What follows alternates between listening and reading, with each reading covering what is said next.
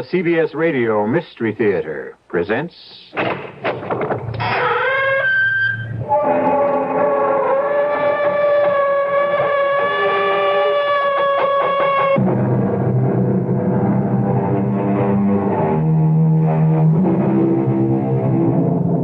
Come in. Welcome. I'm E.G. Marshall. Come in. What's that? Yes, it is rather dark in here. You see, we never turn on the lights. We don't need any. At the Radio Mystery Theater, all we illuminate is your imagination. We fill it full of ghostly radiations, mysterious emanations, the eerie glow of terrifying images. And now we have a most unusual image for you. The image of a doll. Yes, I said doll. And a very pretty one, too. Long, silky blonde hair, innocent, round blue eyes, a charming dress of taffeta and lace. This is the central character of the story you're about to hear. Of course, you're asking, what makes a doll an image of fear and horror?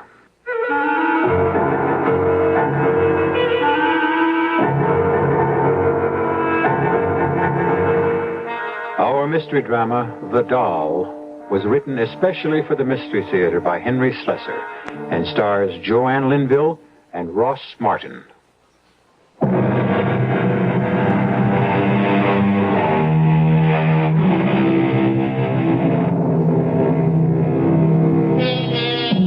Our story begins in the classroom of a small coeducational university. Not a very unusual setting. But today, these young men and women are hearing an unusual lecture. The guest speaker is Professor Eric Douglas, and the subject of his address is written in chalk on the blackboard. Let's step a little closer and see what it says. Homeopathic magic, ancient and modern. Let's be quiet and listen. For thousands of years, people believed they could injure or destroy their enemy by injuring or destroying an image of it.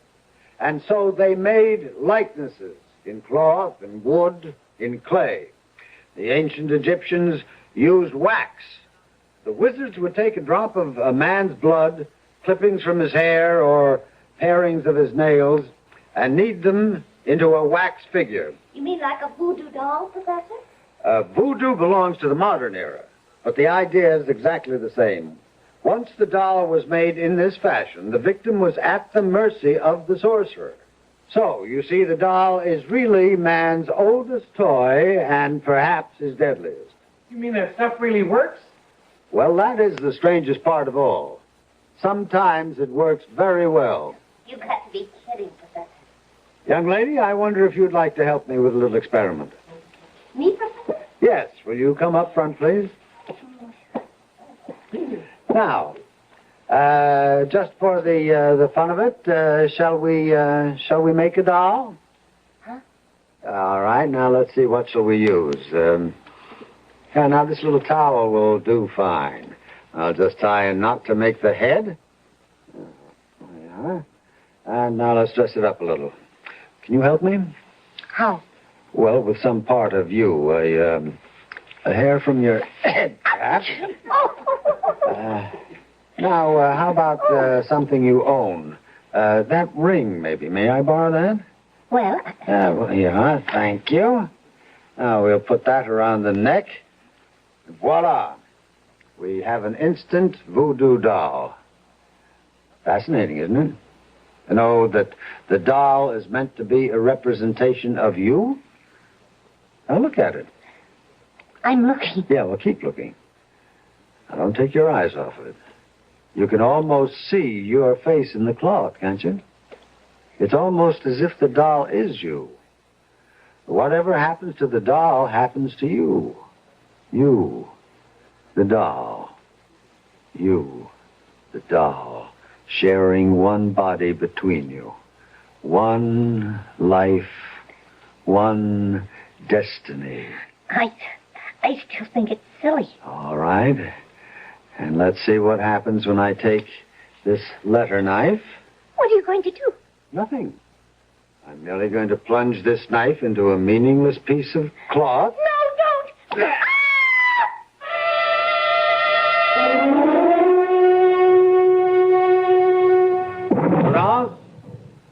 Prudence? Prudence? Prudence? You called me Professor? Yes, I want to know what you think of this record. Fred Cartwright sent it to me, claims it's an authentic Damballa ritual march. I could not say, Professor. I think it was probably recorded on Hollywood Boulevard. Well, that's enough of that. Well, what's become of Laura? Isn't she home yet? She's just arrived, sir. She's in the living room. Oh. Laura, darling. I didn't hear the door. You're very late. Oh, I'm sorry, Eric. The match wasn't over until 6. It went 5 sets. And who won? You know you don't care the first thing about tennis. That's a young man's game, not for old birds like me. Oh, come on, stop that. You're far from old. Oh, Prudence, I hope I didn't spoil your dinner. It's all right, Miss Fletcher. I'll go see to it now. Eric, why won't she ever call me Laura? Oh, it's just her way. You know how it is in the islands. A servant's place is a servant's place. Tradition. It's more than that. It's resentment. You've got your father's sensitivity. Harry was always thinking that people resented him. Maybe he had good reason. He wasn't very popular among his colleagues. Your father was a renegade. That's why. One thing to investigate primitive cultures. That's an anthropologist's job. But to spend your life among them, to raise your child among them... No, I never complained. Well, you managed to turn out pretty happily. But you're, still half savage, of course. Am I? You can't fool me, Laura. You're still a child of voodoo, just like Prudence. No, don't be silly, Eric. I know you all right. When the full moon rises and the drums start to beat in the jungle and the serpent god Damballa raises his hooded head... Eric, stop it. What's the matter? I'm sorry. I have that awful headache. Again? Well, come on, let's take care of it. No, don't bother. I'll be all right in a moment. Best time to stop it is early. Right now. You listen to Dr. Douglas here, and we'll get rid of that pain in 2 minutes. Come on now. Lie back. All right. Now, just relax. Just remember how we've done this before. Yes. I remember. That's right. Now, shut your eyes, Laura. Think of your mind as a large, empty cavern. And in the cavern, you hear my voice. Very faint, as if I'm speaking to you from far, far away. Yes. You feel at peace, relaxed, happy. Your head is clear. Your pain is gone. Yes. It's gone. Oh, you're happy now, Laura. You're happy to be here with me. With me, my darling. Aren't you? Yes. I'm happy. You love me, Laura, don't you? Not in the way you loved your father. You love me as a man. I'll say it, darling. Say, I love you, Eric. I love you. Say my name, Laura. My name. I love you, Jimmy. What is the matter with you, Prudence? I'm sorry, Professor. The dish fell from my hand. What is it? What happened? Nothing, my dear. You're fine. You're just fine. Prudence just dropped something. I came to tell you that dinner is ready.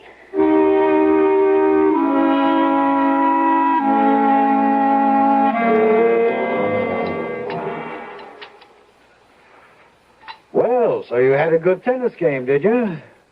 Was it mixed doubles? It was, as a matter of fact.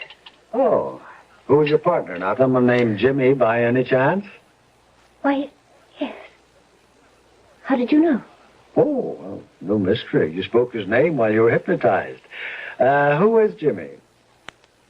Well, his full name is Jimmy Collins. You known him long? About 3 months. 3 months. Well, you've never mentioned him before. Oh, I'm sure I did. I'd love for you to meet him, Eric. I'm sure you two would get along. What's he do for a living besides mixed doubles? He's in Wall Street. Well, well. Maybe you started choosing your friends more carefully, darling. I'm glad to see that. But, just the same. Eric, I wish you would stop talking to me like a scolding father. I am not your father. I was talking to you as a friend. I'm sorry. Do you wish dessert now, Professor? No. No, Prudence, no dessert. Gotta stay in trim. Who knows, I might take up tennis yet. Laura, I tell you what. Why don't you bring this Jimmy around? I'd love to meet him.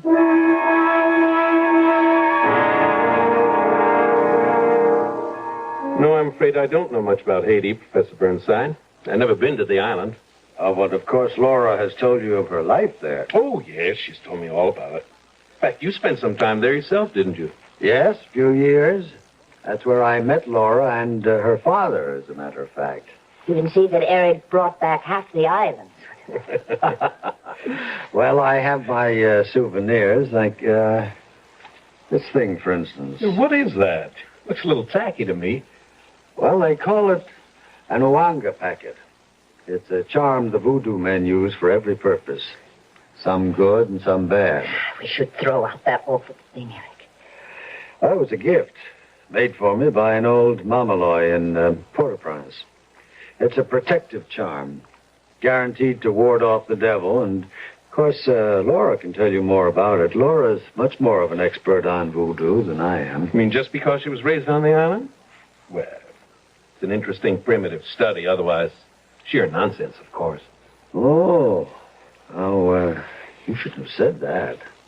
You've offended Laura dreadfully. Laura's a believer, you know. She played with voodoo dolls the way other children play with Chatty Cathy and Betsy Witsy. Eric, please stop it. Ask her, Jimmy. Go ahead, ask her if that isn't so. Oh, I'd feel very foolish asking that question. Oh, Jimmy, of course it isn't so. Well, that's good to hear, frankly. I mean, it'd be a heck of a thing on our honeymoon, waking up and finding an Ouanga bag in my slipper. Did you say honeymoon? Yes. Didn't Laura tell you? Laura and I are engaged. We're going to be married next week.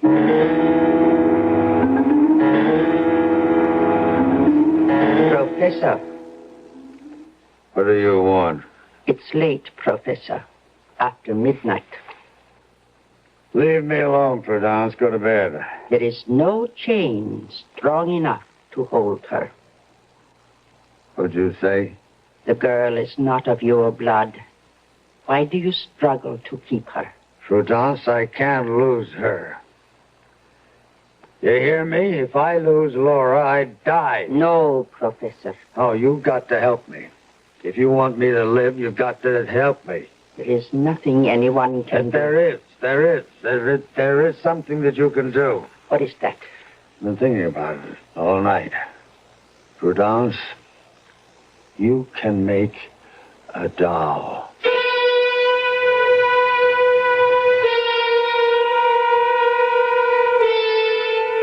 Well, what have we here? A four-sided triangle? Professor Eric Burnside, young Laura Fletcher, Jimmy Collins, a servant named Prudence. Or is this going to turn out to be a five-sided triangle with the fifth member of the equation, a doll? We'll find out what Prudence can do to help the professor in his emotional dilemma when I return shortly with Act 2.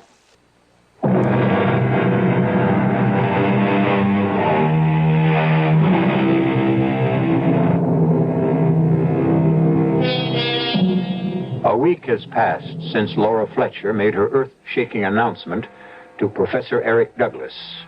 The announcement which turned the professor's world completely upside down.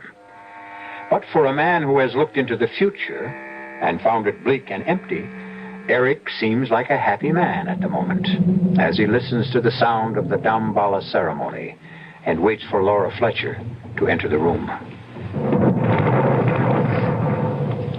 Eric, I'm here. Laura. Well, let me stop this racket. Well, don't you look lovely? And don't you look well? Eric, I can't tell you how good it is to see you smiling. Well, I've got something to smile at, all right? Myself. I don't know what came over me that night, Laura. I just was not myself. I couldn't let you run off and get married without my blessing. And a suitable present, of course. A present?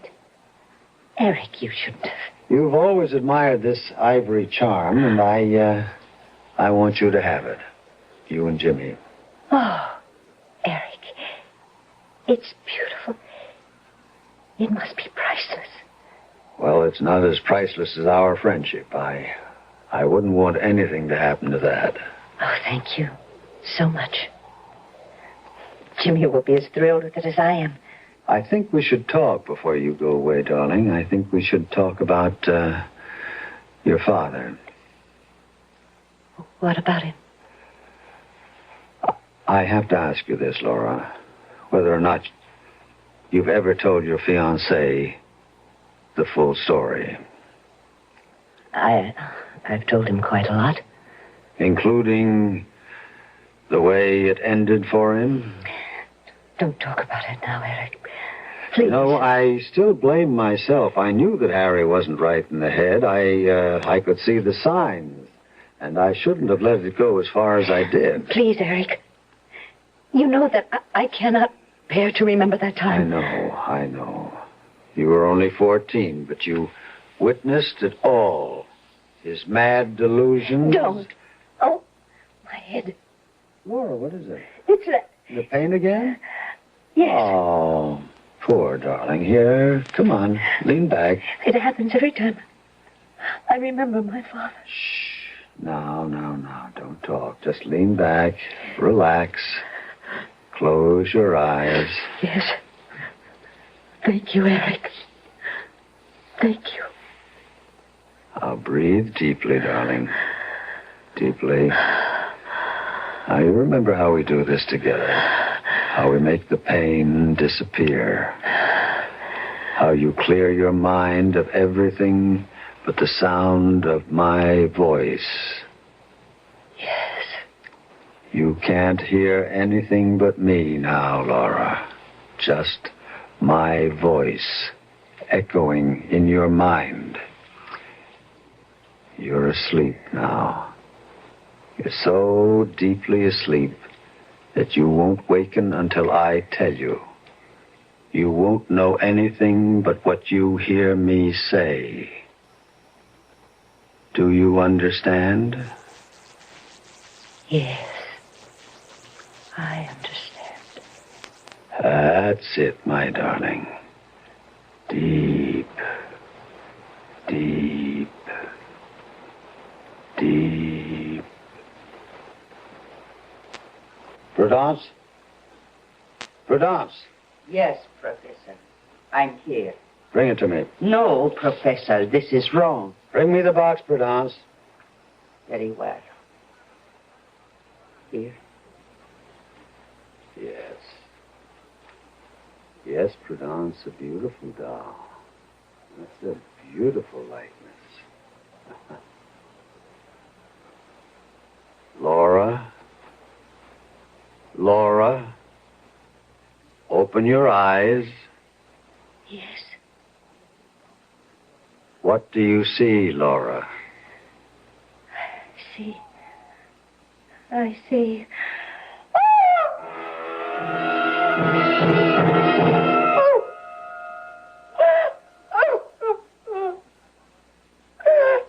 There, darling. There. It's all right. Don't cry anymore. What happened? What happened to me? Nothing at all. You were asleep and you had a bad dream. Asleep? Yes.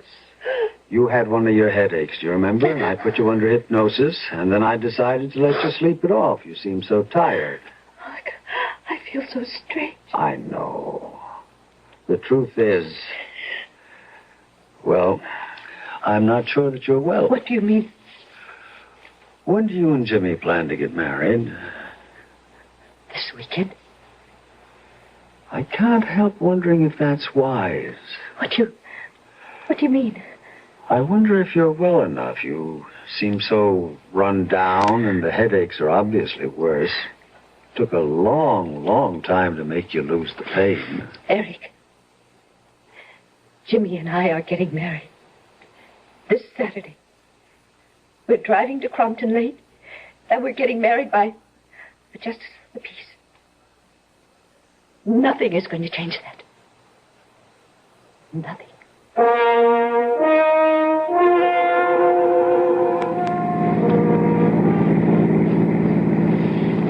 You sure you feel okay, Laura? Yes, I'm all right. You hardly said a word since we started out. Well, a girl doesn't run out to get married every day of her life. I need time to reflect. Haven't changed your mind, I hope.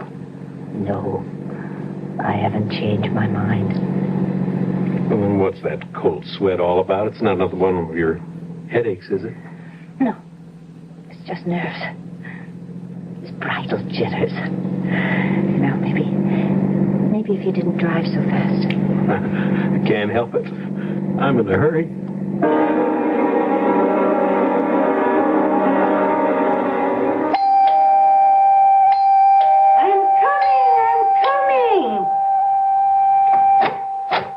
Have to rip the bell off the door, young man. I'm sorry about that. My name is Collins. I called this morning about the wedding. Oh, the judge is inside. He's near deaf as a post, so better make the I-do's good and loud. I intend to. Oh, come in. Come on, come in, folks. I'm going to act as witness. Fine. Young lady, you stand here, next to the young man. Honey, are you all right? Huh? Oh, yes, I'm fine. You sure you wouldn't like a glass of water? Oh, no. Thank you. Steady, honey. It only hurts for a minute. Dearly beloved, we're gathered together here in the sight of God, in the face of His company, joined together this man and this woman, holy matrimony. What's wrong? Which is an honorable estate instituted by God, a little shortness of breath. signifying unto us this Laura. union as the church Christ and His church, Oh, it's which holy estate Christ adorned. Oh, and Jimmy. sanctified His What's the friend. matter? What's the matter? What? I've got this awful pain. This terrible pain.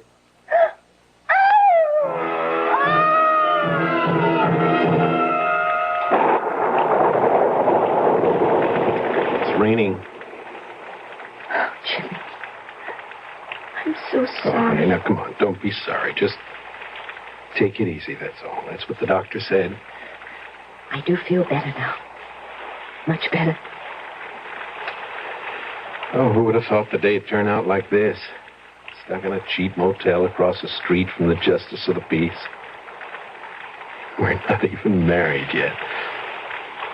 It'd be deliciously sinful if it weren't for this miserable room. Jimmy. What is it? Oh, God. Jimmy.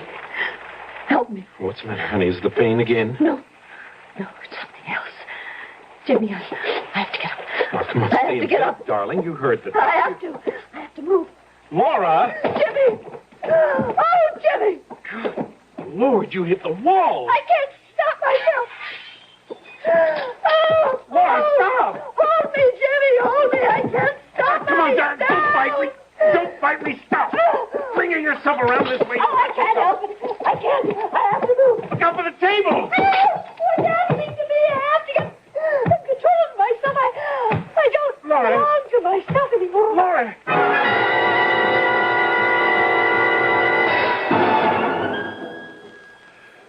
I can't tell you how sorry I am, Jimmy, but I also can't say that I'm surprised. Well, what do you mean? Well, my field is anthropology, but I'm not a complete stranger to the psychological sciences. In my opinion, Laura's problem is the result of a conflict, the difference between two worlds, the world of everyday reality and the dark world of superstition. No matter how much she laughs about it now, Laura grew up believing in devils and zombies and voodoo dolls. Come on, I just can't believe that. Well, that's why I feel so strongly that Laura, well, she just isn't ready for marriage. Now, here, let me show you something. What is that? This is a doll. Now, as you can see, it's a very good likeness of Laura. Prudence is an artist of sorts. Your servant made this? Yes, it's her hobby. It's a sort of sculpture. But what do you suppose Laura did when she saw this doll? She screamed. She was horrified. She thought it was a voodoo effigy. And whatever happened to the doll would happen to her. No, Professor, I'm sorry. I just can't buy that explanation. Yes, I was afraid that you wouldn't. Laura's too sensible. This is all such childish Would stuff. you care to test the theory? Test it? How? Yeah. Well, would you be willing to conduct a little experiment? I might. Depends on what it is. All right, I'll tell you. At exactly 9 o'clock this evening, I will take our little doll here and bring it to that fireplace. And I'll hold the doll over the flames, high enough so that it won't be scorched, but low enough so that it can feel the heat. Oh, dolls don't feel. No. Dolls don't. But Laura is another matter. You tell her what I'm doing. Tell her about the experiment. And then see how she reacts. I'm sorry, I don't like parlor tricks, Professor. I just want you to know what you're up against, Jimmy. Now remember, exactly 9 o'clock.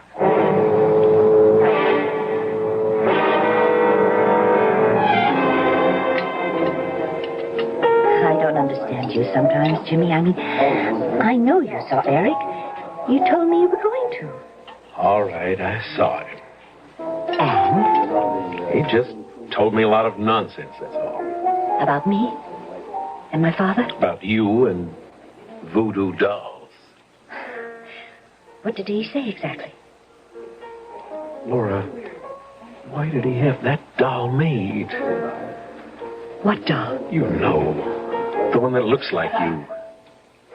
What are you talking about? You said you saw it, didn't you? No. I never saw any such thing, Jimmy. He must have been joking. He must have been putting you on. I saw the thing, darling. You what? I saw the doll. It was about this big and obviously hand-carved and... Well, it did look like you, Laura. Same long blonde hair, blue eyes, very much like you. That woman knows how to carve. Woman? You mean Prudence? The servant? Yes, that's what he said. That she made the doll and that you actually think... Laura, you can't believe in voodoo. Not really. Oh, dear God. Then that explains it. That explains everything. What? The pain in my chest, it was like the thrust of a needle. Oh, now, come on. And the way I lost control as if I did... Like I was being flung about like a doll. It was exactly like a helpless doll. Now, cut that out. You know that isn't so. You're just convincing yourself of this nonsense. It's all in your mind. But what else explains it to me? What else? As long as he has that doll, he has me. Shh. Honey, please, that's crazy. You've got to find it, Jimmy. You've got to get that doll away from me. Okay, honey. Just give us a little time. I don't have any time. If something happens to that doll, I'll die. No, Laura, you can't really believe that. I want you to prove that isn't true, and you can tonight. What do you mean? That nutty friend of yours said he was going to try a little experiment tonight, just to prove the point to me. Well, I want you to disprove it. What sort of experiment? He said that exactly 9 o'clock he was going to take the doll and bring it to the fireplace. Oh, no. He said he was going to hold it over the flames high enough for the doll to feel the heat, and he said you'd feel it, too. Oh, Lord, Jimmy. What time is it? It's 20 of 9. We'll get out of here. No. We'll go back to my place and we will prove him wrong, darling. Prove him a liar. God, I'm getting warm. I'm getting terribly warm, Jimmy. That's your imagination. No, but it... Oh, honey, he said 9 o'clock. Wait a minute. The watch isn't going. Jimmy, look. That clock on the wall, it is not. Oh, for Pete's sake. Oh, Jimmy, it's happening. It's really happening. Laura, now, don't. Come on, you've got to fight this. It's only suggestion. It's hypnosis. Killing me. He is burning me alive. Honey, no, darling, no. No, stop it, Jimmy. I'm on fire. I'm on fire.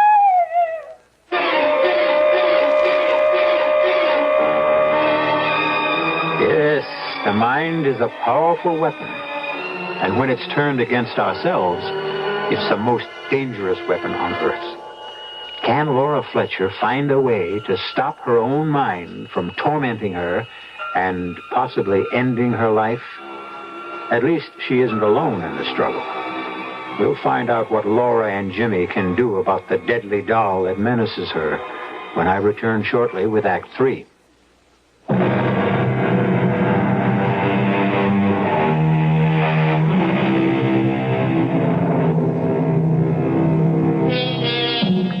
Professor Douglas's experiment has succeeded only too well. And it's also succeeded in convincing Jimmy Collins that something has to be done to save the sanity and even the life of the woman he loves. And that the best place to be in would be the home of Eric Douglas, his servant Prudence, and the doll itself. Oh. Hello, Miss Fletcher. Hello, Prudence. Is Professor Douglas home? No, miss. He's gone. Gone where? On a lecture tour. He took the early morning train not half an hour ago. When do you expect him back? Not for days, he said. Prudence, I have to talk to you. Please let us in. Yes, miss. Prudence, when my fiancé was here the other day, the professor showed him a doll. A doll, miss? He said you made it. I made no doll, miss. I saw it, Prudence. It was in a black cardboard box about this big. And he took it out of this break front here. I know nothing of a doll, sir. All right. Suppose we look for ourselves. Please, sir. Jimmy, is it there? Oh, it's empty. Please. I cannot allow this. All right, where's the doll, Prudence? I don't know. Please, you have to help me, Prudence. You don't know what he's doing with that doll. He's making voodoo magic with it. Do you understand? I am a Christian, Miss Fletcher. You know what I'm talking about. He's putting a spell on me, Prudence. He's using that doll you made to make me do his bidding. He wants to stop me from marrying. He thinks only of your happiness, miss. You are like his daughter. He is torturing me. Would a father torture his own child? You've got to help us find him, Prudence. You must know where he's staying. I'm sorry. I know nothing. All right. And the least you can do is give him a message. You tell him for me, for both of us, that his game isn't going to work. That Laura and I are leaving too, and we're not coming back. He'll never see her again. Did you get that? No matter what he does, he'll never see her again. Did you get that? No matter what he does, he will never see Laura again.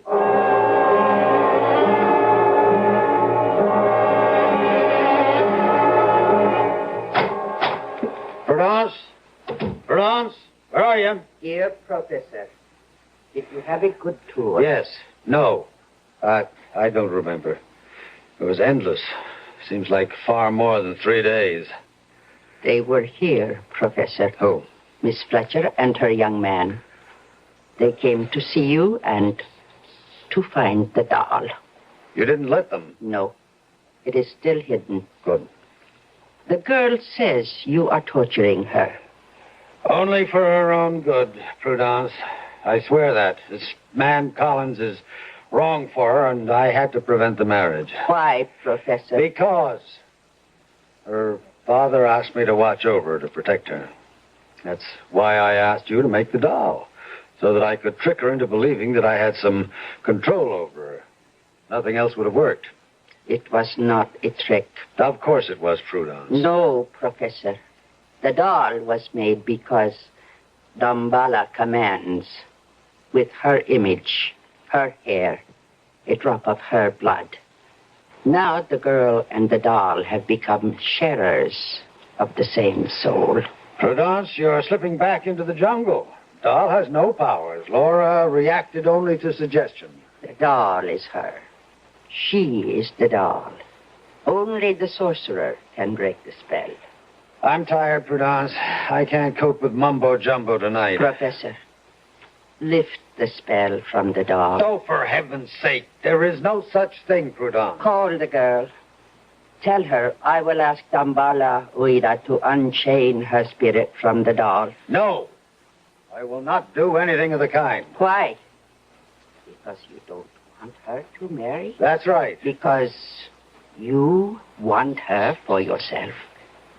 What kind of talk is that? I'm more than twice her age. But you still want her. I have eyes. I have ears. I will call the girl. I will tell her that the doll is here. And that you will lift the spell from it. Stop that. Put that phone down.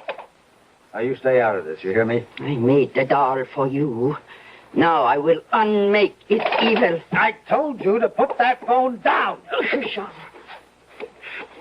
Here, now stop. You're scratching my face. Look what you've done, you witch. You've drawn blood. I'm sorry. I didn't mean... You have meddled enough in my life. Now get out of here. I don't want to see your ugly face again. I want you out of here by tomorrow morning. Do you hear me? Yes. I have.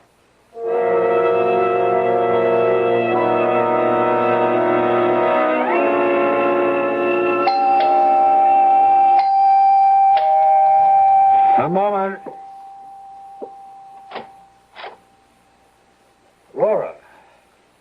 Hello, Eric. You know Jimmy Collins, of course. What are you doing here?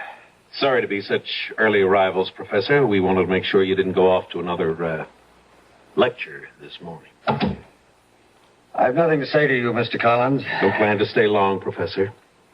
Only until you give us that doll. The doll? That's right. But for heaven's sake, you're really serious, aren't you? You really believe that doll has some mysterious powers. It doesn't matter, Eric. I'd just feel better if you'd let me have it. I know it's here. How do you know that? Who told you? Prudence called me. Prudence? Yes, very late last night. She told us that the doll is in the hall closet. In a black box. She lied to you. Woman's gone crazy. I had to fire her. Want me to look in the closet, Professor? How dare you? I could have you arrested for what you're doing. Eric, please. We've been friends. Friends for such a long time. Friends. That is a beautiful word, isn't it? Friends. Almost as good a word as father. That is all I ever meant to you. Oh, Eric. Let's have the doll, Professor. Oh, yes, the doll. The voodoo doll. Mr. Collins, I think that you are as mad as she is. Maybe I am mad, Eric. But I am afraid of the doll. I can't help myself. So please let me have it. I'll give you 1 minute to lead us to the doll, Professor. Oh, and then what will you do? Pump me full of lead? And I'll find it myself. In the course of it, I might break quite a few things. Quite a few things in the process. Things you may value. All right, I will show you the doll.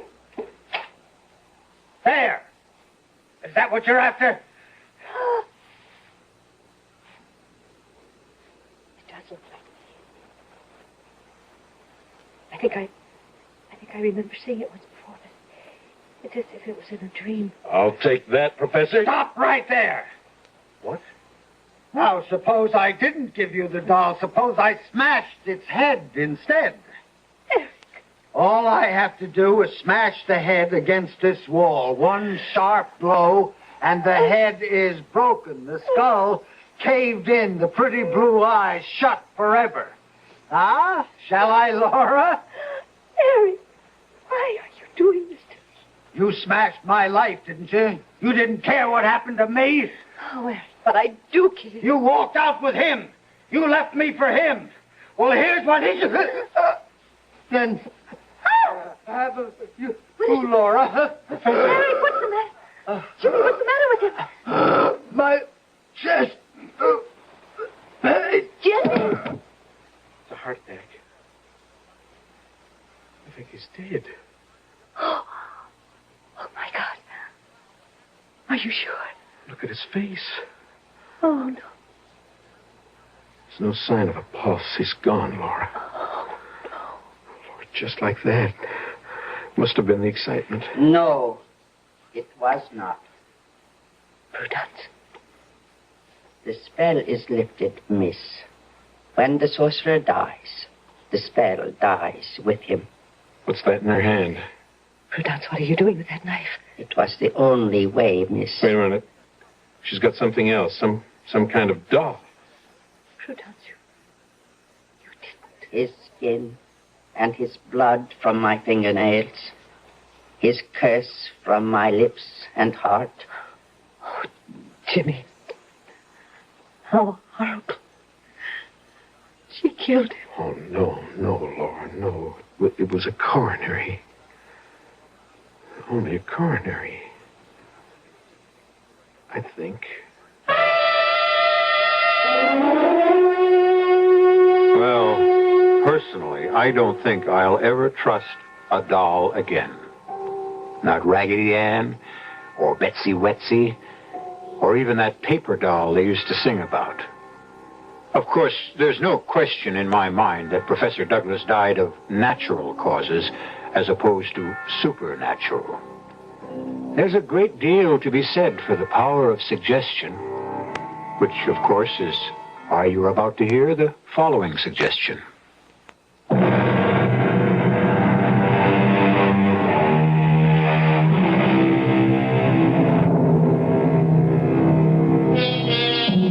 We hope that the story you just heard hasn't given you any ideas, that you're not all rushing out to the local toy store to buy up their supply of dolls in order to try some grisly experiments on your least loved ones. Take our word for it. It doesn't really work. But on the other hand, why do I have this sticking pain in my left shoulder?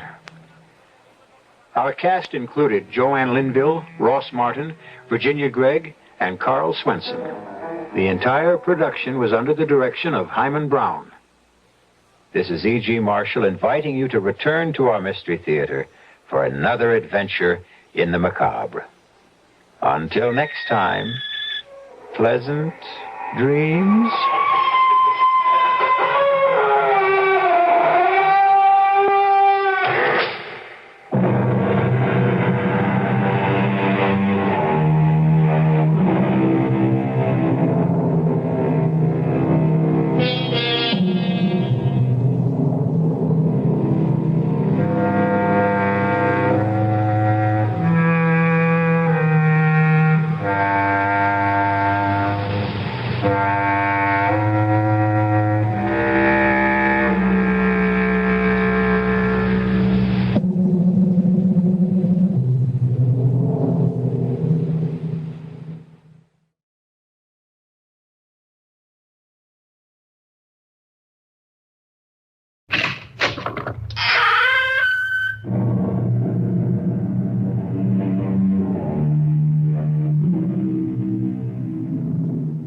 Come in.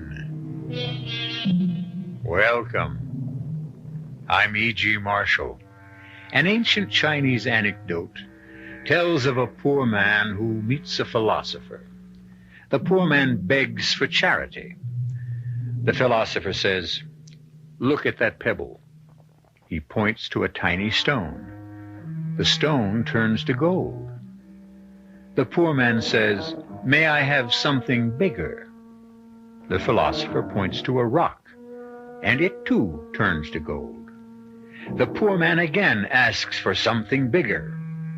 The philosopher points to a mountain. The entire mountain turns to gold. The poor man is still unhappy. Finally, the philosopher asks, "What do you want?" And the poor man replies, "I want your finger." The moral of this and the tale you're about to hear: you can't satisfy everybody.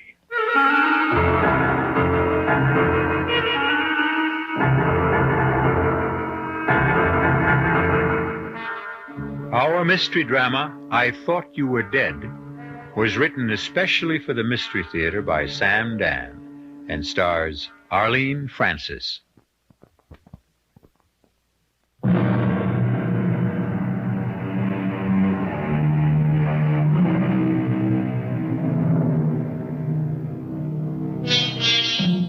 A statement, a slogan, should never be accepted merely because it is widely held and seldom challenged. For instance, they say, "Dead men tell no tales." But this is not necessarily so, as many a murderer has discovered, but too late. A dead man, especially a recently dead man, can tell a veritable anthology of tales to people like doctors and detectives. But what has all this to do with Jennifer Partridge? Jennifer Partridge, sleek, slender, sophisticated Jennifer. In exactly 10 seconds, the telephone will ring in Jennifer's elegant penthouse apartment, and Jennifer is going to speak to a dead man. Hello? Hello? Yes? Jennifer? Who is this? Jennifer. Do you have to ask?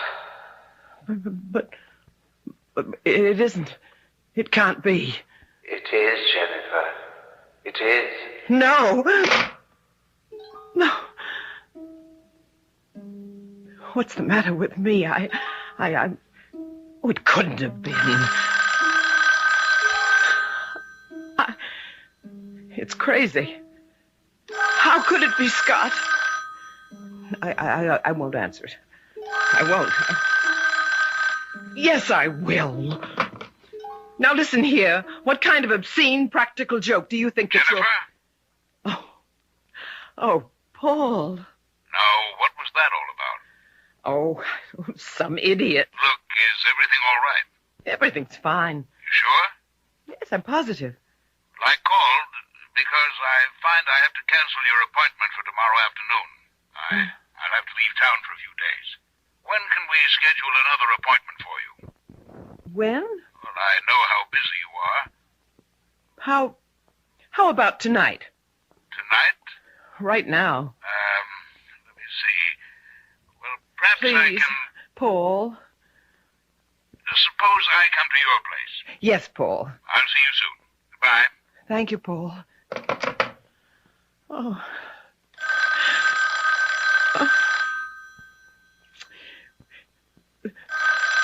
The best thing is not to answer.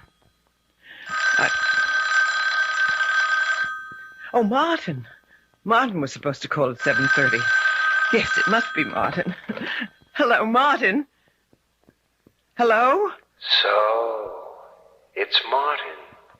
See here. Whoever you are. You know who I am.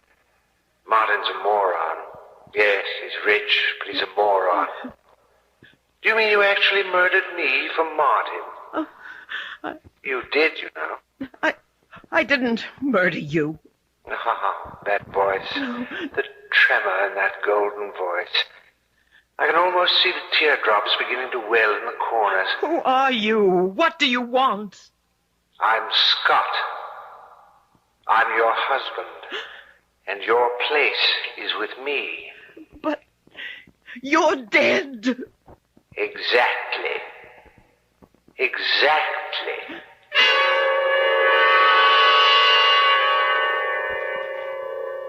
But Scott is dead. I spoke with him. Twice. It isn't possible. Paul, I know Scott's voice. A practical joker. Someone could imitate Scott's voice, perhaps, but But what? but not the way Scott talks. The way he forms those sentences, he has that whole circular way The of... way Scott talks, how he forms sentences, he has that circular way. You realize you're using the present tense. Because I just heard his voice. Well, I'm sure you did. Well, finally. In your mind. Oh, I see. I imagined it. That's what you're implying. Well, there are all kinds of technical terms we might use to describe this phenomenon, but imagination is as good a word as any, and it really tells the story. But I heard the phone ring. I answered it. It was Scott, and I hung up. Yes, Jennifer. Oh, please, no patronizing, please. You and Scott. The love match of the century. Of course, you miss him, and so... And so, what? And so you actually did hear the phone ring. You actually did hear Scott. And what did Scott say? He accused me of murdering him. Well, did you? Did I what? Do you think you murdered Scott? You were there when Scott was killed. You know how Scott was killed. How can you ask if I killed him? I didn't ask you if you killed him. I asked you if you think you killed him. It was an accident. I wasn't even there. That's not the issue. Perhaps you're thinking, if you had been more diligent, more devoted, Scott might not have been there either. I am trying to tell you, Paul. Did the better one die? Now, in the year that Scott's been dead, how many stories have you sold? Well, I haven't really been trying to... Before you married Scott and began the famous Scott and Jennifer Partridge collaboration, how many stories had you ever sold on your own? Well, I'm having it's a case of block. Writer's block. It happens now and then. But you are writing. And Martin tells me he's having trouble. Editors complain something seems to be missing. People are starting to talk. Was Scott the real creative talent of the team? It's a lie. Now, you may be one of America's top psychiatrists, but you are still a male chauvinist. You consider the fact of a man and woman writing team, and what is your automatic reaction? The man is the one who is the true talent. I'm only trying to tell you... Never mind that just now. Let's consider what I'm trying to tell you. Yes? I'm trying to tell you I heard Scott's voice on the telephone. Scott called me on the telephone. And I'm trying to tell you why you think...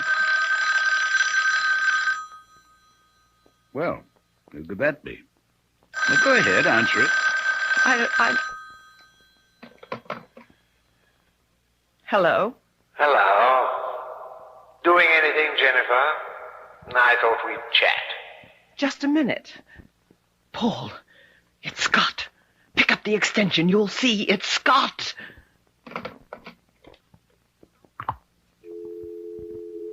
There's no one on the line. It's just a dial tone. But it was Scott. He hung up. He didn't want you to hear him. But he spoke to me. He spoke to me. Jennifer, he's dead. Is that a fact? But I tell you... Is it a fact, yes or no? Yes. Then these conversations can only be taking place in your mind. But it seems so real. So real.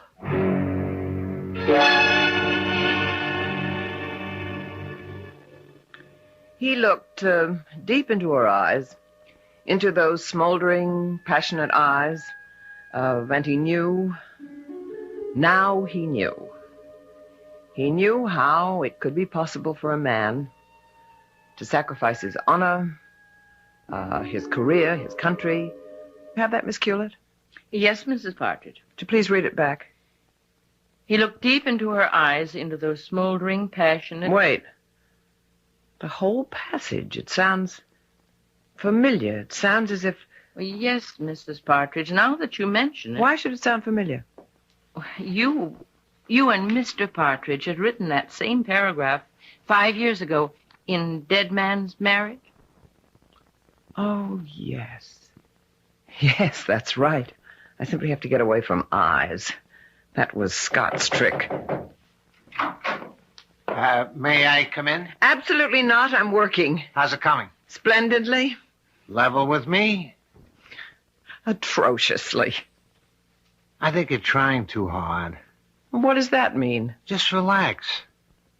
What did St. Clair think of the Merry Christmas caper? He thinks you're trying too hard. But I simply must... You simply must what? Get something published this year. Why? Isn't it obvious? People will say that Scott was the writer. I don't know of anyone who's saying that. But it's true. Now, look, Jennifer, honey, just relax. You're nervous, high-strung. Just like a thoroughbred. No, thank you. It's flattering to be compared with a horse. Well, baby, you can compare an agent with a trainer. They both have to nurse some very temperamental stock. Tell you what we should do. Take 3 months off, get married, go on a cruise. Martin, darling, we can't get married until I get something of my own published. Okay. I know you understand, darling. I understand I'm not going to win arguments with you, so I came with a suggestion. Yes? People who've worked together so closely, so long as you and Scott become dependent on each other. But I'm trying to prove that Baby, sometimes you just got to listen. Because Scott died so suddenly, the break was so... Well, it was too abrupt, you know what I mean? You weren't prepared for it. Now, let Scott help you. What? What are you saying? The day Scott died, he told me he had just done a kind of treatment for a book called I Thought You Were Dead. What? You know how he was? He'd fill up a whole yellow pad with the storyline. Well, he said he just did something called I Thought You Were Dead. Why not finish it? I don't know what you're talking about. What? You mean you're not aware of the story? No, Scott never discussed it with me. But he said he had written 11 yellow pages. He had the whole plot. Miss Culet? Yes? Have you seen 11 yellow pages? You know, the kind Mr. Partridge would do by hand? Oh, no, Mrs. Partridge. There. But Scott said he wrote it up. Are you sure you haven't seen it, Miss Culet? No, sir. And I generally know where everything is. Jennifer, you have to write it. But Martin... Look, this whole thing is psychological. For years, you and Scott worked together. He became a habit with you. Well, not everybody can quit a habit cold turkey, so move away from him gradually. You see what I mean? But we don't even know where the outline is. It has to be in the house. We'll turn the place inside out and upside down. We'll find those 11 yellow pages. Now, let's start looking. I can tell you, Martin, no one will ever find them. Because long ago they had been reduced to ashes. No earthly power can ever recreate them into Scott's original yellow pages. I burned them, destroyed them completely. I had to. Because otherwise, people might discover how I murdered Scott.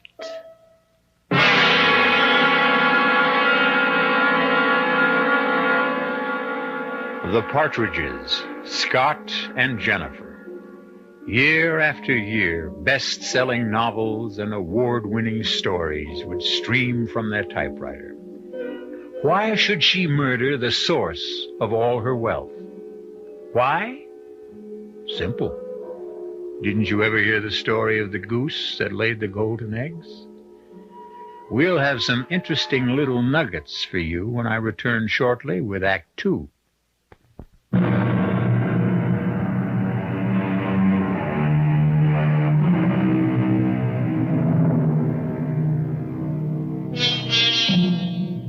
Yesterday, the phone rang, and Jennifer Partridge answered it. It was her husband, Scott. They chatted briefly, and then Jennifer hung up. But everyone knows that Scott has been dead for over a year. Of course, what everyone doesn't know is that Jennifer murdered him. The sun rose, finally. At first, a pale rose glow on the distant eastern horizon. No distant eastern horizon. What an indigestible mouthful that is. Damn. Descriptive narrative came so easily to Scott. Why do I have to worry about the sun rising in the distant eastern horizon? I'll just say, the next day. The next day. Oh, that's so abrupt. Say, don't you hear that damn phone, Miss Hewlett? But, Mrs. Partridge, you always insist on answering the phone yourself. Pick it up. Well, yes, ma'am. Hello? Hello, is that you, Miss Hewlett? Yes, sir? Is Mrs. Partridge there? It's Mr. Evans. Are you here, Mrs. Partridge? No. No, Mr. Evans. Mrs. Partridge has gone out this morning. Tell her to get on the phone. But she isn't here. Tell her I have news from St. Clair. He has news for Mr. St. Clair, Mrs. Partridge. All right, I'll take it on my extension. Yes, Martin. Oh, I see you came back. Martin, I do not like to be disturbed while I'm working. What are you working on? Something new? Drop it. What? I had breakfast with St. Clair. Martin. I told him you found an outline Scott had prepared before he died. But I didn't find it. I told him the title. I thought you were dead. St. Clair flipped. But I don't know anything he insisted about on signing it. a contract. But, He's been on the phone to the West Coast. How do I know? Go ahead, ask me. Martin, you must listen. I already got a call from one studio, and you know what time it is out there? 7 o'clock in the morning. Martin, I haven't found the story. Honey, you find it. The bidding has begun, and it's already gone past $1 million. You mean between you and that Miss Hewlett, you can't find that story? Drop what you're doing and look. But you'll find those 11 pages. Martin. Oh, Martin. I've looked everywhere, Mrs. Partridge, but I was unable to Yes, well, we'll just have to keep at it. Now, where were we? Oh, the opening paragraph, the sun rose. No, make that the next day. I don't know. I'm in no mood to... I can tell this is going to be one of those mornings. Look, Miss Hewlett, why don't you take some time off? Drive into town. I could look for those 11 pages. Where? We've just about torn the whole place apart. Well, then why don't I dust and clean some of Mr. Partridge's trophies and things? If you like. Some of the guns and knives should be oiled. Well, make sure you're very careful. Actually, we should have a gunsmith or someone like that come in. I don't mind it at all, Mrs. Partridge, and I know how to do it. Very well. Tell Mrs. Mason to have lunch ready at 12, and that could give us a long afternoon for work. Yes, Mrs. Partridge. I really don't understand it. What's that? Mr. Partridge, he was such a methodical man. You know, a place for everything and everything in his place. Yes, I remember. That little homey cliche used to drive me wild sometimes. Now, every time he would finish writing his notes or whatever on his yellow pad, he would always tear off the pages and put them in his right-hand desk drawer. Yes, well, they must be around somewhere. But it's so unusual. I've looked everywhere. Mm-hmm. Well, you recall the Edgar Allan Poe story about the missing letter? Was in the middle of the room, in full view all the time? I'm sure that's what we're dealing with here, too. Yes, Mrs. Partridge.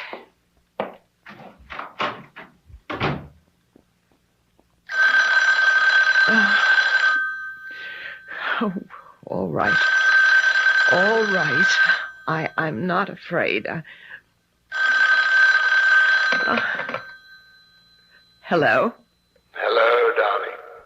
This... Scott? Yes, darling. It's Scott. Who are you? What do you hope to gain by... Dearest, I miss you. What are you after? Have you won the Nobel Prize for Literature yet? Now you're listening. Now you're willing to believe. I am not willing to believe. Oh, but Scott would know. I held you back, yes. I kept you from expressing your genius. I restricted you to trivial little detective potboilers. I made you fritter away your talent. Scott! Well, express yourself. Oh, you fool, you adorable fool. Neither of us can make it without the other. All right. Whoever you are, you have a game. You want something. What is it? I want you, Jennifer. I love you. We were so good together in every way. What do you want? You refuse to believe I'm Scott. Look, now, you caught me off guard yesterday, and I was feeling low. But today I can laugh at a practical joke, even if it is in horrible taste. Do you want me to prove I'm Scott? How could you prove? Who but Scott would know why you destroyed my yellow page outline? Ah, you're listening. You're listening now, aren't you? I don't even know. I don't know what outline you're talking about. How she kills her husband. And I left it lying around. Okay.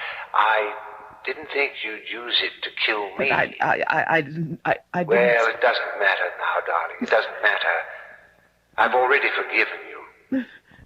We need each other. We're incomplete apart. I can't come to you. No. Therefore, you must come to me. I didn't kill you. Must I tell you how No. you killed me? No. Perhaps I'd better. No. You seem to have forgotten. Please. That morning, I had a date to go duck hunting with Paul and Martin. No, don't. And I took the 12 gauge. No. No.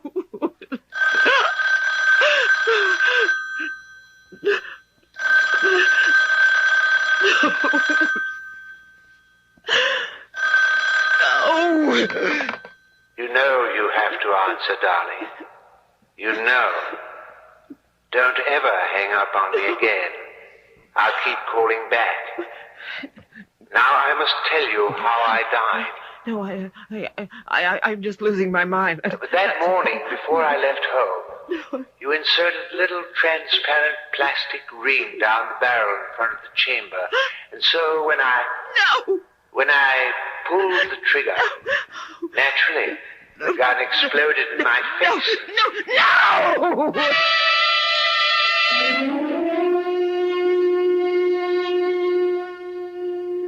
Miss Hewlett found you lying on the floor. Oh, it's Scott, Paul, I tell you. It's Scott. Jennifer, I think you need a rest. Of course I do, but that won't solve the problem. Now, please, stop fighting me. I can't indulge you in this childish fantasy. But let me tell you why it is Scott. Just listen. Not only is it Scott's voice, Which an actor can imitate. but it is Scott's diction, his idiom. Also well known from Scott's writing and broadcasts. But there are things that were known only to Scott and me. How we felt about our writing and the quarrels that we had, and even... Yes? Even an outline that no one else could know about. Well, I knew about it. Scott mentioned it to me and to Martin that morning. Well, you too. You were the only ones who knew. All right, Jennifer. Let's face it. These conversations, they really are taking place, but in your mind. Paul, you simply have to believe that Scott is on the telephone. Guilt and remorse. First, you thought Scott was holding you back, getting a free ride on your talent. I never said... You're talking to me, Jennifer. You wanted to be free of him. An accident happened. Scott was killed. Your wish came true. I never wanted Scott to Not be killed. consciously. Never. But when he died, that wish did come true. But you were wrong. You can't work without Scott. But I spoke to Scott. I'll tell you who's on the end of that phone. I'll tell you to whom you're speaking. Yeah. To your guilty conscience. Admit it. And then face it and fight it. I can write without Scott. You believe it, don't you, Paul? I mean, you do. You believe it? Of course you can. But you can't work here, not in this house. Why? This isn't a home, it's a museum. Every room is dedicated to Scott. Yeah. Weapons, souvenirs, pictures. Yeah, Scott always insisted on having the things he wrote about in front of us all the time. If we were going to poison someone, we'd have that bottle in front of us with the poison in it, and we'd fill the bottle and we'd make it mean something dynamic. And that's why we have all these things, all these spears and these knives and these guns and everything. I agree. Realism is great. But get rid of everything in this house that you can associate with Scott. See, I still love Scott. Clear the house of all this junk. But how can I part with the things that have... You'll never be free of Scott as long as everything around you reminds you of Scott. Oh. Well, maybe, Paul. You may just have something. Another thing. You might get rid of Miss Culet. Miss Culet? But she's a perfect gem. She's one of the reasons you're trying too hard. Miss Culet? Why, most of the time I hardly know she's there. Well, I'm afraid, subconsciously, you're thinking she's comparing you with Scott. Oh, that's true. That is true, and I never thought of it. But, I mean, she's given us 10 faithful years. How do I know. I'll tell her I'm going on a long trip. And I'll give her a year's pay. 2 years' pay. Be generous and be kind. Just remember, for years now, she's had no other life except working here for you and Scott. Yes, I'll be very considerate of her feelings. The poor thing.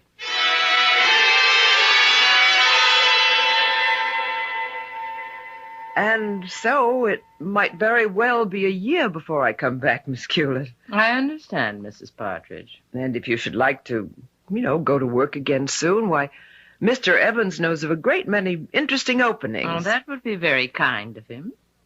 I'll miss you very much. No, ma'am, you won't miss me too much. I mean that, Miss Culet. You won't miss me, because I'm not going anywhere. What did you say? Oh, I believe you heard what I said, Mrs. Partridge. I have no intention of leaving this house.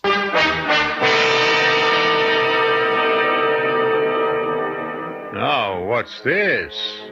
What makes Miss Culet think her employer can't fire her?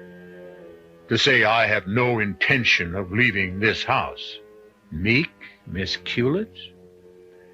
We will have to hear some more from Miss Culet before we can properly evaluate this latest development. And we shall, when I return shortly with Act 3.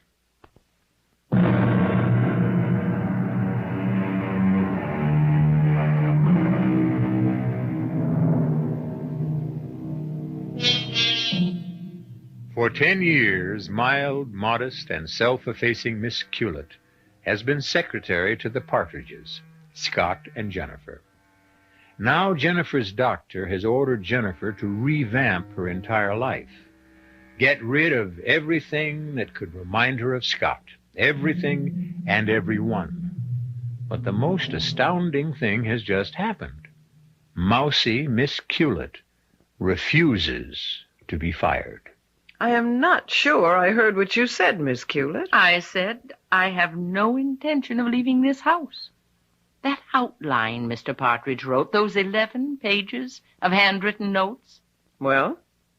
I found them. You found them? Yes, Mrs. Partridge. But that's... Impossible? Were you going to say impossible? I know. You destroyed them. But I found them before you burned them, and I made a copy. I see. What do you want, Miss Culet? The notes explain how a man was killed when his wife tampered with the chamber of his shotgun. That's not proof that I... Let's think for a minute and decide what it is. Your husband's shotgun exploded in his face, killing him. He had written a story explaining how it could be done. You tried to destroy that story. I will testify that you and he fought. We had the normal disagreements any husband and wife have. For 10 years, I sat in this office like another chair, a piece of furniture. The invisible Miss Culet. I was a machine and took down everything each of you said, and you said everything in front of me. Everything, as if I didn't exist. What do you want? I want things as they are right now. I don't know what that means. I want you to keep living in fear, filled with fright, worrying, wondering what I'm going to do about you. That's all you want? It's enough. Why? What did I ever do to you? What did you ever do to me? Oh, how dare you ask that? I ask because I don't know. You killed the man I loved. The man you loved? You killed Scott Partridge. He didn't even know you were alive. Does that matter? Can you live without the sun? Does the sun know you're alive? You loved Scott? Love? Oh, what a weak, fragile word. I adored him. I worshipped him. And you killed him. You killed him. I don't believe you. Why did I stay here all these years? Yes? What's that, Mrs. Mason? The moving men? To do what? Oh, no. No, there must be some mistake. I will ask Mrs. Partridge. Mrs. Partridge, Mrs. Mason says movers are here to take away all of Mr. Partridge's things. Is that true? Yes. Oh, no. No, I won't permit it. Mrs. Mason, dismiss those men. Mrs. Partridge has just changed her mind. Now, see here, Miss Cullis. I'll bring those notes to the police station. I'll swear you threatened to kill him. Nothing in this house must ever be changed. Do you understand? This place, it must remain a shrine to his memory.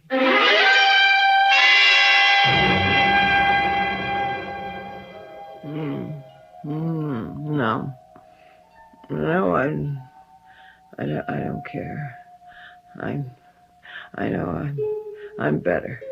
I was always better. I'll kill her. I'll kill her too.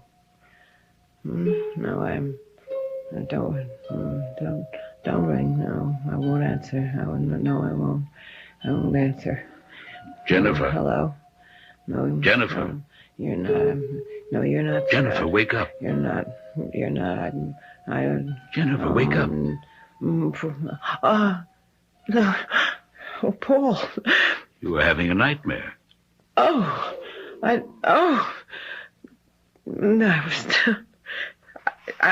was trying to put some notes together, and I just must have fallen asleep.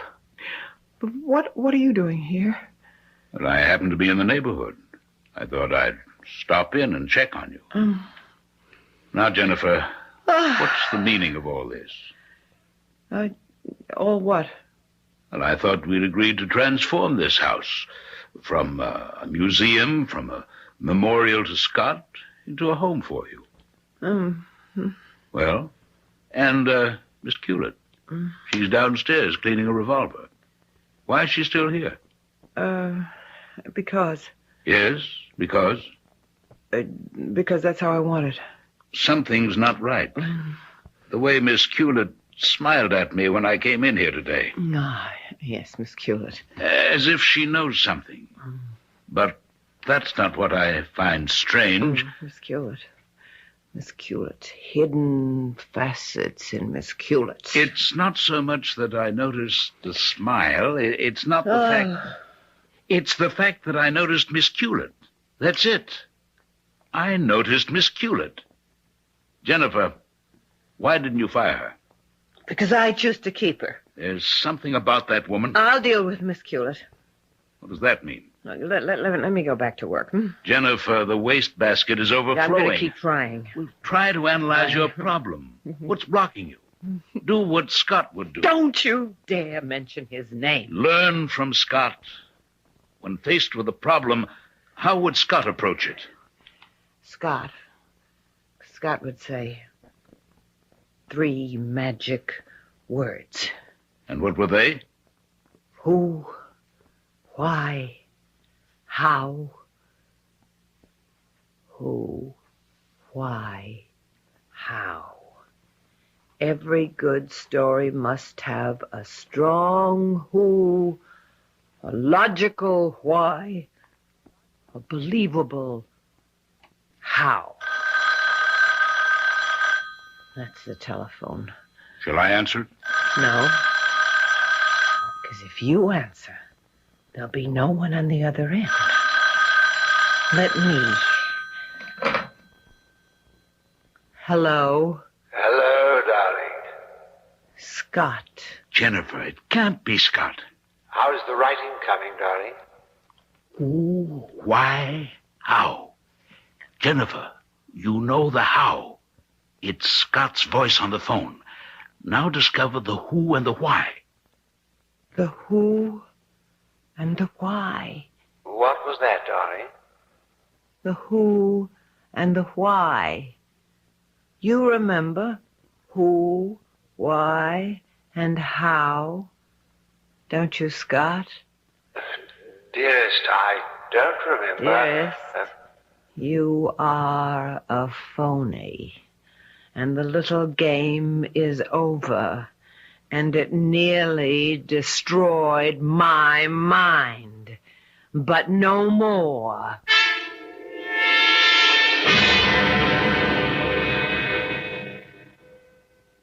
Miss Hewlett, I would like you to take some dictation. I found another outline Mr. Partridge had done some time ago. Oh? Are you ready? Oh, yes, indeed. He calls this, "If I loved you twice as much, you'd be half as dead." Oh, poor darling Mr. Partridge. He would always begin every treatment with a joke. Now he sets it up. Husband, wife, secretary. Secretary idolizes husband. Husband idolizes wife. Wife hates husband. Wife murders husband. Are you getting all this? Oh, yes, yes. Secretary decides to drive wife insane. Secretary hires actor to impersonate husband's voice on phone. He wrote that? Secretary knows all the inside, intimate details of husband-wife relationship. Coaches actor so he can sound authentic. Yes. Wife believes actor is husband until... Until what? Don't you know? How would I know? Until wife discovers secretary is behind it all. Then... Then what? Then wife kills secretary. How? Like this. No. Don't touch me with that. Don't touch me. No. Oh, no. Oh, get me to a doctor. You killed me. Of course. This dart, the tip is covered with... I know. Oh, please, call a doctor. I'm getting dizzy. Poison. Curare. Scott and I used it as the gimmick in our South American jungle mystery. Please call a doctor. He could do nothing for you now, you little fool. It was a good try. You did hire an excellent actor. I compliment you. I didn't hire anyone. Forget it. But I didn't. What do you mean you didn't hire anyone? Who else if it wasn't you? Wasn't me. Then who? Why? How? Miss Hewlett! Miss Hewlett! Answer me!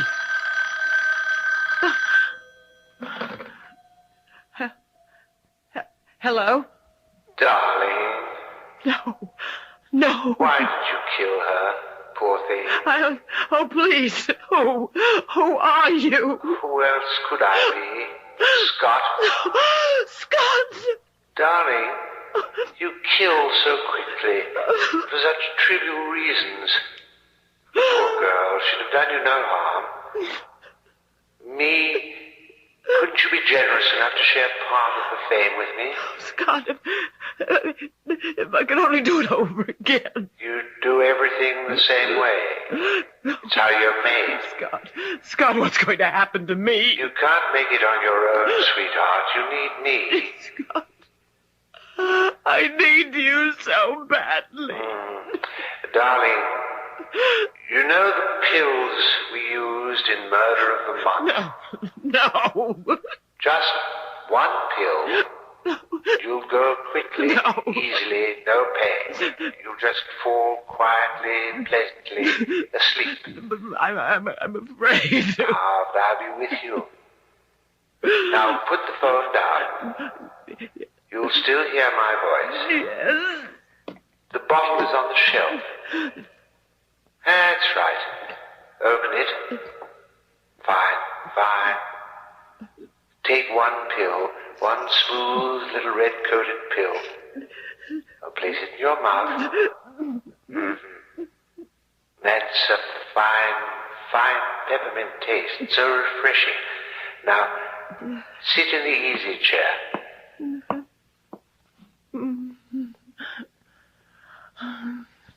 Oh, Scott. I'm so sleepy. Now, close your eyes, dear. And soon we'll be together again. Scott? Hello, darling. Hello.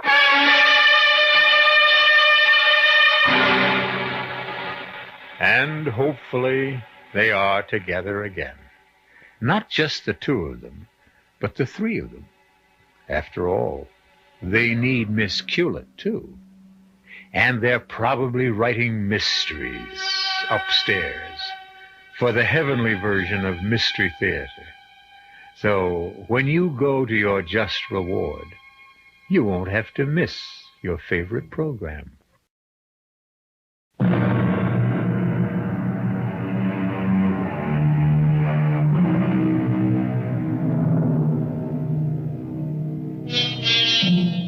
Well, tonight we did more than just entertain you. We also taught you one of the tricks of the trade. Who, why, how. Those are the three magic words. Our cast included Arlene Francis, Mary Jane Higby, Robert Dryden, and Guy Sorrell. The entire production was under the direction of Hyman Brown. This is E.G. Marshall inviting you to return to our Mystery Theater for another adventure in the macabre. Until next time, pleasant dreams.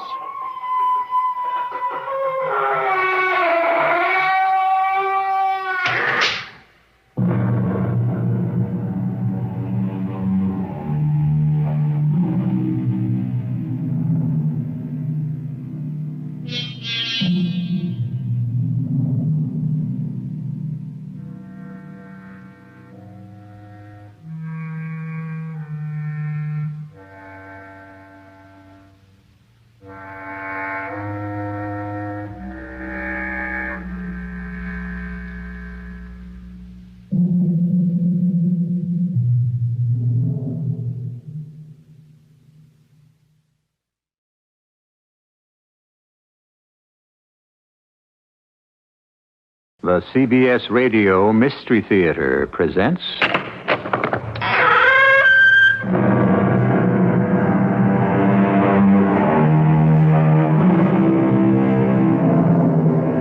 Come in.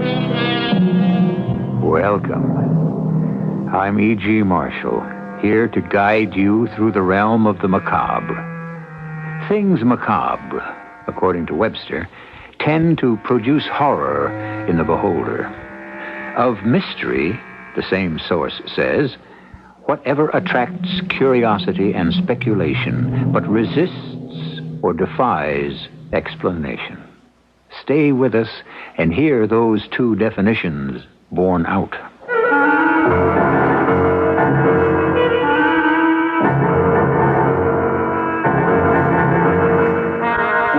Our mystery drama, Pool of Fear, was written especially for the Mystery Theater by Field and Farrington and stars Morgan Fairchild and William Redfield.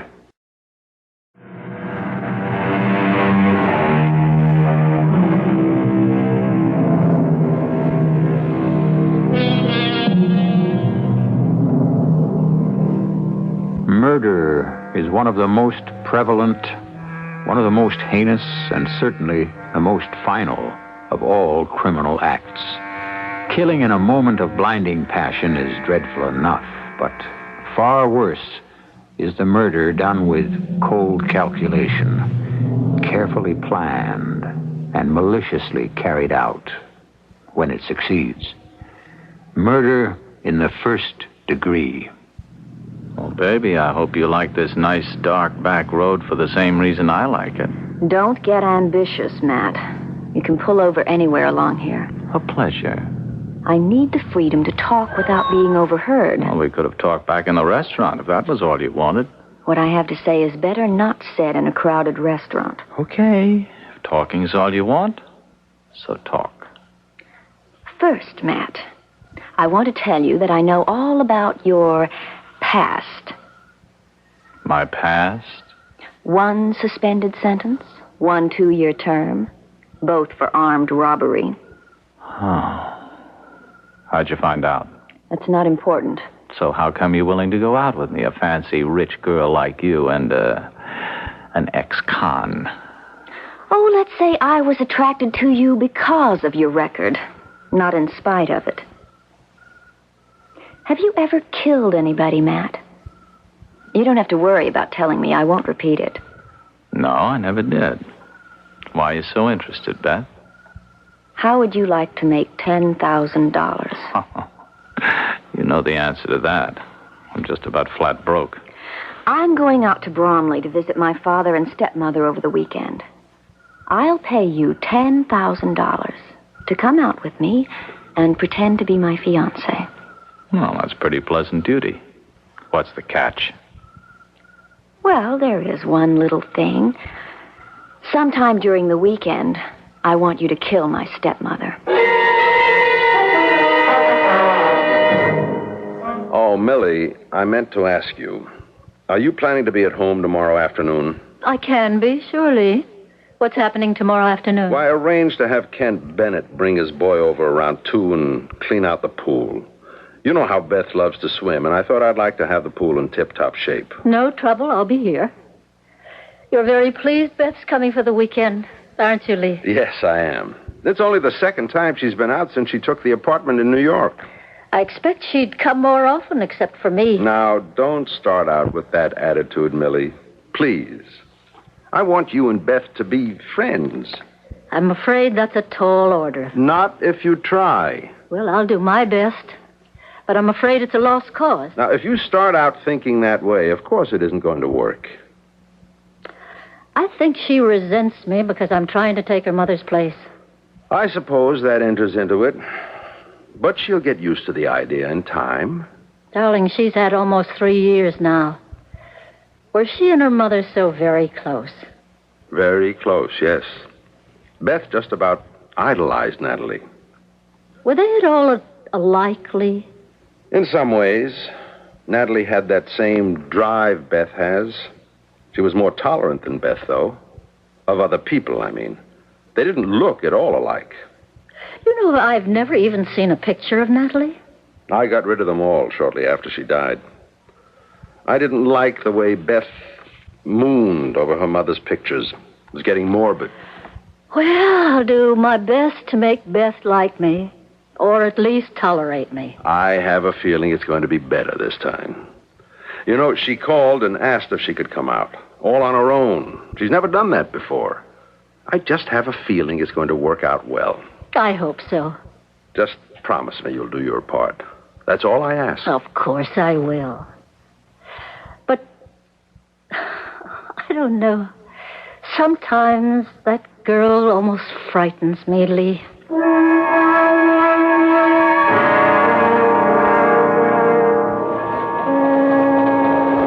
How come you wanted to take the train instead of driving, Beth? I just didn't feel like driving. You nervous, Matt? Yeah, a little. Feeling kind of out of my depth. Never took on a job like this before. It'll be all right. How come? Not to like her, okay, but to hate her enough to want her dead? You'd have had to know my mother. Nobody can ever take my mother's place, and Millie's trying to. But if your own mother's dead... My father never should have married again. I told him that, but he wouldn't listen to me. Guess you must have really liked your mother. She was the finest woman that ever lived. Oh, everyone loved her. She was always doing things for people, never got tired. Well, still, I can't see that that's any And that reason. other woman has no business trying to take her place, using her things, married to her husband. I just won't have it anymore. I can't bear to think of another woman in my mother's home with my father. Okay, whatever you say. She's tried to turn my father against me. Oh, she's all sweetness and light when I'm around. But she's done her best to take my father away from me. I know she's done that. All right, okay. How are we going to do it? Well, you're going to do it. Haven't you even thought about it? Well, not with a gun. That's no good. I mean, it's got to look like an accident. Of course not with a gun. I thought maybe, hold a pillow over her face. That wouldn't leave any marks. They might think it was a heart attack or something. She sleeps with my father. What's he going to be doing while you smother his wife? Well, she must take afternoon naps sometimes, doesn't she? Not with me there, she won't. Just catch her giving my father and me that much time alone together. Oh, I see. All right. I'll think of something. If a good chance doesn't turn up this time, I could come back and try it another time. No, now, I've waited long enough. It's got to be this weekend. Okay. We have a pool back of the house. Lots of people drown accidentally. Oh? Maybe you could work something out. Maybe. I don't know. A swimming pool sounds pretty much out in the open, though. The shrubbery screens the pool off from the neighbors. I think I like that idea. She can't swim very well. Yes.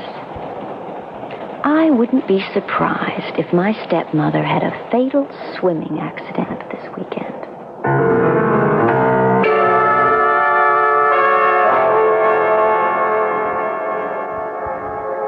I'm surprised she didn't take an earlier train, Lee.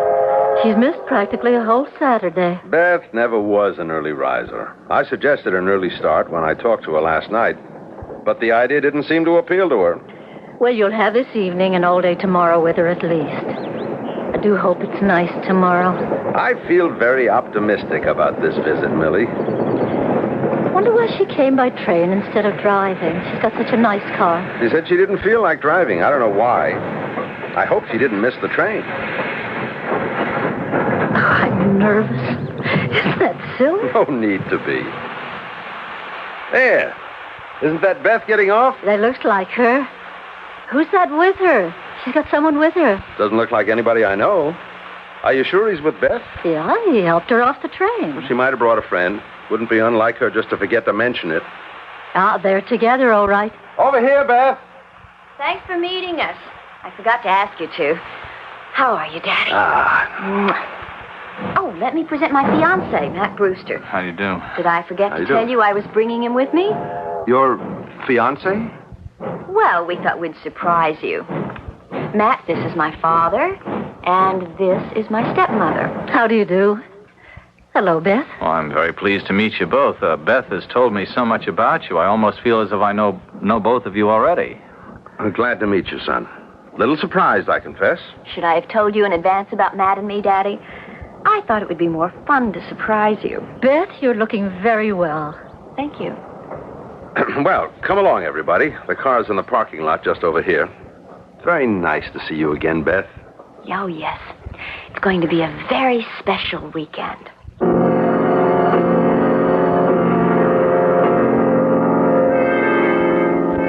Well, we met at this cocktail party given by a friend of mine who's in the theater business. Beth knew his wife. Then I asked Beth to have dinner with me, and, well, that's the way it started. Not very original, of course.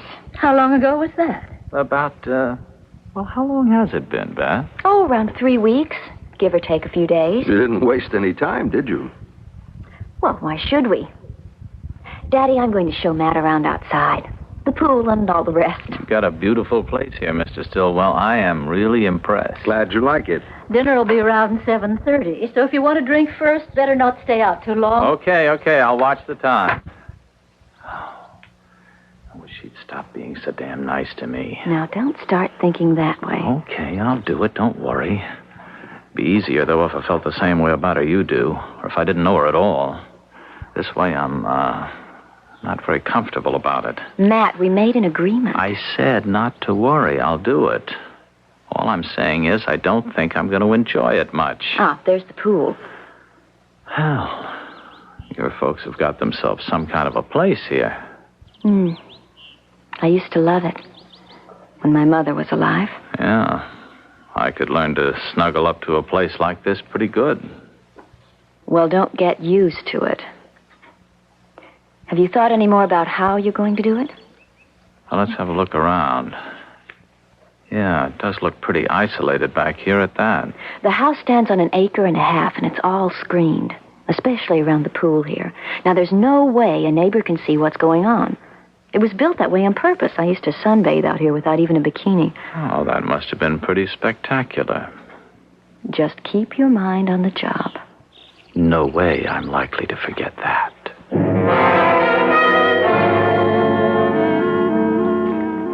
They make a nice-looking couple, at least. I just wish I knew him better. That's the only thing. I wish she knew him better. It isn't long enough for anyone to judge, just 3 weeks. I'm sure she can take care of herself. Do you think you and she are hitting it off any better than in the past? Maybe. See, what would her mother have thought of him? Natalie? Hard to say. She'd have been a lot better at sizing him up than I am. She was a strong woman. Whenever Beth's here, I find myself thinking about Natalie. I can't get my mind off her. That's Beth's fault, I guess. I'm afraid she's never fully accepted the fact of her mother's death. Do you think... I guess that's just silly. Do I think what? Or do you think that Natalie could actually somehow be here right now? Millie, Natalie died over 5 years ago. I know. Well, then she couldn't very well be here now, could she? How do you know? How can you be so sure about such things? I have a feeling, a very strong feeling, that she is here with us right now.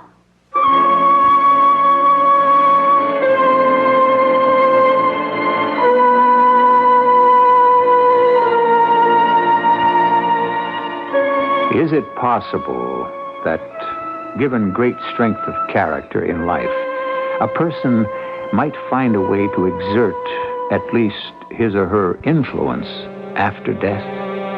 There is, of course, no sure answer to that question.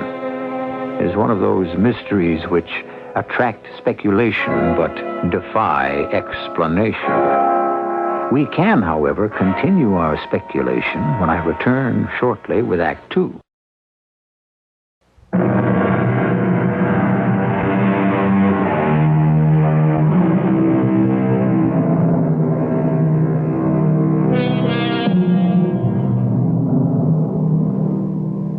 There is a feeling of foreboding in the Stillwell home. Sunday morning has dawned bright and sunny enough, but somehow not cheerful in spite of this. Not for Millie, certainly, or not even for Lee, if we read his mood properly. Beth and Matt are still asleep. Beth in her old room and Matt in the guest room. Lee and Millie are having an early breakfast, which neither of them seems to be enjoying. Would you rather have waited, Lee, and had breakfast later with Beth and Matt when they come down? No, doesn't matter. It's kind of gloomy morning, isn't it? The sun's shining. Yeah, but all the same, I'm feeling, I don't know, a little depressed, I guess. You think you're going to like Matt? I haven't really had enough time with him to make up my mind. I can't say honestly that I'm particularly fond of him. Oh? Well, there's something... Can't exactly put my finger on it. I get the feeling that nothing he says is quite as sincere as it might be. Seems pleasant enough. Oh, he's pleasant, all right. It's almost too pleasant. Trying too hard to please his prospective in-laws, maybe. Just gives me the creeps somehow. I've been thinking about what you said yesterday evening, you remember? What? That you felt Natalie's presence. Oh, that's silly of me, I suppose. Oh, I don't know. Tell you the truth, I seem to be feeling the same thing this morning. You do? I started to heat milk for your coffee this morning. Darling, I drink my coffee black. Natalie always had hot milk with her breakfast coffee, half and half. Oh? I can't explain it. But I have this very strong feeling that she's right here with us. Right now.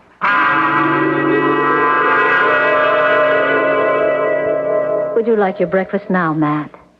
There's no telling when Beth will be down. Well, I think just coffee's all I'm going to want, Mrs. Stillwell.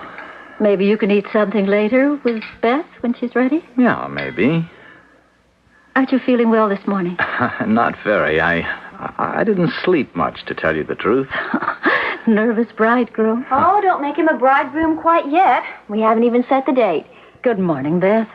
I hope you slept better than Matt says he did. Oh, I always sleep well. Clear conscience. What would you like for breakfast? I can't sell Matt anything but a cup of coffee. Oh, that'll do for me, too. I'm not much of a breakfast person. But we'll have a big lunch. There's plenty of freshly perked coffee in the kitchen. Shall I bring it to you in here? I get it. We'll take it outside if that's all right with you, Matt. Oh, sure, fine. And if you change your mind and decide to have something more substantial, just let me know. You look awful, Matt. Didn't you sleep? Yeah, I had a bad night. Didn't get to sleep until after 4 o'clock. Let's go outside where we can talk. Okay. Well, you're not getting cold feet, are you? The coldest. Listen, I don't know, Beth. I don't know if I can go through with it. I am spooked. Now, you listen to me. We made a bargain, and you will go through with it. I don't know. And it's got to be this afternoon. Now, I'm not going to let you chicken out. All right, you want to sit here? Is this okay? Anywhere. What happened to you? You were all right yesterday. Did you ever get the feeling that somebody's watching you? Just all the time watching you? Not unless somebody was, no. Well, that's the way I felt all night. I just couldn't get away from it. Like somebody was staring at me the whole night. That's just nerves. It doesn't change anything. Maybe I was wrong when I told you I could kill somebody if I had to. Maybe I can at all. Nobody could possibly have been watching you last night. Now, you listen to me. You're going to have a talk with my father. He insists on it. Then we're all going to have lunch. And after that, you're going to do what you agreed to do. Mm-hmm. And how do you want me to handle the talk with your old man? Well, make it sound real. I know it'll be pretty corny, but you can handle it. I can handle that, okay, sure. I'm not worried about that. You can do everything you have to do.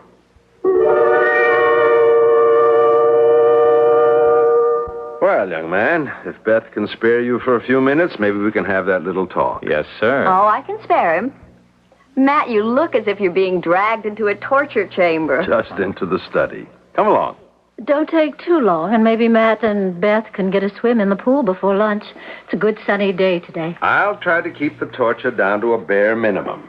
I think I'll go upstairs and change into a swimsuit. Beth, could you wait just a few minutes? I'd like to talk to you. What do we have to talk about? Your father. What about him? Between the two of us, as I'm sure you realize, we're making him pretty unhappy. My father unhappy? About what? About us? I don't say you should suddenly turn into a loving stepdaughter. I'm sure you couldn't do that. What I'm suggesting is a truce. For your father's sake. A truce for at least the rest of today. You didn't know my mother, did you? No? If you'd known my mother, you'd understand why I'm against you. Why I don't want you living in my mother's house, married to her husband. Beth, your mother died 5 years ago. It isn't healthy. You are simply not good enough, not woman enough to take my mother's place. I'm sure she was a fine woman. Anyway, it won't be necessary. What won't be necessary? Your little charade for Daddy's benefit. It won't be necessary. I don't understand. You don't have to.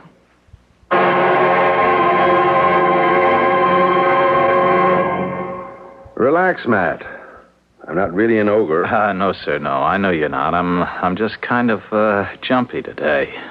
Well, it is an ordeal, I guess, meeting your future in-laws for the first time. But I assure you we don't bite, either of us. No, sir.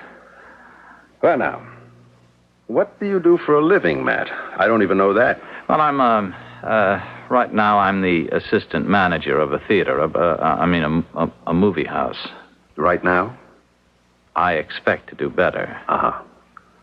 Does that, being an assistant manager, does it bring in enough to support a wife? Not the way you live, no, and not the way Beth has always lived, I guess. Well, you're aware that someday Beth will inherit a good deal of money. Well, I guess so, yes, sir. I don't know anything about it, but I assumed she would. Mm-hmm. And does that influence your affection for her in any way? No, sir, it does not. It must be a factor, though. Even if you try not to make it one. I suppose it will make a difference, but it's not why I want to marry Beth. All I can do is tell you that. I can't force you to believe it. You say it very convincingly. I think I will believe it.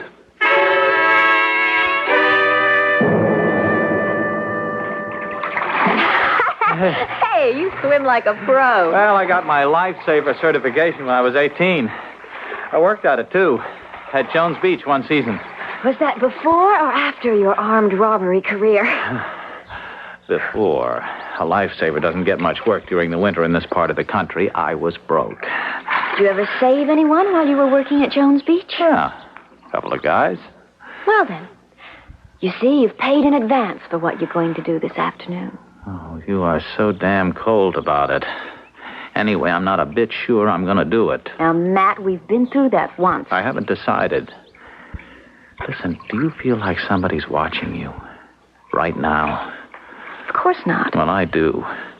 And if somebody can watch me here in the pool now, why can't he do it later on this afternoon? Look, you're just imagining it, Matt. Nobody's watching you. I got this very creepy feeling. I wish...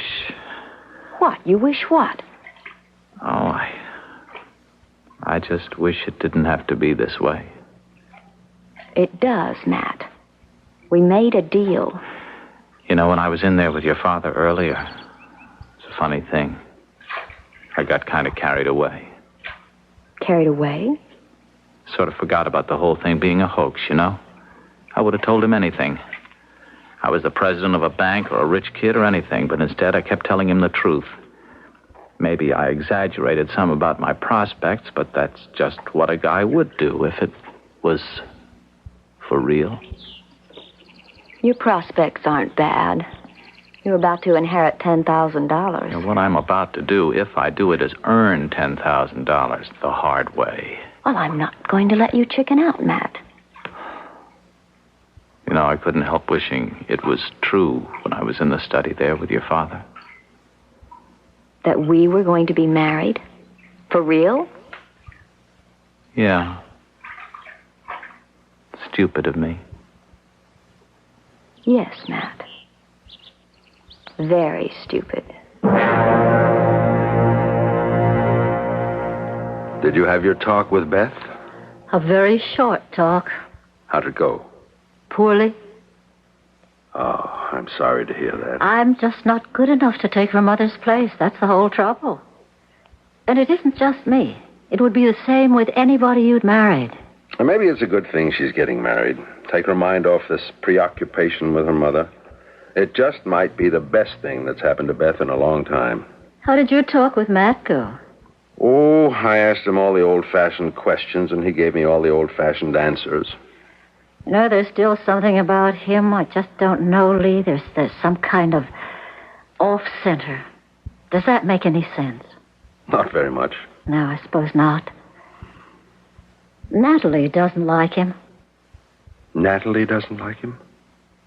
Don't you still feel that she's here with us? I have a peculiar feeling, yes. Uh-huh. But she doesn't like Matt? She doesn't. Are you going to tell me that you've been in touch with her? No, not exactly, but I know how she feels. How could you, Millie? Somehow I do know. And she feels much more strongly about him than I do, Lee. I believe she knows something about him that I don't know.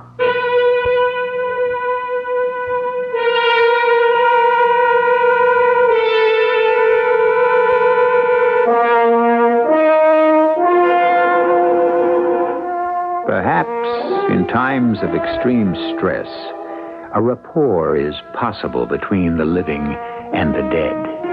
Fantastic? Well, there is no very boldly drawn line between fact and fancy that I know of. Maybe a bit of what we think of as the supernatural has found its way into the usually quite commonplace atmosphere of the Stillwell home. We'll consider this possibility further when I return shortly with Act 3.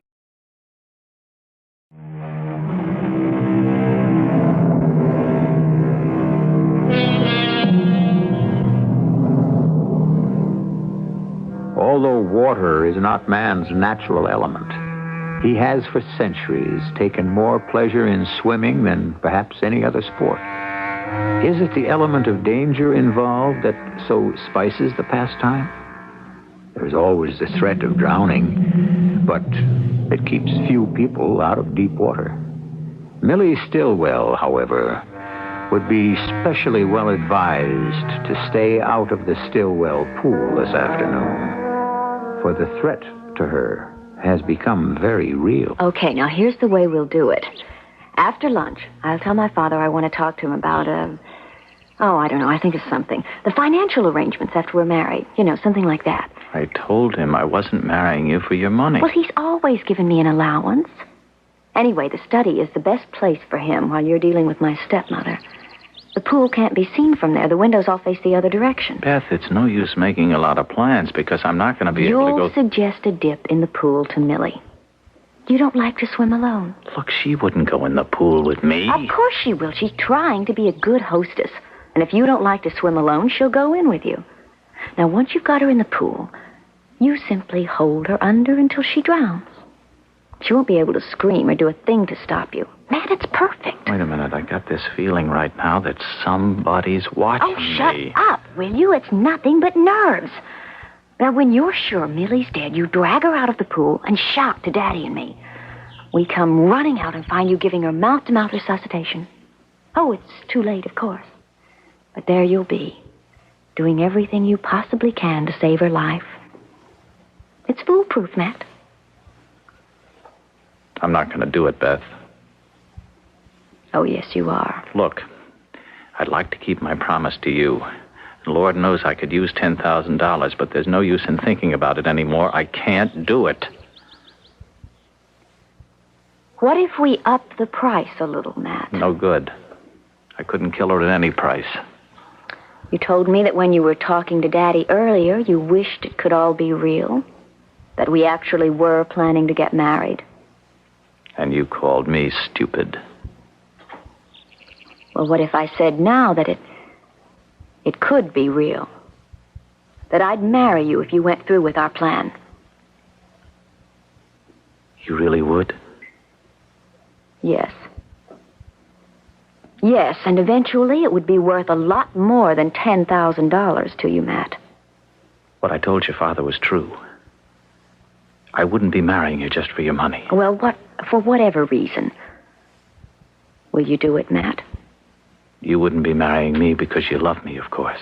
I'd be a good wife all the same. What to keep you from saying now that you'll marry me and then refusing to do it after it's all over with? Your stepmother, I mean. Because I keep my promises, Matt. I learned that from my mother. She never lied and she never broke a promise. I won't break my promise to you. All right. You won't back down at the last minute. Not if it means marrying you. No. I'll do it.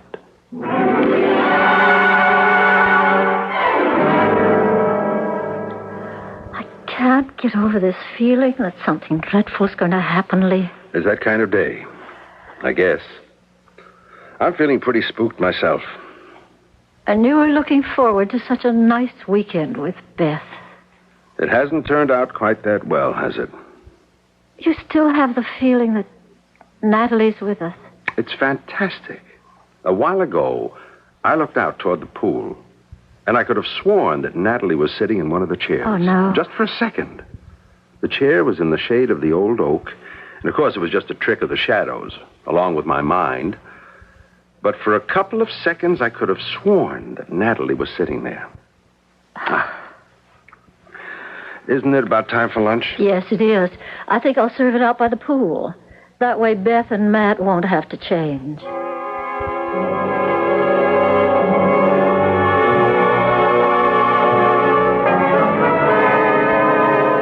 Beth? Matt? Lunch is ready. Be right there. He swims like a fish, doesn't he? Oh, what's for lunch? I'm starved all of a sudden. Just cold cuts, nothing very fancy. I hope it's going to be enough. Oh, we're pretty wet. Should we change? No. That's why I brought lunch out here, so you wouldn't have to. Daddy, after lunch, can we have a good old-fashioned father-to-daughter talk? Sure thing. What about? In the study, like old times, okay? Fine. And I'll tell you what about when the time comes. Oh, looks as if we're going to be left on our own, Mrs. Stillwell. Like to come for a swim with me? Oh, no, I don't think so, thanks. I'm not much of a swimmer, actually. I almost never go into the pool. Well, Matt hates to swim alone. Don't you, Matt? Yes, I don't know exactly why. It just doesn't seem to be as much fun alone. So couldn't you go in with him, just to keep him company? Well, I suppose I could, sure. Just to be there. But don't expect me to do any fancy swimming. Oh, well, maybe Matt could give you a lesson. He used to be a lifesaver, you know. He's very good. Well, if he wants to try, I guess. But I'm warning you right now. I'm hopeless. Well, let Matt give you a lesson. He'll surprise you. Sit down, Beth. It's been a long time since you and I had one of our heart-to-heart talks here in the study. Yes, I guess Mother must have still been alive the last time we had one. Oh, surely not. She's been gone over 5 years now, Beth. Some ways it seems like forever. In some ways, I guess it's just like yesterday. Oh, Daddy, I remember her so well. Every little thing about her. And now you can overdo that sort of thing, you know. Remembering Mother? Well, I don't see how. Dwelling on it so much. Your mother was a wonderful woman. Nobody knows that better than I do. But she's gone now, Beth. You and I have to go on living. You with Millie. Oh, I wish you could be a little more tolerant of Millie, Beth. She's trying to take my mother's place. Well, that's what she's supposed to do. With me. And with you, if you'd let her. Well, I won't. You can do as you please, I suppose. But I will never accept Millie. Never.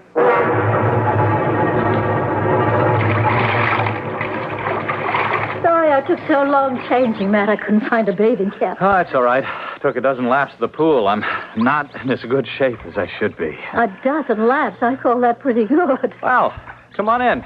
Well, you better stand back. I splash.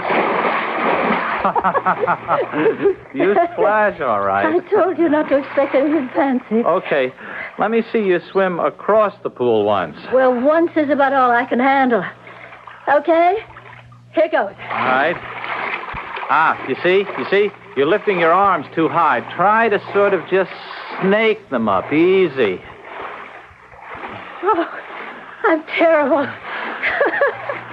Lee says I've splashed the pool empty if I spend much time in it. Well, come on down to the deep end. It's much easier to swim in deep water, you know. Not me. I stay where I can put my feet on the bottom anytime I want to. Beth, I'm sure you didn't suggest this little talk just for old time's sake. Now, what's on your mind? How do you like Matt, Daddy? He seems like a nice fellow. You've only known him for 3 weeks. Oh, you're being old-fashioned. Is that old-fashioned? Still seems pretty sound to me. 3 weeks is a very short time, old or new-fashioned. Well, it isn't as if we were going to be married in 3 weeks. I mean, we've just agreed to marry. We haven't even set a date yet. That's true, of course. Where do you plan to live when you finally do marry? Oh, for the time being, I guess we'll just stay in my place. I've never even seen his apartment, but I get the feeling it's pretty ratty. That sounds all right. You've got plenty of room. Daddy. Yes? I just wonder what Mother would have thought of him. I've been wondering about that, too.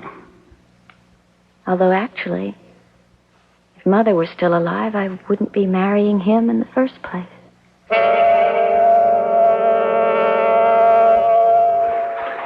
I really don't want a lesson, Matt. It's not worth it. I don't enjoy swimming that much. Well, everyone ought to be able to swim, though. I'd hold you up. There wouldn't be any danger. No, really. I'd rather not. Well, okay. Wonder what Lee and Beth are talking about all this time. Oh, it hasn't been long. 20 minutes or better. Uh-huh. Well, I guess I'd better do what I have to do.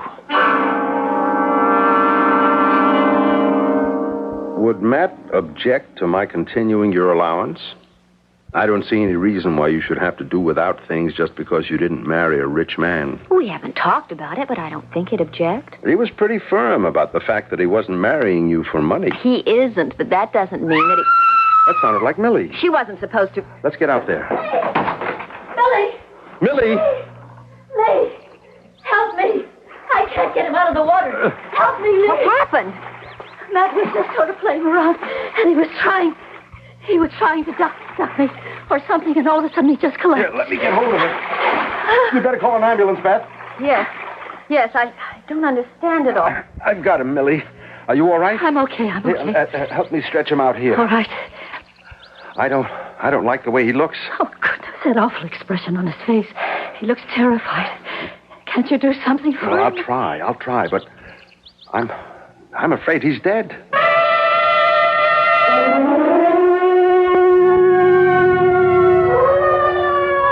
Here, stop here. This is the place. Around back, by the pool. Show me, please. He was in the pool, Doctor. I think he must have had a cramp or something. All right. Just let me have a look at him. Will he be all right? It doesn't look good to me, Beth. I'm afraid... I don't understand it. What went wrong? Just what I told you, Beth.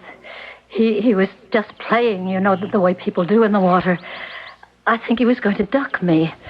And then all of a sudden he got this awful look on his face. And he just went under. Like he'd had a stroke or something. He bungled it. What? He didn't struggle or anything like that. I think he was unconscious already. I tried to hold his head out of the water, but he was so heavy. I should have known he couldn't do it. Do what, Beth? I don't know what I'm saying. Oh, Beth, I'm sorry. I'm afraid there's nothing I can do. This man is dead. Oh. He didn't drown. At least I don't think he did. We'll have to examine him, of course. What did happen? A heart seizure, I suspect. It's just a guess.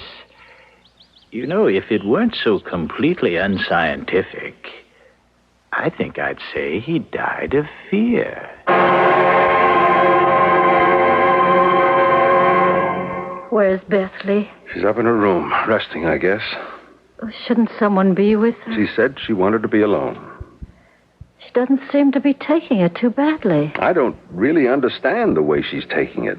She seems more angry than anything else. Lee, was Natalie tall? Black hair?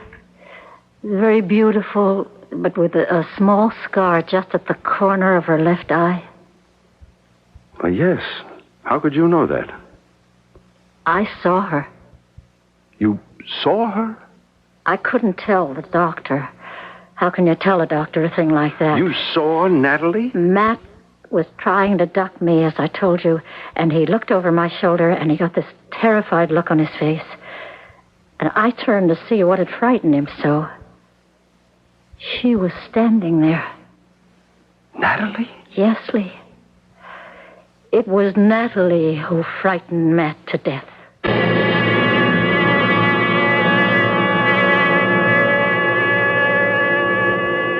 And there you have it. A situation which attracts curiosity and speculation, but resists or defies explanation. A mystery. You may settle for whatever explanation you find acceptable, but we do not rule out the occult simply because it is occult. If Millie says she saw Natalie, who are we to say she didn't? I'll be back in a few minutes.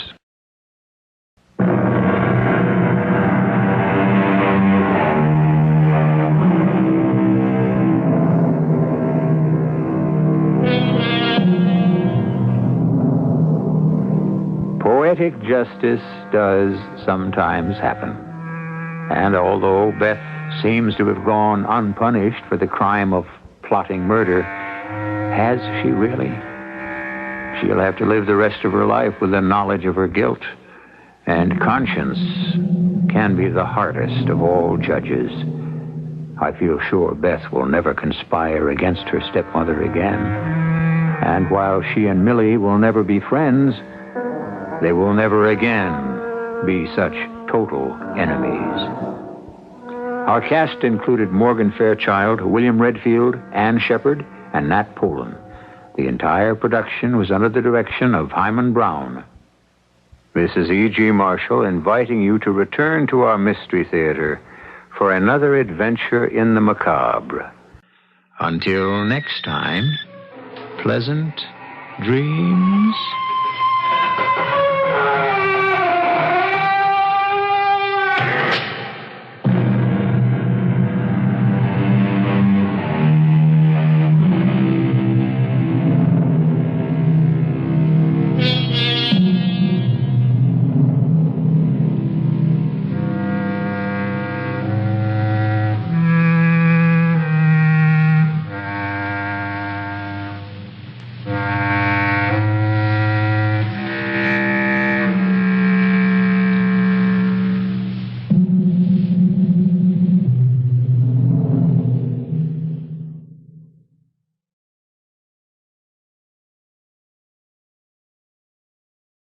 The CBS Radio Mystery Theater presents...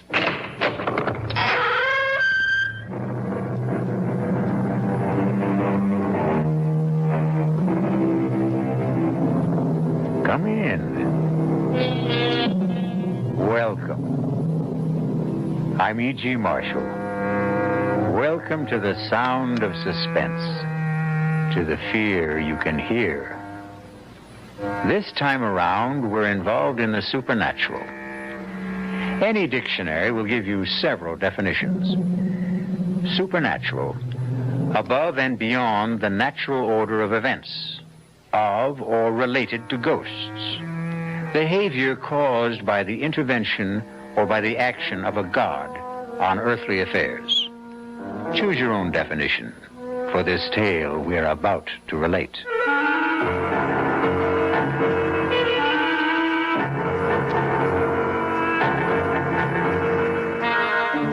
Our mystery drama, Here Goes the Bride, was written especially for the Mystery Theater by Ian Martin and stars Ruby Dee and Michael Wager.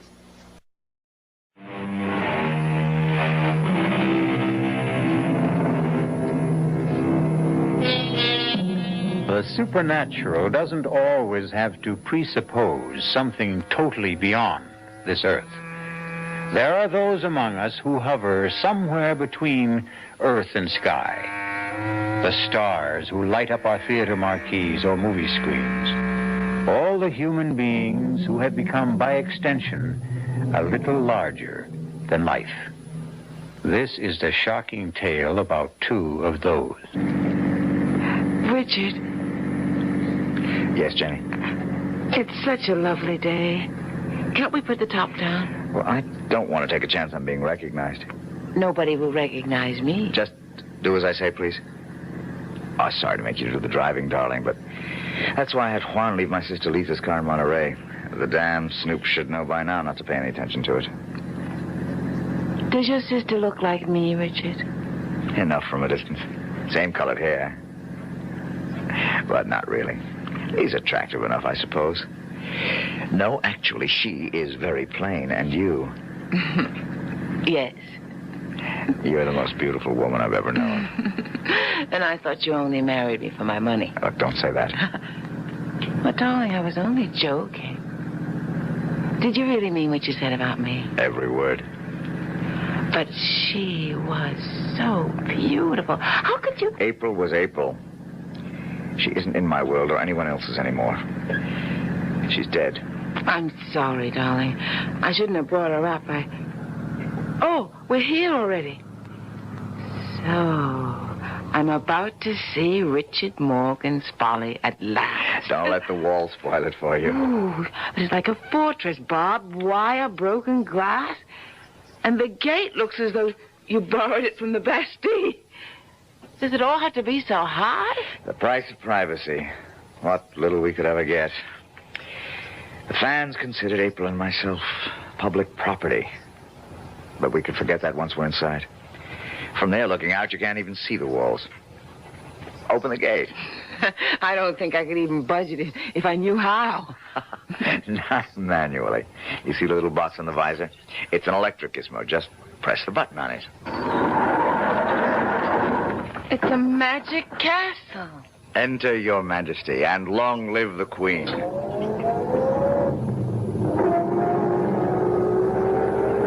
Pull over to the gatehouse. Stop a minute. Well, what are those, the hounds of the Baskervilles? They are our guardian angels. They patrol the grounds at night. Juan, amigo. ¿Qué pasa con los perros? They know you are back in casa, mi patron. They will not be tranquil till they see you for themselves. Bienvenida en casa, Señor Morgan. Muchas gracias, viejo amigo. Darling, this is Juan, el señor Aguilar. Juan, permíteme presentarte tu nueva señora, mi esposa. Señora Morgan. Juan, put the top down for the señora. I'll get the dogs quiet. Oh, it's good to get some fresh air. Well, my husband didn't have any trouble quieting down the dogs. They're not really as savage as they sound. Are they one? They are trained to kill, Senora. Anyone who does not belong here? Oh, goodness. I hope they get to know me soon, then. If they learn to know you belong, you have nothing to fear. You've been here a long time? Since the house was first built. Then you were here from the beginning with Richard's first wife, April. See? A terrible tragedy for all of you. You must have loved her. She was la señora de la casa. I hope you won't blame me for trying to take her place. There is no one to take her place.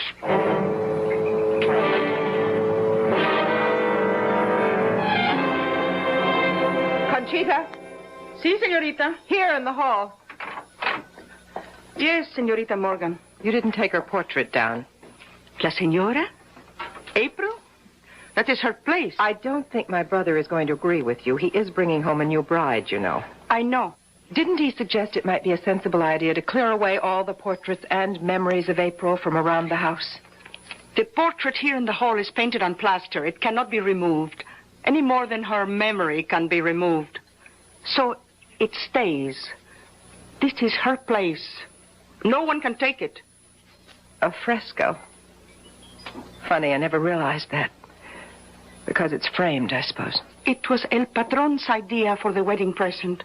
His way of saying, here is my love, which will never die, as it will never die for any of us. Except for my brother Richard. Maybe he thinks so, maybe not. But once he returns again, I think he will know there is only one, La Señora.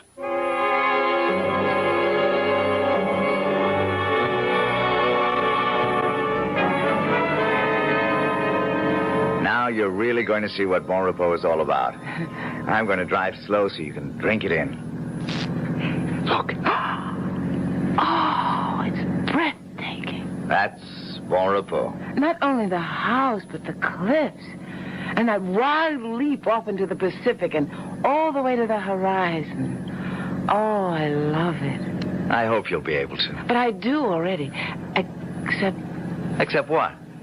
Well, the rest of it is all so vast that suddenly the house seems small. Now, the closer we get, I realize how huge it is. Well, it's rambling. Started from small beginnings and then just kept on growing. Looking at that main house, it wasn't all that small. Well, for its day it was. Big families then. All that's left of mine I see clustered on the porch. My sister. And the lady with her? That's our housekeeper, Conchita Aguilar. She's Juan's wife.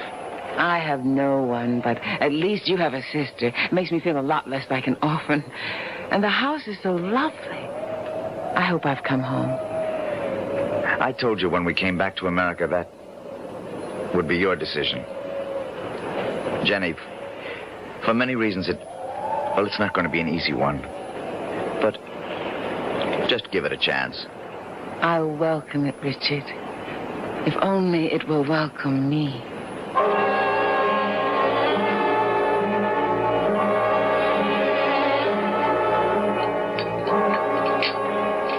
We flew straight from Japan to San Francisco, then drove down to Monterey to pick up the car. Well, it's so good to see you. Your bride is lovely. But you could have let us know about the wedding. Lisa, I wanted to keep it private, so we just sneaked off. More coffee, Jenny? Richard? No, I think I'll have some brandy. How about you girls? Not for me. I pass. Oh, it's a magnificent night. There's going to be a full moon.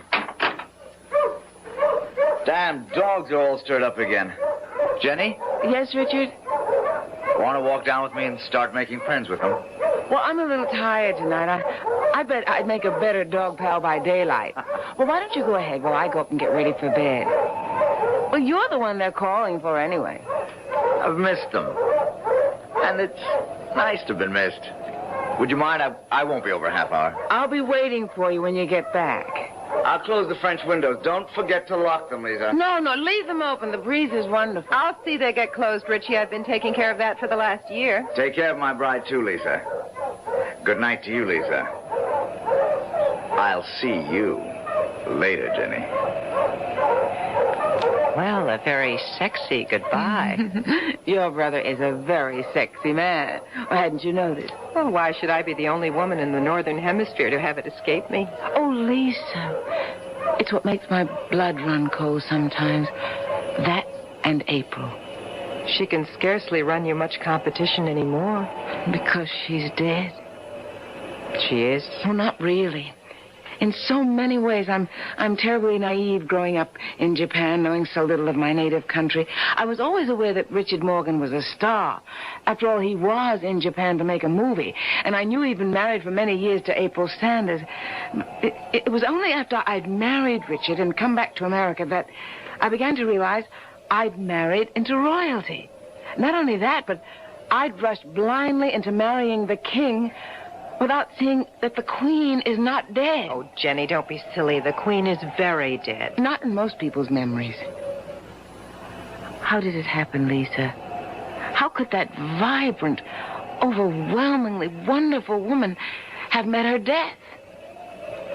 Want to take a little walk, Jenny? I could use some air. Which way do we go? Oh, towards the sea. There's enough moonlight to light the way. Are you cold? Lord, no. I welcome the breeze. Well, where are you taking me?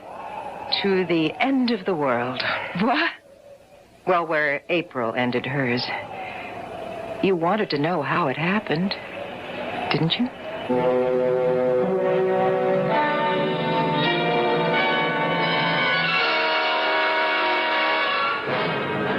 I think I've gone far enough, Lisa. Only a few steps. What is this path? I mean, somebody cut it out of solid rock. It's called the 7 Steps to Heaven. More like 70. Richard had them cut for April on their 7th anniversary. You'll see why now as we come out on the ledge. Oh, it's windier tonight than I thought. Most days it's calm up here. The sun pours down. You can lie out here on the ledge with the sea 400 feet below and drench in the sun as though you were the only person in the world. April treated this as a shrine. She was an inveterate sun worshiper. But it's sheer heaven, bathed in moonlight. If you look up. Well, I can't see too much of the shadows looking down. The rocks are as jagged as teeth. 400 feet straight down. This is right where she fell. Spread-eagled on the rocks, broken and mangled, but speared by the sharp edges so even the restless sea couldn't wash her away. Oh, my God, Lisa. How could she have gone close enough to fall? She didn't fall. But the papers That's said the story that was given out. Conchita believes it. Richie claims he does. Others are not so sure. Come on, this place gives me the heebie-jeebies. Let's get back to the house before Richie sets those damn dogs loose.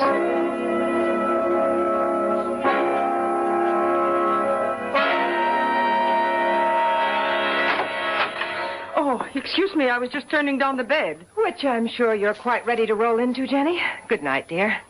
Welcome home, such as it is. Good night, Lisa. See you whenever. Don't feel there's anything to get up for. Will there be anything else, madame? No, thanks, Conchita. Then I will say buenas noches, madame. Wait a minute. Si, madame. Madam is not a Spanish word. Why do you call me that? What would you have me call you? Well, since I am Richard's wife, shouldn't it be Senora? In this house, there was only one Senora. But she's dead. Jamás en el corazón. Never in the heart. For anyone who knew her. Buenas noches, madame.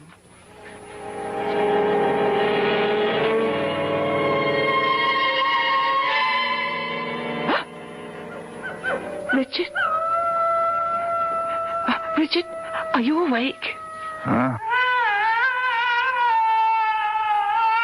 It's her. It's April. Oh, my God. Stay away. Stay away. Richard, wake up. What? Help me. What's happened? Help. Jenny, what is it? Listen. Don't you hear? Hear what? There's nothing. But there was... What is it, darling? You look as though you'd seen a ghost. Not seen. I heard. It was her. April, your wife. Be quiet. You're my wife. April is dead. But she still doesn't want me here. Nobody does.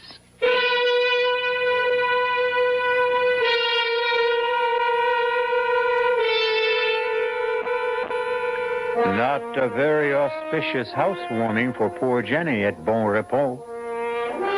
Bon Repos. A reasonable translation of the French is sweet dreams. But there will be few sweet dreams for Jenny, at least this night. As for others, we'll find out when we return shortly with Act Two.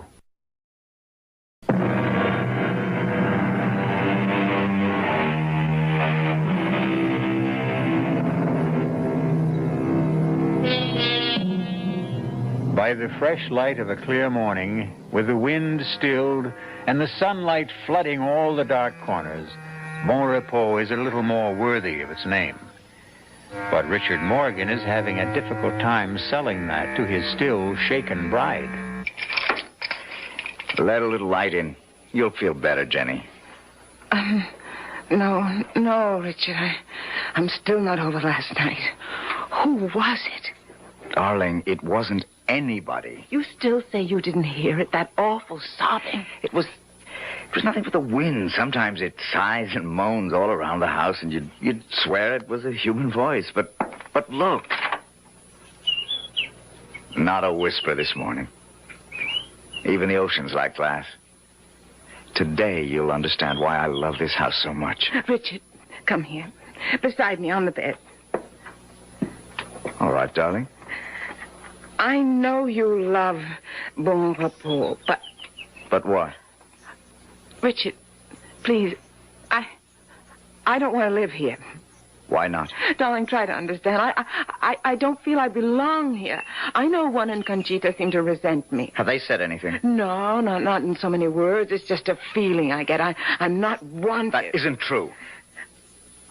Richard, don't you see? It's her house. It was her family's house to begin with. She's here still. She'll never leave it. She'll haunt me every minute I'm in it. Please, take me away from here. All right. If that's what you want, I'll sell the damn place, tear it apart stone by stone. Richard. Oh, Jenny, my darling, look, it's just the time lag, the long flight from Japan, days and nights turned upside down. I'm going to have Conchita bring us a breakfast up to the room. We'll have it out on the veranda. Give you a chance to get a good look at Juan's landscaping, all that riot of color, bougainvillea, poinsettia, camellia against the green. Maybe that'll change your mind about poor old Bon Repos. Darling, I know how much you love it, but... Oh, come on, Jenny. Give it a chance. A few more days, a week. Give it a chance to cast its own peculiar spell. All right, darling. Go get us some breakfast. I'll wash up and brush my teeth and get rid of some cobwebs while you're gone. Jenny, Yes? I love you, Mrs. Morgan. That's who I am, and I love you, my husband. Conchita. Si, patron. Come over here in the alcove. What the hell happened last night? I couldn't help it. She woke up, started to scream, and then to sob. You heard? The whole house must have heard. Why didn't you stop her? I did as soon as I could. No, I don't want my wife to know about her being here. I know. Then keep her quiet. You've got sedatives. That's your job. And I want my new wife made welcome. That is not my job. Then I'll find someone else for it. You would drive Juan and me from this house? We'll talk about this later. For now, bring breakfast to the veranda for the senor and me. Si, senor. Where's my sister? In her room, I think. Muy bien. Come in. It's open. Richard, I didn't expect to see you this morning. Why not? Well, after all, brother mine, a new bridegroom. I'm an old bridegroom by now. Yes, maybe she is a touch young for you. Damn you, I didn't mean that. I didn't mean what I said either. I was only teasing you. She's a lovely girl. She's sunny and free and unspoiled. And I want to keep her that way. What the devil am I going to do about her? Upstairs there, you heard her last night. Well, you know my feelings on the subject. Get rid of her. For good. I can't. After all, it's partly her house. God, why won't she die? It would be a neat solution to it all, wouldn't it? But it seems she just won't. I'm afraid you're stuck with her as long as your conscience holds you back. Please, for God's sake, don't tell Jenny about her. Just how long do you think you can keep her secret? Oh, I don't know. All I need is a few days, a week. By then, one way or another, it won't matter.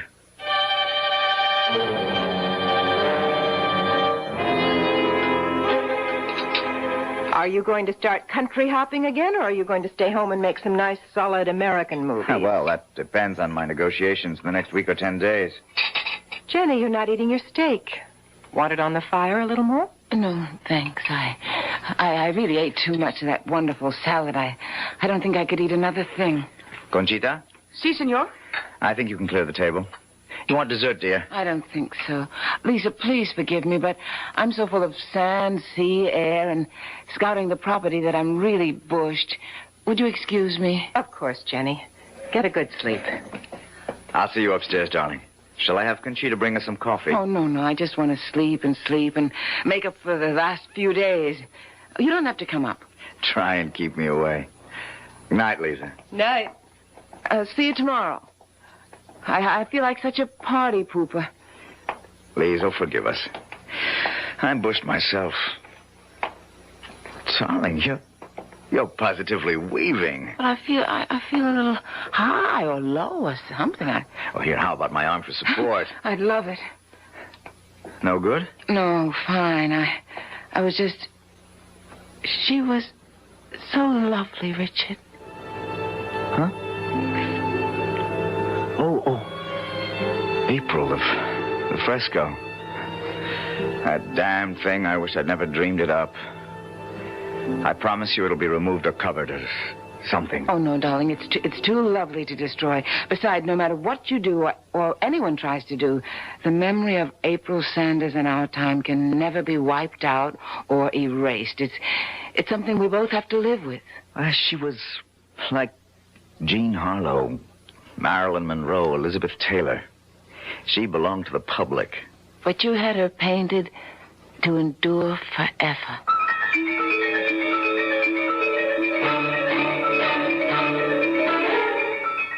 But are you sure the dog was poisoned? That's enough, you two. Silencio! What was all that arguing about? Nothing. Trouble with one of the dogs. Come on, Jenny. Let's have some morning coffee and juice and get back to normalcy. Well, what's the matter with the dog? Here's your juice. Oh, it's what I've been trying to steel myself to weed out. He's a maverick, or was. What do you mean? Well, some dogs take to training, some don't. This one, well, just never did. He was unpredictable and a natural-born scavenger. He picked up something from the garbage with a botulism, I guess. Anyway, he died this morning. But what could a dog... Now, look, don't take on about it. I'm going down to bring up some eggs and bacon. Why don't you set the table for us on the veranda? Of course, darling. The steak. I didn't eat. Is that what poisoned him? Oh, God, help me to know what to do. I love my husband, but every instinct in me tells me to run for my life.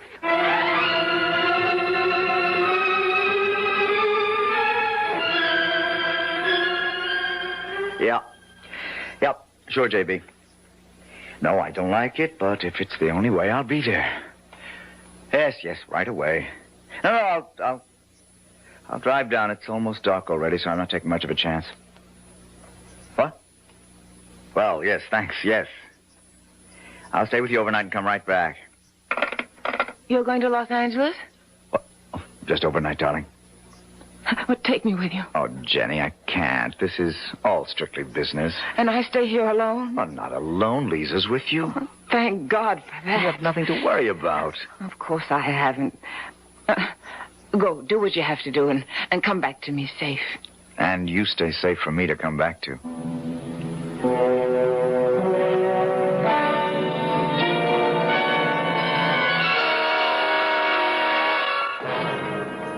Well, wouldn't you know, the moment my brother cuts out, the local electricity has to fail.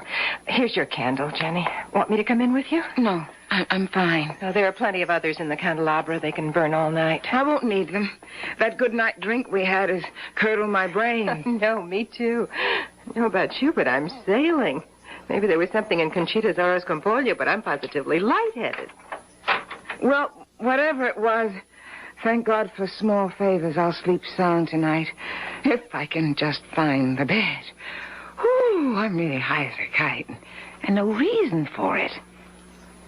Whatever it is, don't let Conchita see me like this. See me to bed, Lisa.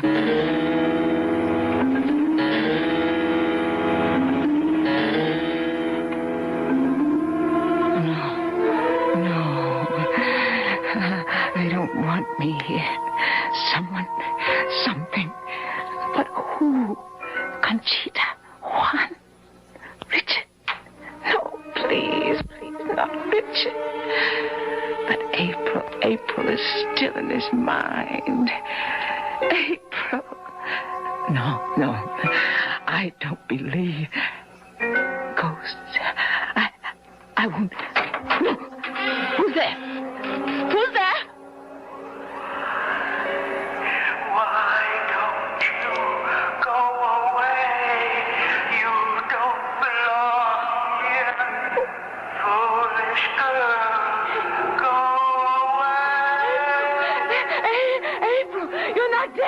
You're not.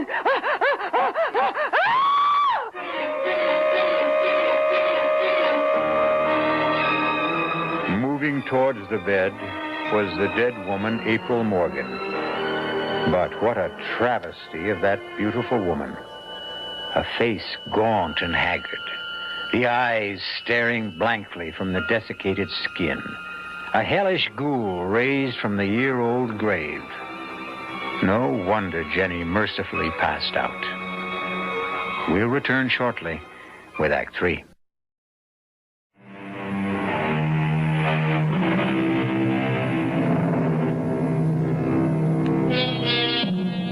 The spectral figure that hovers over Jenny, motionless under the covers, stands as still as the girl lies in the bed.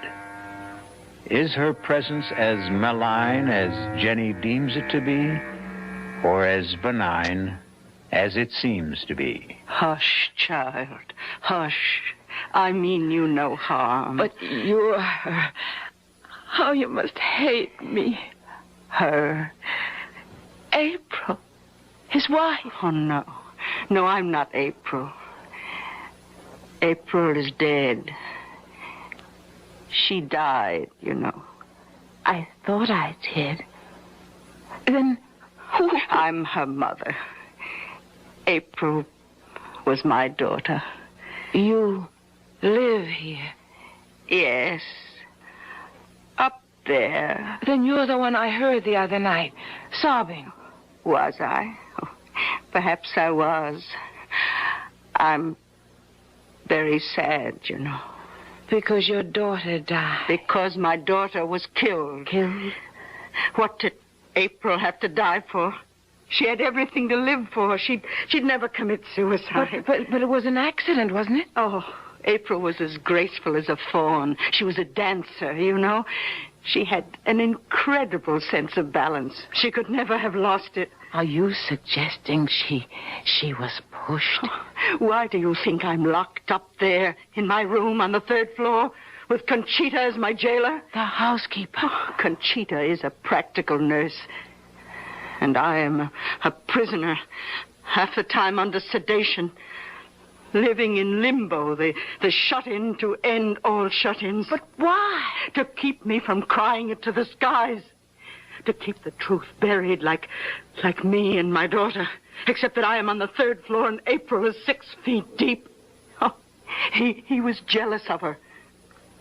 He couldn't stand the fact that she was the talent. She held it all together. She made the legends.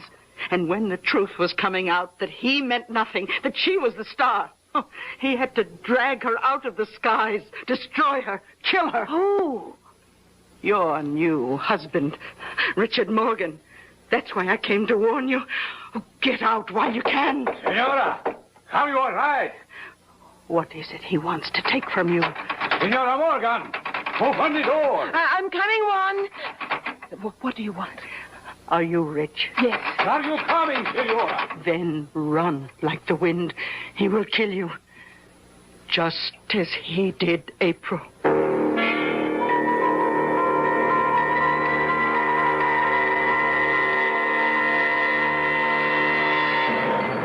Are you all right, Jenny? Are you all right? I'll do. The lights are on again. Yes.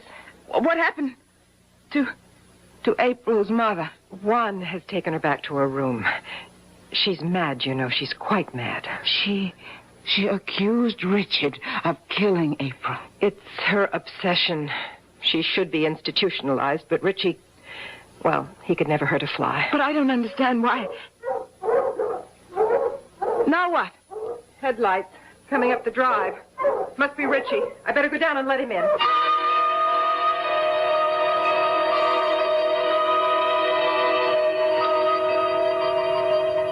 For God's sake, don't be terrified of me, Jenny. Well, I don't mean to be. I don't know what's the matter with me. Look, April's mother must have shaken you. Well, why would you have kept it a secret? Look, I'm exhausted, and you're tired. Must we go through it tonight? I don't think we can go through any other night if we don't. Okay. It all has to do with living a legend. April was a star, a sex symbol developed by the studios. I was a stage actor with a gift of reasonable looks and an unusual voice. Separately, we had great success. But together, when we did get together, and particularly after our marriage, we became something not only wildly larger than life, but larger than even just plain stardom. Our own lives disappeared, replaced by a storybook romance that our careers had to conform to, despite the fact that we had learned, not to hate each other, but that we had no love left.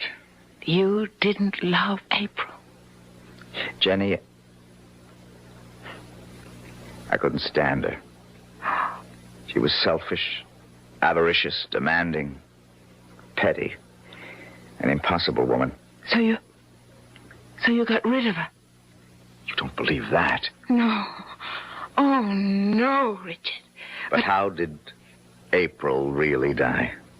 I wasn't asking No, that. you don't have to. Half the world has speculated on that. Her mother thought I killed her. Still think so. Conchita and Juan know it was an accident. Lisa? Lisa has her own theory. Something to do with April's star complex and the wild winds that sometimes blow across the headlands. And you? I think she committed suicide.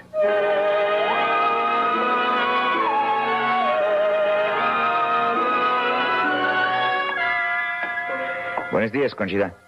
Buenos dias, senor. You can serve breakfast for all of us, and... Where's Juan? In the south garden. Will you tell my wife when she comes down where I am? Si, senor. Patron, Yes? will you close up the house? If I'm going to save my new marriage, I think I must. I'm not going to argue the facts. But it's quite clear that Jenny doesn't fit here. I'll have some juice and coffee, Conchita. Si, señorita. Oh, and for Senora Morgan, too? Si, señorita. Morning, Jenny. Good morning, Lisa. Oh, heavenly day. Breakfast is on the way. Where's Richard? Oh, off on the grounds somewhere. Want to go look for him? I would like to get some air. Well, then let's go. Did you, finally get some sleep? Yes. Well, with the new day, if you're smart, you'll make up your mind to get out of here and have Richard all to yourself. But what will you and Conchita and Juan and Mrs... Isn't that terrible? I don't even know April's mother's name. Oh, what will all of you do? Oh, life goes on. We'll manage and adjust. We might even be able to do it here in time. Oh, no, Lisa, I never could. This isn't my place. It's April's. It wasn't hers either. But I thought it was originally her family's. That's why her mother is still... It was a run-down, no-account mess. The stucco peeling, the plumbing, antediluvian, the gardens, a shamble. Richie cured all that. He's marvelous with his hands, and his imagination knows no bounds. He made Bon Repos what it is. It's all his. I can appreciate that, Lisa, and I know how beautiful it is, but it's dark and sinister to me. Nothing will ever change that. I remember that first evening when you took me to Seventh Heaven. Yes? That was the mark of what was wrong here. Such free, wild beauty, but somehow it was evil and destructive. Oh, Jenny, that's not fair. You went by moonlight. You knew a tragedy had occurred there, but Seventh Heaven is just what its name implies. Especially on a day like today, with no wind and the sun riding high. Come on. Let me show you. No, thanks. Jenny, you hold a lot of fates in your hand. Among them mine. I don't want to leave here. Give me a chance to show you. Cobwebs cleared away. It's not such a bad place to live.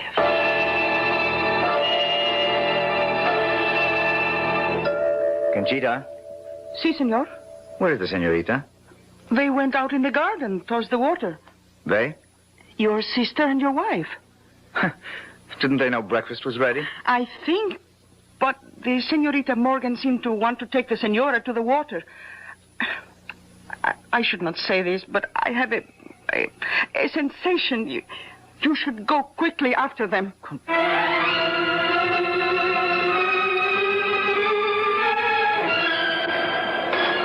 I really don't know why you insisted on me coming up here. I won't change my mind, Lisa. Even now, looking out here at that incredible view? I told you, I didn't like height. You know, Jenny, you're a little person with no stature. Well, I wouldn't quite agree. Like April, really, for all her cheap beauty. She just couldn't measure up. And I had to sit by and take the fact that she had cheated and stolen Richie away from me. What? My brother? Oh, does that shock you? I've loved Richie longer and deeper than all of you. How much have I gotten in return? Do you have any notion how I hated that smug, superior, superadulated April? Would you be very surprised to find out that she didn't fall or stumble or take her life when she blew off here into eternity? She was hastened, Jenny, pushed, shoved by me, just as you're going to be. Why? Even allowing for what you confess. How can you hate me so? Because you are far worse than April. He really didn't love her. They were a team. He was trapped. He had to stick with her. But you... No, you're different. Because he loves me? Because with you, there's no chance for me. There's no chance at all. How could there ever be? I don't have to share his bed, only his life. I could have been the one to care for him, to console him, to love him. Love him, damn you. It'll never be you. Never anyone. Lisa, wait. Be reasonable. You can't stand against me any more than April could. You are going over. Down the rock. Look, put that glass break down. It's a marvelous weapon. Hang on to it if you want to. Take it with you, but you're going. Hey, Jenny, you up there? Yes, too late. Richard, hurry. If I cannot have you, nobody can. Oh, for God's sake, Lisa, what are you doing? Give me that. No! Oh, my God! What can I say? Nothing. But your sister. I loved my sister either more or less than my first wife. I can't mourn either one of them. Jenny, it's too important to celebrate you. It'll take some time to straighten out my affairs, but once we do, you and I are going to enjoy our private life. You'll still be public property. No. My new deal as a director. I'll never act again. Not even for me. For you. For you, I'll be whatever you desire. This affair is finally beginning. It will end only the same way. Finally. Which is forever. I love you forever. That's what I just said.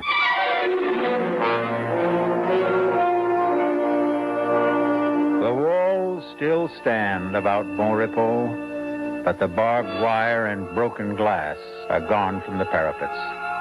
The gates stand invitingly open, and the dogs are gone.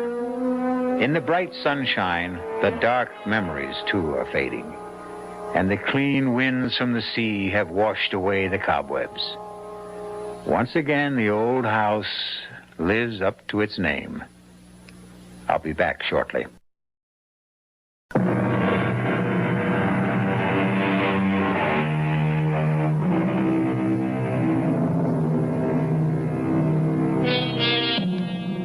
So again, we return full circle to our definition of the supernatural as it applies to tonight's tale, of or related to ghosts, behavior caused by the intervention or by the action of a god on earthly affairs. Well, April Sanders was both ghost and, by our modern standards, goddess. But her reign is over, and so is our up-to-date fable of Richard and Jenny. Our cast included Ruby Dee, Michael Wager, Terry Keane, Bryna Rayburn, and Ian Martin. The entire production was under the direction of Hyman Brown. This is E.G. Marshall inviting you to return to our Mystery Theater for another adventure in the macabre. Until next time, pleasant dreams.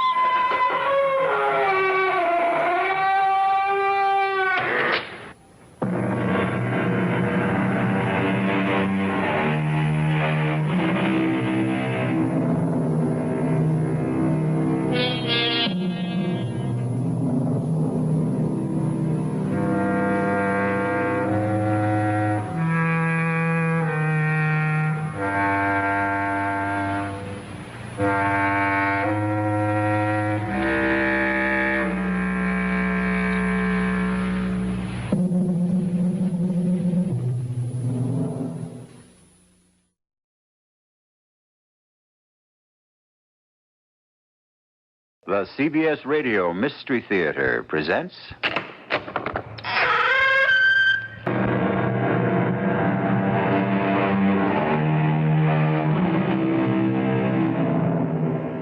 Come in. Welcome. I'm E.G. Marshall. In 1917, the Russian Revolution was unleashed. Finally, it engulfed Mother Russia and stained half a continent red.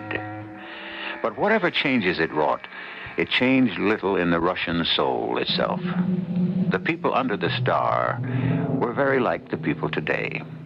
As Gogol himself said, all the civil servants can talk about is their government office. Everything seems to have been crushed under a great weight. Everyone is drowned by the trivial, meaningless labors at which he must spend his useless life. This is a story of that old Russia.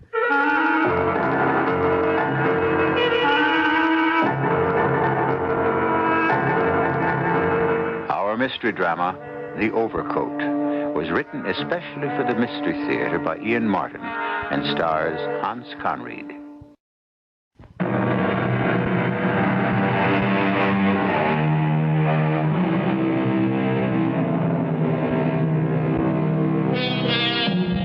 Today it is called Leningrad. Then it was known as St. Petersburg, a city that Pushkin called a graveyard of dreams, that Gogol described as an amazingly quiet place. The people seem more dead than alive. And that obsessed all later Russian writers with its intangibility, its mists, and its white nights. A mystifying and mysterious city where the individual loses all identity. And in this city lived, or should we say existed, a man whose name... No. Let his story be told by the people who knew him.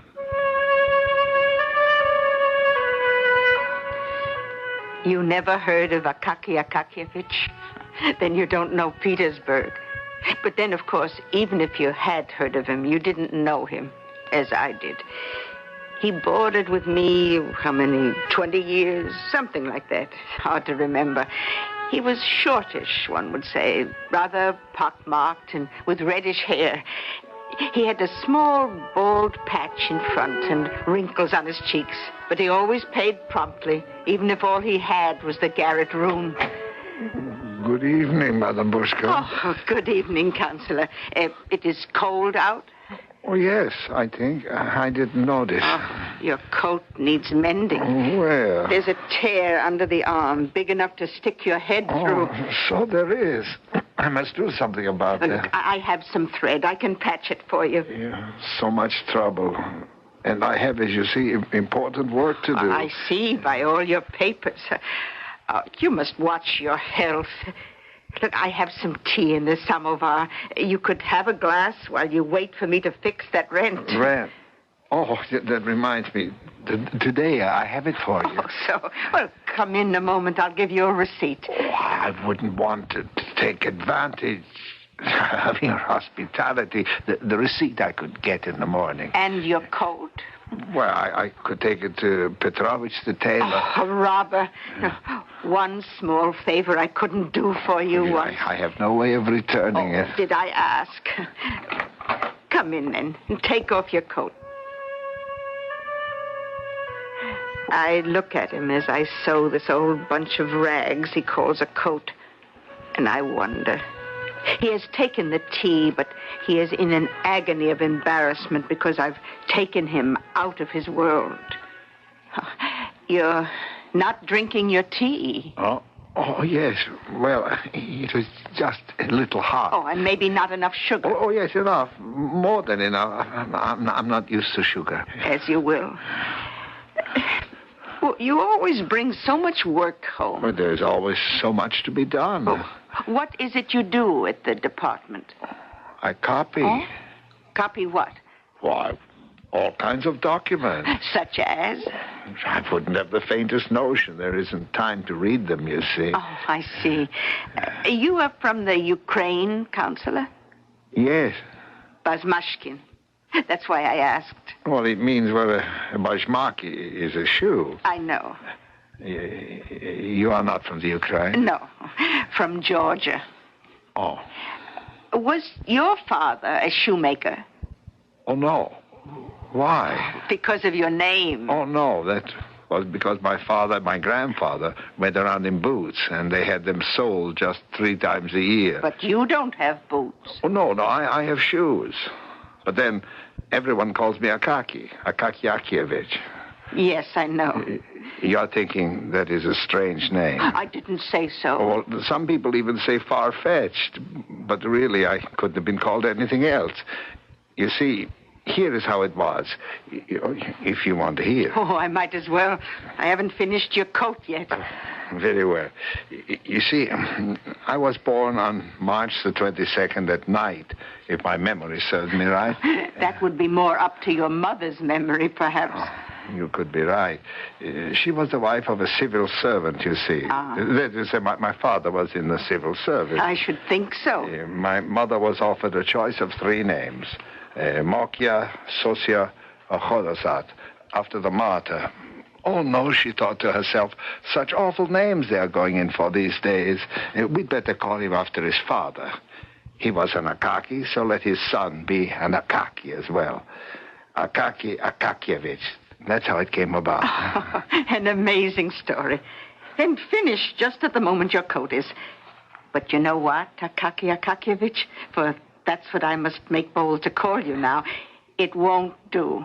It just won't do. My name? No, your coat. I've pulled it together, but it's not going to hold together for long. With winter coming on, you're going to have to get a new one. He walked out, shaking his head and looking at his coat vaguely. I wondered if he could see that around the back and over the shoulders, the material was so worn that it was as thin as cheesecloth. Probably not. And he had forgotten to drink his tea. I could see him now lighting his candle and sitting down to gulp some cabbage soup, some beef and onions, tasting nothing. Just as he walked on the street without ever seeing anything. Why did I waste time thinking about him? Because a woman could see how lost he was. And I was sorry for him. He needed a coat which he would never buy himself. Of course, I didn't know then it was an office joke. Good morning, Your Excellency, Mr. Podochin. Good morning, Ivan Ivanovich. Pray allow me to open your office door for you, Excellency. In a minute. What is that thing that always hangs there? It hangs where? On the coat tree. Oh, that. That's Akaki Akakievich's dressing gown. I fail to see what's so funny. Is what? Well, it's just a little joke here in the office, sir, because of the way it looks. Actually, it's his overcoat. That moth-eaten bunch of rags? Where is Akakievich? He's at the, well, you know, Excellency, he had to, leave the room. Why, that thing is an eyesore. We'll have to do something about it. Well, back to work. And ask Akakievich to step in and see me when he returns.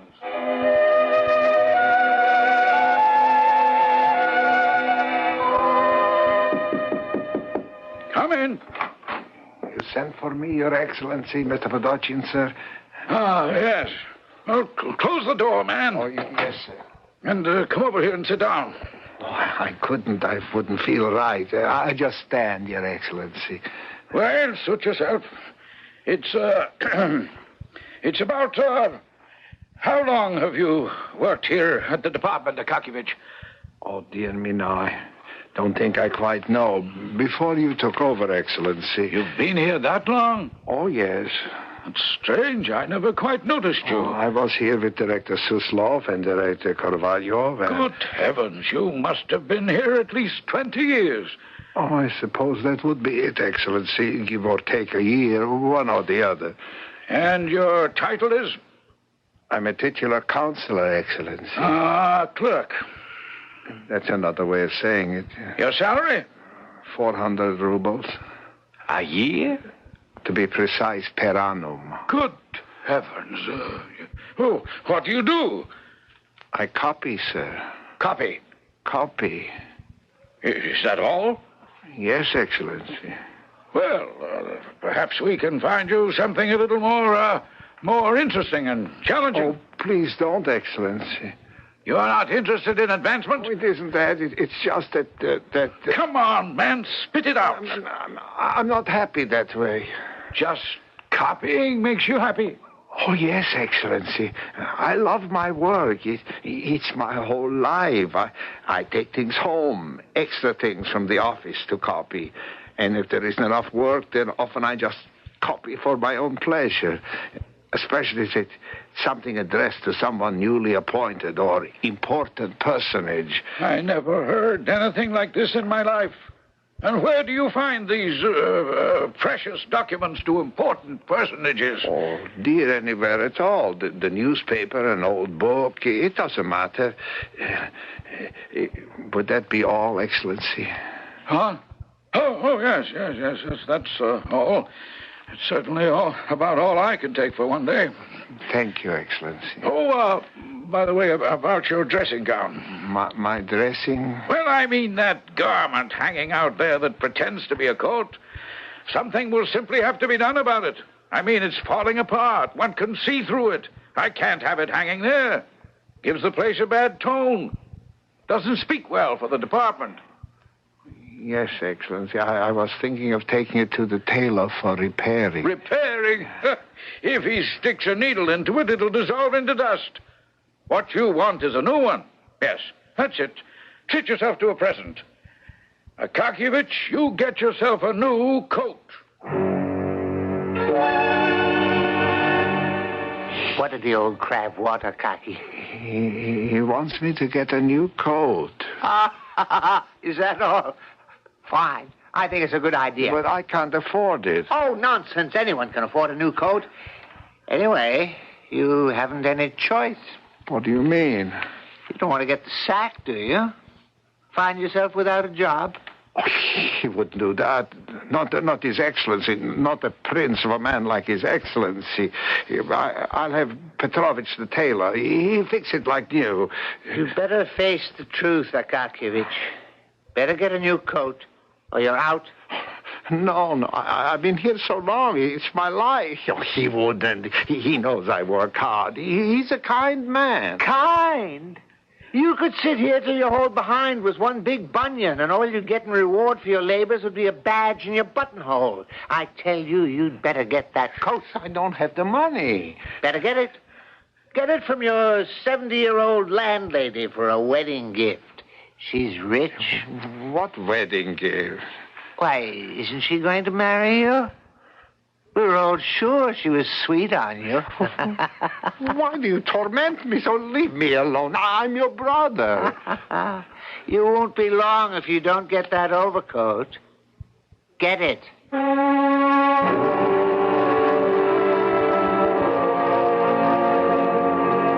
Poor, inarticulate, incomplete Akaki.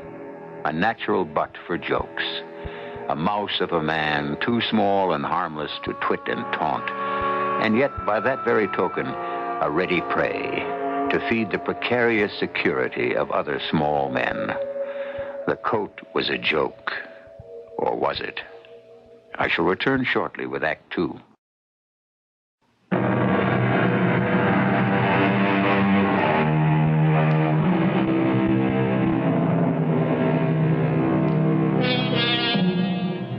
The chief clerk in the bureau where Akaki worked didn't think of himself as an unkind man. All he loved was a good joke. And since Akaki was a living joke, he was fair game, wasn't he? Except that today, well, the whole business of the coat had gone maybe too far. It upset Ivan's dinner enough to have him resolve that he wouldn't wait till the next day to reassure Akaki that his job didn't actually depend on him getting a new coat he couldn't afford. He would go to Akaki's lodgings that same night. Yes, good evening. You are Mrs. Bushko, the landlady? Yes, but we have no rooms, all filled up. Oh, your pardon, I'm not looking for rooms. I am Ivan Ivanovich Anenkov. Akakievich superior at the bureau? Oh, it is I who must ask your pardon, Excellency. Oh, please enter. Oh, thank you.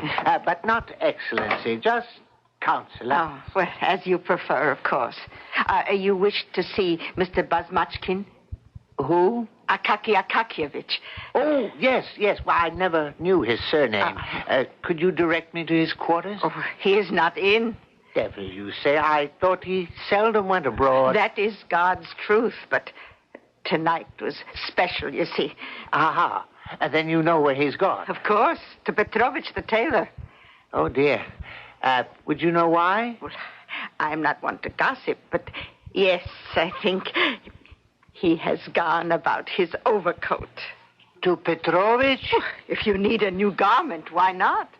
I suppose, but only if you catch him on church holiday when he's nearly human from drinking corn brandy. Is today a church holiday by chance? No, it is not. So much the worse for Akaki. To face that old one-eyed devil sitting like a pasha cross-legged on his table. We must offer a prayer, for certainly Akaki cannot afford a new coat. Well, then why has he gone to the tailor? To get the old one fixed, one would suppose. Oh, of course. What Akaki really needs is a new coat. Yes? Excuse me, Mrs. Petrovich was busy in the kitchen, so I just walked in. Well, you just walked into my workroom. Let's have what you want, quick. It was my overcoat. What overcoat? This one here.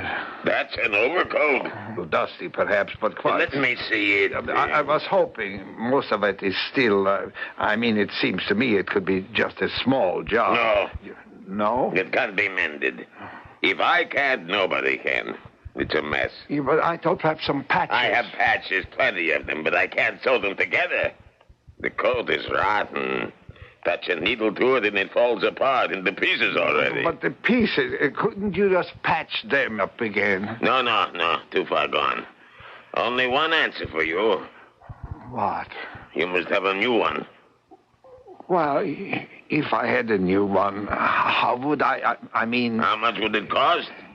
Yes. You can reckon on 3 50-ruble notes.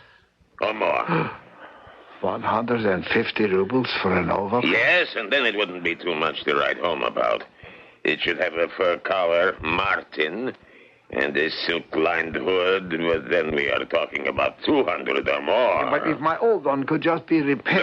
Don't waste time talking about it. Forget it. You must have a new one. I can't afford a new coat. Somehow you can. In Petersburg, during the white, cold season, the days and nights, everyone must.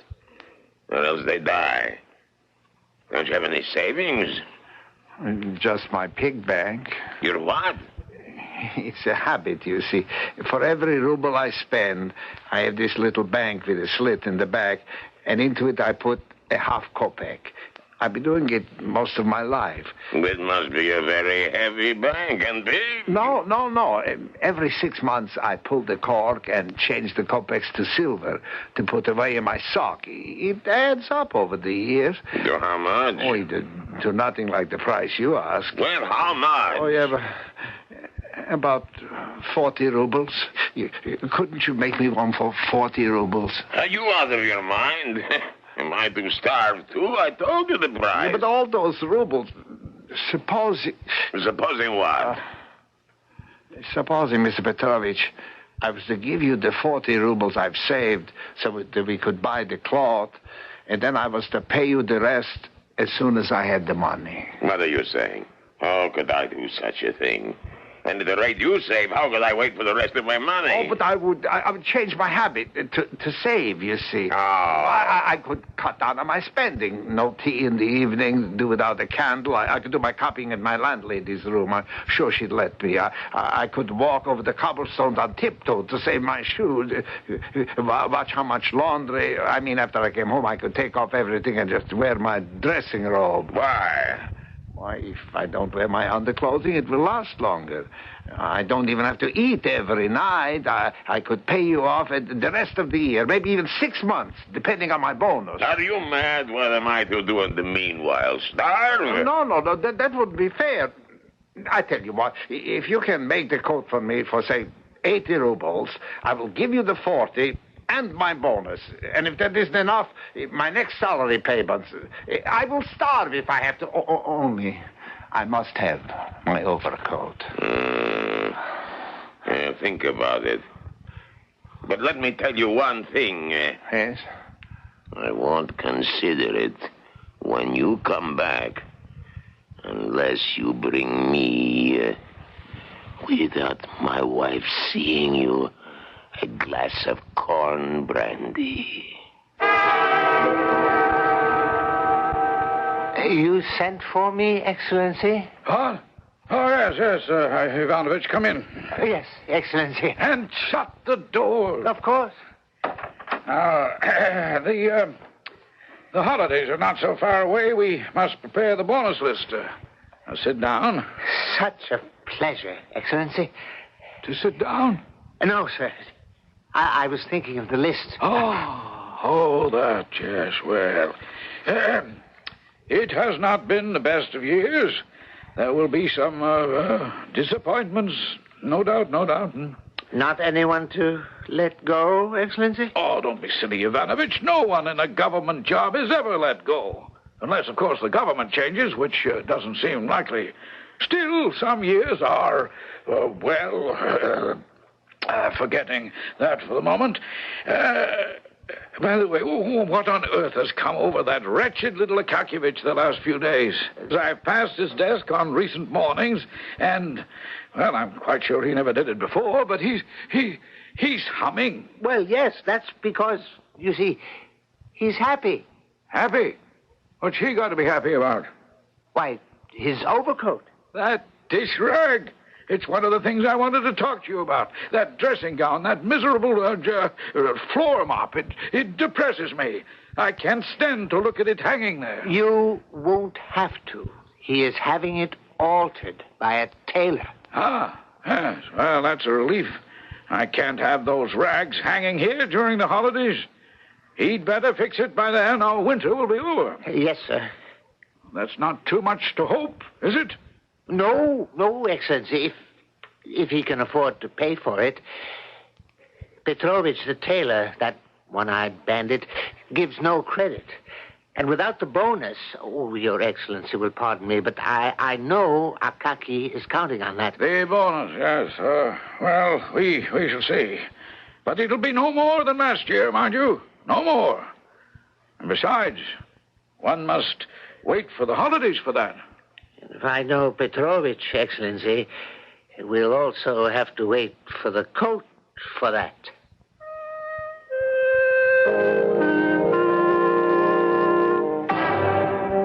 Who's that? Oh, you're cocky again? I just want to see how the overcoat is coming along. Coming along? How could it come along? Have you brought me more money? Oh, no, Mr. Petrovich. I've given you all I had to buy the cloth and the lining. You said... I know what I said.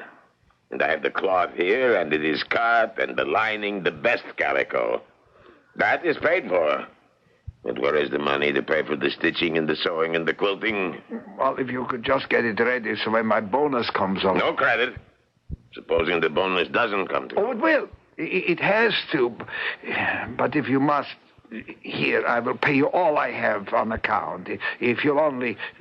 Well, please, I want my coat. No cash, no code. I forgot. What? I have something for you. A glass of corn brandy, you ask. Why didn't you say sooner, man? Give it here. Good. And my wife didn't see you bring it. Oh, no. I waited till she wasn't looking. Nobody notices me much anyway. Better. Would you continue? I mean, would you consider, to sew.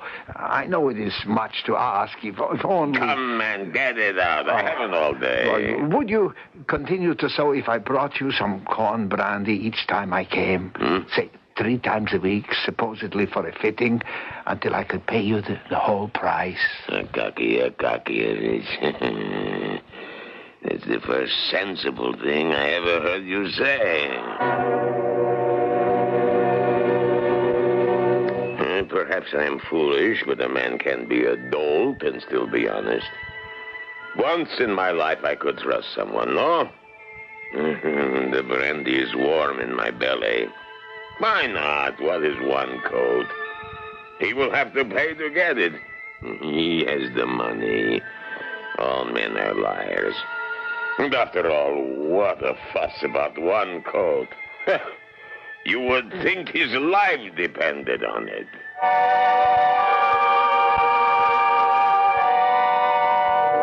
A foreboding statement. If Petrovich the tailor only knew it, as if his life depended on it. For you can see, perhaps it does. The coat has become a khaki, and a khaki the coat. In his preoccupation, it has become his life. I shall return shortly with Act 3.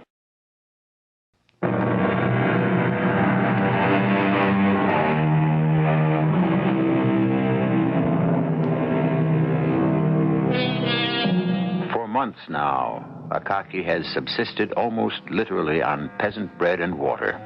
His samovar simmers no more. Meat is a dream of the past, and only an occasional bowl of cabbage soup gives him energy to continue. The only force that keeps him going is his dream of the overcoat, which is slowly taking shape on the table of Petrovich the tailor. Akaki is deeply in debt to his landlady, which necessitates his sneaking in and out of the house till, this time, he's caught. Ah, there you are. I've been trying to catch you for weeks, sneaking in and out. If it's about the rent. Oh, about the rent, perhaps, but not altogether. I'm only waiting for the bonus. All right, the rent let us put aside. 20 years you paid me steady every month.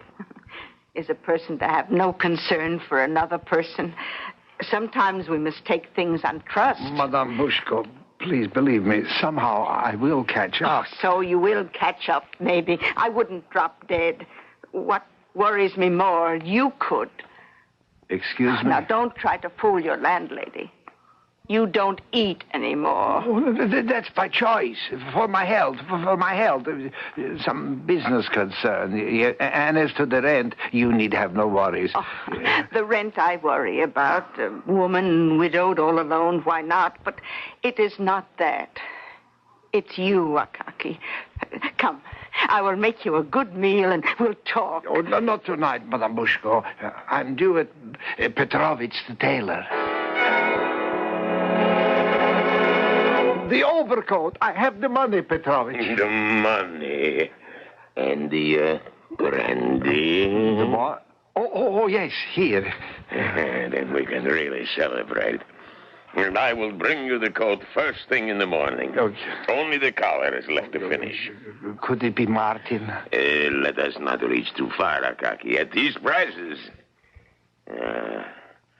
But I have something no one will ever know from the real thing.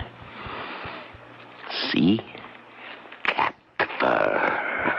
Cat fur? Cat fur? Oh, he feels so soft, so rich. You shall have the coat complete with the collar first thing tomorrow.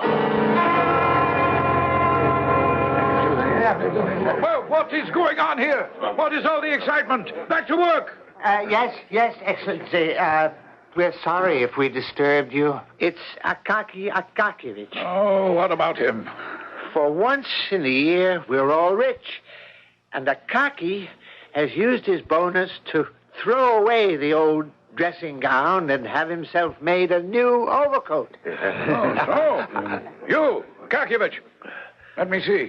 Is it not a work of art, Excellency? You see, here, the seams, and the collar. What fur would you guess? And the lining? Quilted. All this fuss about an overcoat? What kind of a government bureau is this that it can waste its time in trifles? Yeah, it's very nice, Akakevich. And don't let me ever see that old one. As for the rest of you, back to the important work that must be done. Important work. That is to laugh. Why? Isn't that what we do? Processing papers. Duplicating what 6 to 10 other clerks do just as well. It's a living. What else? The only thing that makes it bearable are what few occasions we have for a holiday. And now, we have occasion for another. Oh, but we just had one. Akaki's holiday. You finally got your coat. Aren't you going to give a party because of that? A party? But you... Don't you think he should? Yeah, sure. Don't you think? But I don't have any money left. Everything I had went for this. Well, then I shall give the party. Everyone to my house tonight to celebrate Akaki and his new coat. Come, Akaki. You must join the rest of us. Oh, I'm not much for dancing. Well, then you can drink. I'm not much for drinking. Makes me dizzy. Oh, tonight you should be dizzy. You drink the vodka here. Oh, I'm afraid to. It's such a long way home. You have your overcoat to keep you warm. Must you cradle it in your lap as if someone was going to take it from you? I was just feeling the fur. Cat fur. Let your hand see how smooth. You let your throat feel how smooth is this vodka. Drink up and join the rest of us. Hey! Let's drink to Akaki Akakevich and his coat with a soft fur collar. It was the greatest moment of my life. But they shouldn't have let me drink so much. Or I shouldn't have, because now I'm stumbling through the white mist of a Petersburg night. It is cold, numbing cold.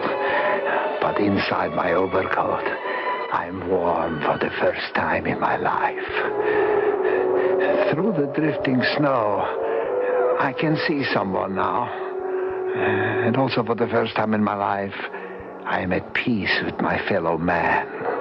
I can summon up enough resolve to ask this person where I am. Except that I misjudge a little and bump into him. All right, cousin. Isn't the pavement wide enough without you having to crawl up my nose? I'm sorry, I didn't see you were taking snuff. What else to keep the nose freezing against the cold? Best thing is an overcoat. Good night, kind sir. Hold a minute. An overcoat, you said? Did I? Just a manner of speaking, expression. Oh, but, cousin, I understand.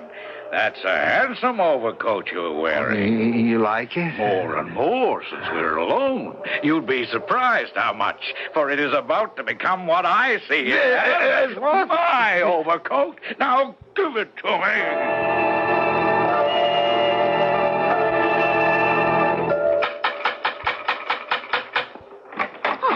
Heaven preserve us. What is amiss at this time of night? I've been robbed. He took my overcoat. Come in first. Come in by my fire and talk. Now, what happened? Well, a man, he came out of the Petersburg mist and he tore my overcoat, my lovely overcoat, my beautiful overcoat from my shoulder. Help! Help! No need to cry for help. Now, who was the man? I don't know. Then we must find out. How? You must go to the police. The police? What attention would they give to me? Just a lowly clerk. They would make a deposition and that would be it. If you just went into the station. But that is no way to do it. Well, how else? Don't waste your time below. You must go to an important personage. An important personage? But who? Oh, a police inspector, perhaps. Oh, yeah, that's a good idea. But not any police inspector. Yes, of course. The district one. No. The Inspector General. The most important personage is always the answer, whether you can reach him or not. And if you do, remember, he is your servant. The Inspector General? He's my servant? What is a government for? I don't know. Oh, it has to be for something. All I know is, when you have to deal with it, never start from the bottom. Start from the top.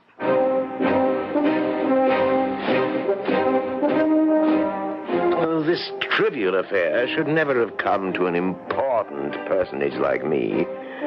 But in spite of all, somehow, this hysterical minor servant had broken through and was all over me. He ripped my coat off me, stole my coat, my overcoat. What has that to do with me? I must have it back. All my life savings, still some debts. How is it all to be taken care of? There are channels through which you I go. have no time for channels. I'm freezing to death. May I suggest, if you go to the right department, What department is for freezing to death and for losing everything you ever had? I want justice. I want my overcoat. Your overcoat is one thing. Justice is something else. I can't do anything immediately about your overcoat, but I can set machinery in motion. Will it get me back my overcoat? I don't know. All I can counsel is patience, and I really don't have time to spend with this nonsense. What were you doing out so late on the streets? I was coming home from a friend's party. Aha. Drunk, no doubt? Well, that in itself is not a crime, but... No. Please, listen to me. You don't understand. For months, I starved myself to buy this overcoat, and the very first day I wore it was stolen from me. By your carelessness in being a broadsword. Because it was a party. We are wasting time. Now, let me suggest the proper channels. First, you must make out a report, longhand, in triplicate, to be presented to the proper... Looking back on it, I suppose we were all to blame somewhere. Oh, Akaki came back for a few days to the bureau wearing the old dressing gown in the dead of winter, feverish, refusing to talk to anyone. Well, this is life. We had our own problems and no time for his. Till suddenly, he didn't show up for 3 days. And I had to go around to his lodgings to check on him. I got there in the nick of time. That is, if I wanted to catch him still alive. Oh, I'm glad you came, Excellency. Counselor. Counselor, I've sent for the priest. I think he's in extremis. Not that bad. You know our Petersburg. Without protection this time of year, the cold gets in the lungs and... Well, there it is. He is dying. You wish to go in and see him? Oh, thank you, madame. I will. Akaki? Who's there? Who's there? Ivan Ivanovich. Come to see you. Then I'm dying. No. If anyone comes to see me away from the office, I am dying. Now, Akaki... It doesn't matter. But where is my overcoat? Your coat? Well, now as to that, I don't know. Until I find it, I will never... Never what? Die. Never die. They left it all to me, of course, the men, after he died. No one cared all that much. I have to admit, not even myself. He was there for a while, and suddenly he was gone. So many people in the world like that. But not Akaki, not so easily. For most of us, it was only a note in the paper, but for the important personage, it meant a good deal more. Why, the devil you say. By the Clinton Bridge, ripped the overcoat off the man and faded away into the mist, eh? Well, don't worry. We shall take steps. And you, an officer of the law, are trying to tell me this specter tried to snatch the coat off your back? Well, that's how it seemed, General. But you fought him back? In a manner of speaking, you might say. Well, what does that mean? Well, he caught me in the cold and the mist and all. And you see, just at that moment, I was taking a pinch of snuff and... In the middle of it, I had to sneeze. And after I did, he was gone. Like I'd blown him clear into the neighbor river. He just up and disappeared. I do wish I could say that had been the last of Akaky Akakievich. But between you and me, I can't.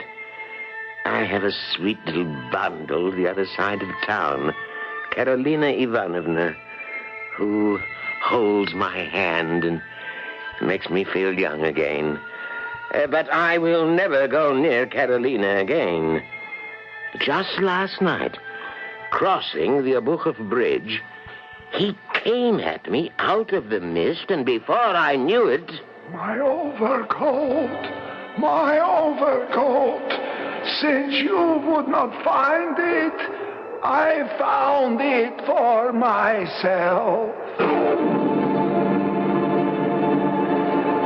It was over an hour and a half before I got home to bed, frozen stiff. And for almost a week I have stayed there, sweating out the pneumonia it brought on me, and the memory of that ghost. Yes, but I must say, he seems to be satisfied. My coat evidently fitted. For we have heard no more, any of us, from the ghost of Akaky Akakievich. Oh, there are still stories. Legends die hard. That Akaky roams the streets of St. Petersburg, snatching at people's coats to keep him warm through the wet and misty winter. But gradually they died out. Not surprising. The city became Petrograd, and then Leningrad. Different times, different cultures. And although it is still possible to freeze to death in Leningrad, they are not the same people for Akaky to haunt. So maybe he does rest in peace. I shall be back shortly.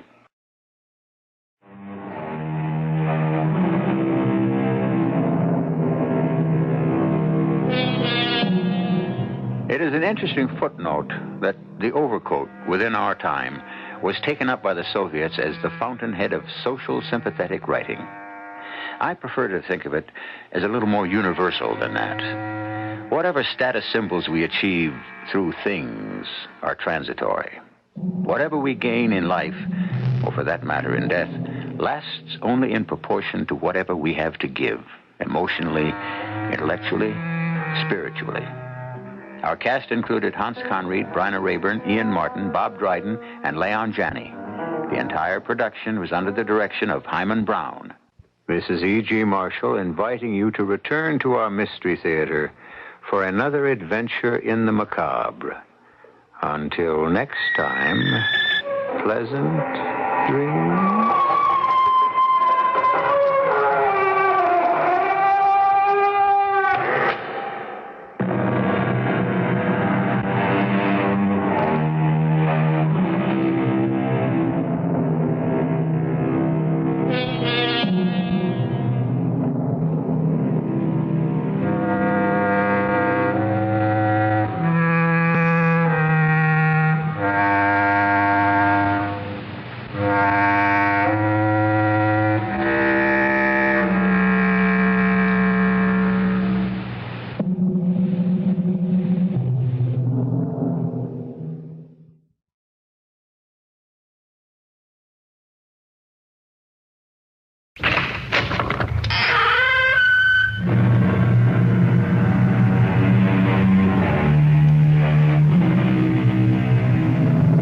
Come in.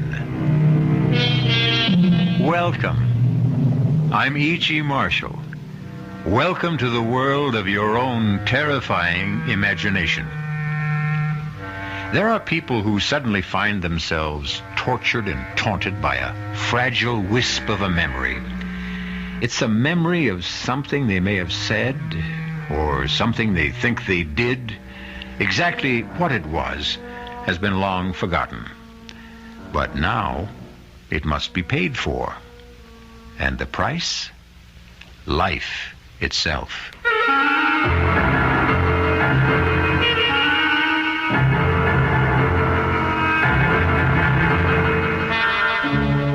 mystery drama, A Little Night Murder, was written especially for the Mystery Theater by Sam Dan and stars Tony Roberts.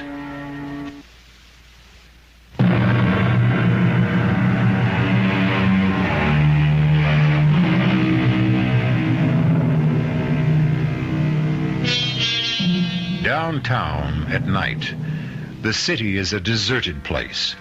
The lofty office buildings, those gleaming towers of glass and steel, stand quiet, empty and foreboding, like ancient temples.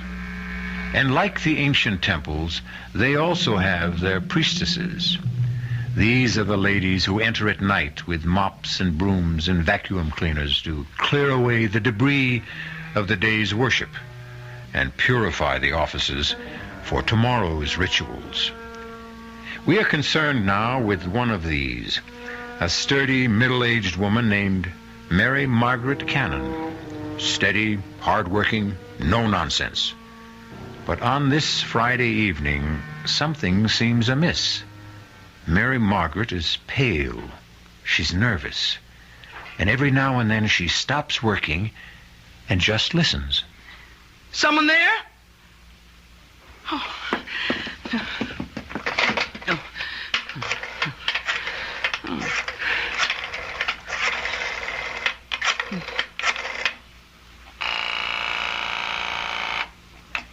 Hello? Terry. Terry, I'm scared. Scared? You? Oh, Mary, what did you be scared of? I don't know. It's these murders. Murders? These women who've been getting killed. I'll come and stay with you if you want. Oh, please. I'm so nervous, so jumpy. I'm so scared. Yeah, but why? I just don't know. Terry. Yes? I hear someone coming. Are you sure? I hear someone. Terry. I'll hang up and call the police. Oh, no, don't. It's just the guard. Yeah, you see? Now, is everything okay? Oh, yeah. Look, you just forget I called and get your rest. Oh, good evening, Tom. Oh, you're not Tom. No. I'm the new man, Mrs. Cannon. Oh, well, what happened to Tom? He called in earlier today. He said he was sick. They sent me down to relieve him. How'd you know my name? Oh, Tom told me. I asked him, who's in the building tonight, and he said, just Mrs. Cannon. But what? Well, Tom doesn't know my last name any more than I know his. We're just Mary and Tom. How did you know? Why shouldn't I know your last name? You know mine. How? How would I know your last name? It's Jackson. Remember? Little Peter Jackson. I never saw you before in my life. Oh, you did. Yes, you did. What do you want? I want to keep my promise. What promise? I promised I'd kill you. Why do you want to kill me? You don't remember? Well, let me refresh your memory, Mary Margaret Cannon. 23 years ago, you lived on Baxter Street, and one morning you walked into a little grocery store. Now you remember. You have exactly 30 seconds to live. Oh, please don't kill me, please. Shouldn't you be saying your prayers? But I told the truth. If it was the truth, then God will forgive you. Pray, Mary Margaret Cannon. Pray. Oh, listen. My husband and I, we have a little money put aside. And I know exactly how you got it. You can have it. All of it. Only don't, please. Pray, Mary Margaret. Jackson! Peter Jackson! Maybe 30 years old, tall, thin, blonde. Don't shout. No one can hear you. They'll hear me. They'll arrest you and hang you. His name is Jackson. Peter Jackson. Oh, no, don't. They'll catch you, Peter. They'll catch you. Number 4. Mrs. Mary Margaret Cannon. Number 5, coming up. Miss Alice Maitland.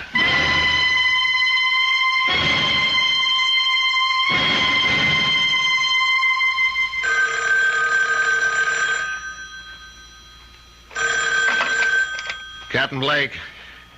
Yes, Commissioner. Commissioner, I understand you... Listen, if you think somebody else can run it better, then get somebody else. Oh, I agree, sir. Yes, sir. No need for any of us to blow his stack. Absolutely, sir. Yes, I'll keep you informed. Well, you got a pretty good one here. Is this your first mad killer assignment, Lou? Yeah, I guess so, Captain. Mad killers, mad bombers, mad stranglers, you name it. You get one every 10, 15 years. You can count on it. You get a rash of absolutely senseless killings. No motive, no rhyme, no reason. Should we talk to her husband again? What for? All he's going to tell us is what a great lady she was and how they neither of them ever had any enemies. Captain Blake, suppose it isn't a mad killer. 4 murders in 11 days. Number 1, Mrs. Martha Denson, shot while parking her car late at night. Number 2, Mrs. Janet Drew, shot in her backyard. Number 3, Mrs. Louise Goodman, shot in her apartment. Number 4, this cleaning lady, shot while at work. Well, could there be a connection? Did they have something in common? There's no pattern. None of them knew each other as far as we can make out, or even had anything in common. Yeah, that we know of. It's the toughest situation in our business. A mad killer. Okay, he's a mad killer. Every killer is mad. But does this one have a method to his madness? Yeah.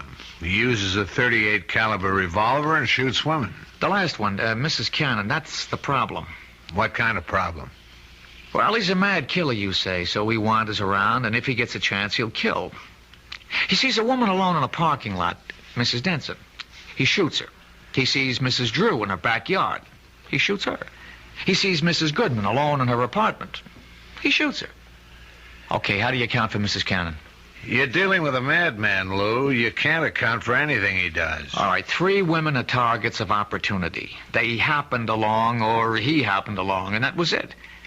But he went out of his way to kill Mrs. Cannon. Look, he had to slug the night watchman. He had to take the elevator up 12 stories to find her. It means he wasn't just out to kill any woman. He wanted that woman. Why? That's good thinking, Lou. And if this were almost any other kind of case... Blake. What? Oh, no. Not another one. Okay. Send her in. Did they tell you about nuts while you were getting your college degree? This one coming in sounds like a 14-carat nut to me. Captain Blake? Yes, I'm Captain Blake. This Detective Parker. How do you do? Huh? I'm Miss Maitland, Alice Maitland. I own a bookshop on 3rd Street, and... well, it's about the murders. Do you know anything about the murders, Miss Maitland? I know who's going to be killed next. You do? Who? Me. Why do you say that? I have a premonition. I see. I know what you gentlemen must be thinking. You're convinced I'm a hysterical woman or a crank. No, but Miss Maitland, do you have any enemies? I don't know of any. Well, we know there's a homicidal maniac loose. It's true he may strike at anyone. That's not why I'm here. I know he's going to strike at me. Well, what reason would anyone have for killing you?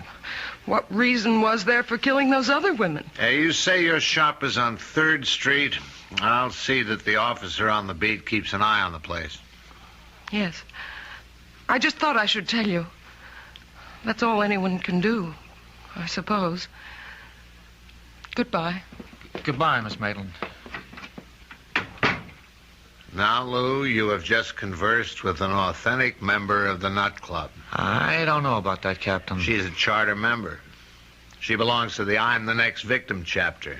I still say she's not a nut. Maybe not. Maybe she's just some poor little dame half scared out of her wits. Oh, she was calm. She was very calm. As a matter of fact, it's as if she knows what she's talking about.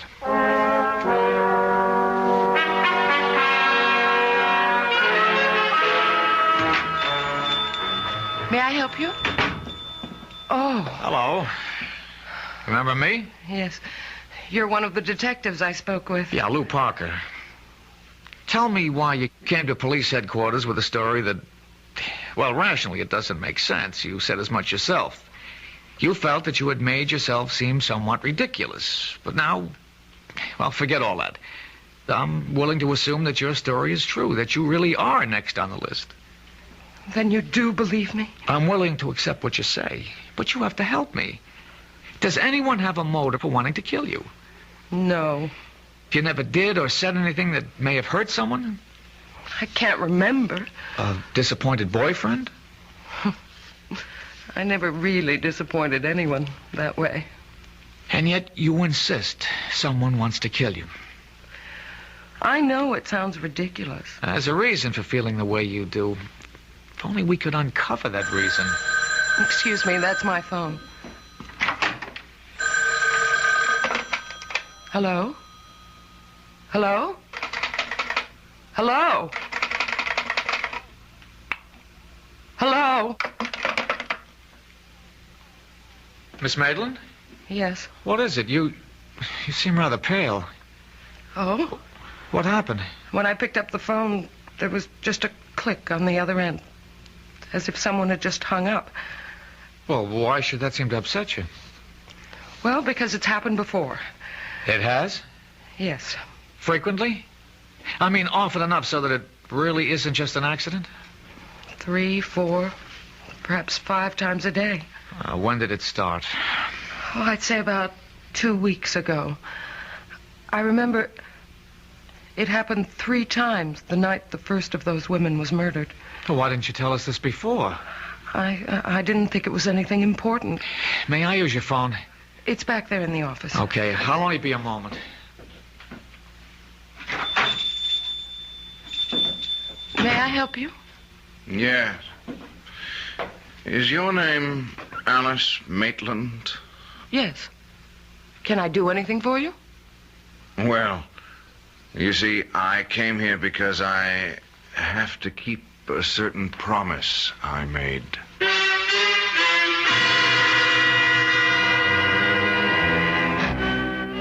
Say what you will about this young man. He has at least one redeeming feature. His word seems to be as good as his bond. But will he be able to keep this particular promise? This problem will be our primary concern when we return shortly with Act 2.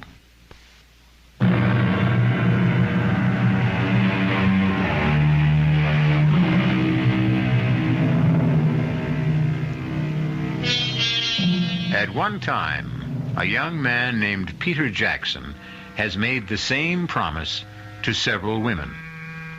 A promise that he would kill them. So far, he has kept his promise 4 times. Now, he is in a bookshop owned by a Miss Maitland, apparently ready to fulfill promise number 5. I came here because I have to keep a certain promise I made. You made a promise? Oh, yes. And I came here to keep my word. Miss Maitland, I think we're... Oh, I'm sorry. I didn't know you had a customer. What sort of promise are you talking about? I had promised a special person I would buy her a book. And I came in here to, Any particular type of book? Yeah.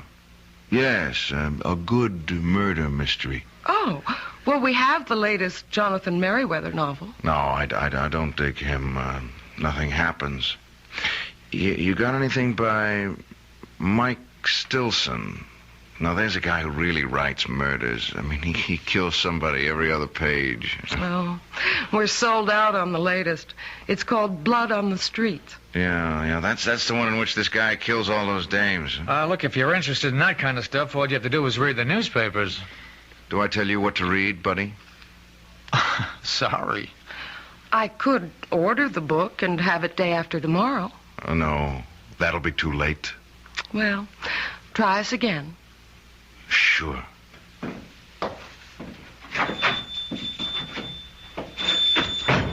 Well, there's a guy with gruesome tastes.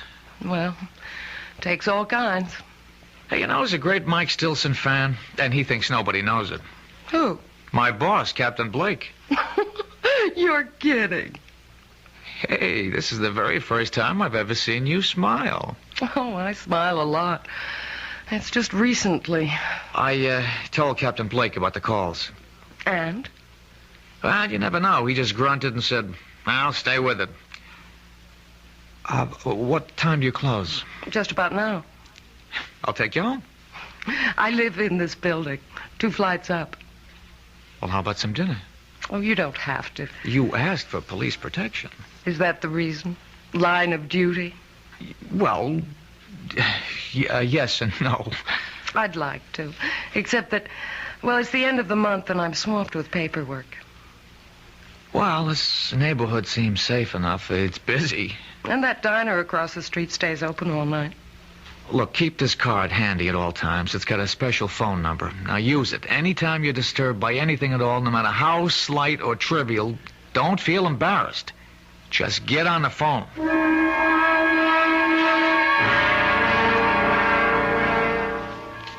But I've already told the officers everything. Yeah, I know, Mr. Cannon, but I just have one more question. It's very important. What could be important? Mary's dead. You said that Mrs. Cannon had no enemies. I'll take that back. She had a great many enemies. But when we asked you last night, you said she had none. Sometimes when you think about a question, you see it in a whole new light. Can you name some of these enemies? She was good.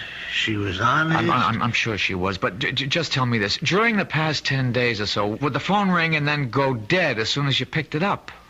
Yeah, now that you mention it, yeah, it happened. Often? At least 2, 3, maybe 4 times a day. I see. Is the name Alice Maitland familiar? Alice Maitland. Think. Alice Maitland. You know, there is something familiar about it. The Alice Maitland. Think of the type person with whom you could associate that name. Now, would she be a movie star, a librarian, a teacher, a woman who might own a bookstore? No, none of those. I think of a little girl. A little girl named Alice Maitland. Did she live in the neighborhood? You know, these past couple of years, my memory, it just comes and goes. Right now, it's gone. Well, if ever you remember why and how you know Alice Maitland, call the number on this card.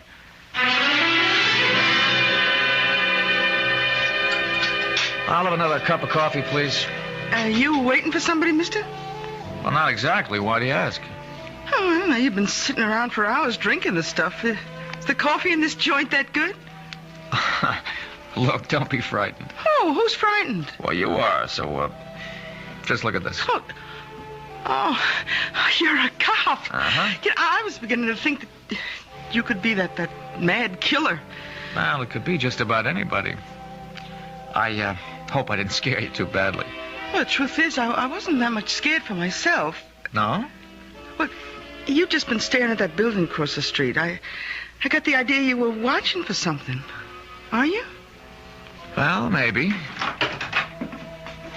Could I have change for the telephone, please? Thank you.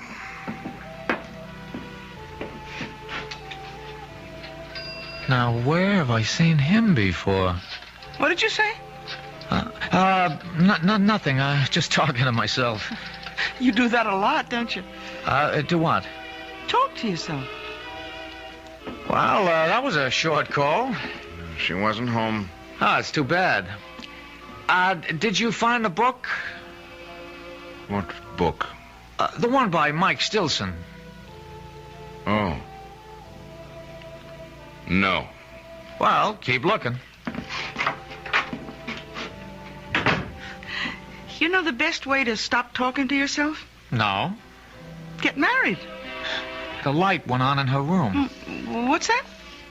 He went to the booth. He only had time to dial, and the light went on in Alice's apartment. Who's Alice? It Could be a coincidence. Wait a minute.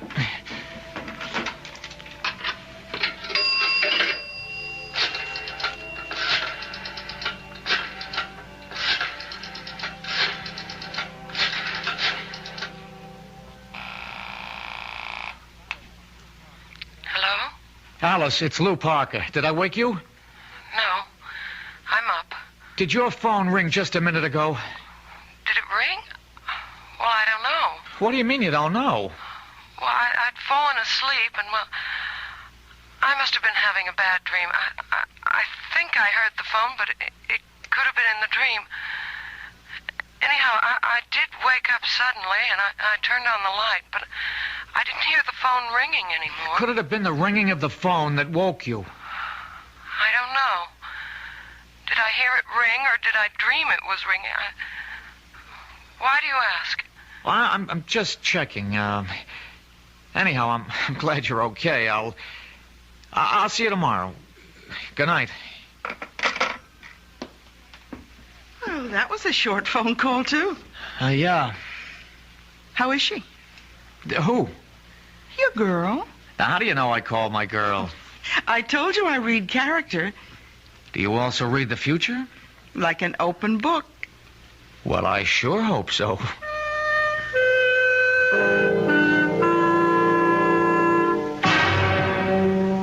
Captain, we got ourselves the killer. Oh, how can you be sure of your guy? I saw him in the bookshop. Does that make him a suspect? Maybe he likes to read. Then again in the diner. He may have been hungry. He didn't eat. He just went into the phone booth. He didn't even make a call. He was in there just long enough to let the number ring, and then he was out. So? So the light went on in Alice's, Miss Maitland's apartment. You mean he called her and hung up? Well, what?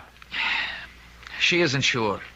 How can she not be sure? The phone rang or it didn't? It isn't that simple. You see, she was asleep and she can't be sure. If it was the ringing of the phone that woke her up, or if the ringing of the phone was part of her dream. Good luck.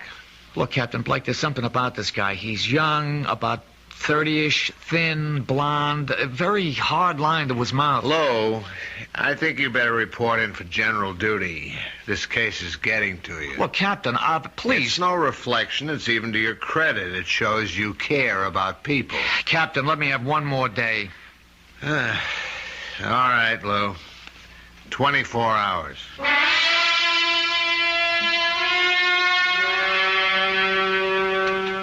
I'm sorry I've caused you so much embarrassment, Lou. That's all right. Captain Blake is unhappy. He'll get over it. He thinks I'm crazy. Well, he thinks most people are crazy. Lou, you can't keep guarding me forever. He has to strike at you soon. That's the pattern. He's done 4 murders in 12 days. That's one every 3 days. This is the night of the 15th day. He's due. Unless... Unless what? Unless I've scared him off for a while. No, keep away from your window. Why? Well, if he's around, we'll be tipped off. But could I have scared him away? After all, how would he know I'm a cop? You never saw him before? Never. We have to assume he's our killer. And what is the only thing we know about him besides his general physical description? We know he wanted a book by Mike Stilson. Blood on the streets. But he could have made that up on the spur of the moment. Nah, people rarely make things up in the spur of the moment. He knows what he's doing. He's out to frighten you. The phone calls are a part of it. That book. There's something in it that would cause you to be frightened. But what? I don't know. I've never read it. Well, he figures you did. After all, you own a bookstore. I have to sell books by Mike Stilson, but no one can force me to read them. Well, the clue is in that book. Wait a minute.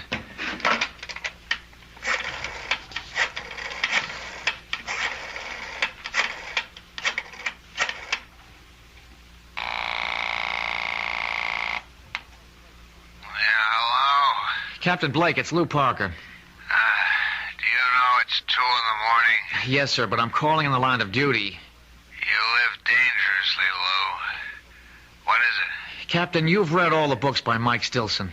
What? Don't deny it, sir. It's a known fact throughout the department. You mean you woke me up at 2 a.m. just to ask? Line of duty, sir. If I read those books, it's only because I get a good laugh at how unrealistic they are. Captain, what's the story of blood on the streets? Lou, I hope your patrolman's uniform still fits. I'll be able to prove this is the line of duty.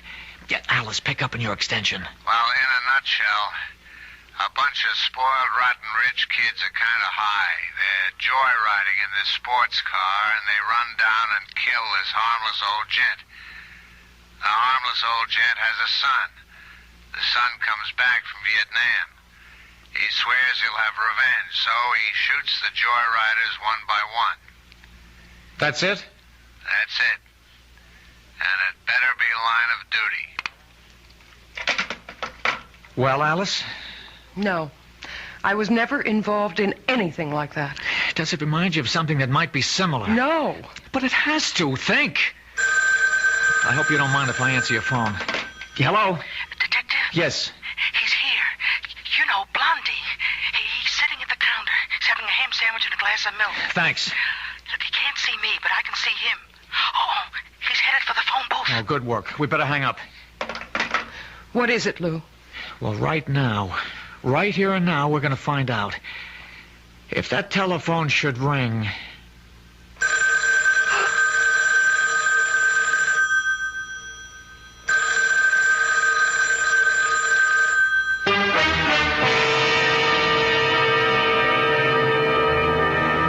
Whatever his faults, and we have already witnessed a rather grievous one, at least young Peter Jackson is something of a sportsman. In his own way, he warns his intended victims.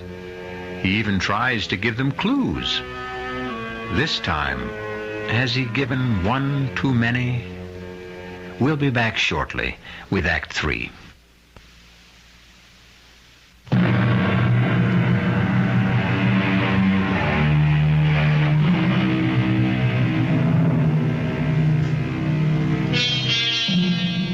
What would our civilization be without the telephone? Imagine your life without it. And the way the telephone works, it requires two people to complete a call. However, some of the most eloquent conversations can be carried on when there's no one at the other end, as you shall hear. Answer it, Alice. Answer it. Hello? He hung up. Now I've got him. Where are you going? You stay here.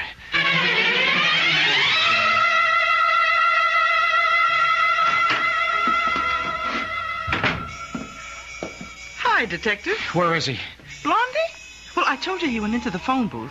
He didn't stay in there more than a couple of seconds, and then he ran out of here. Did you see which way he went? He didn't even pay his check. Which way did he go? Look, you got nothing to worry about. You'll get him. What are you saying? He ran into a cab that's usually parked outside. All right, could you describe I don't have to describe. I know. Look, all I want is I know the cab driver. He's a school teacher for days, and he moonlights. His name is Vic Wilson. Does he have a radio? They all have radios. How could he make a living? What's the company? Oh, what a great witness I make. Jefferson.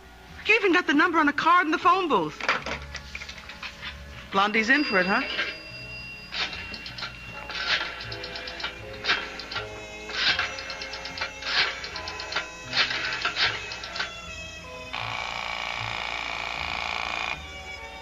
Jefferson Cabs. This is a police call. You have a driver, Vic Wilson. He's on a job right now.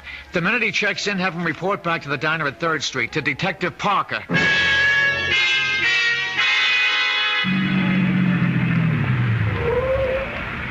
Detective Parker? Yeah. How do I know it's... My badge.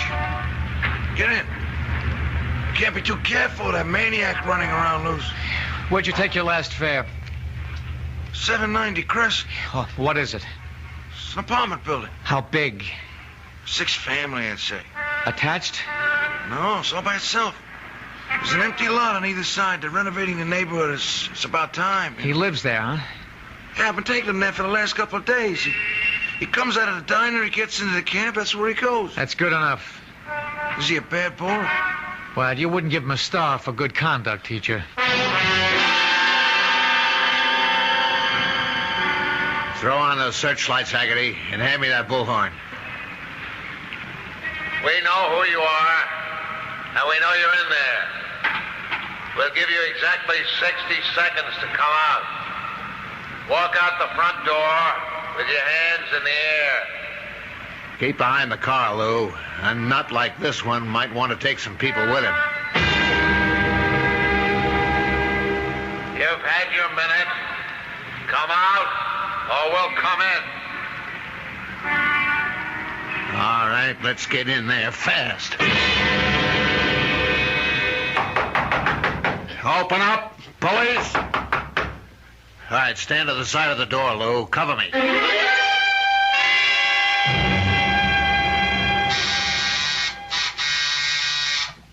Who is it? It's me, Lou.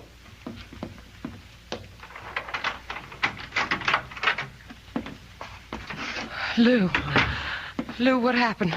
Well, You didn't get him. no, we didn't get him. Maybe it was the wrong house. No, the cab driver insists that's where he's been taking him. Then what happened? Oh, he's smart. He has himself dropped off at a false certain address in case he's being tailed, and then he sneaks out. Makes sense. Of course, Captain Blake doesn't believe a word of it. But, Lou... Oh, come on. 6 families live in that house. 6 ordinary, law-abiding families, and we rouse them at 5 in the morning and search the place. How angry is Captain Blake? Well, if he ever gets over it, I may wind up working nights in charge of the property office. Otherwise, I'm pounding a beat down along the docks.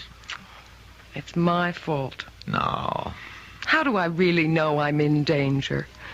Why isn't this the product of an overwrought imagination? And the phone calls? Coincidence. And the guy in the bookshop? And we see him again in the phone booth just before your telephone rings? It could all be coincidence. I can't accept that. Captain Blake does. As far as I'm concerned, you're in danger, and you're convinced of it too, aren't you? But I don't have to be right. We can't take any more chances. Now, I'm going to stay here with you for another hour. By then, the stores will be open, and we'll buy you a small .25 caliber revolver. No. I'll arrange for a permit, and I'll show you how to use it. But I can't stand the sight of a gun. Alice, if a man is determined to kill you, all the advantages are on his side. We have to reduce the odds. I couldn't own a gun. I couldn't use one even if it meant saving my life. Now, Alice, I don't want to say that sounds silly, but... Lou, I don't think I can ever forget. Forget what? Well, I was standing right next to a man once who was killed by a gun. When? Oh, years ago. I was about 6. Who was killed? A very nice man. He was our grocer, Mr. Jackson. It was the day after New Year's, and Mama sent me out to buy... To this day, I remember... a quart of milk, a half-pound of butter, and a jar of strawberry jam. And then this man came in. He had a gun. It was a holdup. And suddenly, there was a loud explosion and a terrible flash of light. Oh, it was terrible. Mr. Jackson fell to the floor. He was dead. And the man ran away. Was he ever caught? Oh, yes. Just a few hours later. I had to go to the station house to identify him. Do you realize what you've just told me? This is it. You identified the man. He was sent to jail. Now, years later, he wants his revenge. But that's not what happened. No? Well, you see, I was so frightened. I wasn't sure. I really couldn't identify him. And he went free. So why would he want to kill me now? Then that gets us nowhere either.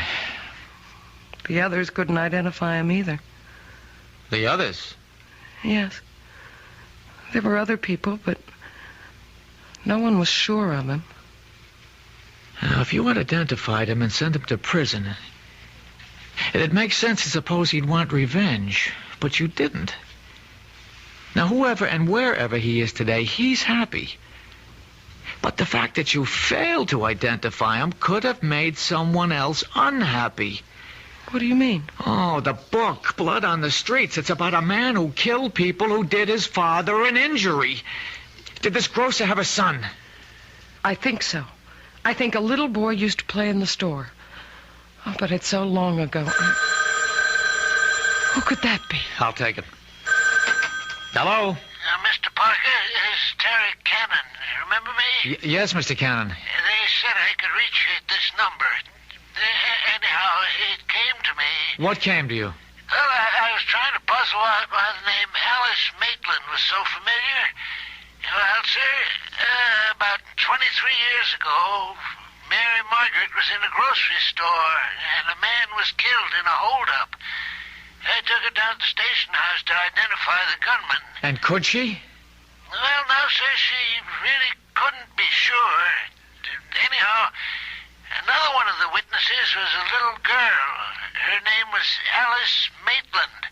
And I remember her because she was the most terrified little thing I'd ever seen in my life. Thank you. Thank you, Mr. Cannon. I've got you. Finally, I've got you all tied together. Who?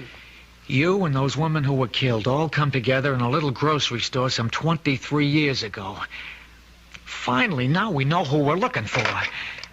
I'd like to see the look on Captain Blake's face when I tell him You won't this. live to see that look, friend. Lou! I know you got a gun in the shoulder holster. Just lay the phone down. Slow. Easy.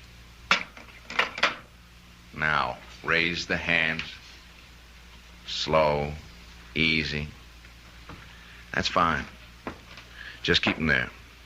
I guess your name is Jackson. Peter Jackson, Jr. You figured it out. So I figured I'd have to come back and get both of you. The hands stay up. Well, it's too late, Peter. We know about you. Yeah, you know about me, but the other cops don't. See, I was in the house across the street when you staged the raid. I thought I'd die laughing. I learned never to get dropped off where I live. That way you don't get surprised. You won't get away with it. Oh, I'll get away with it. She's the last one. I'm sorry about you, but I'll walk out of here. And who knew it was me? But why her? She was just a kid. She lied. But I didn't know. I really didn't know. Yeah, that's what they all said, but they were lying. They were bought off. All of you were bought off. Come on, Peter, talk sense. My father is murdered, and the law lets a killer go free, and you want me to talk sense? Does it make sense that 5 people who were standing right there couldn't recognize him? But I couldn't be sure. I really couldn't be sure. My father, he never hurt a soul in his life. If a hungry person didn't have a penny in his pocket, he could still walk out of that store with a loaf of bread or a bottle of milk. If your father was that kind of man, what would he think of you, killing innocent people? My father believed in justice. But you knew who the killer was. Why didn't you go after him? Yeah, I did, but I was cheated. I spent years on his trail, and when I finally caught up with him, he was in his grave. Well, my father wasn't going to be cheated out of everything. If I couldn't have the killer, at least I could get the people who helped him. Let me explain something. No, you don't want to explain anything. You want to stall. You want a chance to go for your gun. Well, you won't get it. See, I'll kill you first, and then her. There's such a thing in this world as justice. If the law won't give it to you, then you make your own. And that's why you're doing this? For justice? That's right. That's wrong. You're doing it because you love to kill. That's a lie. Ah, it's the truth. Look at yourself. Look at how you're enjoying this. I'm doing what has to be done. You killed those 4 women and you enjoyed it. You have 30 seconds to live. Say your prayers. How long do you think you have to live? You're going to keep killing and you'll be caught. You can't stop. I hate killing. Come on, you love to see people under the gun, how they squirm and sweat. You're eating this up. Look at your face in that mirror. Look at that grin. Like a wolf. See how flushed and excited you are. Look at yourself. Look. Break your arm, drop it! Very good work, Lou. Very good. One more second and we would have had to gun him down. This way we can take him home alive. Captain Blake. Somehow, I'm going to get back here. Get back to you, Miss Alice Maitland. I'll keep my promise. Haggerty, Gordon, cuff him. Hustle him back to headquarters. Look, Alice, don't worry about him. Are you all right, Miss Maitland? Yes, I think so. Well, you shouldn't be. It was a rough experience. Why did you come back, Captain? Well, I guess we both solved it, Lou. You broke it by pure and simple brain work. I waited for a miracle. Oh, did you get it? Yeah, I got it. I got it because of this little machine. Huh? Mary Cannon was killed in an office. She managed somehow to throw the switch on a dictating machine. A secretary came into work this morning, and she heard Peter Jackson, and she didn't stop running till she got to my desk. Listen. His name is Jackson. Peter Jackson. They'll catch you, Peter. They'll catch you. Number 4, Mrs. Mary Margaret Cannon. Number 5, coming up, Miss Alice Maitland. You see, Lou? There's your whole story.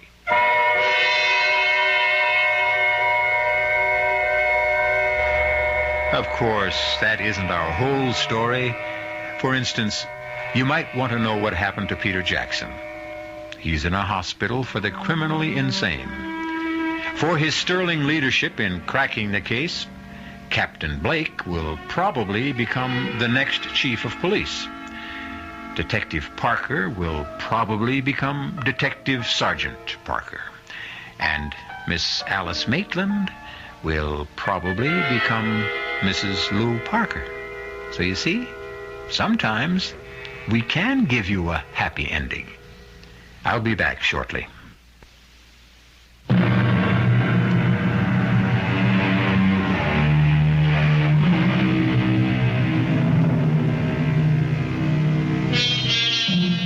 The story you have just heard was concerned with the most precious concept the human race has ever created: justice. And when you think of Peter Jackson, perhaps he proves the point made by a great poet. When a man takes justice in his own hands, he will soon shape her to his own ends. Our cast included Tony Roberts, Susan Grossman, Jack Grimes, Bryna Rayburn, and Robert Dryden. The entire production was under the direction of Hyman Brown. This is E.G. Marshall inviting you to return to our Mystery Theater for another adventure in the macabre. Until next time, pleasant dreams.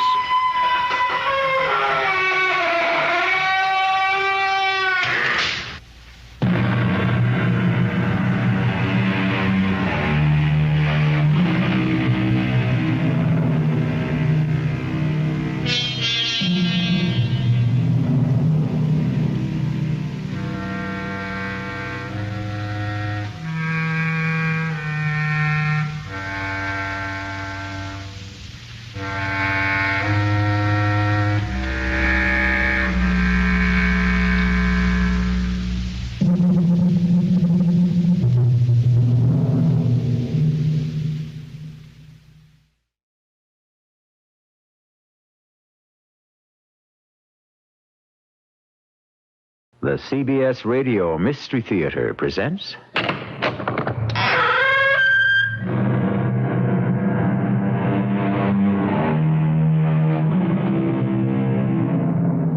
Come in.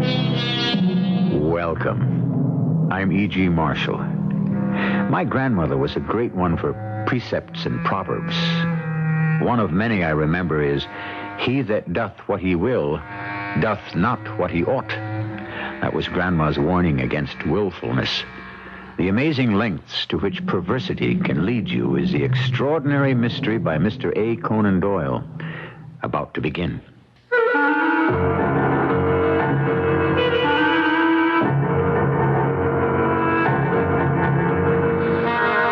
Our mystery drama, The Cabinet of the Unsolved, is adapted from a story by Conan Doyle, especially for the Mystery Theater by G. Frederick Lewis, and stars Robert Dryden.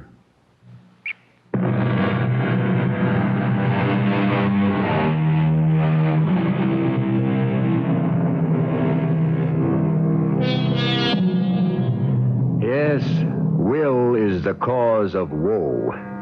Perversity, pig-headedness, obstinacy, all these principles of evil can lead a young man down a path from which there is no turning or returning. We are all born into this world the same way, but the roads we choose are too often our undoing, to which Inspector John Hilliard of Scotland Yard can well testify. There is a display cabinet at the yard marked unsolved. In it are items of clothing, weapons, empty bottles of poison, a parasol, even a pocket Bible. Evidence still insufficient to bring the guilty of various crimes to justice. I had in my hand a letter just received, which at long last might be the key to solving the Manchester Express murder, a case which began in London's Euston Station at 4:30 one blustery March afternoon. Are you taking the Manchester Express, sir? Yes, we are. First-class coach, please. Are you the train guard? I am. If you and your lady will follow me, I'll find your compartment. Oh, one that is empty, if you please. My wife doesn't wish to be disturbed during the journey. I will if I can. But the 5 o'clock in Manchester is generally crowded. Hey, here we are. Hey, let's try this compartment door, shall we? Oh. I'm sorry, sir. I'm looking for a vacant compartment for this lady and gentleman. That was a smoking compartment. That man in there was smoking a cigar. The lady cannot abide smoking. We'll give it another try. If we'll have to look sharp, the train's about to leave. This one is vacant, sir.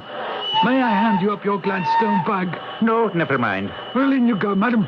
You'll have the entire compartment to yourselves. Now, you, sir. You sure you don't want a hand with that bag? I said no. Now shut the door.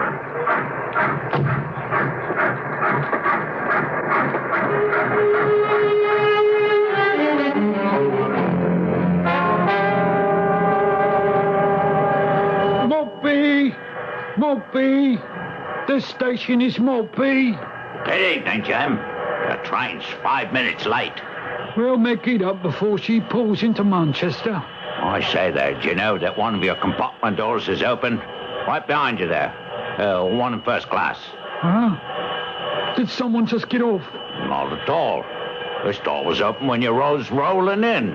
Here, let's have a look, huh? That's strange. There was a man with a cigar in there at Euston. Nobody in here now. A short, red-faced man with a black beard smoking a big cigar. Oh, that's why I put the gentleman and lady in the next compartment. Oh, let's ask them. Perhaps they know something. Oh, my Lord. Will you look at this? Is he dead? There's a hole where the heart is. A bullet hole, I warn you. Lying there. Such a young fellow. Did he get on at Euston? Well, not to my knowledge. I've never seen this unfortunate young man before. As I say, I know I put a gentleman and a lady in his compartment. Are you quite sure, Jim? A lady? Well, look up there with your head. What do you say? A lady's parasol. Oh, you're taller than I am. Would you reach it down from the luggage rack? Oh, yes. That's the parasol she was carrying. Huh. 3 missing persons and a corpse. Oh, I can't let the train go on to Manchester now. Oh, you're right. Yeah? What you going to say, Jim? Well, not to expect the express to be on time today. And right quick to get on to Scotland Yard. That was how I got into the case. 3 hours later, I was in Maltby. I identified myself as from Scotland Yard and found Jim Sloan, the Manchester Express train guard. He took me to the scene of the crime. Well, there's your body, Inspector, here. Just as the Maltby station master and I found it. We haven't touched the thing.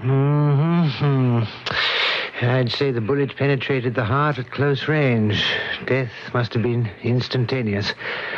All right, let's have a go through the man's pockets. Oh, goodness. Look at this, Mr. Sloan. 2 gold watches in his waistcoat. Here's another watch in his ticket pocket. Is there a ticket, Inspector? I haven't run across it yet. Another watch in the breast pocket. Oh, that's not all. Look here. This leather strap round his left wrist. There's a watch there also. 6 watches. Oh, I'd venture to say this man was a pickpocket. That might explain it. On the other hand, no. No? These 2 watches are American make. So is this one. They all are.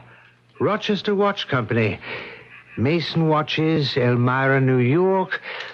Well, now we're finding a few interesting items.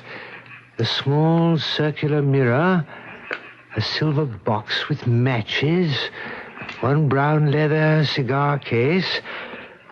I'd say whatever led to the young gentleman's death, the motive was certainly not robbery. And no railway ticket? No ticket.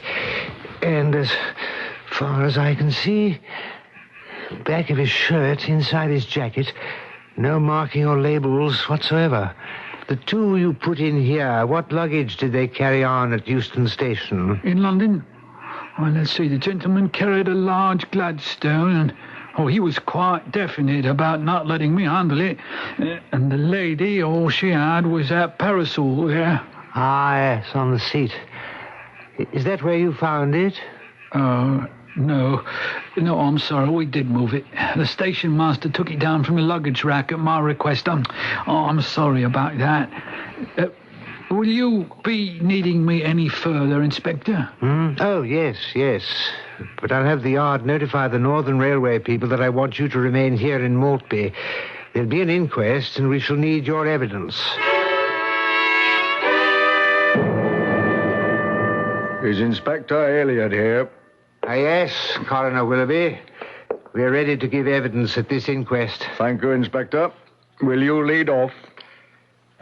We of the yard have concluded that a crime has been committed. Assault and murder. We found no weapon in the compartment. Yes. That disposes of any suicide theory. Quite. Inspector, we have a report here concerning the weapon used. From the bullet obtained in the deceased, it appears to be of small caliber, fired at fairly close range. Do you confirm this? Absolutely. Anything to add, Inspector? At this point, only pure speculation. Sir? The question of how or why 3 passengers could leave a moving train, one of them getting on the train during the run between London and Maltby. I plan to go into that, Inspector. You may step down, sir. Will the train guard, James Sloane, please step forward? Oh, yes, sir, Mr. Coroner. Present. Regarding the inspector's speculation, do you have anything to add? Oh, you mean you'd like me to repeat what I told you before the inquest began?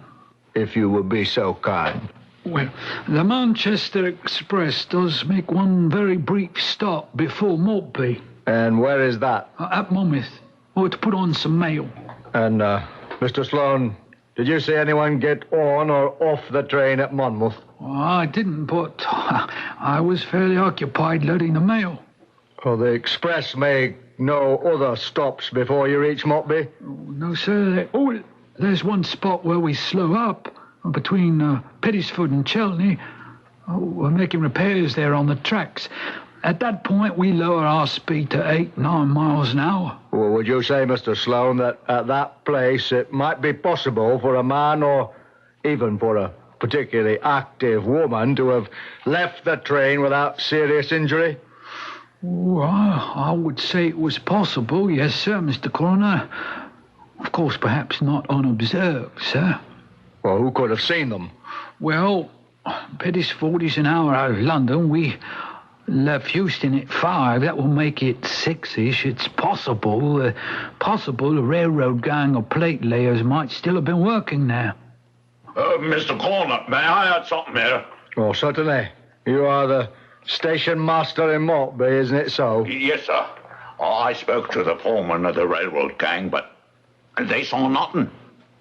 Oh, so it's the view of you gentlemen, I take it, that someone might have jumped off the train unseen or jumped on. Coroner, that is our view as well. At 6 o'clock or so, it is fairly dark this time of year. There's probably an embankment. Oh, yes, sir. Right along there, sir. A steep embankment. Which could have served to screen anyone from sight. May I suggest, Coroner, that we recess this hearing until I've had the opportunity to actually walk the distance between... where did you say the two spots were, Sloan? Pettisford and Chelney. Oh, yes. It is also quite possible that along that route we may discover the murder weapon.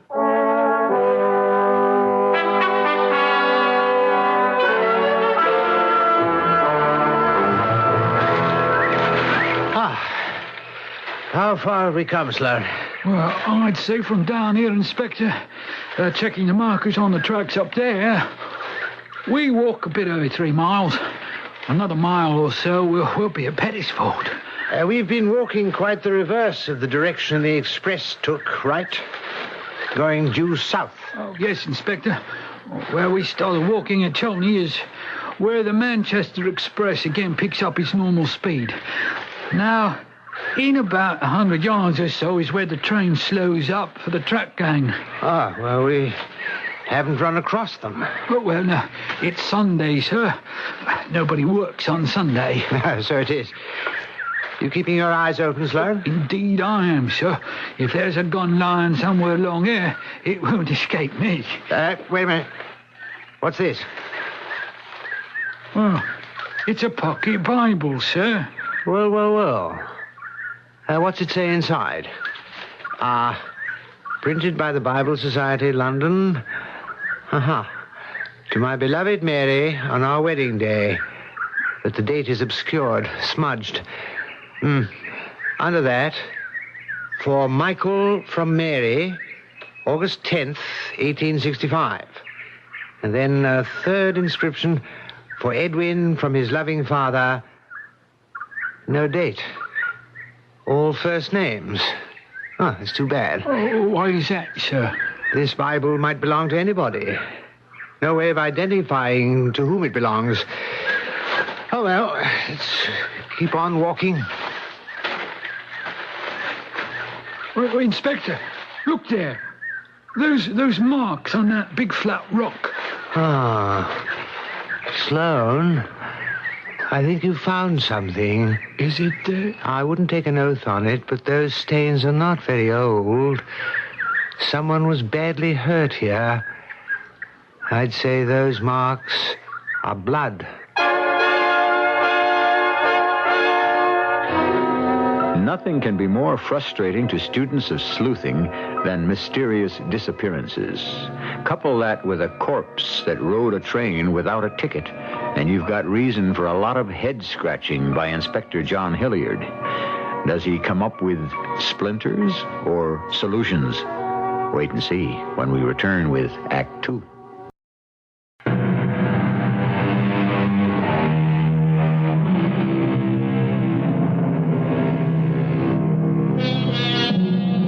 Remember the old saying, for want of a nail, the shoe is lost. For want of a shoe, the horse is lost. For want of a horse, the rider is lost. What does that tell us? Don't overlook the tiniest detail. It is that ability to probe and to question that has made Inspector Hilliard his reputation.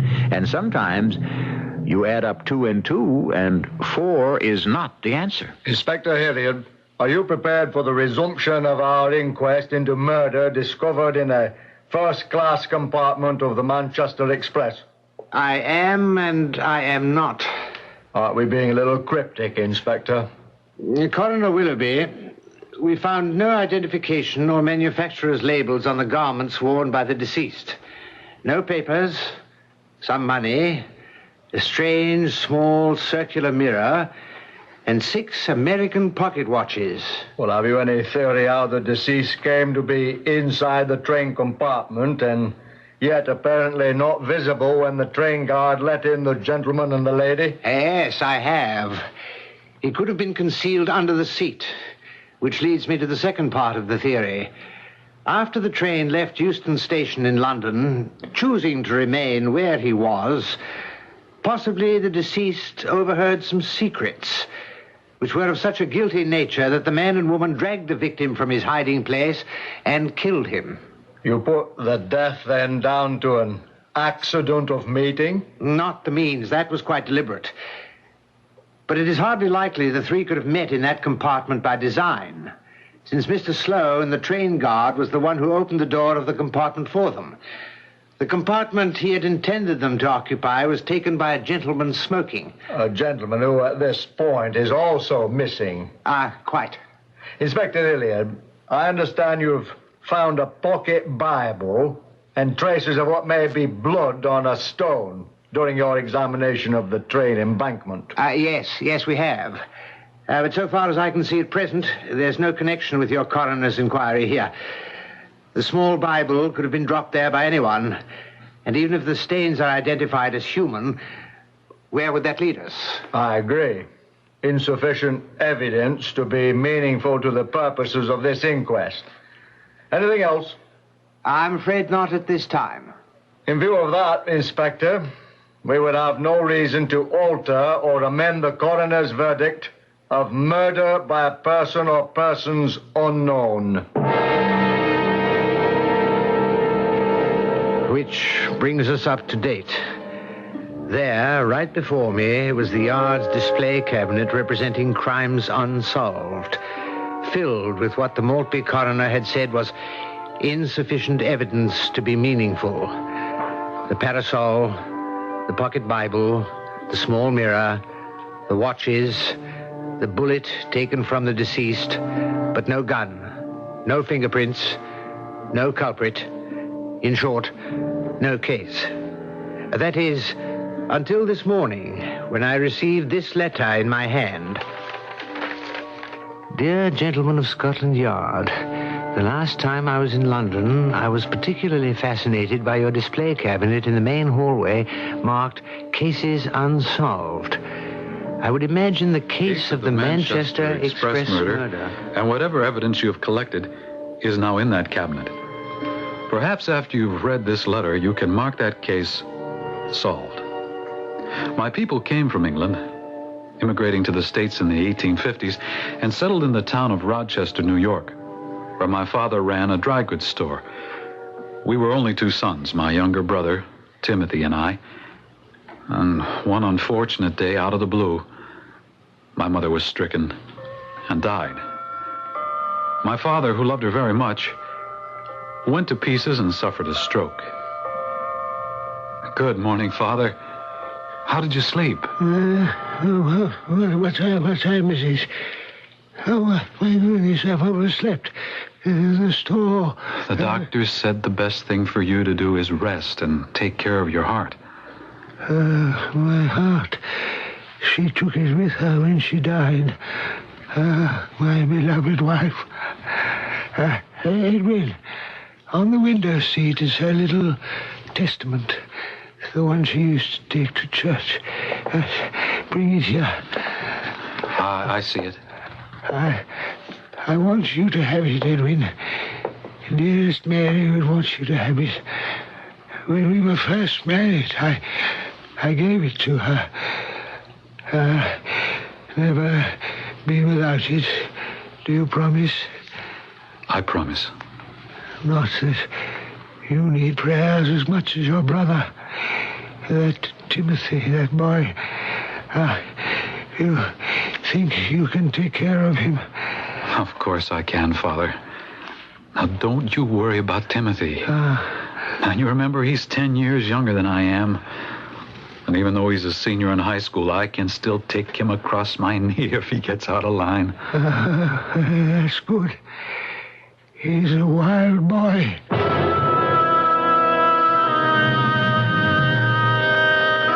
It's really about my younger brother, Timothy, that I'm writing you, gentlemen of Scotland Yard. He barely got through high school by the skin of his teeth.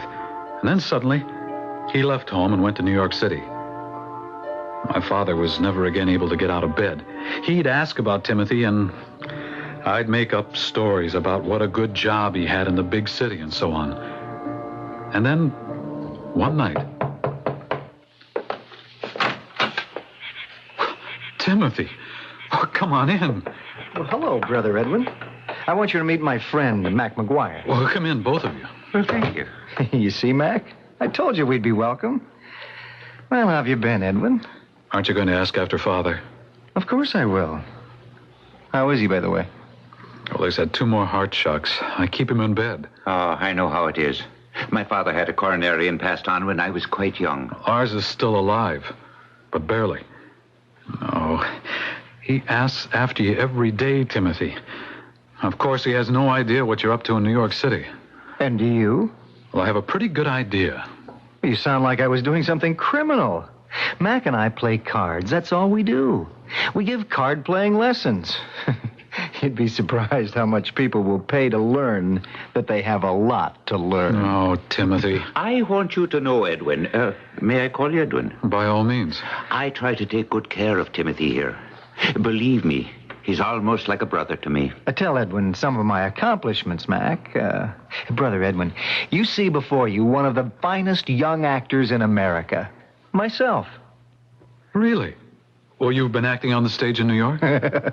Not exactly. Oh, he's very good at disguises, your brother is. He acts out little parts, pretends to be different people in order to induce gentlemen of means to join in a game of cards. It's a lot more fun than being a storekeeper, Edwin. Why did you come back to Rochester? Oh, just to have a place to rest our weary bones until the heat's off. Well, some of your card-playing clientele didn't feel they got their money's worth, huh? Look, Brother Edwin, we didn't come here to be criticized. I don't like the tone of your voice. Well, let me remind you, Brother Timothy. I'm still 10 years older than you are and a lot heavier. I can still give you one good thrashing. Now, you and Mr. McGuire are welcome to stay here for a time, but I warn you. Try any of your card-sharping tricks in this town, and I'll hand you over to the police so fast it'll make your head swim. Brother or no brother?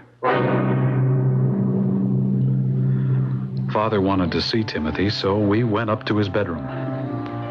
I'll say this. It did a lot for him. Timothy was always the favorite. But he and Mac McGuire hadn't been in town a week when I got a call from the police. Timothy had been arrested for passing a forged check. I said I was sorry, didn't I? Being sorry isn't good enough, Timothy. I needed the money. Mac and I had this pigeon all staked out. He was aching for a game, just begging to have his feathers plucked. You needed a bankroll to cheat someone, and you didn't care how you got it. That's irresponsible, Timothy. I know I'm unreliable and crazy. And downright crooked. Now, I've squared it away with the police. The money's being returned. And you're leaving here first thing in the morning. Where's Mac? Your good friend? Oh, I saw him at the railroad station with his bag. He's smarter than you, Timothy. He's gone. I promise. I won't do anything like this again. Well, I hope so. But ever since we were kids together, you've left a trail of broken promises 10 miles long. Now, brother, you are going to do it my way. What way is that? I'm afraid just taking you as far as New York isn't far enough. I mean, have you any idea what this would do to Father if he ever found out that his son was almost jailed for passing a bum check? And I wouldn't like him to find that out. Well, I guarantee you he's not going to. I'll straighten out, I promise. Well, I'm not waiting for that. You're going to do as I say, or I'll take you down to headquarters right now, tell them I've changed my mind, and let them throw the book at you.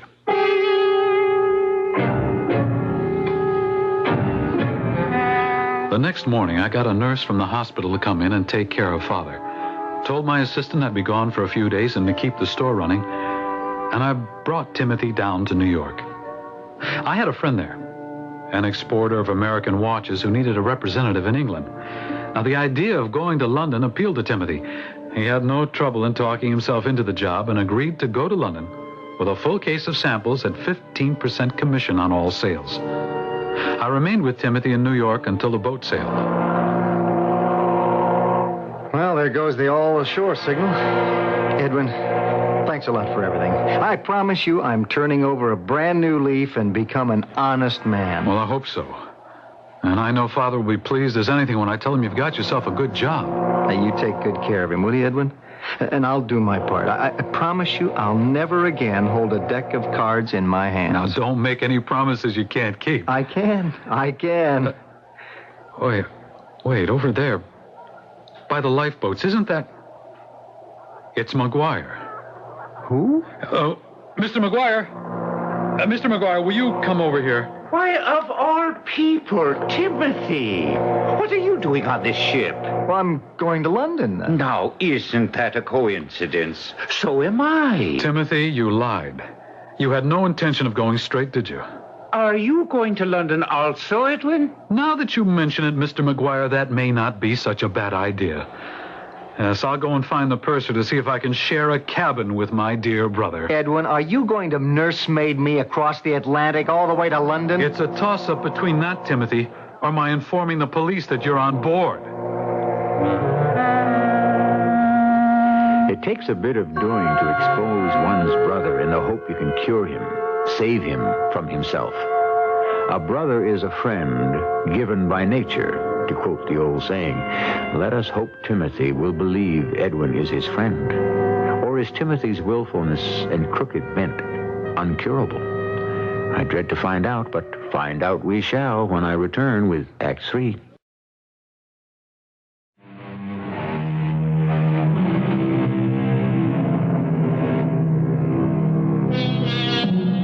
Where are we? Oh, yes. Standing beside Inspector John Hilliard in front of a display in Scotland Yard of evidence relating to crimes unsolved.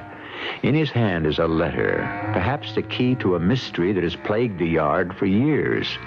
3 passengers disappeared from the Manchester Express one day, leaving only a corpse behind them and not enough clues for a solution.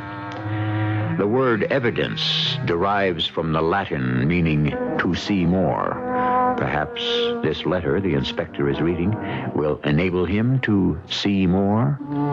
Gentlemen of Scotland Yard, if I've gone into some detail, it is because I want you to understand the predicament I was in. The ship sailed, and I shared a cabin with my brother.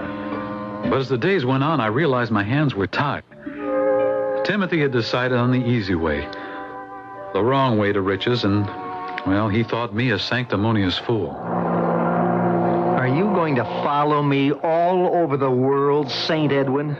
Watch over me as if I were a child? Surely you must feel just a little bit idiotic. I'll tell you what I feel. I feel ashamed. I thank the Lord Mother's not with us any longer, and that Father need never know what his favorite son turned out to be. Now, if your lecture is over, I'd like to join some friends in the salon. Oh, Timothy, listen, please. Look, here's Mother's little Bible, remember? The one she used to take to church. Yes, I remember. Well, for her sake, give it up, this life of yours.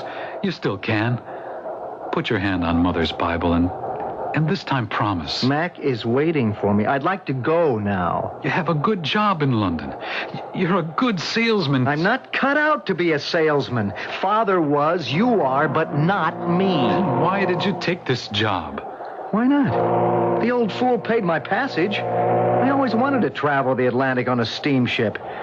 Mac said we could clean up from Block Island to Southampton. I couldn't give up. Somehow, I had to make Timothy see the error of his ways. In the ship's salon, I found him and that McGuire playing poker with 2 passengers. Two lambs about to be fleeced. I knew that if I didn't warn them, I was no better than an accomplice.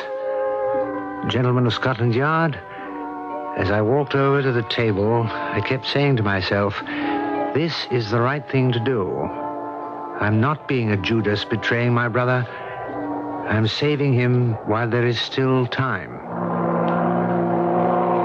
Hello, Edwin. Gentlemen, may I interrupt this game for a moment? No, you may not. Go away. We're playing and we do not wish to be disturbed. Your dear Timothy. Please, Edwin. Will you go away? Don't make a nuisance of yourself. Timothy, will you get your brother out of here? This gentleman is Mac McGuire. Have you been introduced? You see, Mr. McGuire is one of the most notorious card sharpers in the United States. Prove it, you meddlesome idiot. Oh, I'd be glad to. I'll sue you for slander. Will somebody fetch a captain? Mr. McGuire, if you will turn up your right sleeve to the shoulder, well, go on. Don't you wish to sue me for slander? Well, go on, Timothy. Don't stop dealing the cards on my account. Why, gentlemen, look what we have here. Indeed, what have I picked up from my brother's lap? Well, do you know what this round little mirror is, gentlemen? Give that back to me. Oh, certainly, Timothy. Take it. Well, gentlemen, let me tell you how it works. One sits back a bit from the table, lays the mirror face up on the lap, and as you deal... why, you can see the face of every card you give your adversary. You see, one can learn a great deal about card sharping if one's brother is in the business. I'm getting out of here. The game's over, gentlemen. As I write this letter so many years later, I recall that Timothy was very quiet and reserved as we arrived in London. I installed him in a flat, and he seemed quite shaken by the scandal aboard ship. Or so I thought. He started the rounds of selling his American watches, and I was delighted he appeared to enjoy his work. It seemed to me he'd turned the corner, and I decided I could safely return to Rochester. I went along to the steamship line, purchased my ticket, and returned to the flat. Well, who just walked in the door if it isn't Brother Edwin? McGuire. What are you doing here? He's helping me pack, can't you see? Where are you going, Timothy, and why? Well, it's rather a long story, dear brother, and we don't have the time to tell it. A little problem has presented itself, so we thought this might be a good time to go up north and enjoy the country air. Have you been up to your old tricks with McGuire again? I thought you promised me that you would... We met purely by accident and just happened to get into a little game at the Railroad Hotel. Stupid loudmouth, all that shouting just because one of them bent down to tie his shoelace and found an extra ace on the floor. Hurry up, Timothy. Trains wait for no man. Tim's not leaving here. If he's broken the law, it's about time he paid for it. I'm locking this door. Give me that key, Brother Edwin. Now, don't be silly. Take your hands off me. Give me that key.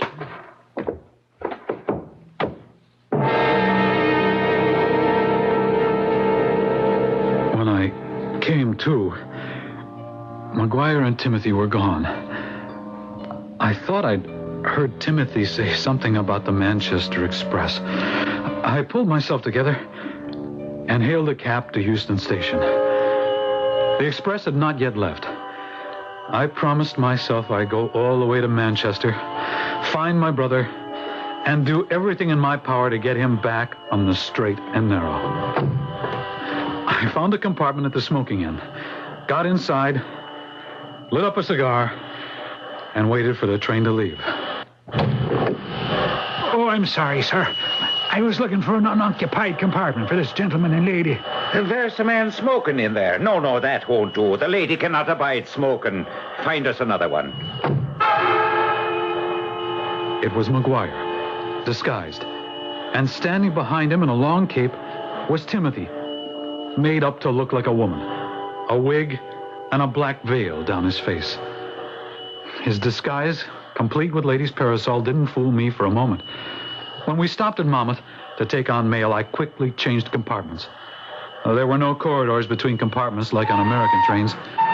The doors opened only to the platform, but nobody saw me. I should have locked our compartment door. Didn't I tell you, Timothy? Brother Edwin would find his way in here.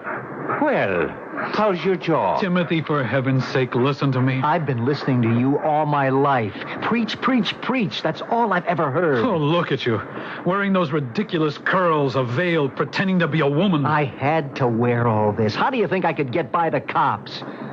It's good, isn't it? Oh, Timothy, please come to your senses. Are you going to spend all your life cheating and running? Haven't you got more pride? What's happened to you? Oh, do I have to sit here the whole way to Manchester listening to this Boy Scout brother of yours? I'm not talking to you, McGuire. Well, that suits me fine. Just don't cross me. Oh, come on, Mac. You don't have to threaten anybody. He means well. It's just the way he is. You don't see yourself at all, do you, Timothy? The conductor's been around to punch tickets, so I'm taking this stuff off. I'll shove the wig and the veil and the cape into the Gladstone.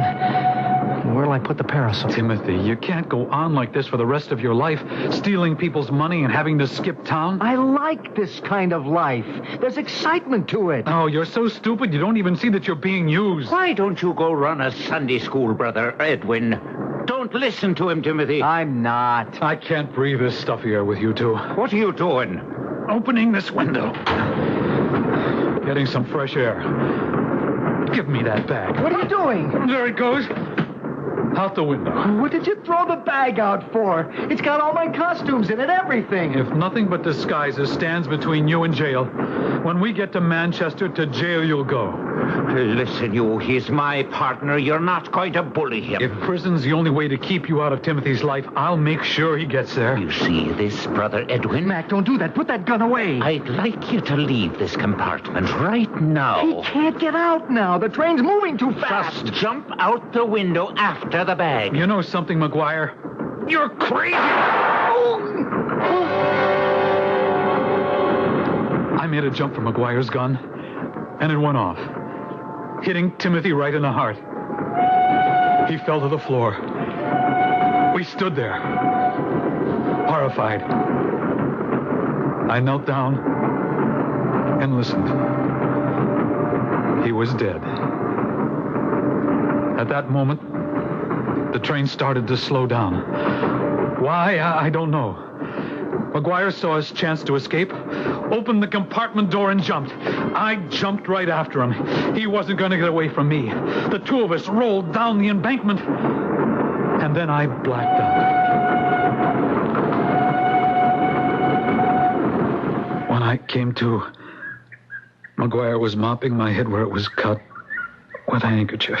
I couldn't leave you out here alone, Brother Edwin. Oh,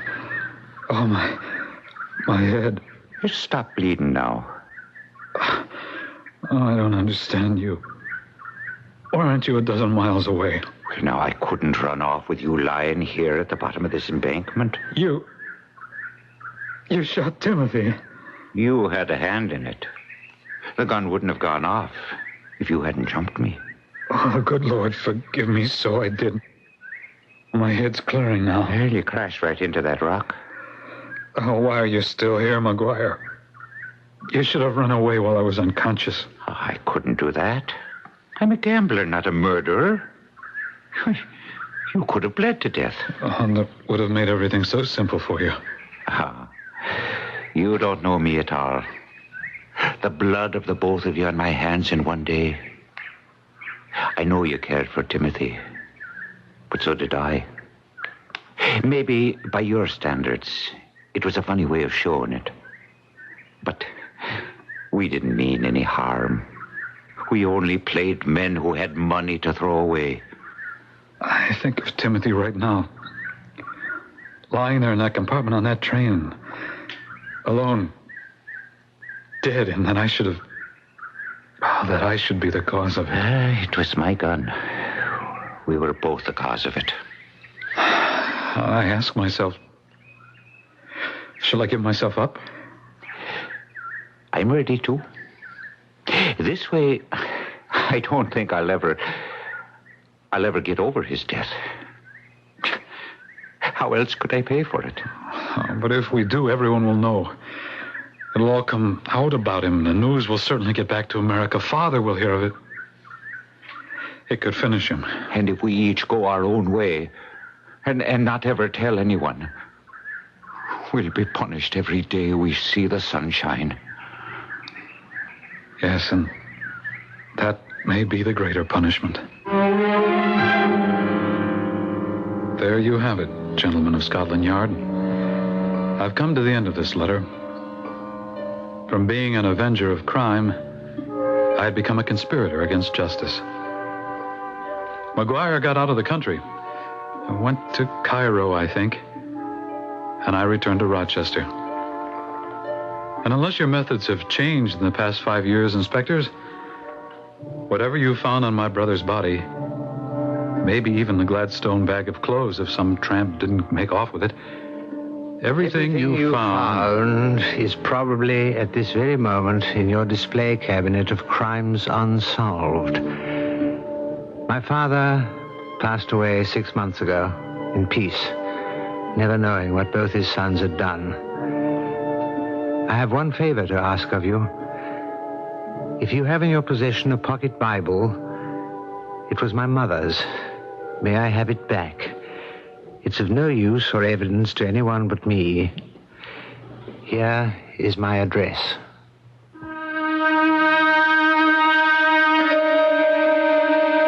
Inspector John Hilliard unlocked Scotland Yard's cabinet of the unsolved and withdrew a small pocket Bible. In its place, he pinned a letter he had been reading. Though the case of the Manchester Express murder was technically solved, it could never be called closed. I shall return shortly.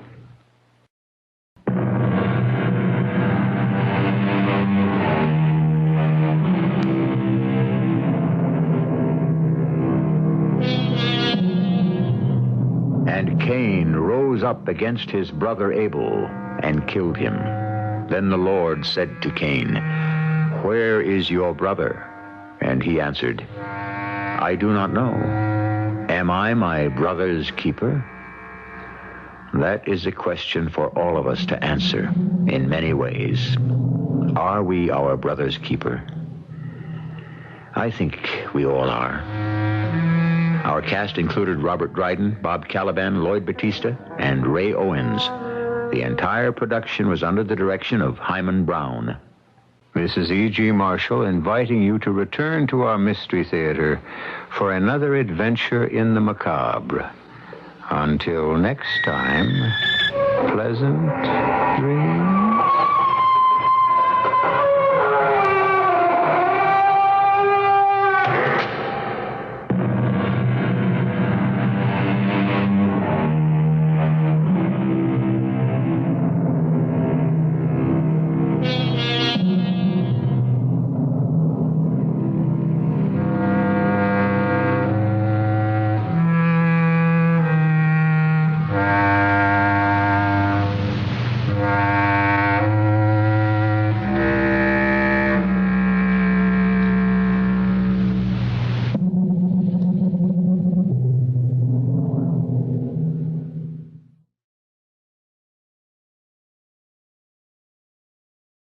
The CBS Radio Mystery Theater presents...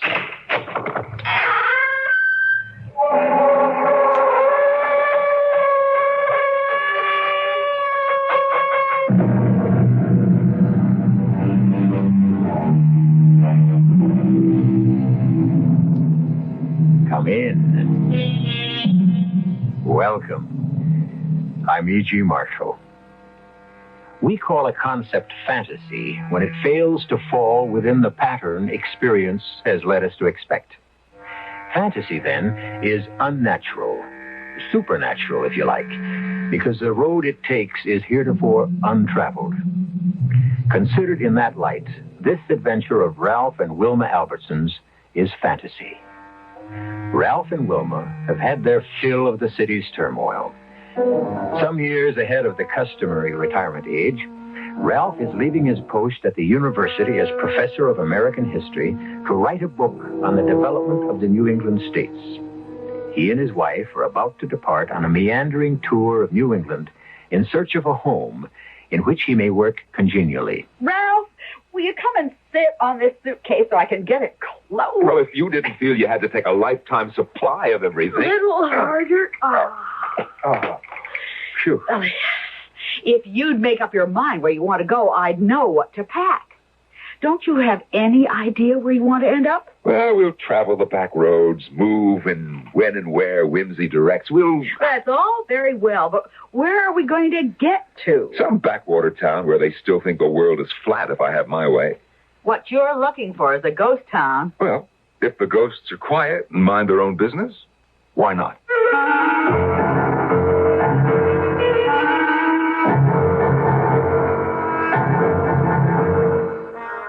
Our mystery drama, Sleepy Village, was written especially for the Mystery Theater by Fielden Farrington and stars Norman Rose and Martha Greenhouse.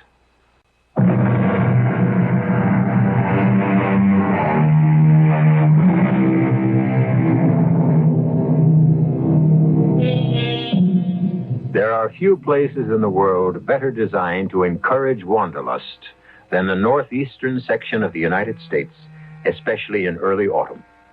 Ralph and Wilma, half forgetting the real object of their quest, find themselves at mid-morning in the mountainous wonderland of Vermont. I can taste the color, Ralph.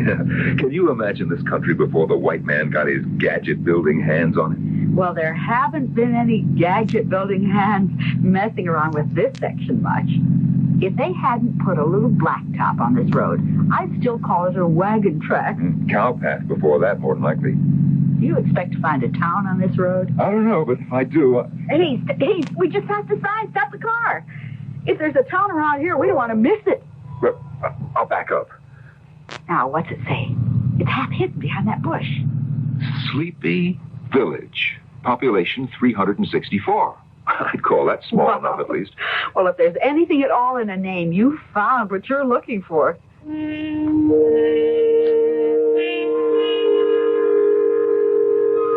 call it a ghost town. It's got people in it. I saw at least 3 men hanging around outside the barber shop. Oh, yes, and they saw us, too.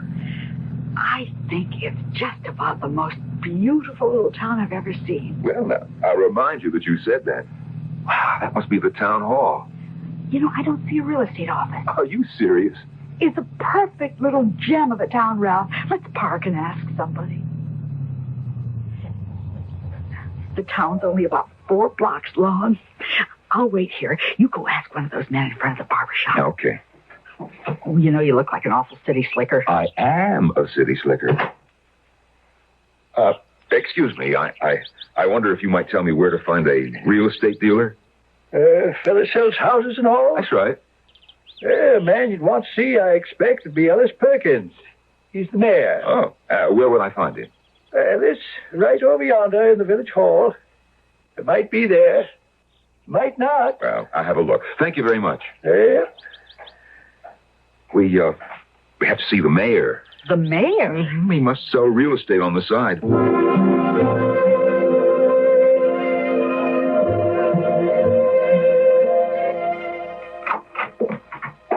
Mr. Perkins? Yes, come right in. Oh, thank you. There wasn't any receptionist outside. No, never felt the need for one, really. People just walk in and out. My name's Ellis Perkins. Oh, I'm Ralph Albertson, Mr. Perkins, and this is Mrs. Albertson. How do you do? How do you do? I am pleased to meet you. Sit down, please sit down.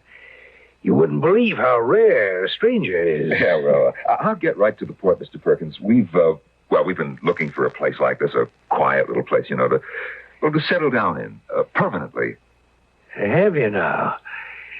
Well, there is a house available, just one. You quite sure that you want to be this far removed from worldly things? Well, that's exactly what we do want. Yes. Peace and quiet. I find the city lately it's just too much for me. I see. Do you feel the same way about it, Mrs. Alberson? Oh, why, yes. Not as strongly as my husband, perhaps, but now I've seen your town. Yeah, good. Well, it's just about lunchtime. Oh, well, if you have an engagement... No. Nothing of the sort. You come to my house and have lunch with me, of course. Oh, no, really? We couldn't impose on you. No. We'll get a bite somewhere and meet you later. No, I won't hear of it. You're coming home with me. We'll enjoy a good country lunch.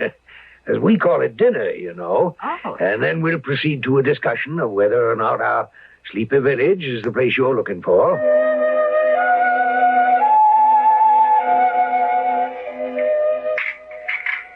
Oh, dear. I may not eat again for days. Do you always eat like this at lunchtime? Ham steak, home fried potatoes, green beans. Well, it's really the main meal. Supper isn't quite as elaborate, except on occasion. Well, it certainly was delicious. I'd be fat as a pig if I had a lunch like this every day. Everybody ready for the apple pie? Oh, my goodness.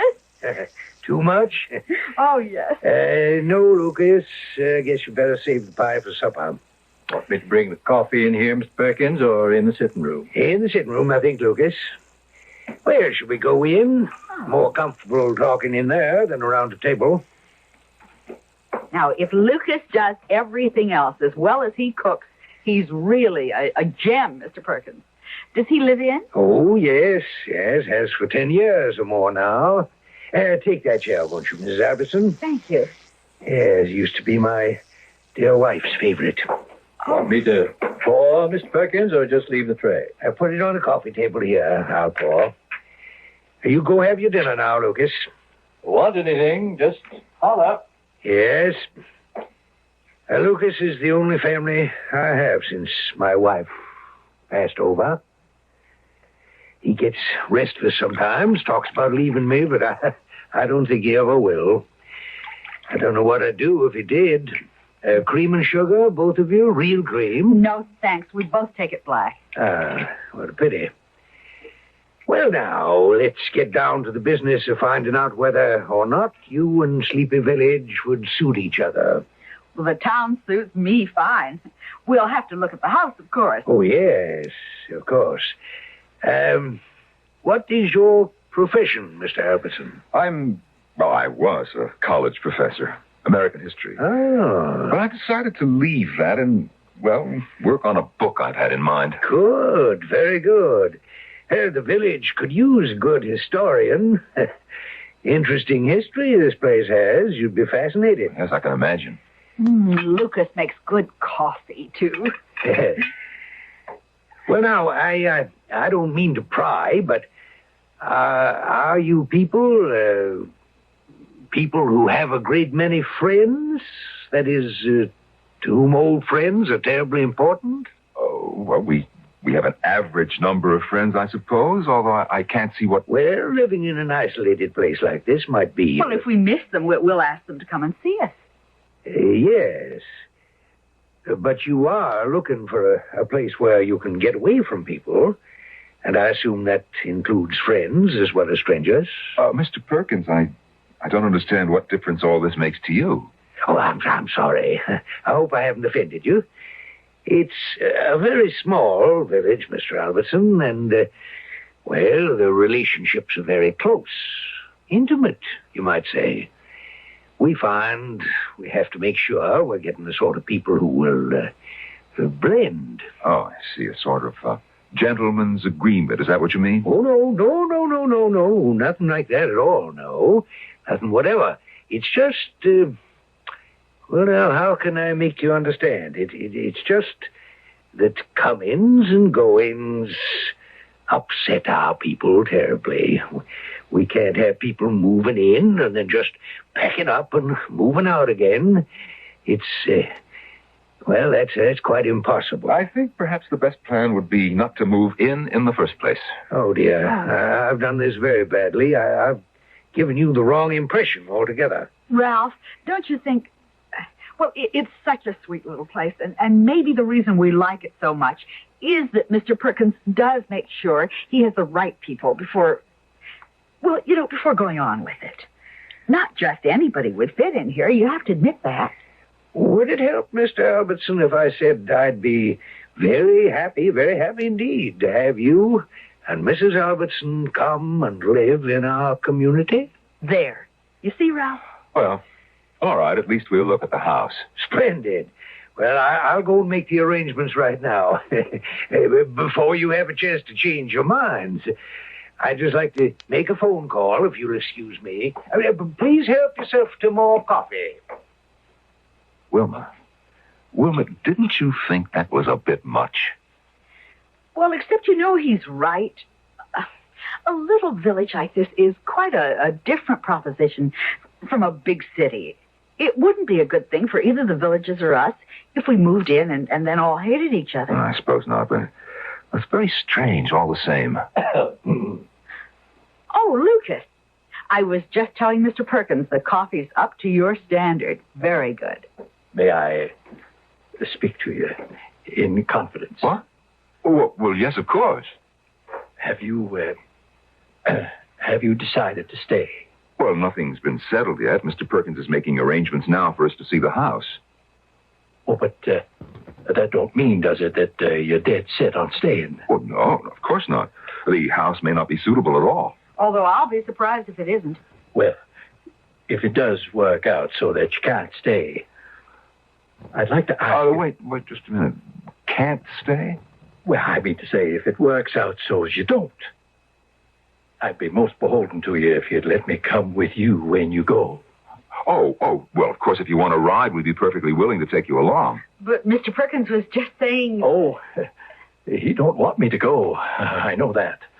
But it's not fair, is it, to keep a man against his wishing? I'll talk to you again after you've... I'll talk to you later on. All right. Don't tell Mr. Perkins we spoke. Well, that was pretty spooky, wasn't it? Yeah, I think Lucas has been watching too many late movies. You know, this whole setup seems... I don't know. We'll see the house at least. Oh, we're going to like it, Ralph. It's going to be just what we're looking for. Well, splendid. Couldn't have worked out better. Oh, I know you're going to love it here. Mr. Perkins, when can we see the house? In due time. What do you mean in due time? Well, what I arranged for just now on the phone was for you to meet the village fathers. It was a lucky thing. They're having a meeting anyway this afternoon on another matter, and... Why should we meet the village fathers? Oh, didn't I mention it? Well, you'll have to appear before the village fathers before you can consider settling in Sleepy Village.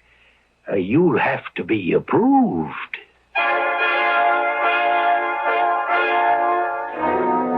If a man wants to buy a house in a town that he finds attractive, if he has the money to pay for it, even if one house comprises the entire market, doesn't it seem odd to ask him to appear before the town's governing body and establish his worthiness? But Sleepy Village is a place of many, many odd characteristics.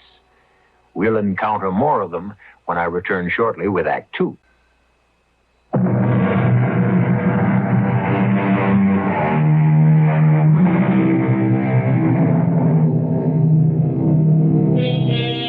Wishing to escape the overcrowding, the noise, the pollution, the tension of the big city is quite common these days. But perhaps there is such a thing as going too far in the other direction. Ralph Albertson is beginning to think that's just what he and his wife have done.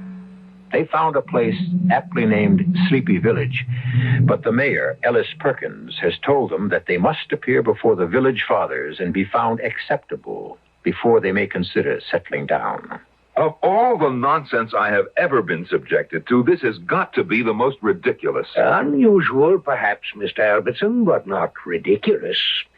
There are elements involved here that I'm not free to explain to you at this time. Wilma, let's get out of here. Oh, Ralph, not before we see... Before we what? Appear in supplication before a bunch of small town... No, I won't do it, Wilma. You'll be treated with the utmost dignity, Mr. Albertson. Please believe me. What have you got going on here, Mr. Perkins, that you're so careful about? I mean, you don't screen people like this unless there's something going on that you can't afford to let become generally known. Well, you're quite wrong about that, Mr. Albertson. We're very proud. I don't see why you have to be so suspicious, Ralph. They just want to make sure we're compatible. Exactly. She said it exactly, Mr. Albertson. And we have nothing to lose. Wilma, are you really so taken with this place? I guess I really am. All right. All right, for that reason and no other, I'll talk to your village fathers. But don't either of you expect me to get down on my knees.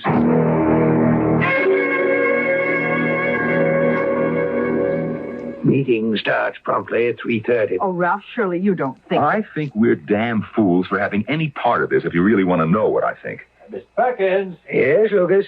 Feller on the telephone wants to talk to you. I didn't hear the phone ringing. Who is it? Wouldn't tell me his name, just said it was almighty important. I told him I'd tell you that. Oh, dear. I mustn't be late for the meeting. Well, I won't be a minute. Wasn't no call on the telephone, you know. I just told him there was. Lucas, why did you do that? Want to have a word with you. You ain't really figuring to stay in Sleepy Village, are you? Well, we're going to see the village fathers. We don't know yet whether we're going to stay or not. Well, I wouldn't. Indeed, I wouldn't, Mr. Albertson, if I was you. Why not, Lucas? Lots of reasons. Well, if it turns out you don't have to stay, you promised to take me away with you, remember? What do you mean, if we don't have to stay? Well, the way it works out sometimes. Oh, here he comes. I better get... Lucas, there wasn't anybody on that phone. There wasn't? No, there wasn't. Was when I talked to him. That's all I know. Well, no time to worry about that now. Are you ready to go? As ready as I'll get, I guess.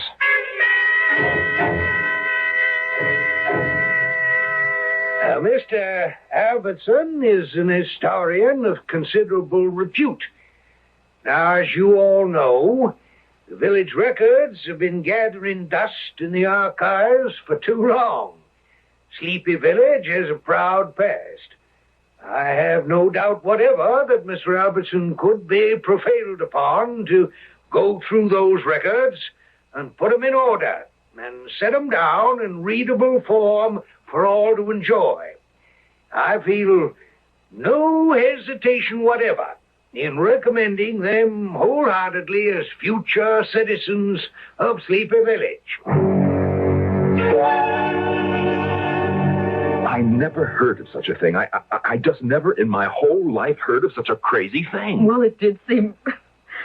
Well, I thought it was sort of funny. Funny? Ralph, why don't you just sit down and relax, okay? I'm sorry, Wilma. No reason why I should take it out on you. Well, it is sort of out of proportion. I admit that. But then there can't be many places like this left in the whole world, do you think? The way things are today. And to keep it this way, I guess they'd have to protect themselves. Otherwise, it would be just like any other small town. Well, I don't like to be interrogated. Congratulations! Oh, I am so pleased. They've accepted you, unanimously, not one single objection. Well, I can't remember the last time that happened. Okay, so can we go and see the house now and get that over with? What? Oh, the house. Well, now, don't worry about that. I think this calls for a celebration first, don't you? No, I honestly don't, if you want my opinion. Now, what we better do is take a look at the house and then do something about finding a place to spend the night. Now. I'm not going to listen to any arguments about it. You're just going to have to leave everything to me. Well, you have to say one thing for this town. It's not short on hospitality.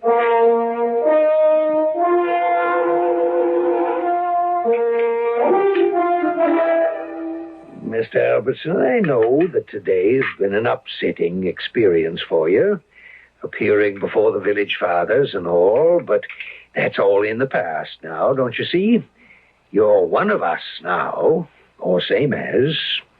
You and Mrs. Albertson belong here. It's been decided. Oh, decided. Now, look, you and your village fathers have spent the day checking us out. Has it occurred to you at all to wonder how you look to us? I'm as fussy about who lives next door to me as my next-door neighbor is. Ralph, please, don't you think... And I don't like people prying into my business. I don't like people sitting in judgment, deciding whether or not I'm good enough to mingle with. You use the word neighbor, Mr. Albertson. That's not quite the right word. We're closer than neighbors here. We're more in the nature of a family. Let's say you were considering adopting a child. Now, you'd want to know something about him, wouldn't you? His background, what it'd be like living in the same house with him. Mr. Perkins, I did not come here to be adopted. I came here thinking that maybe, just maybe, I might want to buy a house and settle down here. But at this moment, it doesn't seem like a very good idea. Oh, dear. Mrs. Albertson, you don't feel the same way your husband does, do you? Not as strongly, I guess, but I can see his point. Well, it'll work itself out. Would you two care for another sip of brandy before bedtime? No, thank you. If we're going to find a motel with a vacancy, I think we better start looking right now. Oh, no. That won't be necessary. Nearest motel that I know of, it's just the other side of Mulberry anyway, and that's close on to a 50-mile drive. All the more reason for starting now. And my guest room upstairs is a good deal more comfortable than any motel room you're apt to find around these parts. Mr. Perkins, I really do appreciate your hospitality. I don't want you to think that I don't, but... I'm sorry, but this is nonsense. This just isn't the way things are done. You'll find that things are not done in Sleepy Village the way they're done outside. Really, Mr. Albertson, we're exactly what you came looking for. And now you're resisting it. Why? If you can believe that such a place might exist, believe it strongly enough to set out on a journey looking for it, why do you find it so difficult to believe that it does exist once you found your way to it? You know, he's right, Ralph. There's just something creepy about it.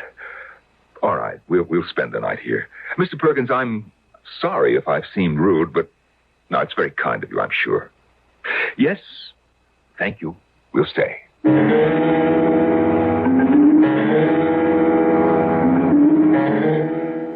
Lucas?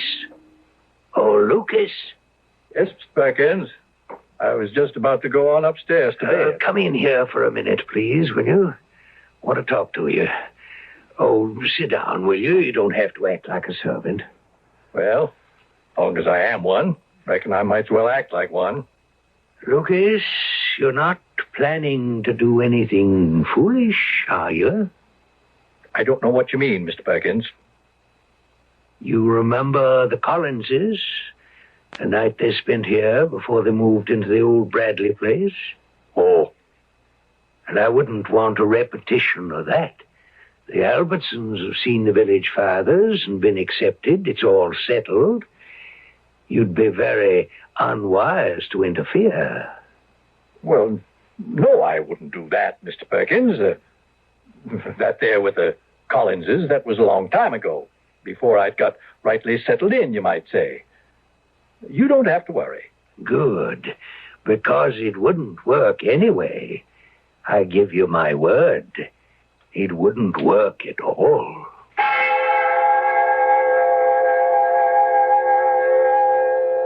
Wilma, I suppose you think I've overreacted, but this is the damnedest thing I ever heard of. Yes, but it's kind of sweet. Don't you think, Ralph? I might think so, yes, if it weren't for the village fathers and their interrogation. I didn't like that, Wilma. No, but once we're part of the village... I still won't like it. I'm not at all sure yet that we're going to be part of the village. I have a feeling, though. No, there's more to this than old Perkins has told us.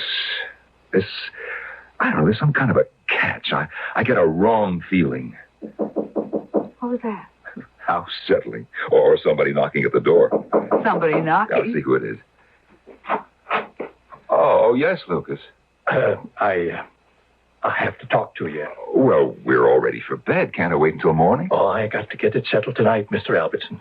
If I can, I got to. Can I come in and shut the door? It's okay, Ralph. Okay. All right. What is it, Lucas? You folks don't really want to stay in this place, do you? Well, we haven't decided yet. We haven't seen the house. We like the town, all right. But, of course, we can't decide anything definite until we've seen the house. House ain't got nothing to do with it, Mrs. Albertson. Nothing whatsoever. Of course it has. We'd be living there. Lucas, do you have something to tell us? Is there something about this place that we ought to know before we make up our minds? There sure as shooting is. But I don't know if you're going to believe me when I tell you. The Collinses didn't. Collinses? Last folks come looking for a house to live in here before you. Been, 8-10 years now. 8 or 10 years since anybody's been here asking about a house? Out of the way place, this. More than you know. You don't just stumble onto Sleepy Village. You got to be, I don't know, led, I guess. I told the Collinses that, but they wouldn't believe me. No, wait a minute, Lucas. Led by whom? Well, I couldn't say. I asked the Collinses to take me away with them, too, but they didn't go. They stayed. Still here. Always will be now, of course. I can't understand why you keep asking people to take you away with them, Lucas. I mean, if you want to leave Sleepy Village, why don't you just leave? Oh, no. Well, it wouldn't work. It wouldn't if I tried it all by myself. I think you ought to make up your mind to get out of here, Mr. Albertson, not just so as you can take me with you, but for your own good. Maybe they'll still let you go. Let us go? Well, damn well let us go if we want to go. I sure hope so.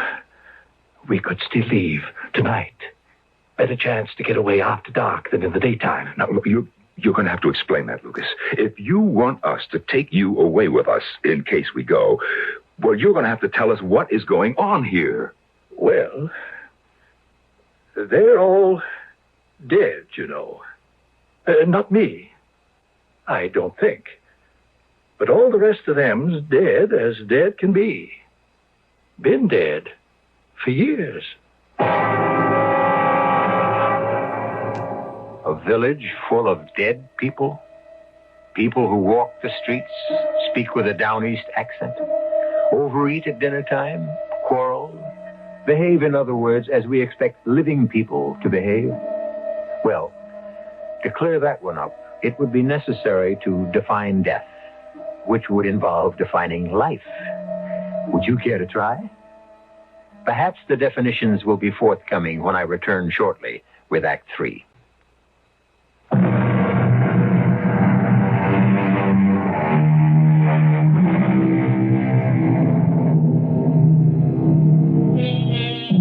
One of man's major preoccupations, ever since he became man, has been with life after death, and the form it will take. That it will take some form, he must believe, for the mortal span is too brief to be acceptable as the entire package.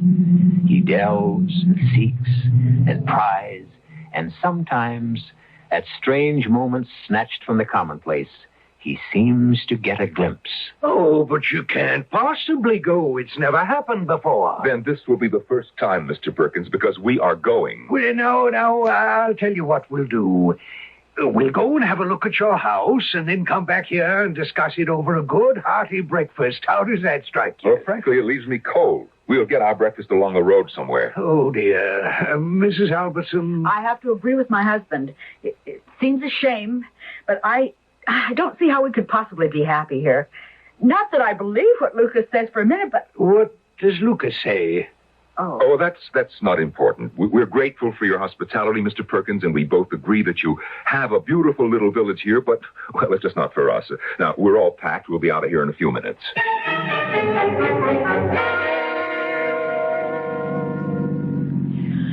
Oh, it's going to be hard. Hard to find another place we like as much. You'll never find one as spooky, if that's what you mean. Ralph? Yes?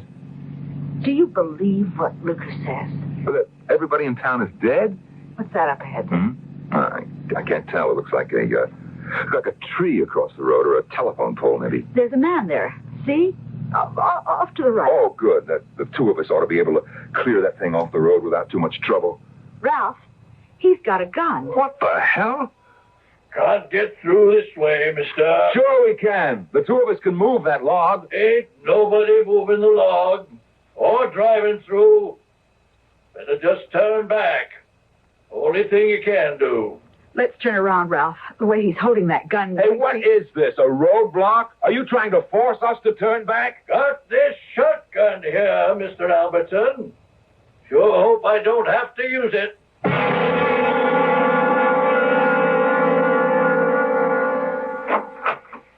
I was waiting for you to come back. Well, now do sit down. I know you're angry. Angry? You don't know the half of it. Oh, dear. Well, I intend to explain everything. You mentioned earlier that Lucas told you something, Mrs. Albertson. Do you mind telling me what it was? What did he say? He said you're all dead. He said everybody in the village is dead, except him. Yes. Well, he is too, of course. What are you talking about? Oh, it's quite true. We're all changed over. We're all dead, if you want to use that word, although, as you can see, it isn't accurate. We've finished with the life you're experiencing now and gone on to the next. Oh, cut it out, Perkins. Ralph, you wanted him to explain? Thank you, Mrs. Albertson. It isn't an easy thing to give credence to in the beginning, I know. Continued existence after what you think of as death is As natural as your having been born in the first place. People are not simply extinguished when they finish the first phase. Well, I'm sorry, Mr. Perkins, but I just don't buy it. Why would you want us to settle in your village? We're not dead. 2 living persons in a village full of dead people. Why? A sleepy village is not the place you drive to. It's a place you think yourself into when you're sufficiently repelled by the society, the circumstances, which is to say the life in which you find yourself trapped. Then you find your way to Sleepy Village. And once you've done that, you become candidates for residence. Then what you mean is Candidates for death. Is that what you're trying to tell us? Well, now, it isn't death as you think of it, Mr. Albertson. You'll have to change over, yes, but you'll hardly notice it. Dead is dead as I see it, no matter what comes after. The very fact that you found us, found your way to our village, implies a natural readiness for the change. It's... well, don't you understand that it's more than half done already? You're here. That says all that needs to be said. Mr. Perkins, I think I'd like to be alone with my wife for a while, if you don't mind. Will you come with me, Wilma? A remarkable thing is about to happen to us, and we need to make ourselves ready. Yes, that's very good. Well, I'm not ready. I won't be ready. You know, I don't understand you at all, Ralph. Why do you suddenly... No, please, Wilma. We want to make the change gracefully, don't we? We need to prepare ourselves. Wilma, do you think for a minute that I'm going to... you said... No way. I just realized that they have to be humored, that's all. Now, look, we've somehow found our way into a village full of nuts. That's what's happened. Now, look, we've got to play it their way if we hope to get out of here in one piece. Because that idiot downstairs means what he says. Lucas. Where's Lucas? He must know how to get away. I don't know. I think he expected to ride out of town with us in the car. All the same, I think we ought to see if we can find him. Well, let's give him a little time. I have a feeling he'll come to us.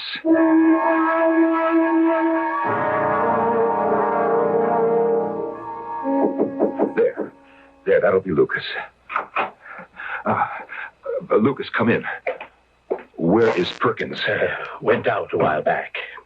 I waited a few minutes before I come up just to make sure he wasn't still snooping around. I expect he's making the arrangements about you folks right this minute. Arrangements? Well, you know, they won't want to waste any more time than they have to. Well, you folks been cutting up. Lucas, can you get us out of here? I think I can sneak us out all right. Ain't gonna be easy, though. Lucas, if you knew the roads would be blocked, then you weren't expecting just a ride out of town with us in the car, were you? Might have yesterday. Hid in the trunk or somewheres. Well, if it's just a matter of walking out, not going by car, why haven't you done it long ago? Why wait for somebody to take you? It's a funny thing. I've gone as far as the village line 100 times or more.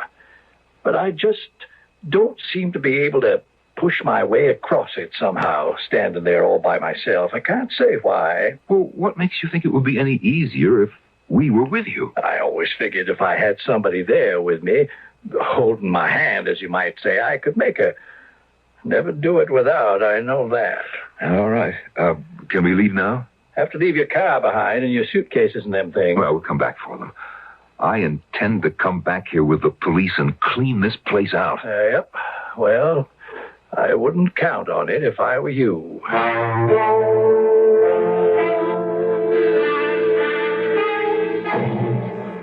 Now, just walk along natural, talking and going on like I was showing you around. Here's how we'll do it. We'll go over and cross the line right in back of the church. Village ends right there in back of the church. Yeah, won't they be patrolling there? I wouldn't think so. No. The village folk don't go in back of the church. Never. Why not? Something back there scares them off, seems like. Lucas, you say everybody in the village is dead. Everybody but you. Yep. How does it happen you're not? Wondered about that a good deal myself. Come to the conclusion it just slipped their minds. I wasn't important enough for folks to take much notice of when I showed up. How did you happen to come here in the first place? I can't hardly recall anymore. I was hitching at the time. Hitchhiking? Yep. Mr. Perkins put me right to work as soon as the village father said it was all right. His wife had just made the second change, and he needed somebody. The second change?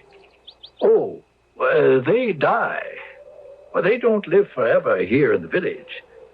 Second changeover, they call it, and I reckon that's what it is. Oh, they're dead, all right. Everybody but us. That's the line. Right there at the foot of that old oak tree. Other side of the oaks, out of the village. Well, why do we have to hide here?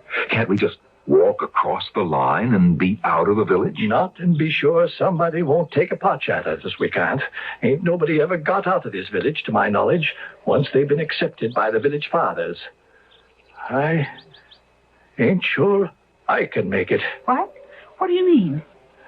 Well, if I get to holding back, now you just take my hands and pull. You hear me? No matter what I say, you drag me on across that line, past that old oak. But if you ask us not... Don't pay me no mind. Drag me over by the heels if you have to. Well, time to go, I reckon. Here, take me by the hands, both of you. What, well, you're shaking like a leaf. Ain't never been so scared in my whole life. You two just walk on up to that tree and across. Come on. Come on, don't hang I'll back. just stay on here. See that you two get across all right, but I'll just stay on here. Oh, come on, let's go. Changed my mind, Mr. Albertson. Reckon I'll just stay on here. No. Now, we're taking you with us whether you like it or not. That's what you asked us to do, and that's what we're doing. Well, that was a while back, Mr. Albertson. A fella can change his mind. I'm sorry. Let me go. You let go of me, you hear? I'll yell for Ernie Grafton if you don't. What I said before don't make no difference. You let go of me. You come on, will you? Ralph. I ain't a-going. Ernie, down here, back in the church. Shut up, you damn fool. Up, Wilma. Push him. Get behind him. Ralph, I can't. If he does, it's wrong, too. All he's been talking about for the last 24 hours is wanting to get away. Now, come on, you. Lord, help me. No.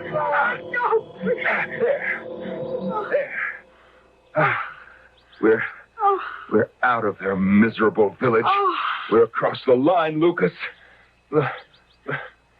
Lucas. Ralph. He's not here. Of course he's here. Lucas! Ralph. Look around you. For heaven's sake, look around you. I am.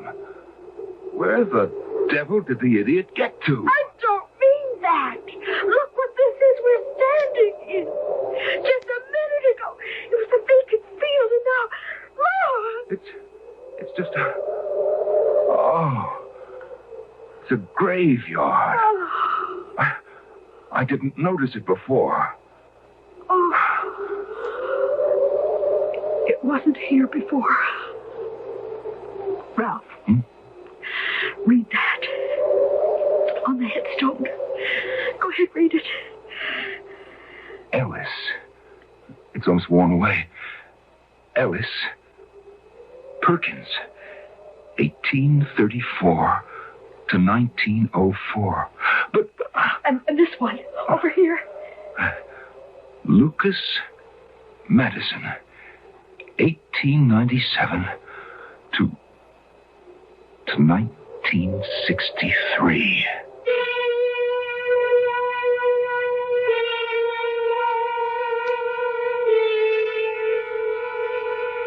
Ellis Perkins died in 1904, and Lucas Madison in 1963.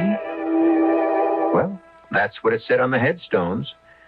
And when Ralph and Wilma looked for it, the village wasn't there. They found nothing but wasteland and an old church, crumbling from age and disrepair. I'll be back shortly.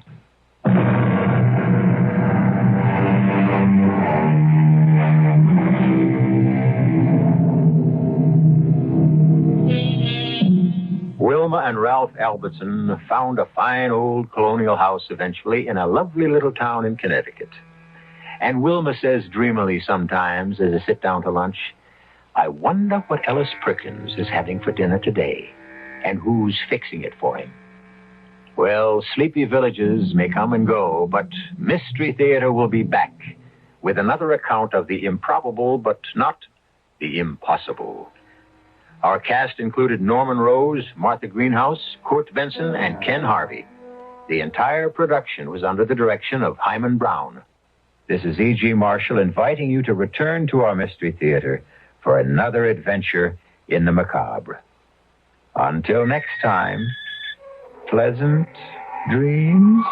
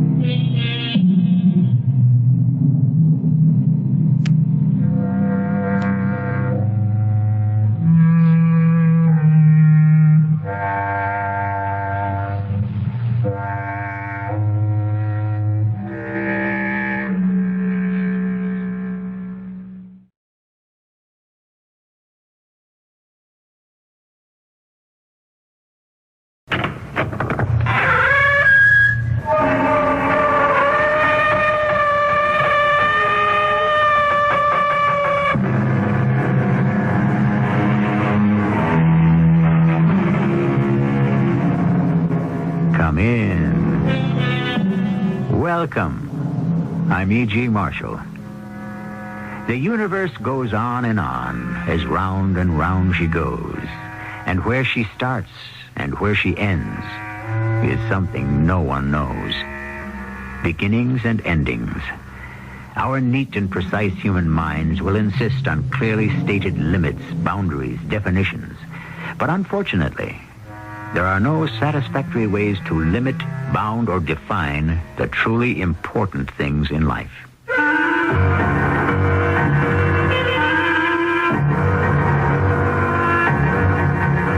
Our mystery drama, The Hole in the Sky, was written especially for the Mystery Theater by Sam Dan and stars Mandel Kramer.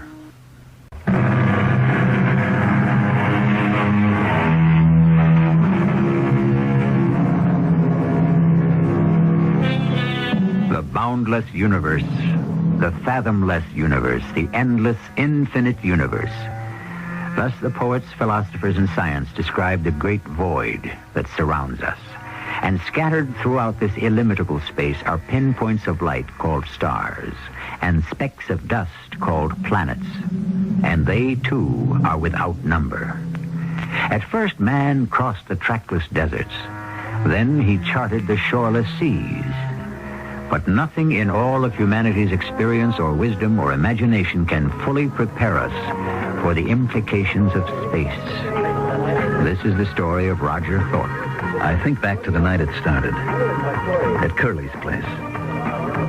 Curly's. I swore I'd never be found dead in a joint like that one. But when I heard Curly wanted to see me, I swallowed my pride and my self-respect. Right on time, huh? That's what I like about you, Roger. And I'm glad there's something you like about me, Curly, because there's absolutely nothing I like about you. That's my man. Always kidding. Want to get rid of that noise, Curly? What's the matter? Don't you like good music? I thought you was a real space jockey. If you want to talk about space, all right. You want to get down to business? Well, how about a little drink first? When I listen to a deal from you, I better be stone cold sober. Oh, would old Curly ever steer you wrong, Raj? Absolutely. Do you know where Medusa's at? Medusa? That should be a star beyond Polaris. Well, I got the chart right here. The fifth planet circling around Medusa is called Bacchus. Here, you can see it. Mm-hmm. I can also see it's a pretty good trip. Can that lark of yours hold a 3,000-pound cargo? What kind of cargo? Why do you care? I won't handle contraband. What's contraband? Everything's contraband to somebody, somewhere. You know what I'm talking about, Curly. What's the difference, huh? The trip's illegal anyhow. There are no solo flights allowed outside the solar system, so what do you care? No drugs, no weapons, Curly. Now, would I be mixed up with weapons and drugs? Up to your ears. No. This is just stuff for the ladies. Yeah? Yeah. This Bacchus is a wild place. It's just being colonized. Now, you could clear a fortune with some makeup. You know, powder, makeup, things the ladies just have to have. That's contraband. Sure. But it's nice, harmless contraband. Look, if I'm caught with any sort of non-essential... If you're caught, what's the difference what you're caught with? What's the deal? Hey, fantastic. You split the take 50-50. I what? That's right, old buddy. Right down the middle. What's the catch? No catch. No ifs, ands, and maybes. 50-50. Some deal, huh? When do I leave? Your cargo's ready right now. Tonight? Well, it better be tonight. You're due to sit down at Bacchus no later than the 21st. 21st of what? 21st of this month. 21st? That's in 6 days. Well, actually, 6.5. Look at the chart. You see where Bacchus is? Sure. Well, this trip should take 6 weeks. There's no way I could ever cover this distance in 6 days. Oh, sure there is. How? Why, Roger, old buddy, you know how. You just go through the hole. Oh, I see. That's the catch. Now don't tell me you're scared of the hole. I'm scared out of my wits. Now, look, if anybody had ever told me that Rog Thorpe had that little streak of yellow... Don't try to get a rise out of me, Curly. I'm not yellow. I'm smart.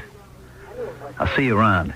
Make it around 8 o'clock. That's as long as they can hold the job open. Goodbye, Curly. Hey, don't go away, man. It'll make it harder for you to come back here. I'm not coming back.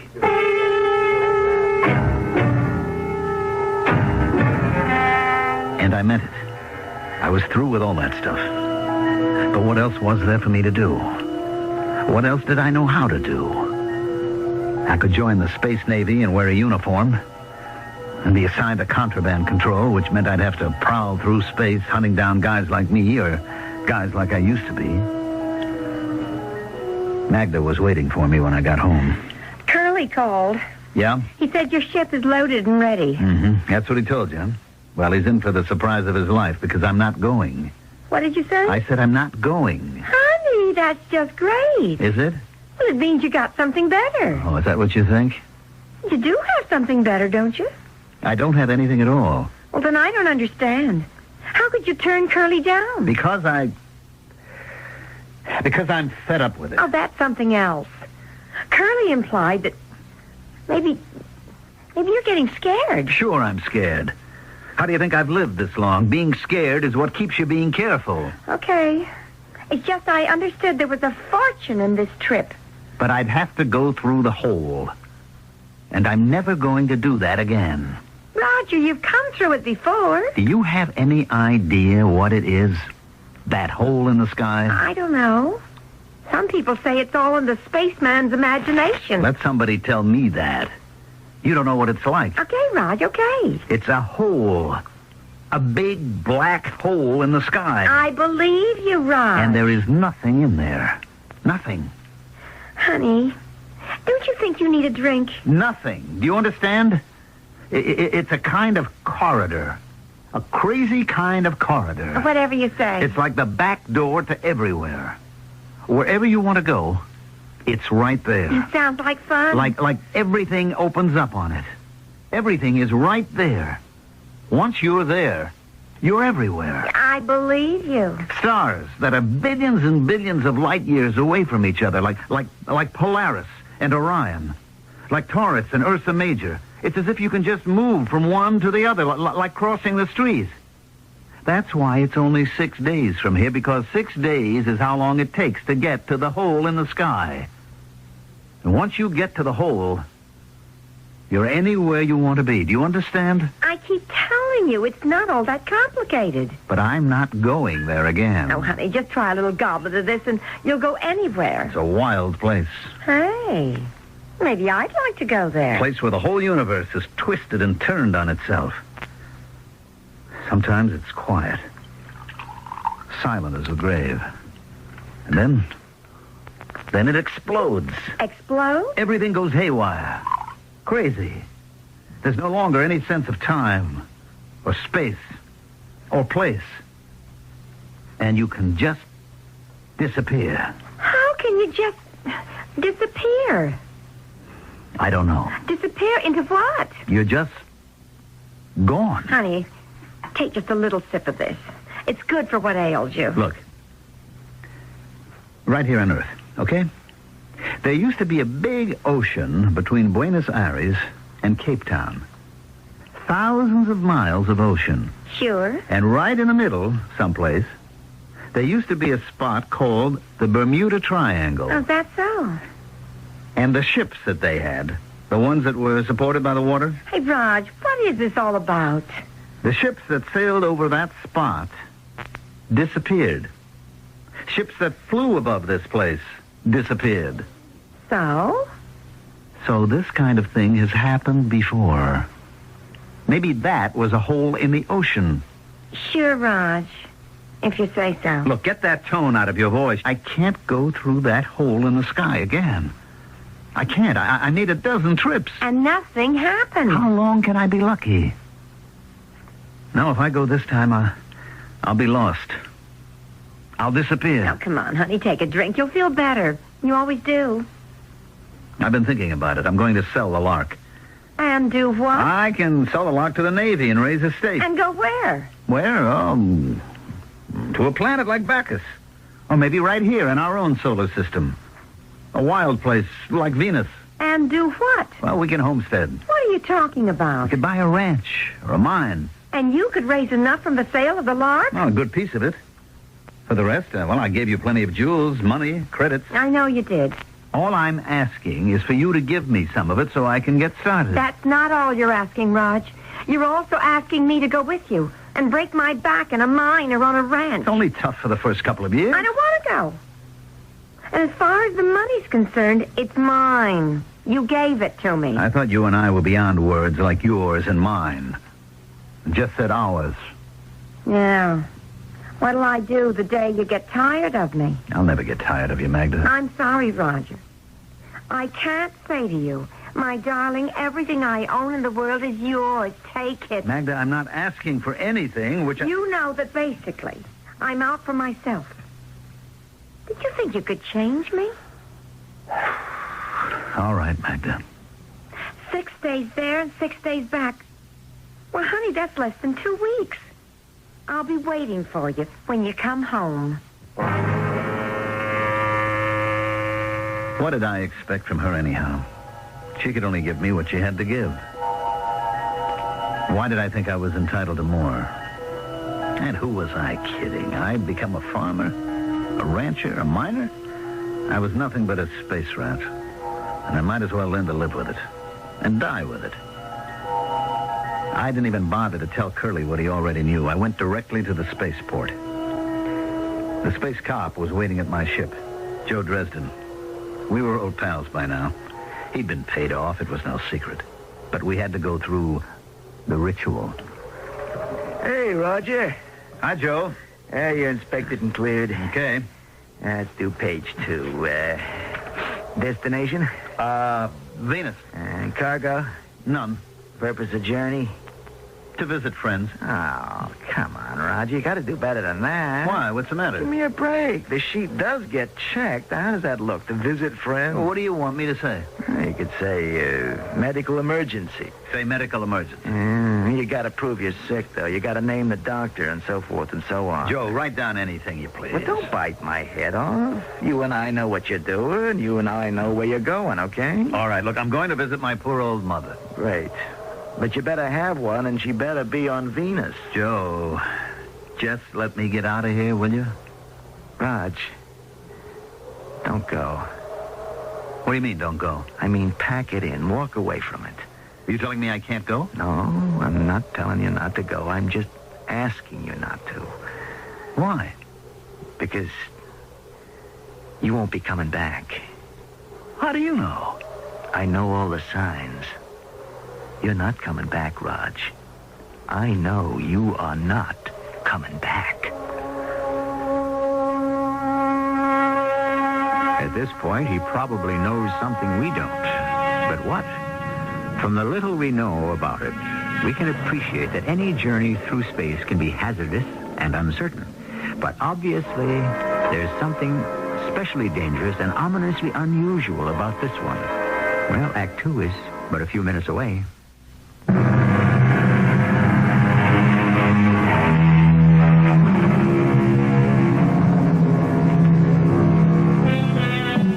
What was that popular song from a generation ago? It was called Faraway Places with Strange-Sounding Names. And what were those faraway places? Oh, they were in Asia, Africa, Europe, just a hop, skip, and a jump away. But our story today is about really faraway places with strange names like Tau Ceti, Betelgeuse. And on a clear night, sometimes you may see them up there in the sky. What kind of thing is that to say to me? I'm not coming back. Because it's true. Raj, 5 years ago, I had my own ship, too. 5 years ago, Curly had a job for me. Something like this, only mine was in Orion someplace. Look, why don't we swap stories when I come back? You are not coming back, Raj. You better listen. I came out to the field here feeling just like you do. Everything inside me like jelly, and like you, I knew I wasn't coming home again. I'd been through that hole in the sky too many times. Like you, I was scared. Scared to face guys like Curly. Also scared of starving. What was I going to do to make a living? What else can I do to make a living? Join up, Raj. No, I could never do that. That's what I thought at first. But isn't it better all around if guys like you and me wear the uniform? At least we understand. I have to go now. It isn't too bad. The money's good. It's clean. Bribery? That's clean? Maybe not, but hey, you can protect your friends. I'm only on the take as far as cargo and destination's concerned. All the money in the world wouldn't get you off the ground if I knew your ship wasn't spaceworthy. Yeah. Look, I got a schedule to keep. Don't go, Rod. I have to. Well, then, don't go through the hole. You know as well as I do I have no choice. Okay, I'm on the desk tonight. Maybe I can keep the hounds off your trail. In 15 minutes, I was completely clear of the Earth. I would have no problem while in the boundaries of our own solar system. But as soon as I was out in the galaxy, the patrols would be after me. I could outdistance any single pursuit ship. But if they had my position and course, they could set up a fire network that could destroy me in the fraction of a second. I could hear Joe Dresden on the monitor. Blue Tango, what's your report? Good. Green got it. You got a position? 6-0, got it. He was getting reports from all of his scouts who had sighted or thought they had sighted me. He would be feeding all this data into a computer, which would calculate my exact position. Attention all ships, Rainbow Command. Illegal craft identified as Lark, registered Captain Roger Thorpe, probably headed for Polaris. Consult charts 946 and 202. Subtract coordinates 4 and 8 from coordinates 12 and 18. Lock, challenge. Allow 5 minutes for reply, then open fire. Thank you, Joe. He had sent the pursuit off in exactly the opposite direction. He had bought me at least 2 days' time.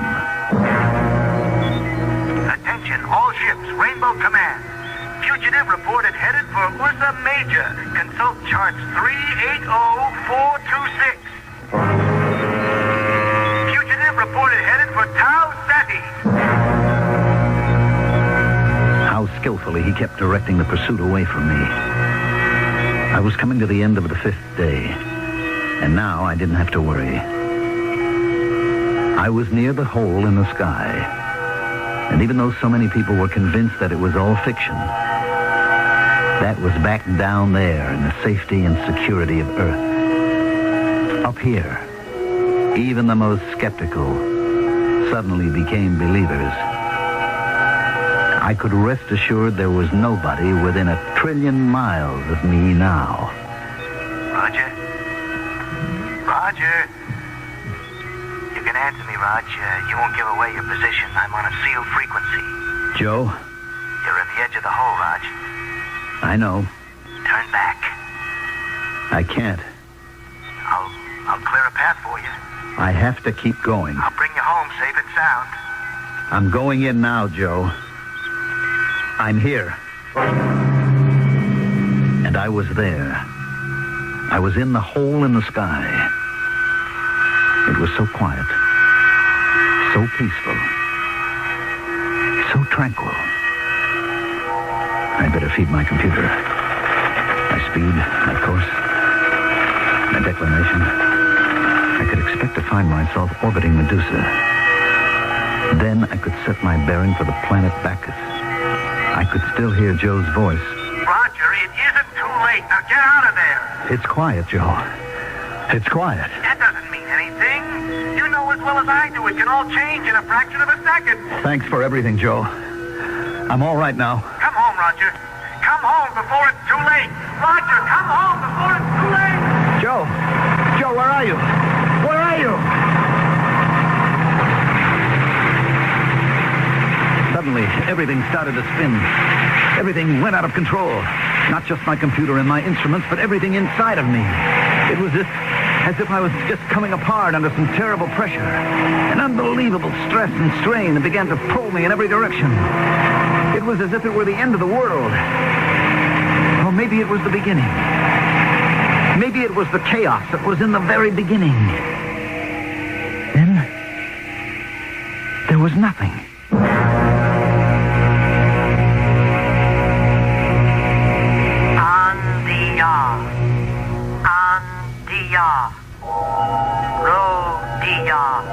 There was a voice. It was reverberating in my head. It sounded like a woman's voice. Everything was calm. Everything was quiet. Only one thing seemed to exist in all the world. This voice. What was she saying? It sounded like no language I'd ever heard before. Then I remembered what I had to do. I fed the sounds into the computer and waited. Just like the ancient anthropologists could construct an entire prehistoric animal from just a few fragments of bones, the computer could project an entire language from just a few significant sounds. Gradually, the voice became clearer and clearer. What ship is yours? Identify. Identify. Lark. Lark. How many aboard? Just one. Identify. Roger Thorpe, registered captain. Home port. Earth. Where is that? Consult Star Chart 876. What is Star Chart 876? Whatever you happen to use, start with Polaris. What is Polaris? You draw a line from Polaris to Deneb. There are no such stars. Hey, what's that noise? You are locked into a landing beam. Hold it. I don't necessarily want to land. Cut your power. I only need to get my bearings. Prepare to descend. Am I being forced to land? You are being invited. But I don't want... Cut all power.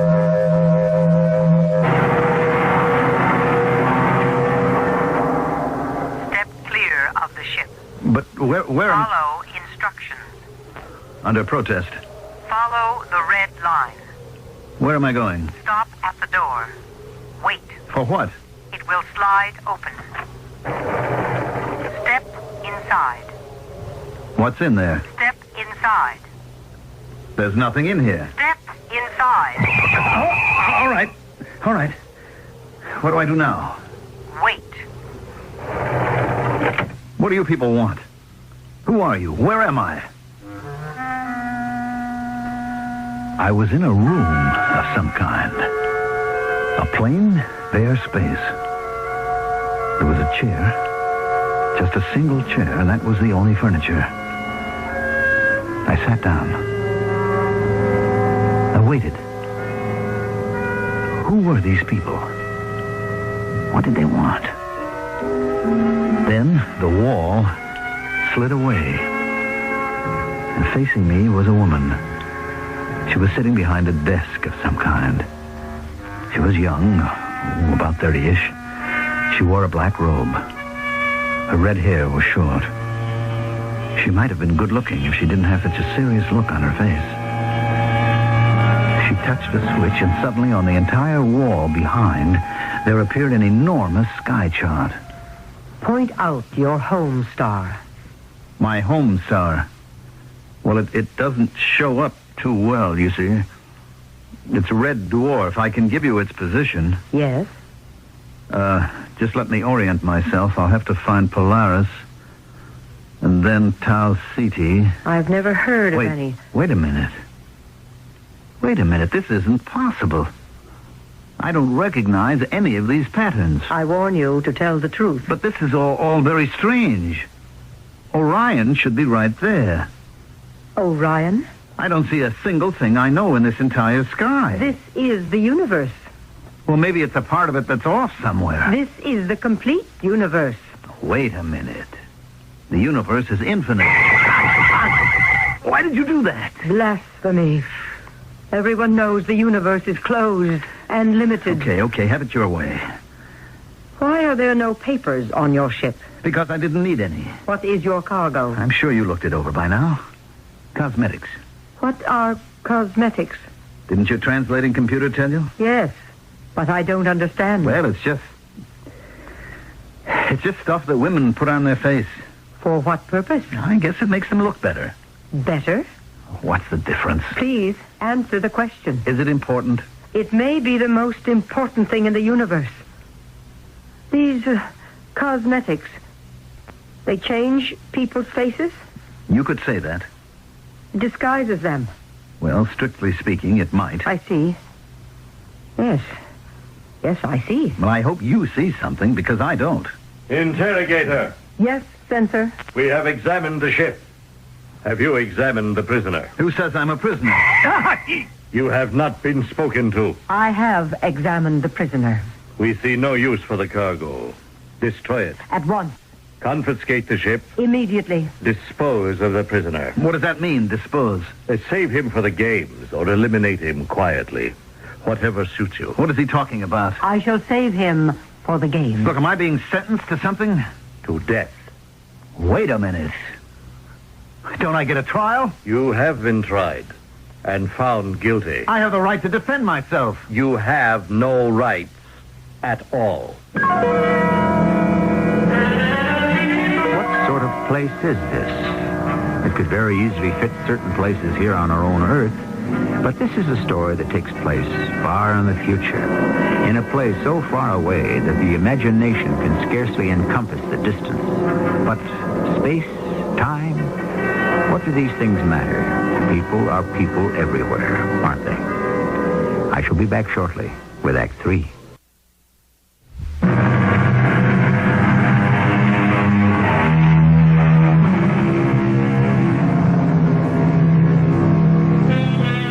There are more things in heaven and on earth than are dreamed of in your philosophy, is a favorite line of Shakespeare's.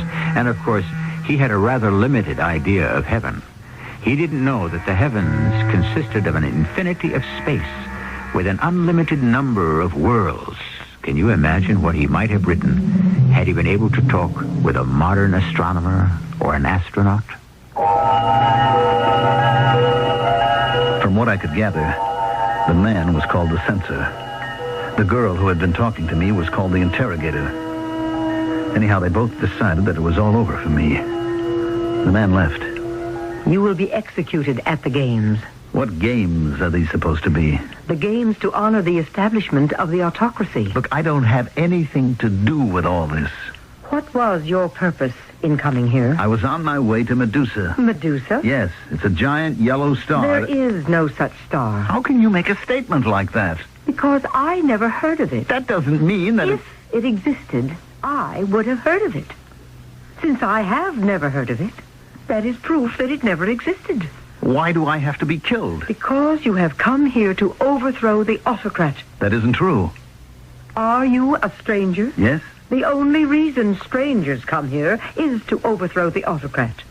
Since you admit to being a stranger, now, it just means... hold on. That doesn't necessarily follow. Do you have legitimate business on this planet? Well, no. Then you admit it. Since you do not have legitimate business, you therefore must be treated as a stranger. She stood up and nodded her head. 2 men in black robes came in. I understood I was to go with them. I don't care what world you're in. A cell is a cell. This was a small room with smooth white walls. There were 2 beds in it. I had a roommate. His name was Artie. I asked him why he was in jail. I tried to kill the autocrat. Look, set me straight, will you? Who is the autocrat? He is the maximum ruler. That's why you want to kill him? I want to kill him because he oppresses the people. And then what? Then perhaps the next maximum ruler will be a kinder person. And suppose he turns out worse? That has happened before. Mm-hmm. In that case, what do? Kill him and hope again. Wouldn't it make more sense to eliminate all these rulers entirely? Well, then, who would rule? The people. The people? How could the people rule? Well, they would elect representatives to, let's say, to a Congress. I don't understand how that could work. It doesn't work with all these rulers either. Well, that's because he has not come yet. Who? The ultimate ruler. And who's he supposed to be? The ultimate ruler? He will come down from the skies. How? He shall be carried by a bird. Have to be a pretty big bird. Yes. And he would mark his people. Mark them? In what way? In a certain way. In other words, you don't know. I only know what the prophecy reads. Oh, it's prophecy. For those of us who believe he will come. Still, it should be easy to explain what marking his people would mean. I suppose with a sign that will enable everyone to recognize them. All right. Meanwhile, how does it look for you and me? We shall be executed. You say you were opposed to the ruler. What'd you do? I wasn't able to do anything. We are too few, too weak. Or maybe we are many, but we do not know it. We have no sign by which we may recognize each other. Well, what did you actually do to wind up in here? I complained. You complained? About what? The weather. You mean you're going to be executed because you complained about the weather? It wasn't the first time. If you establish yourself as one who complains, it means you are basically a dissatisfied person. Therefore, you are likely to revolt. Well, do you plan to just sit here and wait? It does no good at all to make other plans. Why not? How can plans be carried out? We are sealed in here. There is no hope of escape. There has to be something we can do. We must face our fate bravely. I can't accept that. Accept it, since you may not reject it. It seemed there was no help at all. The days passed. When would it happen? The games at which the execution would take place? Or were the executions the games? Even Artie didn't know. And the jailer who brought us our food wasn't talking. Then one morning, Artie was taken out of the cell. And I thought, this is it. But why was I being left behind? Then about an hour later, Artie returned. Hey, I thought that was the old ball game for you, Artie. You were worried. I'm sorry. It's my fault. Your fault? Oh, I should have told you. As the day draws closer, you're given a chance to save your life. Oh? What kind of chance? Well, naturally, you don't take it. Why not? What have you got to lose? Everything. You see, you are given an opportunity to inform on your fellow conspirators. Oh. The fact is, I don't have any fellow conspirators. Well, didn't you say that you belong to an organization that wants to overthrow the autocrat? I didn't say it was an organization. Well, then how do you expect to... One person can do it, if he is resourceful enough. But wouldn't it be better if you did have a group? Of course, but how would we know each other? I was very brave, but I wonder, suppose I did have Confederates. Would I have betrayed them to save my own life? I don't think you would, Artie. Then suddenly the door opened and the guards were in the cell. They grabbed me. I was hustled along some corridors and finally into a room. A small room. She was behind a table. There was no place for me to sit. Suddenly she took a small metal rod from under her black robe. She pointed it at every part of the room. It gave off a squealing noise. One has to be sure. Of what? I'm sorry I cannot offer you a chair. My name is Dinara. What do we have to be sure of? That we are not overheard. We are safe for a moment at any rate. What am I doing here? You know what you are doing here. You have been sent here to save us. I what? You are the ultimate ruler. Me? Now, just hold on. It does you no good to deny it. I'm telling the truth. I have no idea It's probably the truth as you see it. You do not know that you are the ultimate ruler. But you have fulfilled the prophecy. The prophecy? Surely Artie has talked with you in the cell. Yes, but I didn't believe It was predicted that the ultimate ruler will come down from the skies. He will be carried by a bird. What is the name of your ship? You can't be serious. The lark. And it is a bird of delight. It's not an angry bird, a bird of praise. That's all coincidence. And he shall mark his people. Well? What have you brought on your ship, on the lark? You have brought the devices with which your people can be marked. Paint and powder. Look, I'm afraid you don't understand. It's the prophecy. I am not the ultimate ruler. It does you no good to deny. My name is Roger Thorpe. You told me that. I come from a planet called Earth that revolves around a tiny, reddish dwarf star called Sol. It doesn't matter. I'm a tramp space captain. I carry mostly contraband if I want to make a living. It's not important. There's a place called the Hole in the Sky. I never heard of it. It's a spot in the universe where crazy things can happen. You get all twisted and turned in space and time. It makes no difference. So maybe I am in an entirely strange universe. It doesn't change the prophecy. If you are aware or not of being the ultimate ruler, you fulfill all the requirements. Why are you telling me this? I, too, wish to overthrow the autocrat. You?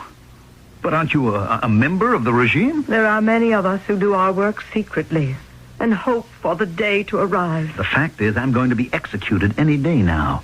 So what good does it do if you think I'm the ultimate ruler? You have been brought here by your beautiful bird. You have brought the material with which to mark your people. Your people will save you. There was only one way to make sense out of any of this. I would just have to assume that I had landed on a planet of nuts. Pure and simple. And so I did. But it got pretty grim. One day, Artie and I were taken from our cell and brought to an enormous stadium. There must have been 100,000 people. All of them wore black robes with hoods that covered their heads. Artie and I were led to the center of the arena. Then we heard the voice of the censor. These men have plotted against the autocrat. Their fate is to be consumed by the mighty electric energy of the state. In a few moments, they shall no longer exist. Let this then serve as a lesson to all who would attempt similar madness. Not a single word was heard from the robed and hooded crowd. And then we heard it. A humming that grew louder and louder. I began to feel warm, then hot, and soon it was as if I was on fire. Stop! Who dares halt the execution? I, the interrogator. For what purpose? Revolt. Arrest her! Before anyone dares to touch me, I shall remove my hood. Look at my face. Let all who have the same markings now show their faces. Her face was white as powder could make it. Her lips were red as the most flaming scarlet. I could hear her voice shouting, Believers in the ultimate ruler, show your markings. And now by the thousands, the hoods came off. And there they were, Men, women, children, with stark white faces and flaming red lips. Hardly anyone remained masked, except for the censor and a few high officers, and they were quickly hustled away. And now the silent crowd began to kneel. Kneel! Homage to the ultimate ruler. No one should kneel to me. You are the ultimate ruler. They must. About that makeup. You mean the sacred markings. Men shouldn't really wear any. Would you deprive us of the privilege of showing our reverence and respect, ultimate ruler? The prophecy has been fulfilled. The ultimate ruler has arrived on a beautiful bird. He has brought with him the markings that his faithful followers have proudly put on and shall wear forever. And now, all hail the ultimate ruler!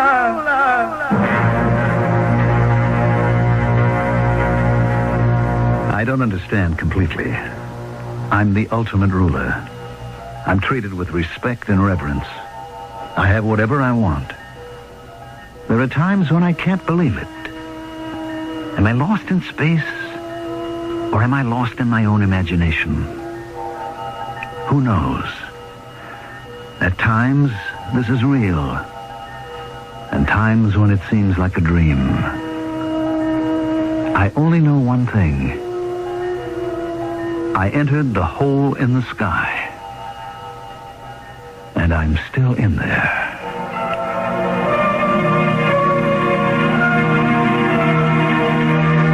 Do any of us know what it means? Is there a hole in the sky? Is there a Bermuda Triangle? Are there mysterious disappearances that simply defy all rational explanation? We work for centuries to solve a riddle. And then when we think we know the answer, suddenly the original question looms larger than ever. I'll be back shortly.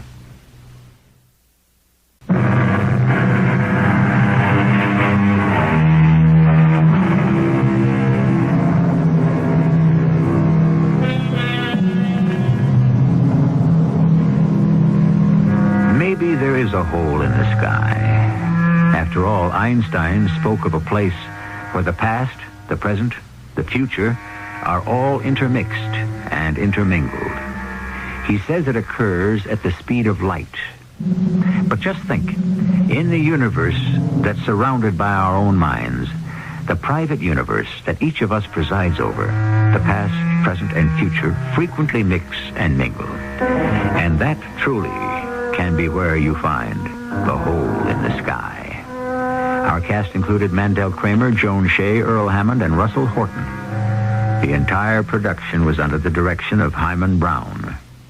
This is E.G. Marshall inviting you to return to our Mystery Theater for another adventure in the macabre.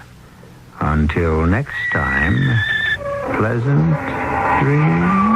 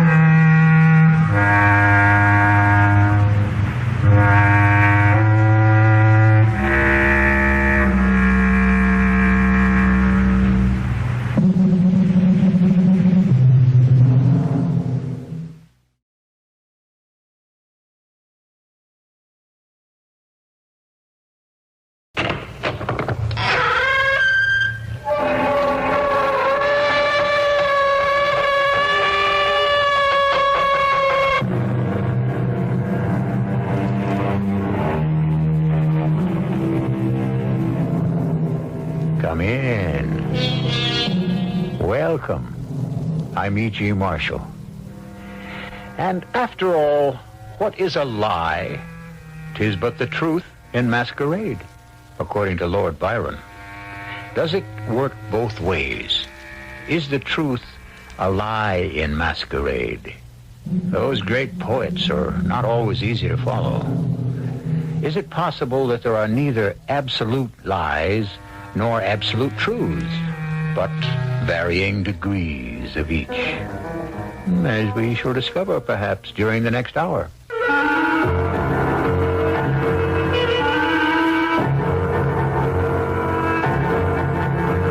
Our mystery drama, Come Fill My Cup, was written especially for the Mystery Theater by Sam Dan and stars Larry Haynes and William Griffiths.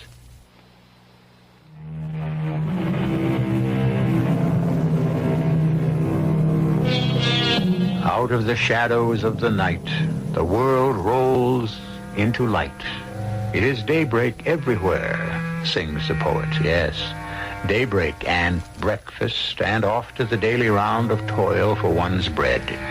They gather at the railroad station in the town of Westville to catch the 749, which will bear them to the big city, more than 50 miles and 61 minutes away. And they purchase their big city newspapers, they stamp their feet against the cold, they exchange idle small talk, till the big shiny electric cars skitter to a stop along the platform, and they scatter aboard and scramble for seats. Thus, another day has begun. Aboard! Aboard!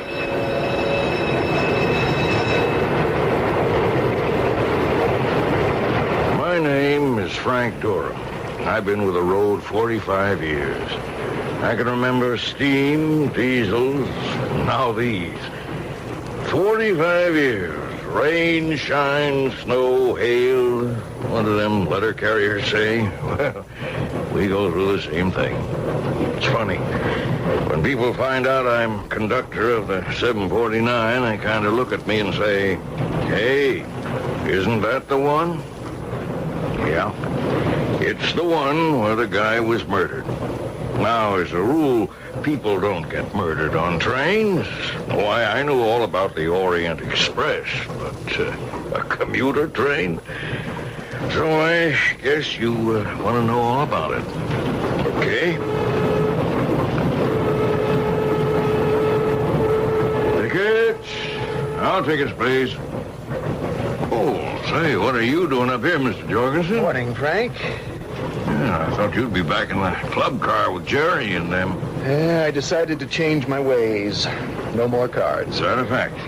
You better believe it. Well, I hope for your sake it's true. No, Frank, it's all over. I don't need a sermon. I always felt that poker game was too rich for your blood. You've no idea how anemic it made me. Well, if you'll pardon my saying it, you were in way over your head. Why, Jerry Garland is at least a millionaire. So's Pete McHugh. As for Bill... I'm well out of it. Yeah, you listen to a man old enough to be your father. You see you stay out of it. That made me feel good. Don Jorgensen had been a patsy in this high-stakes poker game for more than a year. In 61 minutes, Westville to New York, you could lose $100, $150 easy. And there were days Don did just that. Well, I went back to punch tickets in the club car. That's the last car in the 749's private car. You pay extra for it, but you can sit at a table, have coffee or breakfast, play cards, and you're away from the, well, not the riffraff, but, how'd the fella put it? The maddening throng or something.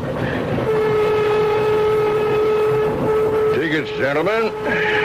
Thank you. Frank, you seen Don? I saw him on the platform getting on a train. He's holding up the game. Look, you fellas sit here, play a hand of gin or something. I'll rout him out.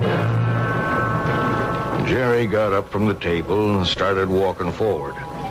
I wondered what luck he would have with Don. When I went up ahead again, I saw him sitting next to Don. I moved slowly and stood behind him. I was curious. Everybody's luck turns, kid. Yeah, except mine. Look, you enjoyed the game. I can't afford it anymore. That's an argument I can't buck. Look, I am reformed from now on. Okay, kid. I hope so. I got a book to read, a crossword puzzle. Look, I'm all for a guy kicking the habit, any habit. It's just what? Well, it's just, I wish you didn't decide to kick it today. Why not today? Well, I feel lucky. Then I'm definitely picking the right time. I feel today is my day to take Peter McHugh. So go take him. Nobody wants to play three-handed. Well, you can pick up somebody else. No, there's not many guys with the courage to play in that game. Not to mention the money. Listen, Don, do me a favor. Quit tomorrow. Tomorrow? Yeah, play today. No. Come on now, as a favor to me. It sure wouldn't be a favor to me. Don, you can't lose. Would you like to know how much I lost this past year? What I'm trying to say. And to you, Jerry. It won't cost you a cent to play today, Don. Oh, yeah? Let's hear this. If you win, you win. Keep it. But if you lose, I'll pay you back. What? No matter how much. Just keep tabs, and I'll pay you back every cent later. Well, you must really want to play bad. Come on, Don. I can hit Pete for a bundle. How can you lose? Okay. Just this once. I didn't know what to make of that whole conversation. Anyhow, Jerry and Don got up, walked to the club car. I finished up front and went back there myself for the morning coffee. Down toward the end of the car, I could see the poker game in full swing. I stood at the bar while Lou handed me my usual coffee, and I ate, drank slowly. I turned to watch the poker players. I could hear the conversation, clinking of coins, and I could see the green of the bills. Pair of deuces is high. It's you, Jerry. Oh, yeah, so I see. Now, pair of deuces, check. Deuces, check. Dealer folds. So, ace high bets. That's you, Pete. This ace high, that's $10. Bill? I see you fold. Okay, that leaves it up to deuces, Jerry. Yeah, so it does. Well, the little deuces will see that $10 bet and raise you 20. And that's about how it would go. Check and raise, which is about as cutthroat as poker can ever get. But at least they were honest about it. They didn't pretend it was a friendly game. It went on like that for a bit. And then... Who wants a cup of coffee? You, Pete? I had enough. Bill? You still off coffee? Come on, fellas, I'm buying. How about you, Don? When'd you ever know me to turn down a cup of coffee? Yeah, I'll go up and get it now while I'm out of this hand. I'll be right back. See, you got your card game going, Mr. Garland? Yep. We have to find a new recruit. Lou, a cup of coffee for me, Mr. Jorgensen. Come on, I'm losing money standing here. Oh, sure thing, Mr. Garland. Just then, I thought I heard a kind of squealing sound. I left my coffee and walked back quickly to the rear cab. I opened the door to see if maybe we didn't have a jam break. But it was nothing. Anyhow, I stood there for a couple of seconds. I could see Lou at the bar up ahead pouring the 2 cups of coffee. He put them on the tray, and Jerry spilled a packet of sugar into each. Now, the reason I go into all these details is because this is that famous, or what I should say, notorious day. When I started back for the bar, Jerry picked up the tray and started toward the table. Halfway, we met in the aisle.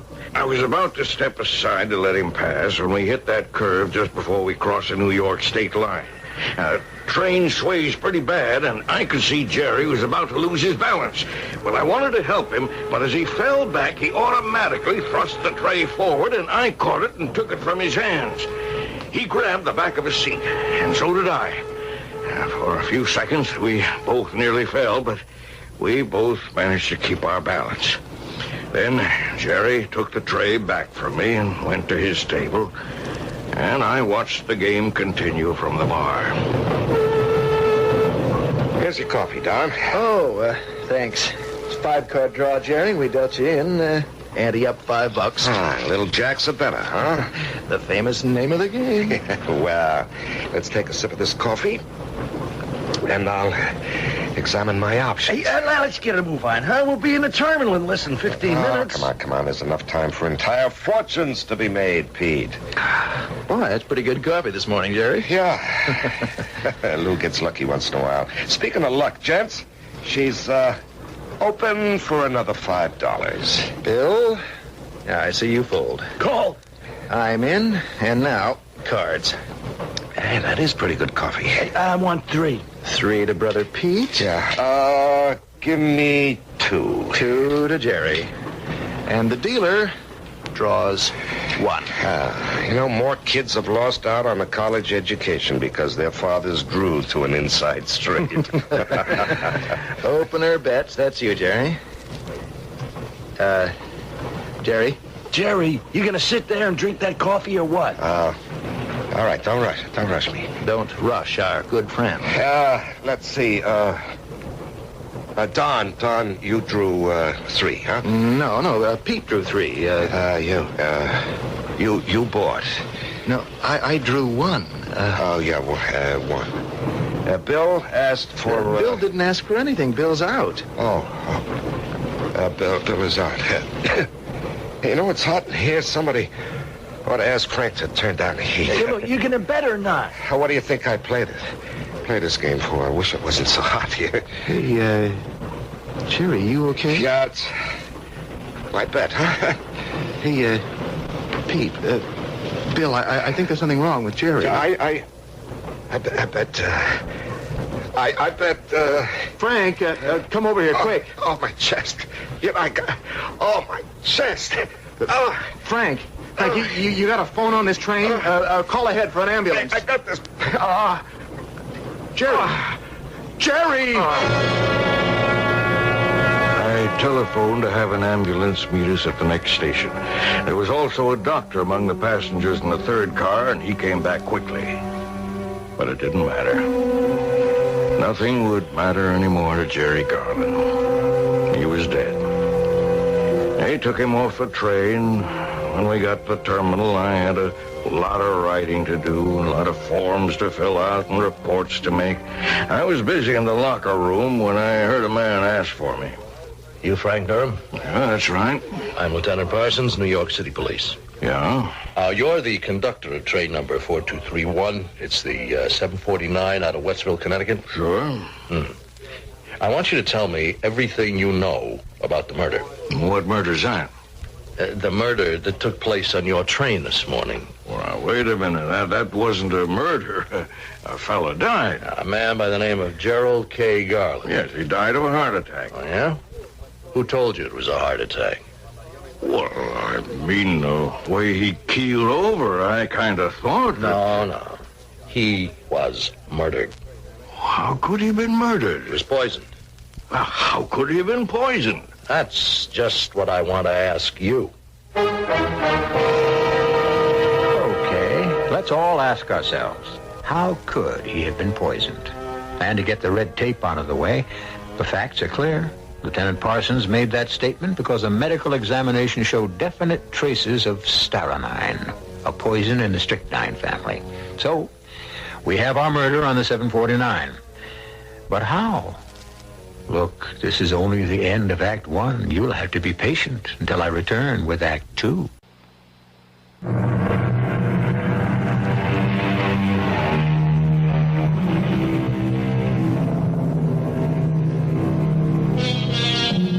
Trust everybody, but cut the cards, said the beloved Mr. Dooley. Ah, yes. How many decks of cards have been cut and shuffled on the 749, the commuter express from Westville, especially in the club car, where perhaps the most cutthroat game has been going on for several years. Well, if a game keeps being cutthroat, someone may begin to take that word literally. Obviously, someone did, except he didn't use a knife. He employed poison. Poison? Are you saying Jerry Garland was poisoned, Lieutenant? Well, that's what the medical examiner says, and it's good enough for me. But poison? How could he have been poisoned? As they say, it was ingested in the coffee he drank. Oh, no. Yes, happens to be the fact. Now, it took place in the club car.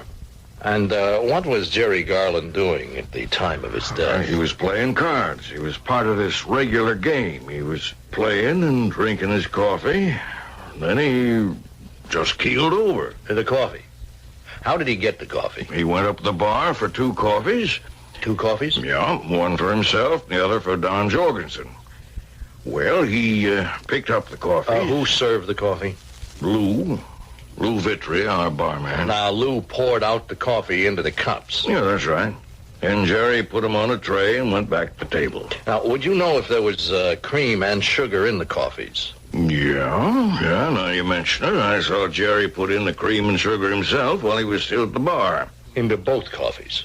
Yeah, that's right. And then he went back to the table. And then what did he do? He gave 1 cup to Don Jorgensen, 1 cup he kept for himself. Yeah?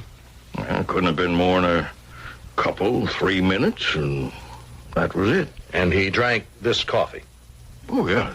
The other cup of coffee, the one he gave this... Don Jorgensen. Yeah, Don Jorgensen. He drank his coffee also? Yeah. You saw him do it? Oh, yes. Right. I want you to stay with me while I question some of the people in that club car. When? As soon as I can round them up. Well, I have to take 1127 out. No. I don't think so. That was Detective Lieutenant Parsons. Grover Cleveland Parsons. Well, the first person he got hold of was Lou Vitry, the barman.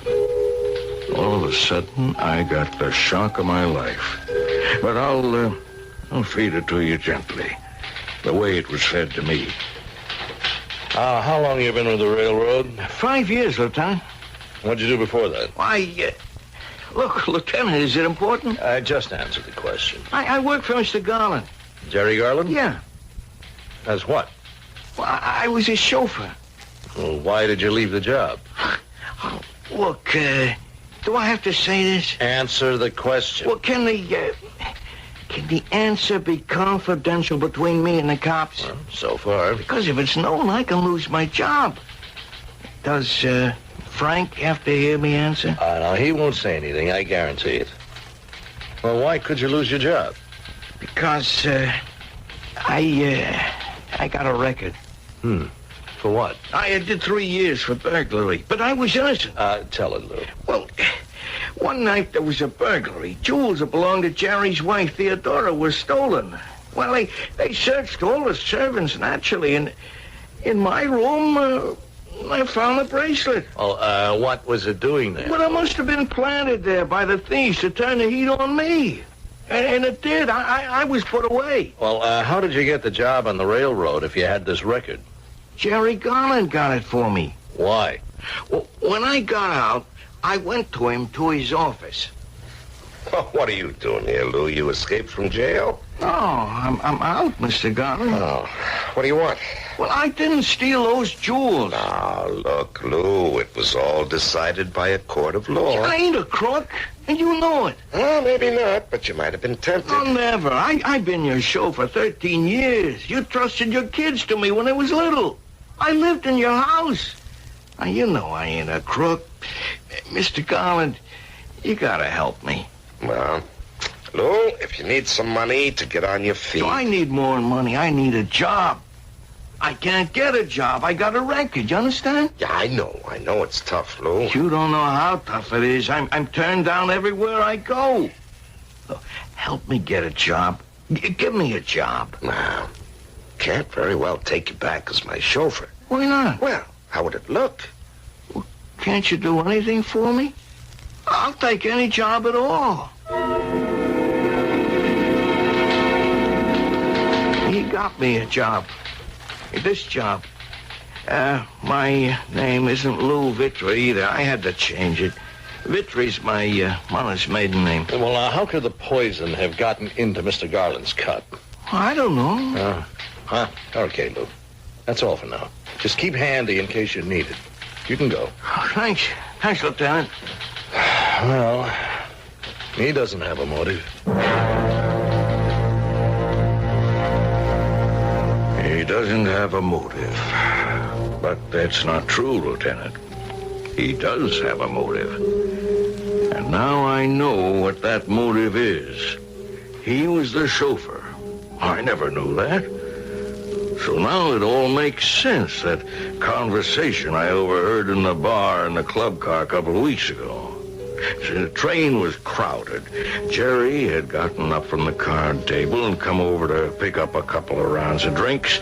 Standing at the bar was Mr. Alexander Trowbridge.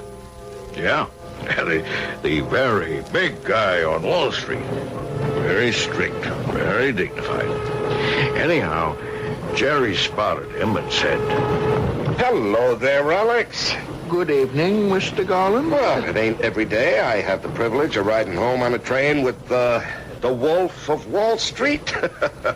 Hey, let me buy you a drink. Thank you. I have one. Well, have another one on me. That won't be necessary, thank you. I never have more than one. Okay, Alex. Say, look, I may drop over to your office one day. I may have a little business to throw your way. Jerry Garland had a hide like a rhinoceros, which is why you couldn't kill him with a bullet or a knife. You had to use poison. Anyhow, it was obvious to me that Mr. Trowbridge was very put out. And the fellow standing next to him spotted it, too. And I remember Trowbridge saying, I have every reason to suspect that man is a thief. There's no real proof, of course, but Swanson's company handles the man's insurance. He had a burglary some years ago. Wife's jewels were supposed to be stolen. Swanson could swear Garland pulled a swindle on the insurance company. Is that so? The jewels never turned up at any of the known receivers of stolen goods. Actually, Swanson must know more than he's telling, but he's stuck for proof. Another round here, please, Lou? Yes, sir. I know Swanson wouldn't make such a charge, even off the record, unless he knew it was true. Meanwhile, some poor servant went to jail at... Oh, I'm sorry, sir. Oh, that's all right, Lou. It spilled all over you. Well, it's just water. No harm done. Was that why Lou dropped the glass? Was that why he turned so pale? I didn't think anything about it at the time, but now it makes sense. The lieutenant had just said that Lou Vitry did not have a motive, but he did have. Yeah, Frank. I know about it. About Lou having a motive? Yep. He told me himself. He figured if this kind of thing was being talked about, how Jerry Garland himself could have staged the robbery, it was sure to get the cops, and then he'd really be in a jam. Well, he's in a jam anyhow, isn't he? Well, not exactly. You see, if he poisoned the coffee and then gave 2 cups to Jerry to take back to the table, how could he be sure which cup Jerry would drink? Yeah. Frank, you see these fellas every day. Who had a motive for killing Jerry? Well, nobody really liked him. Who were his friends? In the club car? Mm-hmm. Well, he had no friends I knew of. Nobody really liked him. Well, who might have liked him the least? You get into a discussion of human nature, Lieutenant. Bill Russell, one of the regulars in the game, never opened his mouth except to bet. Now, how do I know what that man thought? Don Jorgensen. Well, he didn't like Jerry. Over the year, he must have lost at least $15,000 in that game.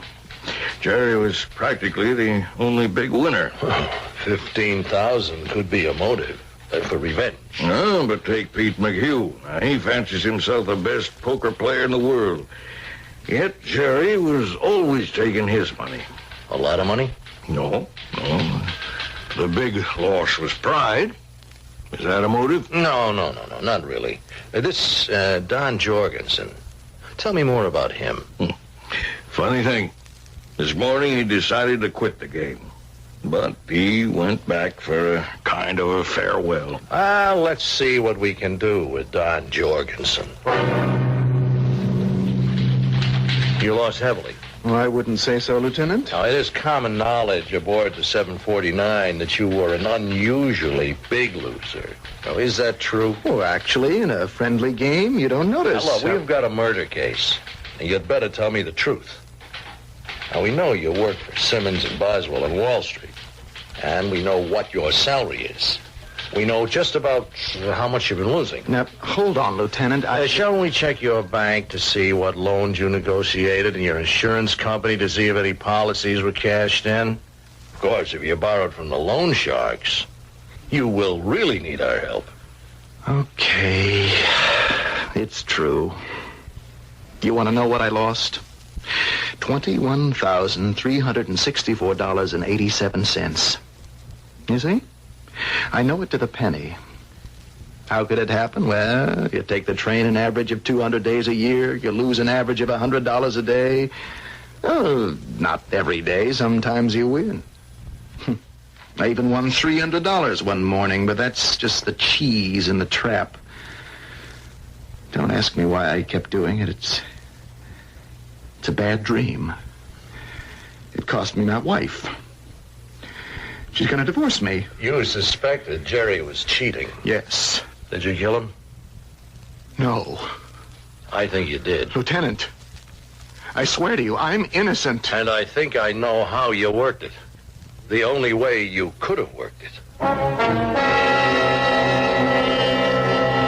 That's pretty good. If Don Jorgensen wanted to have Jerry Garland drink a cup of poisoned coffee, how could Don have worked it? Since, as we saw, Jerry got the 2 cups of coffee. Jerry handed out the coffee. How could Don be sure he wasn't getting the wrong one? Well, Lieutenant Parsons has made his deduction on facts and inferences that were available to all of you. Why don't we compare notes in Act 3 in just a few moments?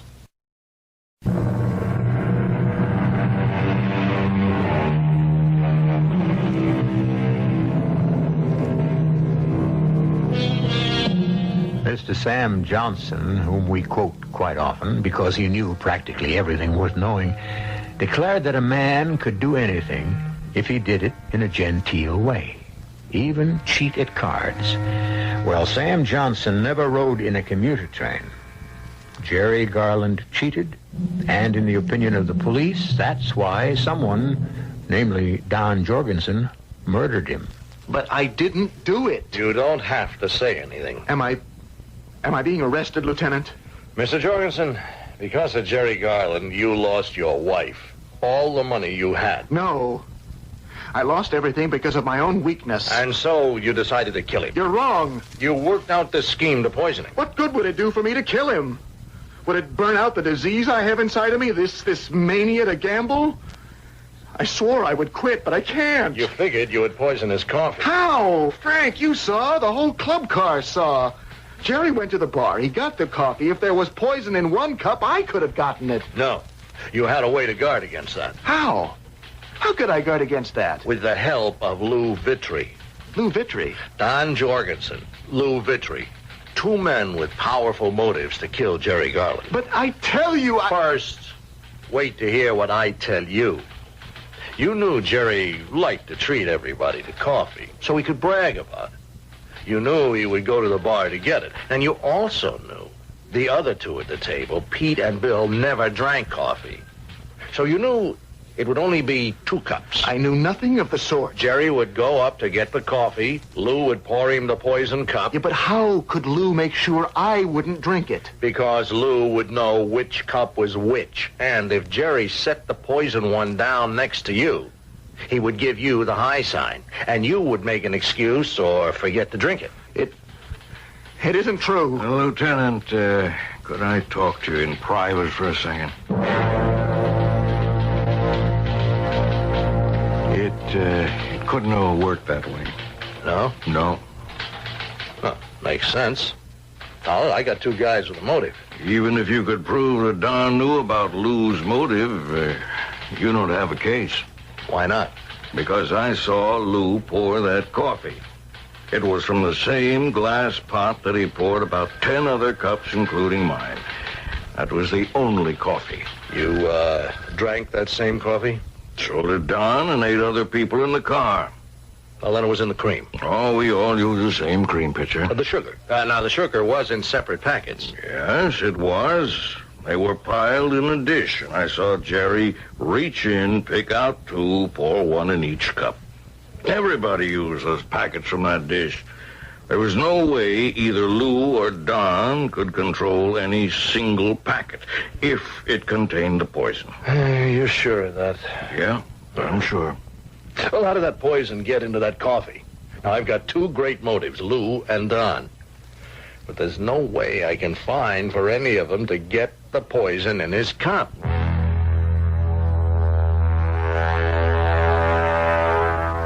Time went on, days passed, and I guess life went on also. I don't know what happens to a murder case when it doesn't get solved and the papers stop writing about it. I suppose it just sort of gets into a file cabinet somewhere. Well, 7:49 left Westville as usual, on or about on time. The club car found other things to talk about. The card game continued with Don back in, but the new member was Mr. Trowbridge. And because he was so fabulously rich, they played for pennies. But I kept thinking and thinking about the murder. Well, one night I was taking my evening run home, and I stopped in the club car. Tickets, please. Tickets. Hello, Frank. Oh, evening, Mr. Jorgensen. Frank, I never did get a chance to thank you properly for what you did for me. What did I do for you? Well, the day Jerry was, that cop, he was all set to lower the boom, and then you just took him aside. What'd you tell him? Well, I just said, a fine, clean-cut chap like you, how could you possibly be a killer? I bet you did. You'd be better off if you never bet again in your life. See you. Tickets, please. Tickets. Thank you. Oh, good evening, Mr. Trowbridge. Evening, Frank.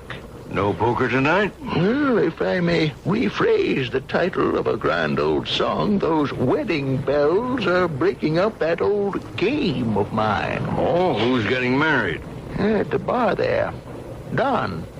Didn't he just get divorced? Oh, certainly. He had to shed the old one before he could acquire a new one. You're not allowed to have 2 at a time in our culture. Well, one was all I could ever handle. Capacities differ, Frank. Oh, there she is now. She's just come up to the bar.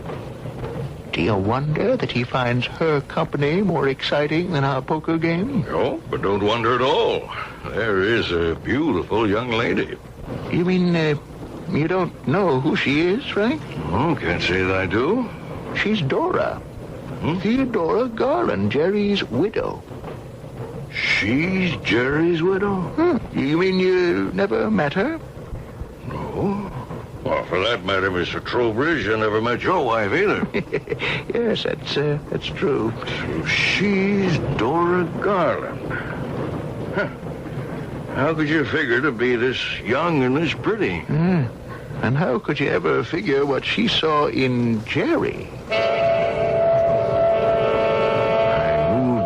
Toward the bar. Suddenly, I realized that I had seen her before. Somewhere before. But where? Where? And then I remembered where. At the bar in the terminal.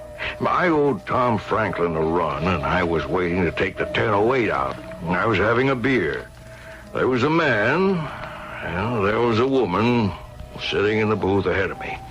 The man had his back to me. I couldn't see his face, but I knew it was Don Jorgensen. The woman was facing me. She was that woman. Now I know who she was. Dora Garland.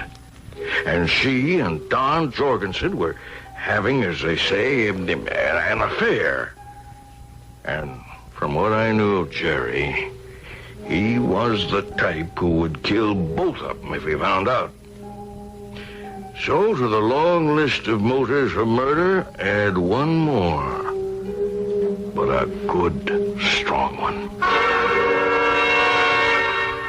Now, Frank, don't give me any more suspects, huh? I don't want no more motives. I got all of those I can handle. I tell you what I need. I need what I can't get. The way any one of them or two of them could have put that poison into the coffee. Why don't you forget it? Well, it happened on my train. I feel responsible. Yeah, well, maybe you did it, huh? Me? Yeah, well, as I put together everybody's story, Frank, I think you left something out. What? You could have poisoned that coffee. Why? How? Why, I can dig around for. How? Okay. Jerry was starting back to the table with the coffee tray. Okay. Now you're headed the other way, up the aisle. The train gives a lurch. Jerry almost falls. You grab the tray from him. For just a second. Long enough, maybe, to put that poison in the cup. Yeah? Well, here's what's wrong with that theory. First, how could I have, in those few seconds, gotten the tops off the cups and put in the poison?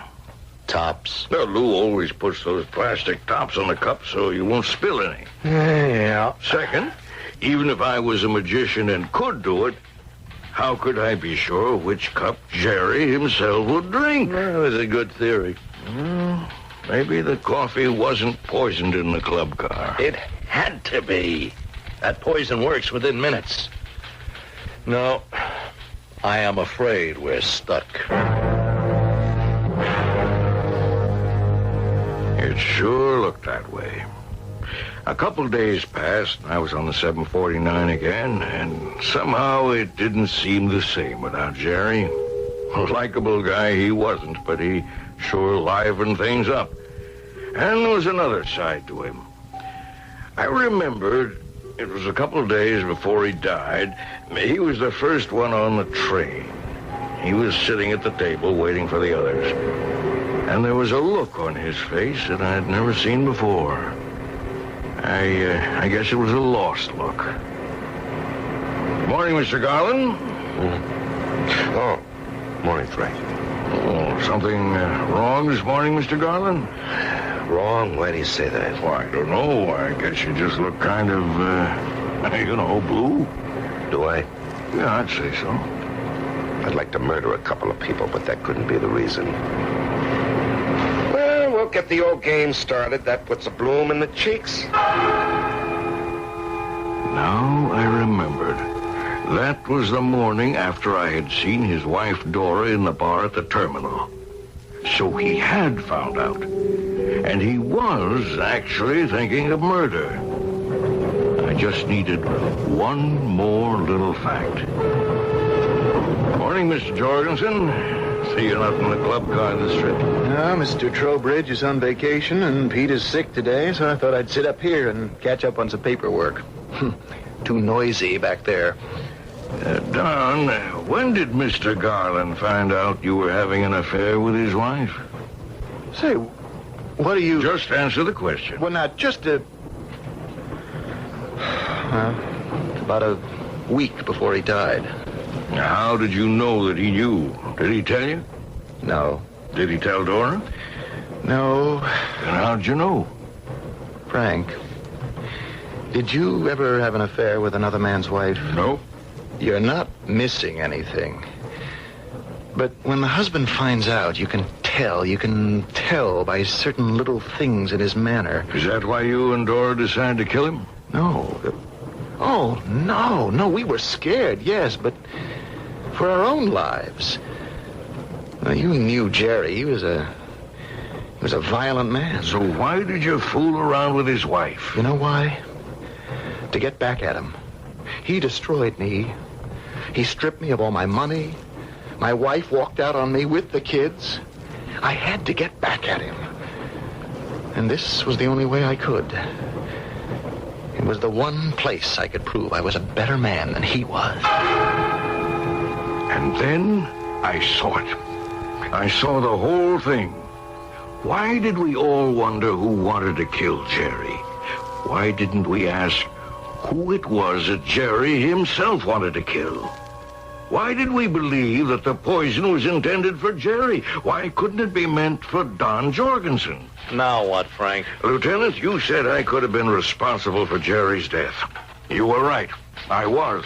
Are you crazy? Jerry decides to kill Don. Okay. He goes for the coffee. Lou pours. Jerry then opens the sugar packets. Jerry is in a position to use a packet that he had with him that contains the poison. I notice you're listening now. Hey, go on. Now, Jerry comes back to the table with the tray. He knows which cup he has poisoned. But the train gives a lurch. He almost falls. He's about to drop the tray. I'm there. I grab it from him.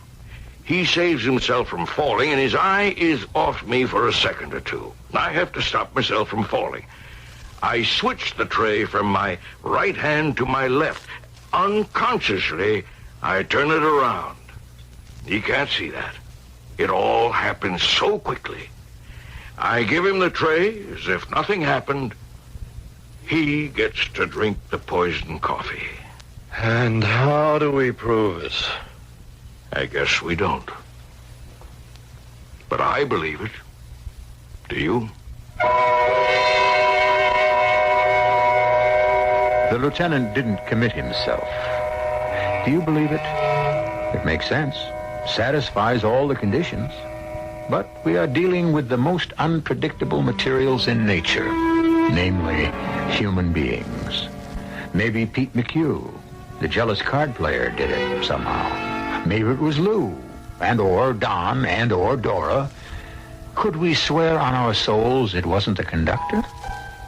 I'll be back with more from the realm of infinite possibility.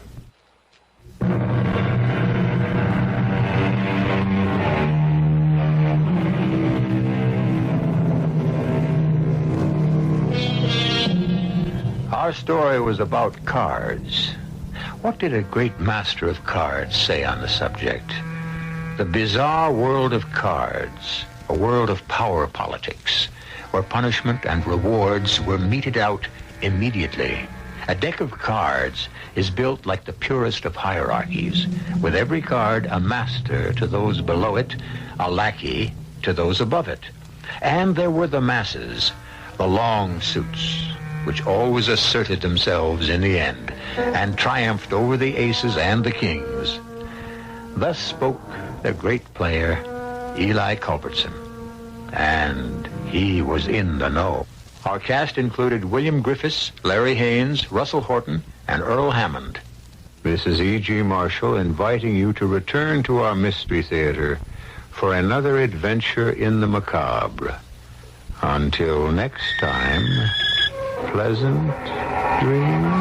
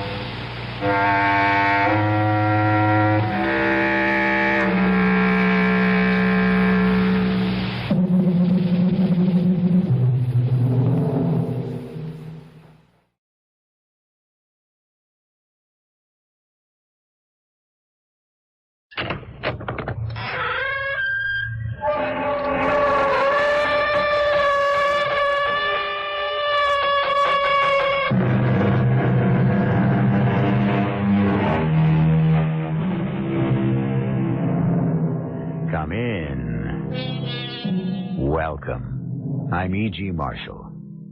In the year of our Lord, 1976, and I use the appellation with some sadness, there were 18,780 murders committed in the United States.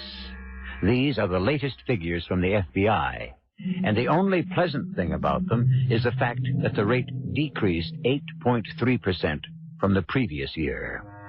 A trend I fervently hope will continue. But where murder seems the only way out, there is always a story. This is one of them.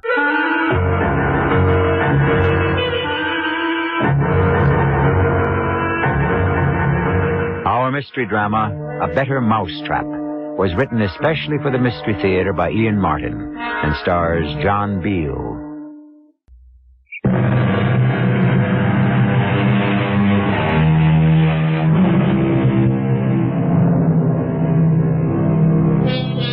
While on the subject of statistics, here's one for you. 1970 was the last year most metropolises in the U.S. enjoyed a population advance. Ever since then, the amount of people in the cities has been declining. Where have they gone? Mostly to the suburbs. Here's Ralph Lester, a typical suburbanite.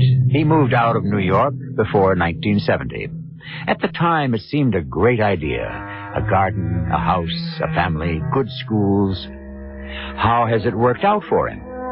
Let me say only that Ralph Lester is tired, hates the train ride, has had at least one too many drinks, and is worried about, among other things, finances. He doesn't know yet how worried he ought to be. Lucy, the laundry boy is home. For crying out loud. Where are you? Lucy? Where is she? Hey, Lucy, I'm home. Where are you? I'm upstairs, Ralph. Oh, okay. What are you doing? I'm packing. Huh? Never mind, I'll be right down. No, that's all right. I'm up here already. How about a drink if I rush? What time is dinner? I haven't any idea. Well, what does that mean? Dinner is your problem, Ralph. Oh, you mean you've eaten already or something? No, I haven't. Well, did I forget? Are we going out? I'm eating out, yes. I don't know about you. Well, if you're going out, you mean you didn't leave me something? I'm supposed to scrounge it up by myself? Why not? I think it might make good practice. Good practice for what? For the future, when I'm not here. When you're not here? That's right, Ralph. I'm leaving you. Leaving me? What for? It isn't so much what for as why. Yes, I think that's the correct question. All right, then why? Two things. Money and Gloria. Gloria? Your, secretary. That's the politest term I can think of. Oh, you can't think that there's anything between me and Gloria. I don't think I know. Oh, how do you know? I'm ashamed to say it, but I hired a man to follow you. Oh, brother, I think I better get that drink. I wouldn't. Not quite yet. You'll need a clear head for the other discussion. What discussion? Money, Ralph. My money. I hope you still have it because I want it. And if you don't have it, I'll make you account for every penny, no matter what court I drag you through. Oh, now, wait a minute, Lucy. Wait a minute. I'm really bushed tonight. It was a tough day. Just give me a chance to pull myself together so I can... So you can what? Make up some new lies? Now, just hold up. I don't know what kind of lies people have been telling you. And if that dried-up, middle-aged old witch next door... Don't you take off on Ellie Pratt. She's the best friend I have in this stupid town, maybe the only one. The whole thing is going to be brought out in the open. Unless you can convince me in black and white that you haven't been cheating on me two ways. Robbing me blind and carrying on with another woman. Oh, Lucy, I swear I don't know what you're talking about. Don't lie to me anymore. You talked me into giving you $300,000 worth of bearer bonds to turn into cash. Sure, it's a time to stay liquid. The minute I decide the market's right, we can jump in and make a joint... It's my money. You know what I mean. No, Ralph, I don't. Because, you see, I've been checking into something else about all the money Father left me. And that you were holding, building into a fortune. What do you mean? I got Father's old lawyer to dig into just what securities I hold. The ones you were supposed to have bought for me. What happened to those securities, Ralph? Where are they? You know the firm is holding them for you in your account. Mr. Stearns couldn't find any record of them. Oh, for heaven's sakes, Lucy, the old man is senile. I have all the proof and the documentation. It may be too late to get my money back. But I'm going to fix it so you get punished for stealing it, and I'm not going to let you have a chance to squander any of it on that cheap little tart you pretend is your secretary. Look, you don't understand. It's been a difficult period, Lucy. I've had to try to cover short sales and option deals, and if there was any question now, I could be ruined, Lucy. I could be sent to jail. Oh, I know, Ralph. That's just where I'd like to send you. Lucy, please. Listen, you don't know what a spot I'm in right at the moment. You mean you embezzled other people's funds, too? It isn't embezzling. You don't understand business and the market. It's just that sometimes you have to manipulate. And now, just at the moment, just while the market turns, I'm in such terrible shape it would be the end for me. But I promise you. I wouldn't believe you whatever you told me. And I'm going to tell you, no matter what it costs me, I'm going to call the turn. I'm going to shout it out. Oh, no, you're not. Yes, just watch me. Don't think... Let go of me. What are you doing? I'm trying to shut your mouth if you won't. Ralph, be careful. You're choking. Lucy, are you going to ride along with me until I get out I'll of it? see you in hell first. Ralph, you choking. Now, not until you promise. Are you going to promise to button up? Lucy, if you think for one moment that I'm going to let you nail me to the wall, you get another guess coming. After all I've put up with, an older woman mewling and scolding just because you thought you had the whip hand of money, just because you...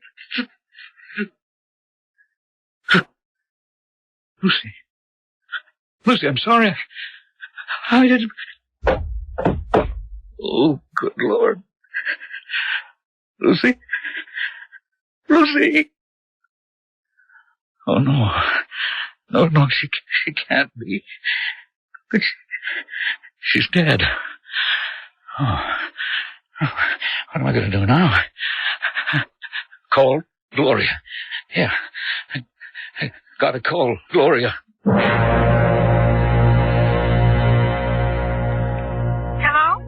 Hello? Gloria? Yeah, Ralphie. Hey, you sound kind of funny. What is it? She's dead. Who? My wife, Lucy. Gee, that's terrible. Well, honey, I'm sorry, but, honey bun, it solves a lot of trouble for us, doesn't it? No, not a bit. Only makes it worse. What do you mean? Oh, Gloria, she didn't just up and die for herself to make it convenient for us. Well, then what? I killed her. You what? I didn't mean to. It was an accident. I mean, she found out about us, and I lost my head, and You murdered her? But she was threatening to scream out about us, and I wanted to keep her quiet. All I did was put my hands on her throat, and before I knew it... Ralphie, I don't want to hear any more. I'm getting out of it. You can't. Oh, no, you're in it up to your neck. You, me, how we've been kiting accounts. You can't involve me in that. Can you? Ralphie, what are we going to do? Well, I got a notion, a real crazy notion. It's the only way I can see out of it. Yeah? What is it? We'll have to kidnap her. How do you kidnap someone who's already dead? I don't mean for real, Gloria. I mean pretend to. No one else knows she's dead yet. Yoo-hoo, Lucy. Where are you, darling? Pete's sake. What is it? Ralph? That silly old snoop L.A. Pratt from next door. I gotta hang up. Nobody home? Oh, she's in the house. For the love of Mike, she's on her way upstairs. I'll call you back. Yoo-hoo! Gloria, the woman is in the house. I'll call you right back. I know you're there. I hope I'm not interrupting anything. Oh, brother. That you, Ellie? In the flesh, not a picture. Can I come up? Oh, no. I'll be right down. Don't slip on the soap. Soap. Yeah. And you'll never know how tempted I am to invite you up here to the bathroom and drown you, Ellie.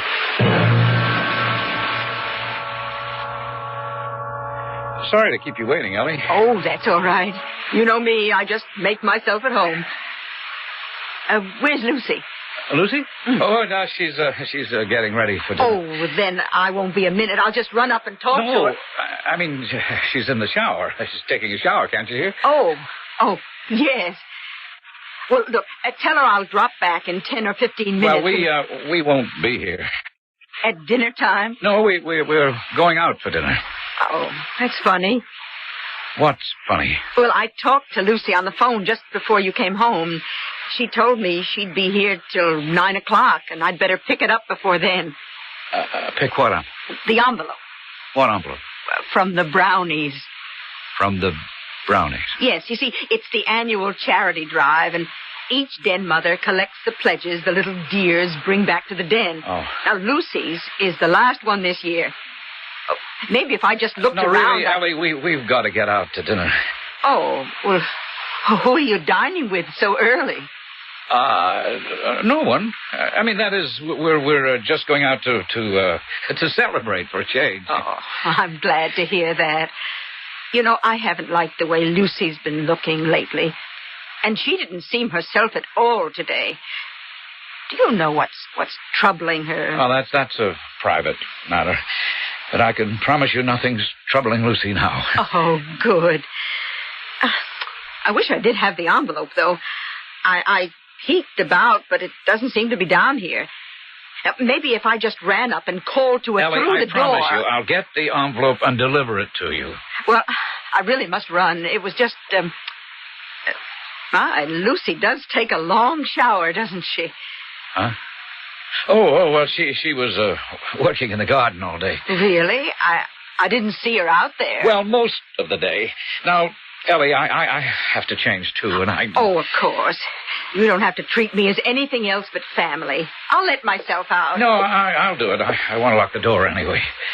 Lock the door? Yes, we'll be going out through the garage. Ralph, are you all right? You look a bit drawn. Oh, I'm fine. I'm fine. Oh, now, how did he get out, that fool cat? Oh, now, don't you talk to poor Ginger like that. He's Lucy's best baby, aren't you, darling? What's he mewling about? Oh, Ellie, will you put him down? The poor baby's just looking for his supper. I'm surprised Lucy hasn't fed him. Oh, she probably forgot. It's not like her. There isn't anything wrong between you and Lucy, Ralph. Oh, what could be wrong? Oh, I don't know. She hasn't seemed herself lately, and you seem so nervous tonight. I'm just tired. Look, Ellie, I don't want to keep Lucy waiting. Yeah, of course. I'll run along. Now, tell Lucy I'll drop by first thing in the morning to pick up the envelope. No, there's no need. I'll drop it in your mailbox on my way to the train. Oh, shut up. I don't need any trouble from you. What am I going to do? What am I going to do?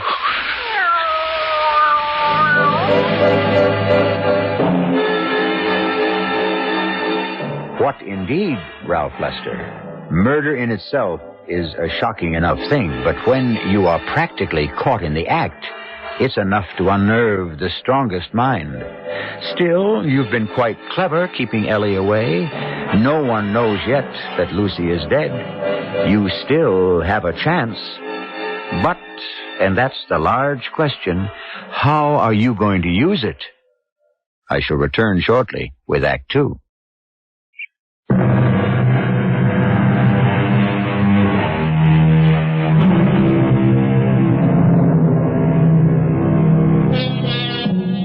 We left Ralph Lester in sheer panic, wondering what on earth he could do. The effort of controlling his emotions and trying to act normally with his next-door neighbor after he had just murdered his wife has left him drained, his knees weak, his mind a blank that tries to shut out the terrible reality. Now, suddenly remembering a vagrant thought that had crossed it earlier, he goes to the phone to talk to his girlfriend, Gloria.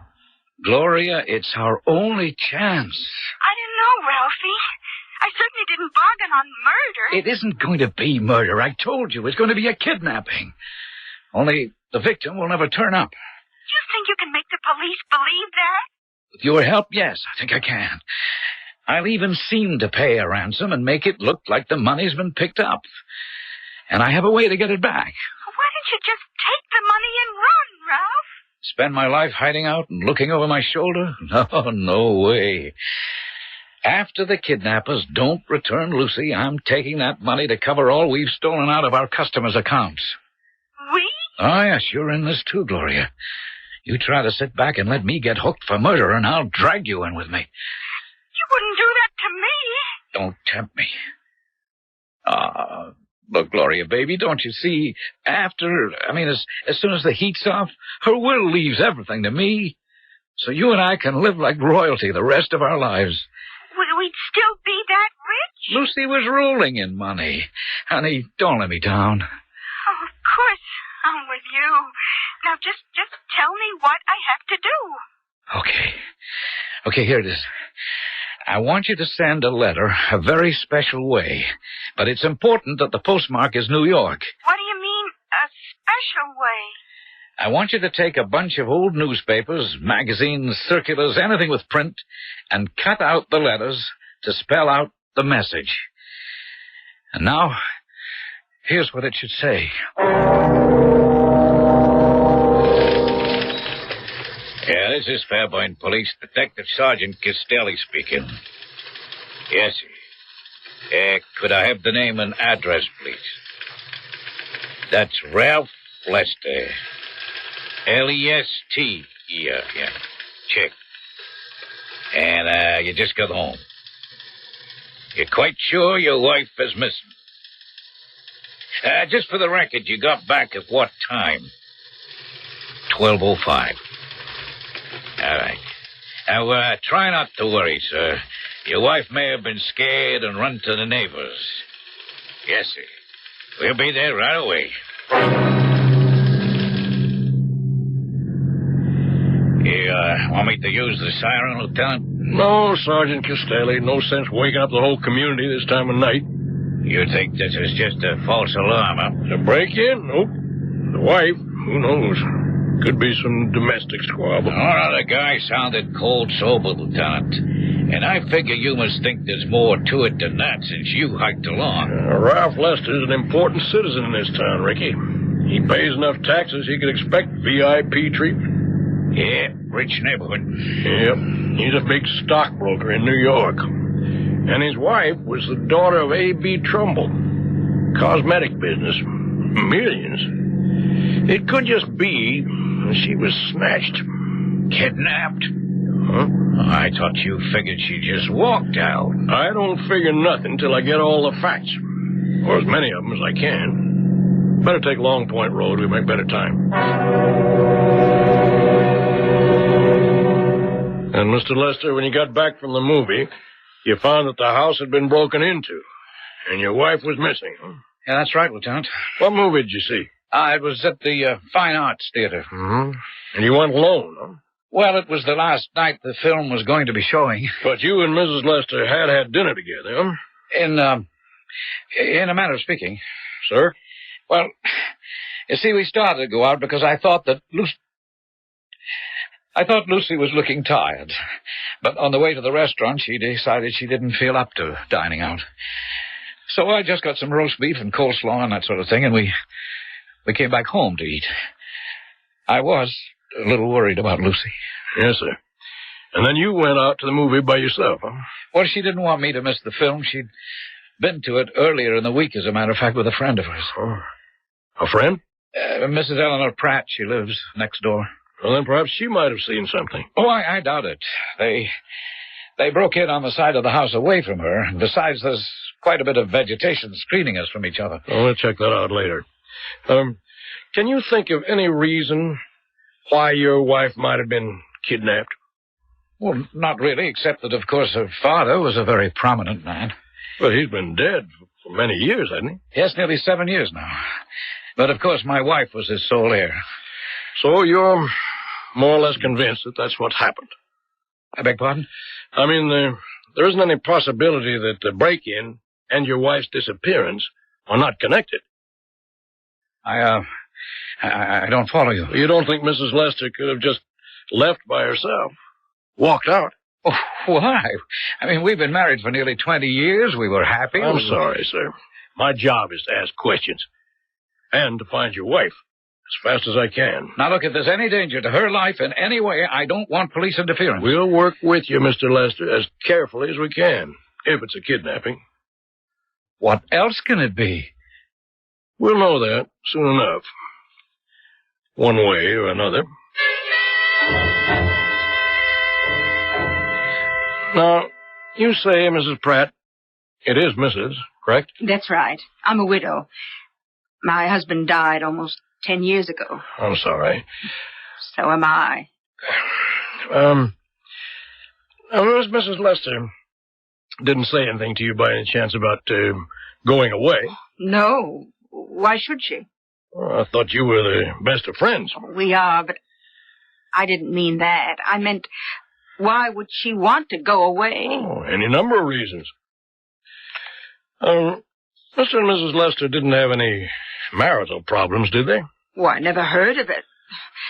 Lucy never said anything at all like that to me. I didn't say that they had. It's just something we always ask. She's a little older than him, isn't she?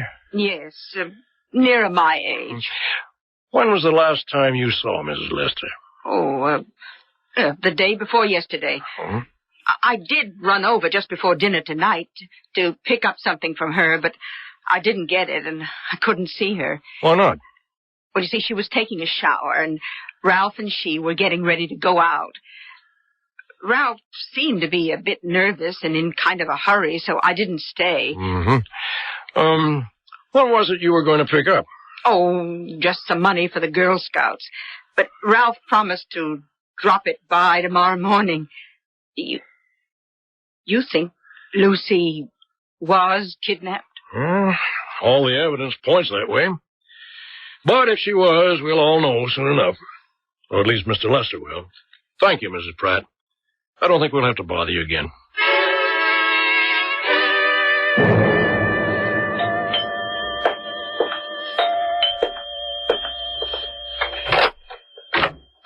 Oh, good morning, Lieutenant. Almost afternoon, Mr. Lester. Heard anything? No. They didn't contact you by phone? Who? Well, the kidnappers. No contact. You wouldn't be keeping quiet about it if they had. Why? It isn't a good idea, Mr. Lester. The police can help. No, I wouldn't take any chances on risking my wife's life. I can understand that. But nothing through the mail? No. If this is a kidnapping, don't try to handle it yourself. Please. You need help. Professional help. We won't endanger your wife's life in any way. What we'll try to do is to protect it. Just help us do our duty. Okay, Lieutenant, up to a point. As soon as I know anything, I'll let you know. And now, if you'll excuse me, I couldn't go into New York today, and I'm trying to handle my business by phone. Oh, that's probably a customer now. See you. I'll be around.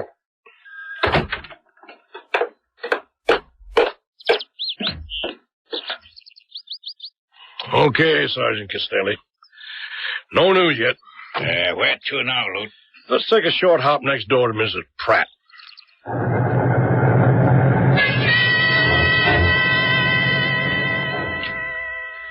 So you got your envelope all right, Mrs. Pratt, huh? Oh, yes. Ralph must have put it in my mailbox early this morning. You look a little strange. Something troubling you? Oh, it's just something personal. And I didn't get much sleep. I'll try not to let this bother you, ma'am. Mrs. Lester will be all right, I'm sure. Oh, I'm not worried about Lucy's disappearance anymore. At least not that way. That wasn't what kept me awake. Well, what did, ma'am? The cat. Ginger. Lucy's cat. Yowling like a little banshee. I guess she missed Lucy as much as me. Mm-hmm.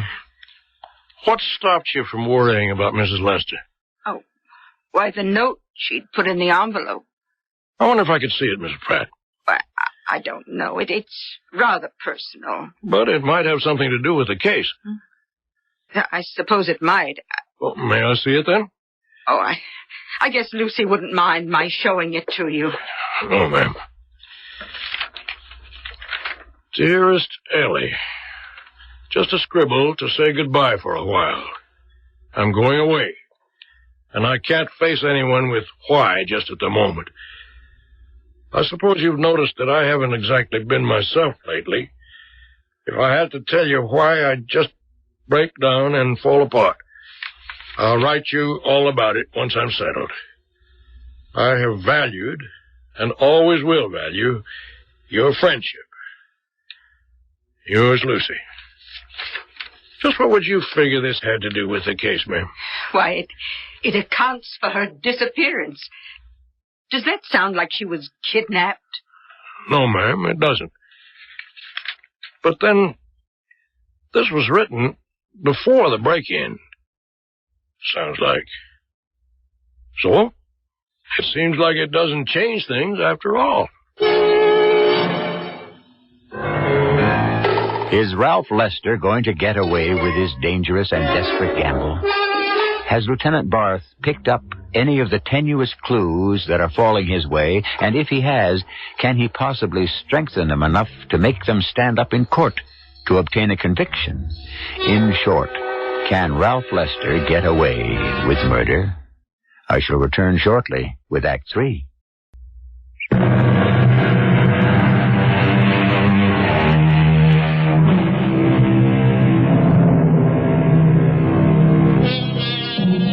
There is a very simple and totally laid out suspense to this story.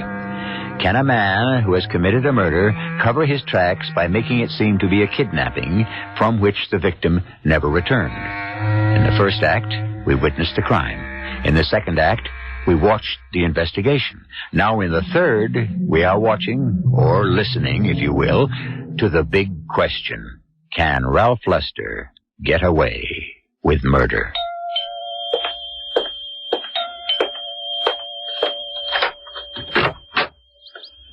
Morning, Mr. Lester. Morning, Lieutenant. Come right on in. You say you've had a communication from the kidnappers? Yes, here it is. You can read it yourself. Oh. We have Mrs. Lester. She is safe. She'll stay that way unless you refuse to pay the ransom. We want $300,000 in small bills. Nothing over a 20. You will be notified where to leave the money. Do not call in the police, or we cannot answer for the safety of your wife. This came in today's mail? Yes. So it is a kidnapping. What kind of statement is that? What else? May I see the envelope? Sure. Postmarked New York. The message pasted up with letters out of newspapers, magazines, and so on. That's pretty clever. How can we trace them? I don't know. Of course, I'll take this and subject it to latent fuming tests and blood print kits. Oh, what for? Well, we may be able to lift hidden fingerprints, find out if criminals are involved. And now we can set up an overseas team. Now, let's get this straight, Lieutenant. I don't want anyone interfering in my wife's safe return. We don't want any danger to her either. But there are things that can be done to monitor... No, sir, I want the police out of this entirely.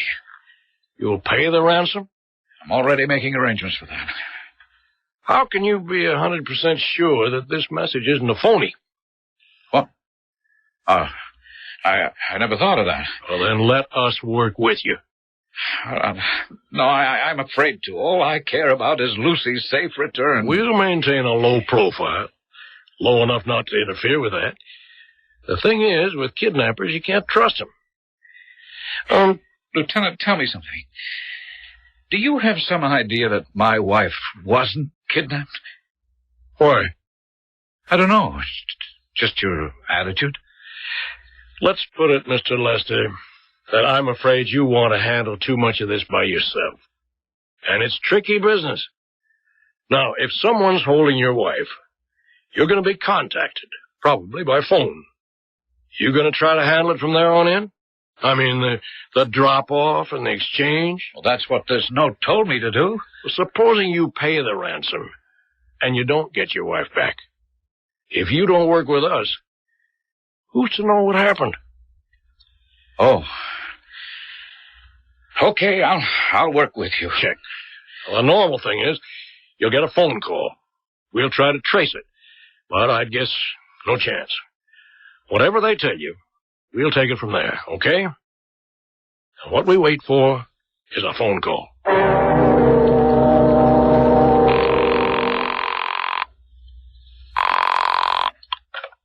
Yeah? This is Ralph, Gloria. Oh, yeah. Hi. Now, look, I'm calling from a payphone. I gotta give you some instructions, and you gotta listen close. Are you with me? Oh, sure, honey. All right, then listen.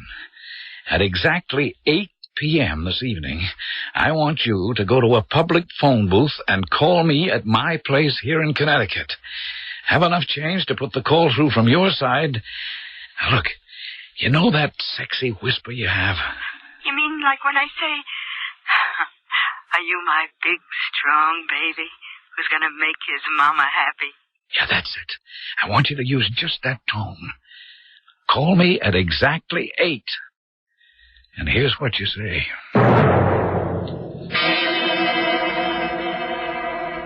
Tomorrow morning, you will take the train, arriving Grand Central, 9:42. You will have the money with you. You will go to box 431, which you will find open. The money must be in a brown paper bag. Put it there and shut the box. Walk away immediately. Obey us, or your wife's life is on your conscience. Did you hear that, Lieutenant? Yeah, I heard it. Any chance of tracing it? None. Not long enough. Was that a man or a woman? Hard to tell with the whisper. You recognize the voice? No. What are you going to do? Well, leave the money exactly as I was told to do. And I want the police out of this. I'm not taking any chances on Lucy's life. It'd be better to have us standing by. No. You can talk us out of it, Mr. Lester, but the FBI is another story. The FBI? Well, more than one state is involved now. They have to be called in.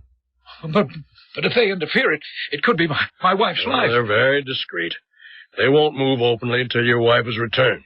Or until they know they can rescue her. Well, I don't like it. Maybe I'll just call off the whole thing. Don't you want your wife back? Well, of course. Well, then you'd just better follow along the way they tell you. I don't know. I have a strange hunch that... No, I can't say it. You don't think that your wife is dead already, do you? It is a possibility, isn't it? Yes, it's always a possibility. Well, I have to get back to the station house. Good luck tomorrow. I guess I'll need it.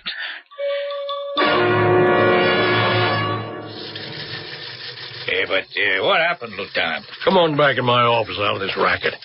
He left the door, didn't he? Well, just as ordered. Let's get in the office. But no one picked it up, huh? That's the whole foul-up. The locker was checked. They're only good for 24 hours, and the FBI knew it would run out at 12 noon. But when no one showed up to pick up the ransom, they moved in. And when they had it opened, the locker was empty. What? Yeah, they goofed somehow. Don't ask me. Someone managed to sneak in and pick up the dough. But Mrs. Lester hasn't been returned. Not yet. If ever. You think... Lieutenant Boss speaking. Oh, yes, Mr. Pratt. I see. Well, did you call Mr. Lester? He's not home. Well, that's strange. No. Oh. I tell you what. Let me come right over. Come on, Ricky. We're going over to Mrs. Pratt's. Why, what's the matter? She's having cat trouble. Cat trouble? Yeah, somebody killed her neighbor's cat.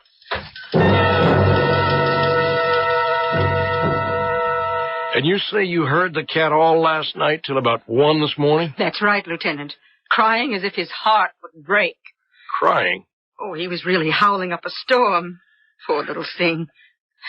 Like he was a mourner at a wake.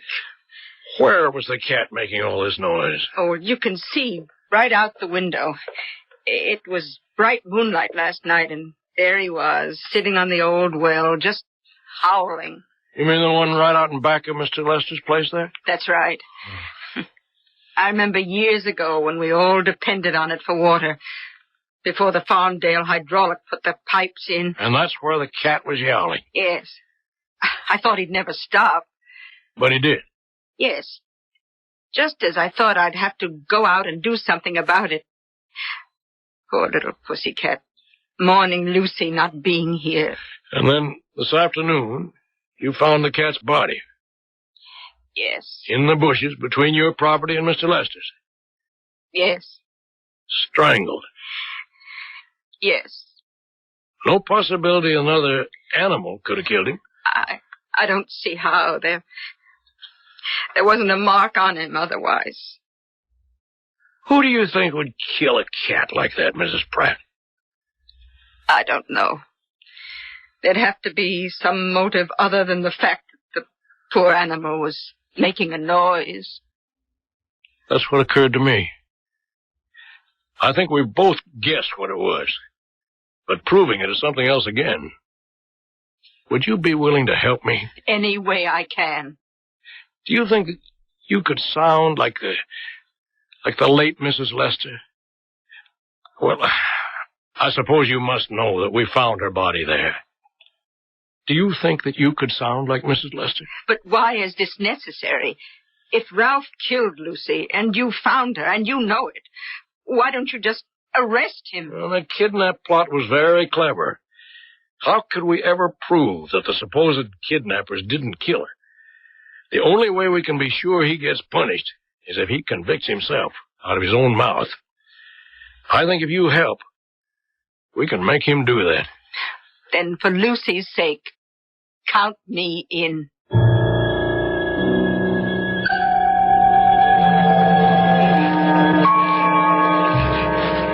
Lieutenant, I really don't understand the purpose of all this. I was fond of Ginger, but in my present position, I can't worry too much about the accidental death of a cat. I was just wondering why you didn't hear him caterwauling last night. I didn't even know he was out. I was dead to the world after what I've been through. You sure you didn't hear him? How many times do I have to tell you no? Well, who do you suppose killed him? Lieutenant Barth, you should know in a country like this, animals meet accidental deaths. There are raccoons and foxes and cars and any number of ways an animal can meet an accidental death. By strangling? Is that how Ginger died? Apparently. Now, suppose you tell me why the cat picked this particular spot to howl. Oh, sure, I don't know. You know who we found in this well, Mr. Lester? Also strangled, but about 20 hours before? Your wife. Lucy? Oh, that's awful. How did you find her? The police are not fools, Mr. Lester. And you're not so smart. Ever since you killed her, you left a trail of clues. I didn't kill her. You'll never prove that. Then who did? The kidnappers, of course. They never intended to let her go. What kidnappers? Try and prove there weren't any. I can do that for you, Lieutenant. What? What did you say? Who? It's me, Ralph. Lucy. But it can't be. You're dead. How can you be so sure? Because I killed you. I killed you myself. You were dead before I threw you in the well. Not quite dead, Ralph. Kept alive long enough to convict you and make you and Gloria pay for my death. Now that you have convicted yourself out of your own mouth, I can rest at peace.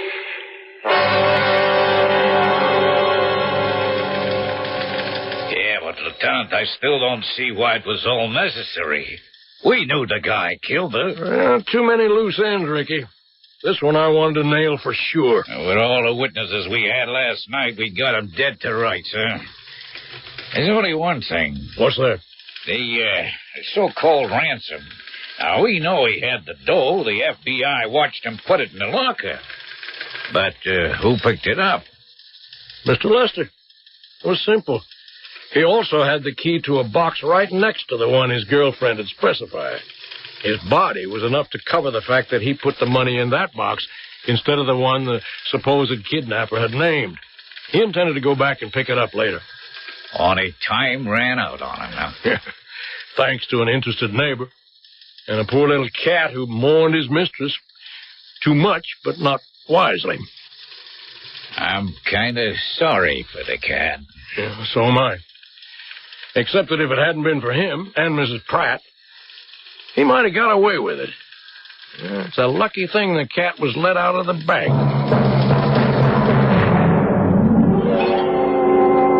The best laid plans of mice and men, etc., etc. But then mice are notoriously unlucky where cats are concerned. And any man that marries an older woman for her money is scarcely a lion. Ralph Lester was a mouse who tried to roar, but didn't quite have the native ability or cleverness. he ended up in his own mousetrap, and deservedly so. I'll be back shortly.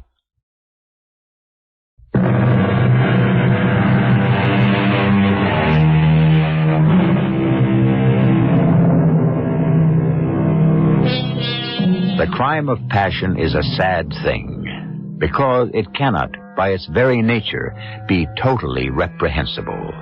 But when human nature has taken its course to the ultimate end, any concealment or attempt to escape consequences is indefensible. Thanks to Lieutenant Barth's handling of the case, no judge or jury on record could do less than to give Ralph Lester the full sentence he deserved. And for Gloria, who had been an accessory, if not before, at least after the fact, she was lucky to escape with a long term on probation. Our cast included John Beale, Joan Lovejoy, Ian Martin, and Bryna Rayburn. The entire production was under the direction of Hyman Brown. This is E.G. Marshall inviting you to return to our Mystery Theater for another adventure in the macabre. Until next time, pleasant dreams.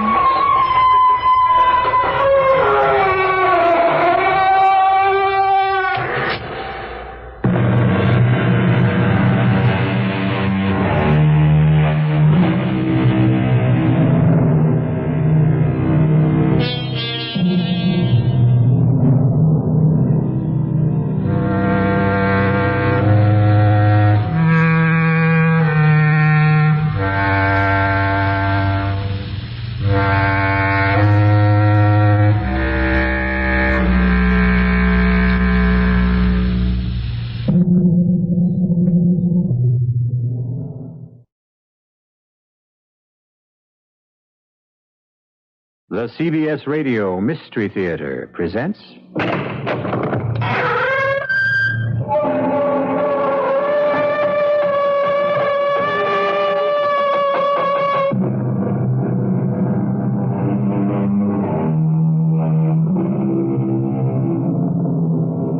Come in. Welcome. I'm E.G. Marshall. And it's time, once again, for that voyage we take together through those dark and hidden recesses of our own imagination. A philosopher tells us that by an accident of fortune, a man may rule the world for a time, but by virtue of love, he may rule the world forever. Love. There seems to be so much love all around us. It appears to grow wild, like some exotic plant in a tropical jungle. And yet, with so much love everywhere, why are so few of us kings? No, I don't paint anymore. But you're such a fine artist, you should. No, you see, I put someone down on canvas, and it's not just his likeness, it's also... Yes? It's also... It's also his personality. And so, he will convey to the viewer some of his innermost secrets. I don't believe that's possible. Yes. The canvas will not conceal any of his secrets. It will betray everything, even if he has committed murder. Now, shall I paint your portrait? No. Oh, no.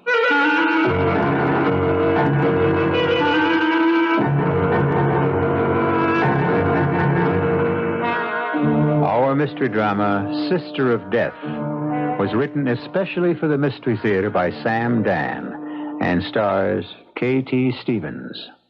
It is sponsored in part by Buick Motor Division and Contact, the 12-hour cold capsule. I'll be back shortly with Act One.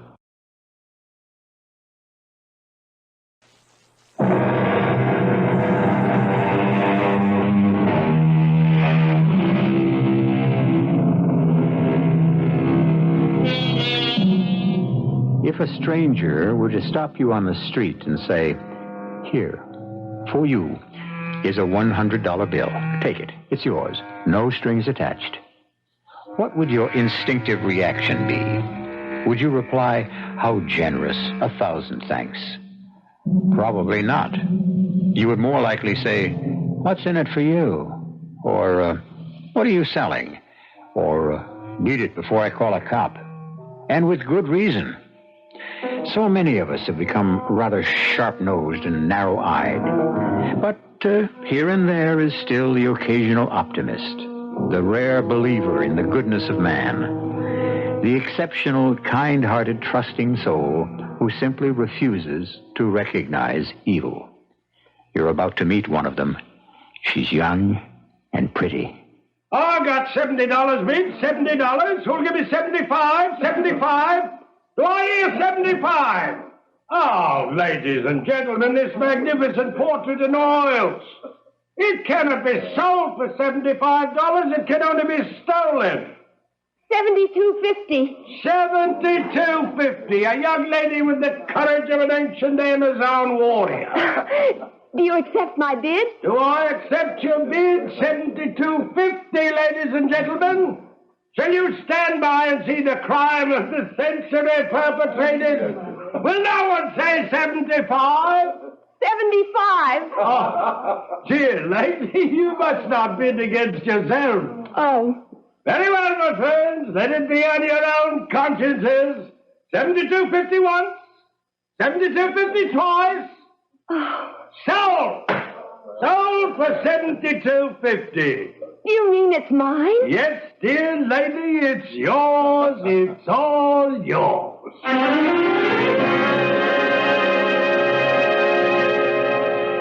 Well, what is this fantastic bargain, Anita? Oh, Tilly, just wait till you see it. Oh, where is it? I even knew exactly where I wanted to hang it. Hang it?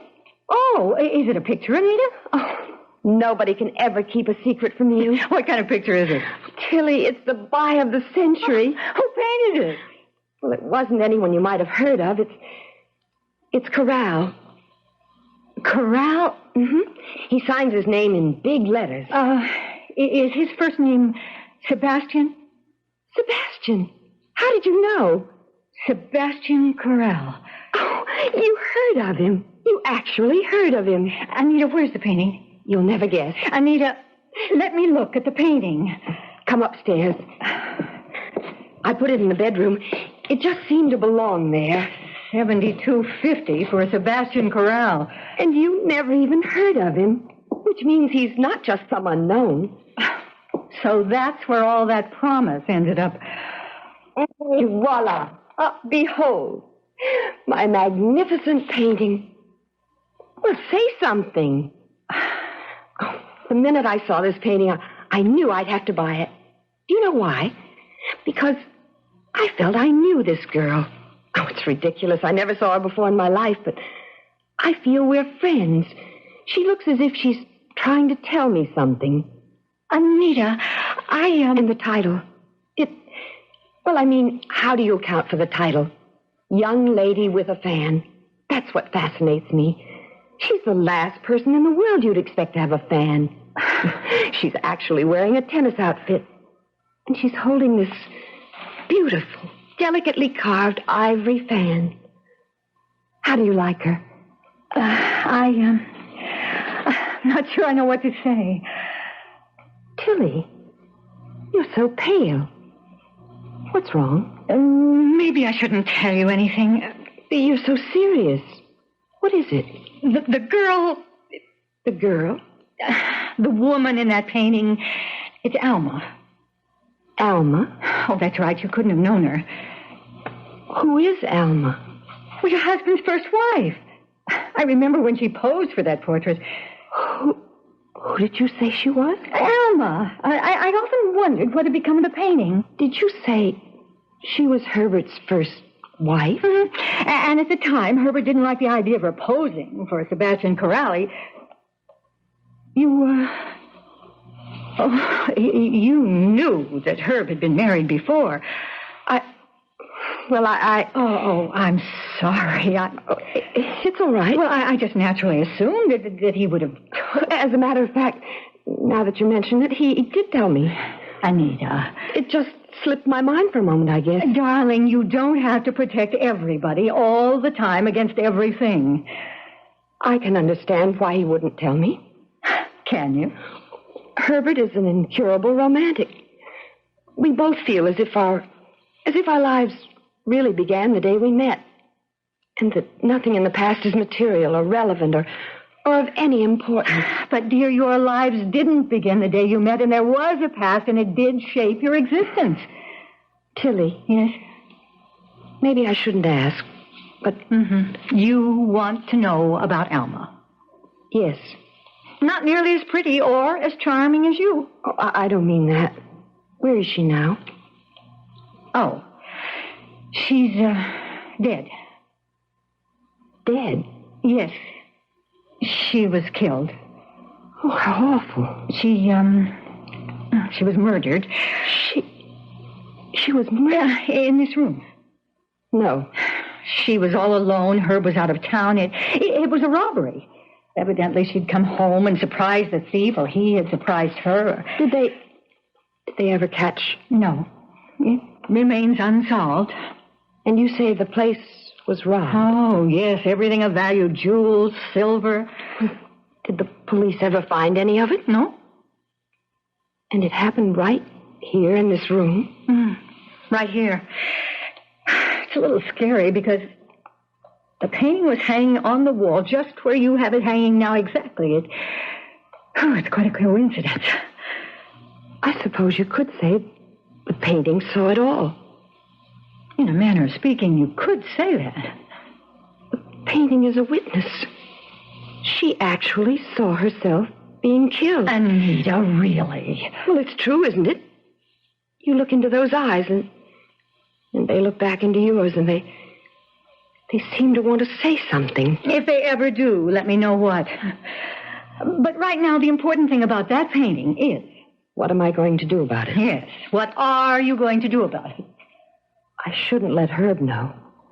Why not? It would be too embarrassing, too painful. I still say Herbert should have told you he'd been married before. I only know that Herbert and I are very happy. All this nonsense about Herb being a romantic. I should think that Herb neglected to tell you something that was very vital. But it doesn't matter to me. Oh, sure. The fact is you're afraid to raise an issue. If you don't want to open up a giant-sized can of worms, you'll just have to get rid of the portrait. I know, but... Yes, but... I think that would be... Don't laugh. I won't. I think that would be cruel. Cruel? Because she's not just some figment of an artist's imagination. No, she's not. She isn't even a strange woman. She was someone who lived here, who died here. This is her home. How can I throw her out? It's a rather unique view. But it's my view. However, you must do something. I know. I'll have to think. You better start thinking right away. It's getting on toward 5 o'clock. Then, will you please get out of here and give me a chance to collect my thoughts?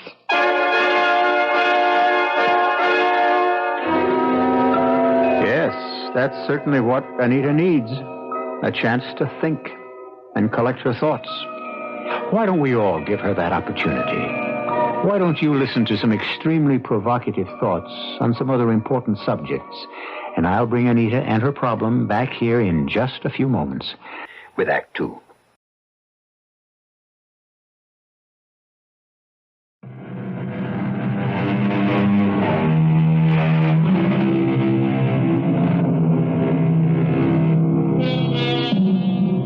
One day, a young lady named Anita Sutcliffe was very much taken with a painting at an art auction. So she bought it.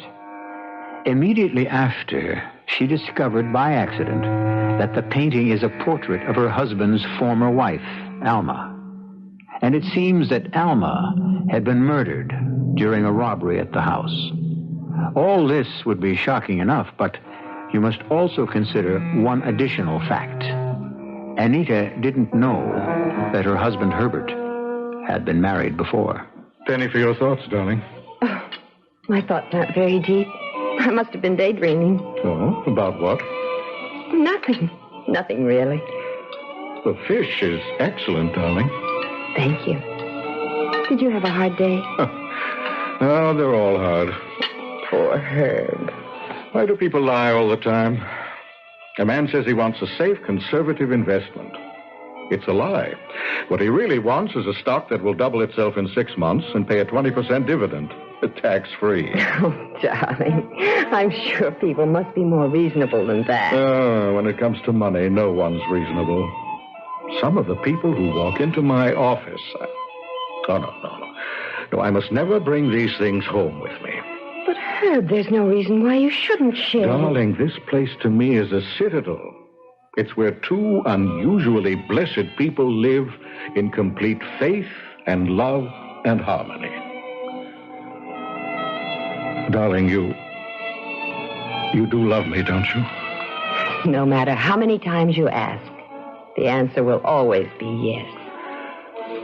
I look at you and I say, no two people have ever been so close, so completely as one, so open, so free. No secrets between us. No secrets. No secrets. Yes, dear?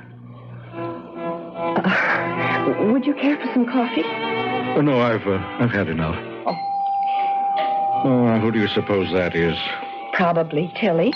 Tilly? Oh, I'm in no mood for her tonight. But, darling, she's your cousin. Hi! The door was open. Are things? I think I have a headache. Oh, darling, there's some aspirin. I'll just go upstairs and lie down. Will you excuse me? I just couldn't stay away. I'm sure of it. Has he been upstairs since he came home? No. Oh, when he walks into the bedroom, wow. No. Nothing will happen. But when he sees the painting... He won't see it. It isn't there. Anita, you copped out. No. I decided what was more important. Okay. But where is the painting? In the attic. The attic? Herb never goes up there, and I can decide what to do about it later.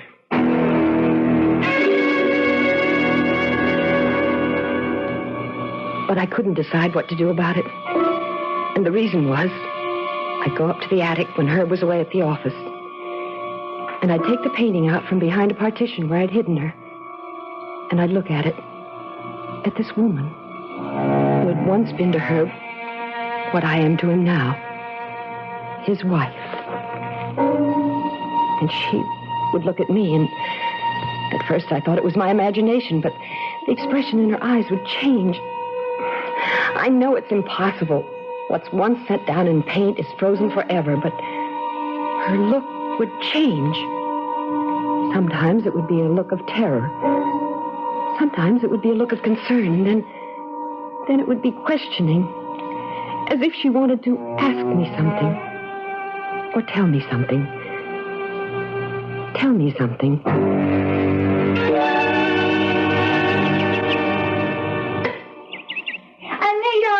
Rush the net quicker! Come on. Oh, that's not the way to hit it. You have to hold the ball. I really would like to learn to play this stupid game. Why? So I could surprise her. It would please him. It would be something else we could do together. You'd better rest for a few minutes. You can't learn the game in one day. All right. Tilly, whatever happened to that artist? Sebastian Corral? I heard he went mad. Is he still alive? I wouldn't know. How could I find out? Why? There's something I want to ask him about the portrait. What?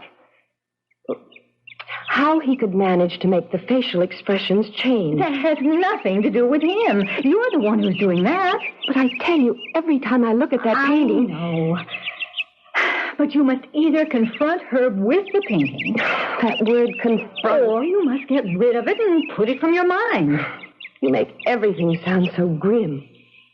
Why do you keep asking about the artist? I'm just curious. You said Herb didn't like the idea of Alma's posing. Why? He was jealous. Look, did we come here to play tennis? How did the painting eventually wind up at the auction? Was it stolen that night? No. Herb, I guess, couldn't stand the sight of it, so he just got rid of it. He gave it back to Corral. But why? I don't know. If you want an answer to most of your questions, you'll just have to ask Herb.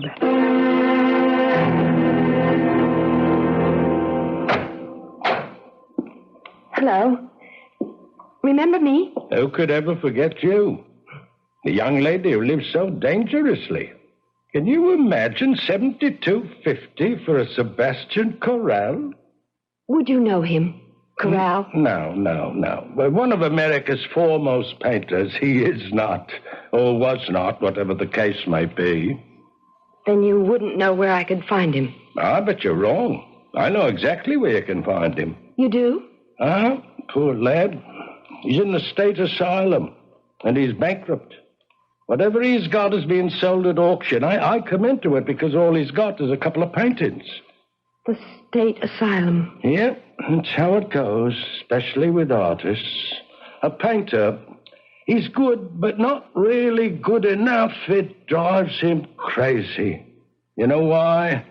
Because his hand doesn't have the exact skill to put down what he sees in his head.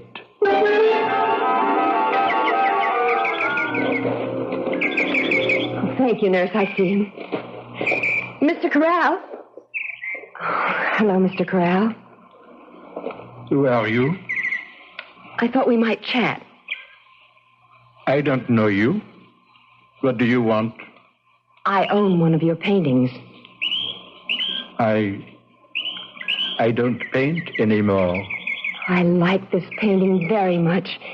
It's called Young Lady with a Fan. How is Alma?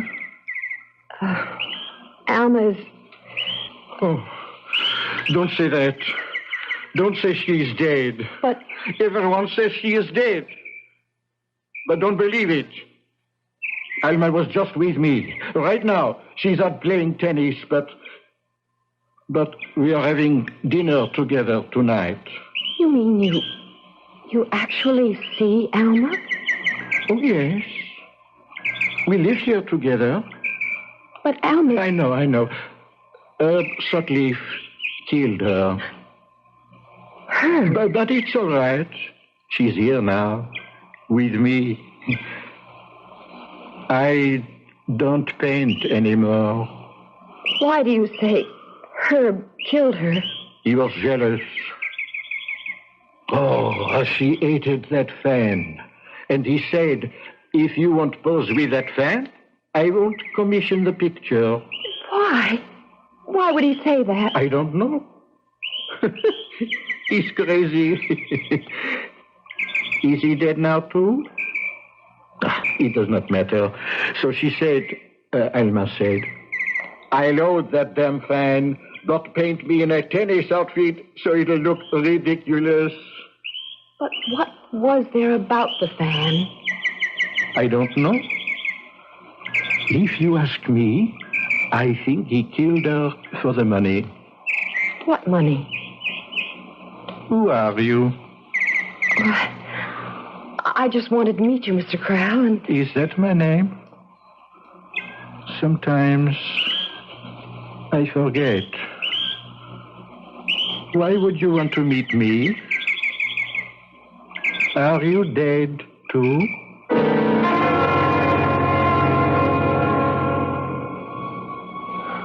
I left him. I went home. I went upstairs to the attic, and I looked at the portrait. The portrait of Alma, the young lady with the fan. And she looked at me, and her eyes were very large, and it seemed that they were brimming with tears. And of course it was my imagination, but it seemed that those tears were for me. For me. It was almost as if she was speaking to me, telling me something, telling me to do something. What is it that I'm supposed to do? And then the voice, it was either on her lips or in my brain. And it said,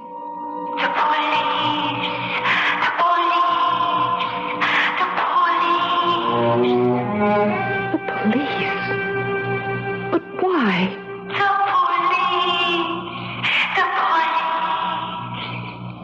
The police? But what am I supposed to say?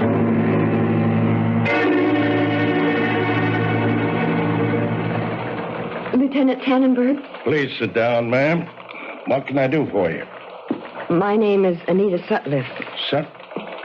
Sounds familiar. Now, let me try to place it. According to the newspaper reports, 5 years ago... Yeah. Mrs. Herbert Sutliff was murdered by a burglar. You must be the new Mrs. Sutliff. I read where Detective Sergeant Tannenberg was the investigating officer. Yeah, I was on the case. Well, what can I do for you? Is the case closed, Lieutenant? Well, no unsolved murder case is ever officially closed. If you mean, is anyone currently working on it, the answer is no. It's inactive. Oh. Would you have any new evidence that could merit further active investigation? Oh, no. Well, then how can the police department help you? I don't know. I just thought I wanted to find out what had happened there that night. And since you were the police officer... I assume you read the newspaper accounts? Yes. I looked up and... Well, it's all in there. Neighbors thought they heard suspicious noises. We responded, found Mrs. Sutliff dead in her room. There'd been a struggle. The place was cleaned out. We had no leads.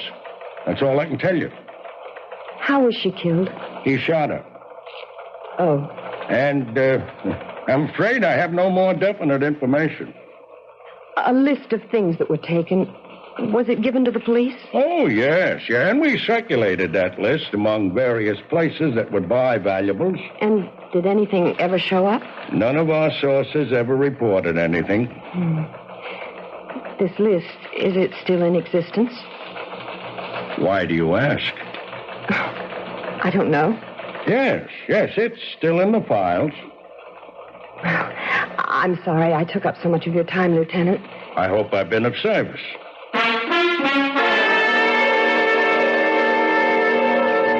Take my advice. Keep away from the police. Tilly, all I did was ask about the murder. Why? Well, it happened in my bedroom. I'm curious. You should never appear to be curious where there's an unsolved murder. Why? Because that, in turn, arouses the curiosity of the police. But it might do some good if they did become curious. No, dear. Not if they become curious about you.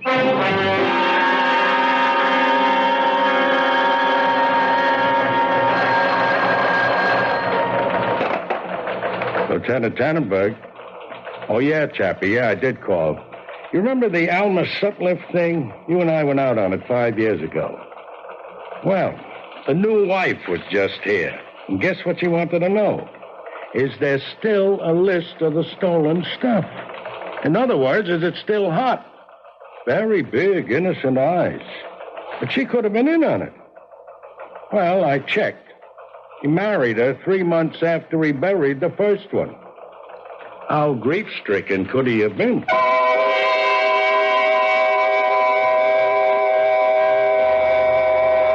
Yes, you go about what you think are your own private and personal affairs, matters which concern nobody but you, and then, without ever being aware of it, you can reach the crucial point where you no longer control the situation. And you have no way of knowing that something you thought was strictly your own business has suddenly and ominously become official business. Official police business. I shall return shortly with Act 3.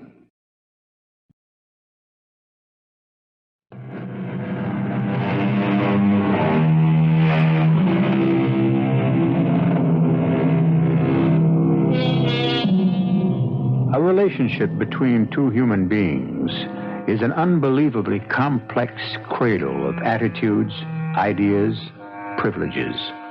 And very early in the game, each person learns that if the relationship is to endure, certain actions must be overlooked. Certain questions must never be asked. Certain boundaries may never be crossed, or else the intricate web will come apart, never to be spun again. Darling. Yes? I think you should see a doctor. But Herb, I feel fine. Well, you look so pale lately, and you seem to be so nervous. I can't imagine why. Darling, I want you to take care of yourself. But Herb, I do. Anita, I love you so much. If anything ever happened to you, I don't know what I'd do. What could happen to me? Oh, darling, it's such a crazy world, filled with such mad people. If only we could shut it all out and live by ourselves, for ourselves. I couldn't keep away from that portrait. She was a stranger, but it was as if she was my sister, because between us was a bond stronger than blood. Our bond was a man, the same man. And so my days were spent more and more in the attic. Herbert would leave. I would go upstairs. I would look at Alma, and she would look at me. And there was communication between us. Poor Anita. Why do you say poor Anita? Because one day he will kill you too. What did you say? He will kill you. I'm dreaming this. My money was in the safe. He made it look like a robbery. No, I won't believe it. Don't let him give you the fan. The fan? It means he's ready. Ready for what? To kill you. But he loves me. He also loved me. But you had money. I have no money. You will. You will. No. I spoke to Corral. Sebastian Corral. Poor Corral. You were having an affair with him. And now you're jealous of me. No. You're trying to reach out from the grave to destroy Herbert's new marriage. He'll kill you. Why? For your money. I have no money. You will. I was so upset, so terrified, so absolutely distraught. I did something for the first time. I actually went to Herb's office in the middle of a business day. Feeling better, darling? Oh, so much better. Your secretary makes excellent coffee. I'm sorry I barged in on you. Well, I understand that's what husbands are for. Whatever gave you such a fright? Nothing. Nothing, just nerves. You must see a doctor. You're the best doctor. All I need is you. And all I need is you. Oh, Herb, I'm so happy when I'm with you. I'm so happy. But I'd better leave so you can sell some stocks and bonds. Oh, incidentally, what are you doing this afternoon? Nothing. Oh, then you can see this doctor. But I feel fine. No, this is something else. Oh? There's insurance, we have to think about. Insurance? Well, my company has a great husband-wife policy. I can get $75,000 worth of life insurance for you attached right onto my own. But... Darling, there's no reason why you shouldn't have insurance, is there? Well, is there?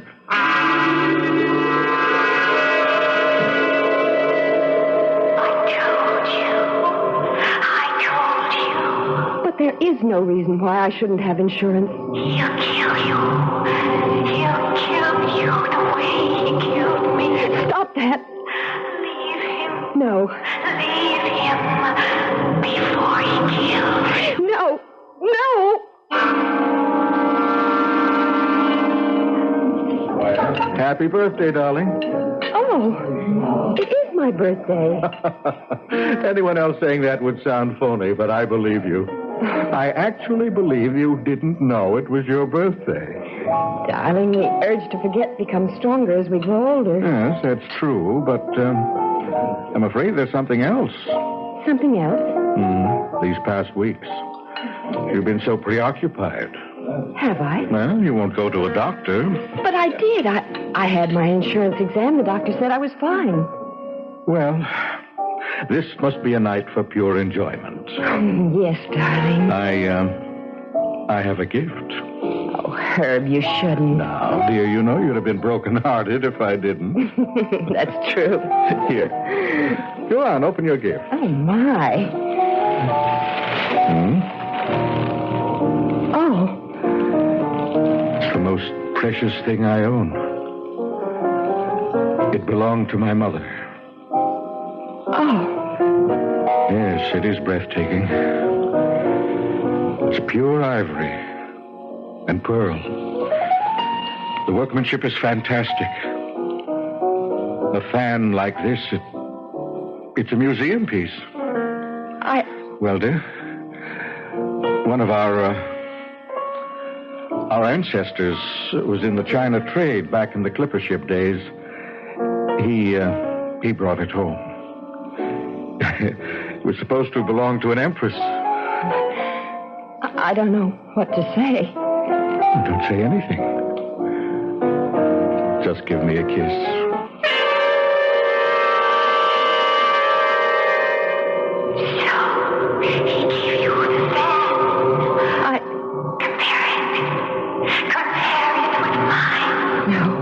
I can't believe. Notice each line, each pearl. I can't believe you.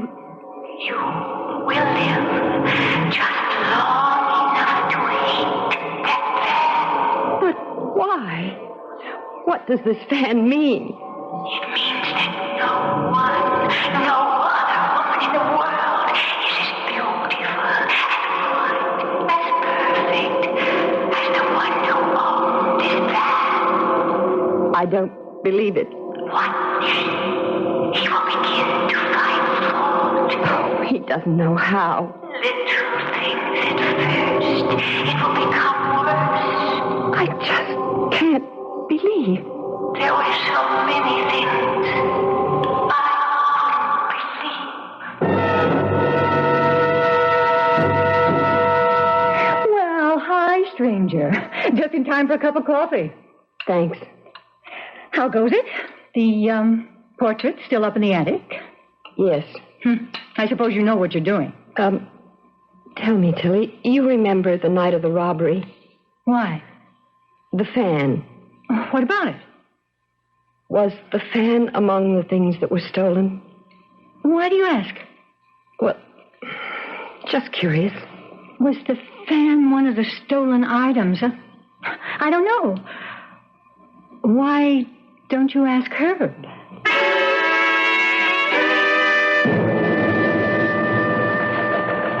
It's quite all right, Mr. Sutliff. I was in the neighborhood, Lieutenant Tannenberg, and I wondered if I could just take a minute. We're here to serve you, ma'am. Well, there's an heirloom. It has sentimental value for my husband, and he isn't sure if it was one of those things that were stolen during the robbery. Well, he has the list. He can check it.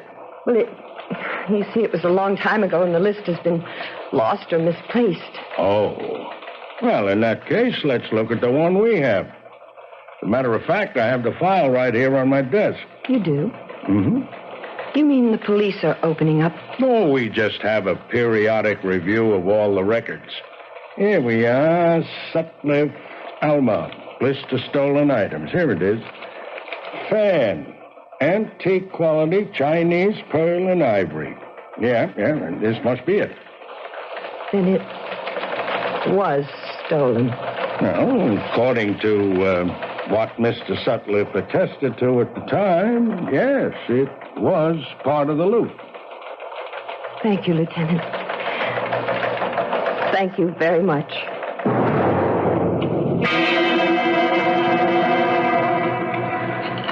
The chicken is a bit underdone. But I made it the same way. And it's tough. Tastes the same as usual. Now, dear, it's not that you have very much to do all day. You could at least take time and prepare a decent meal. Herbert, what are you saying? I'm telling you that dinner has been just thrown together as if... You never found any fault with my cooking before. You never gave me reason to. Herb, this is no way to talk to me. You have a lot to learn. Herbert, what's gotten into you? This meal is unfit to eat. I'll have my dinner at a restaurant. Herbert! And I shall have my dinner out every night until you learn how to cook properly.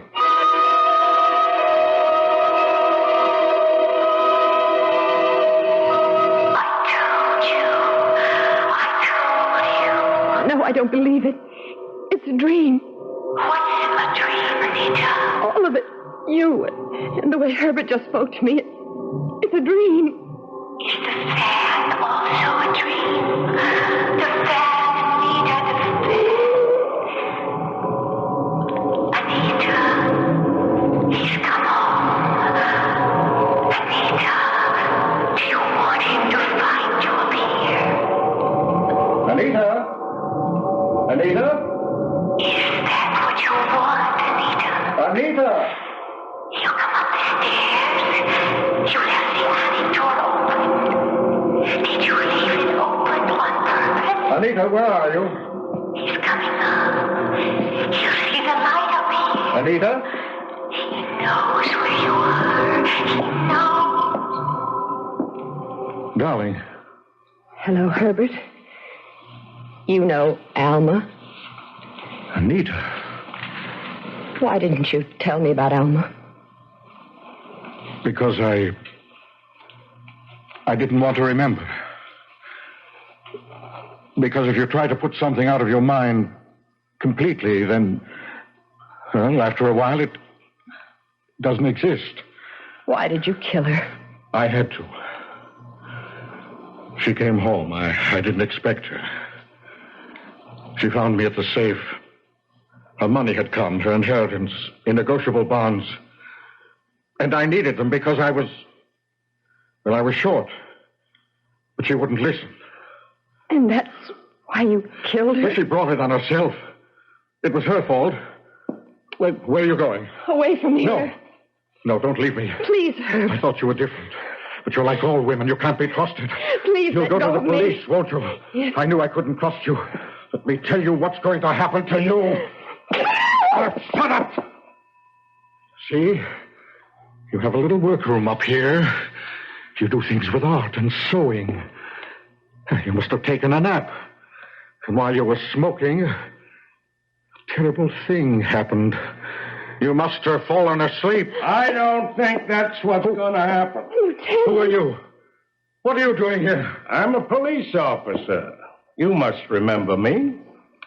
Now, Mr. Sutcliffe, will you come quietly? I didn't do anything. You take him down, Chappie. I didn't do anything. Could I just sit down for a minute? I guess I was wrong about you. I thought you and he killed his first wife and were waiting for things to cool down. I didn't even know he was married. Then how did you know he killed her? She told me. Who told you? She did.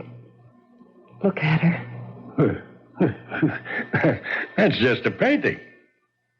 Is it? As a matter of fact, I remember. That was in the bedroom where we found the body. Corral. That's the artist's name. Yeah, I remember. I read in the paper the guy went nuts because he felt he wasn't good enough. On the other hand, he may have been too good.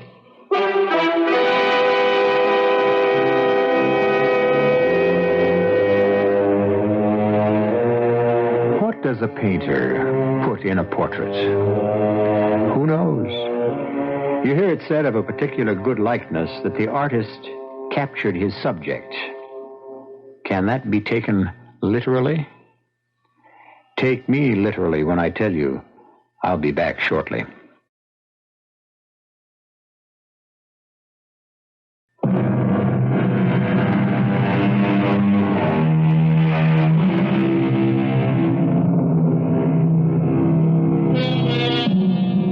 So many many people are like Anita Sutliff. So many men and women who say, don't rock the boat. Don't make waves. Don't open a can of worms. And yet, so typical. Aren't most of us desperately anxious to preserve what we have at any cost? And isn't it the saddest truth that many of us would rather live in a fool's paradise than a wise man's hell?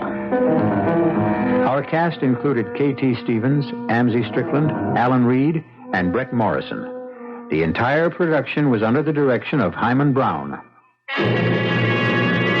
Now, a preview of our next tale. Oh, Mom, can't I take him to school? Sorry, partner. But I wanted to show Clancy Williams. Unlatch that belt, paleface, or I'll use it to make your other end red. Better get on your horse. Bye, Mom. I love you. I love you too, Billy boy.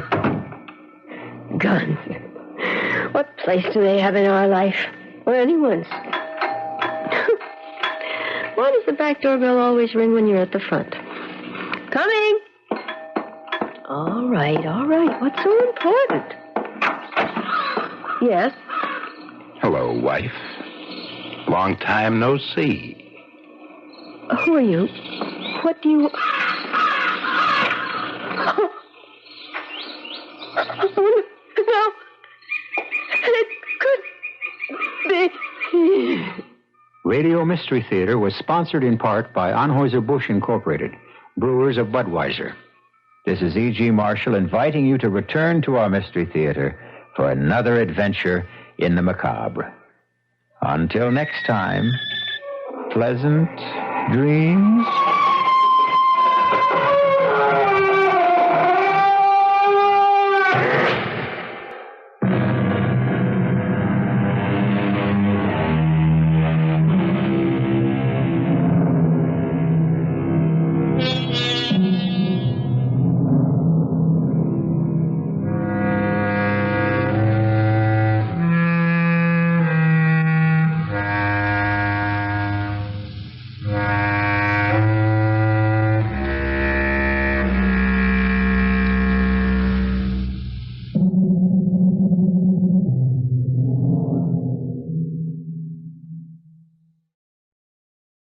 The CBS Radio Mystery Theater presents...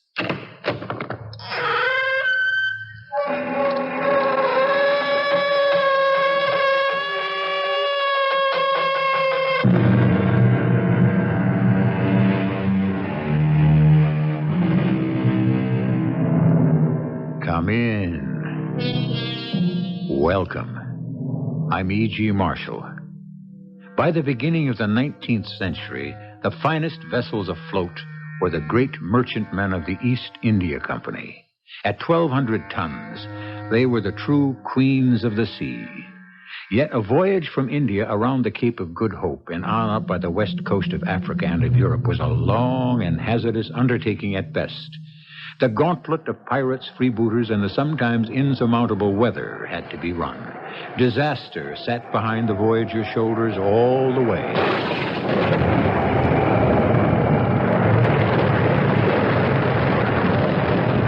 What was that, Mr. Rowland? That last lightning bolt hit us from the mizzen to the stern, Captain Stokes.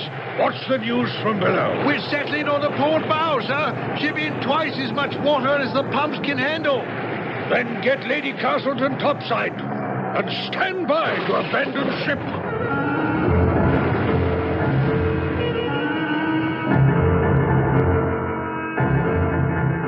Our mystery drama, Phantom World, written especially for the Mystery Theater by Ian Martin, and stars Marion Seldes and Lloyd Battista. I'll be back shortly with Act One.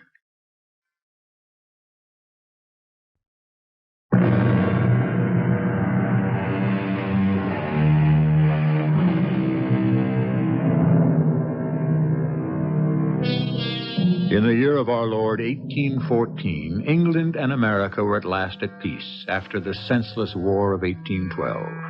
The HMS Arabella set sail from India for England. She was flying the flag of the East India Company. 1,100 tons burden, her clustering square-rigged sails hungry for a breath of air in the calm of the Indian Ocean. Of the complement aboard, we need consider only two people. The Lady Castleton, wife of the Governor-General of India, headed home to rejoin her two young children, and a certain Captain Giles Maybury, sequestered in irons in the lazarette, on his way back to England to be tried for murder and high treason, till a raging typhoon came whistling clockwise out of the south to change the established order of things. Yes, Captain Stokes? Your pardon, Lady Castleton, but I felt it no less than my duty to warn you. Is it a typhoon? I'm afraid it is. At best, we're in for a period of discomfort. I must ask you to keep to your cabin. How much danger is there? Well, I should hope little. The Arabella's a fine ship, and she's ridden out many a storm before this. Still, one must take precautions. Just tell me what I have to do. But above all, dear lady, don't be afraid. But if the unthinkable happens and we should have to abandon ship, I urge you to wear the simplest of gowns, and not to saddle yourself or the lifeboat with too much baggage. The unlikely event takes place. I promise you I shall be of as little burden as possible. But in the meantime, can I be of any help? Only by staying in your quarters, and by not despairing, milady. With luck and God's help, we shall ride this one out like all the others.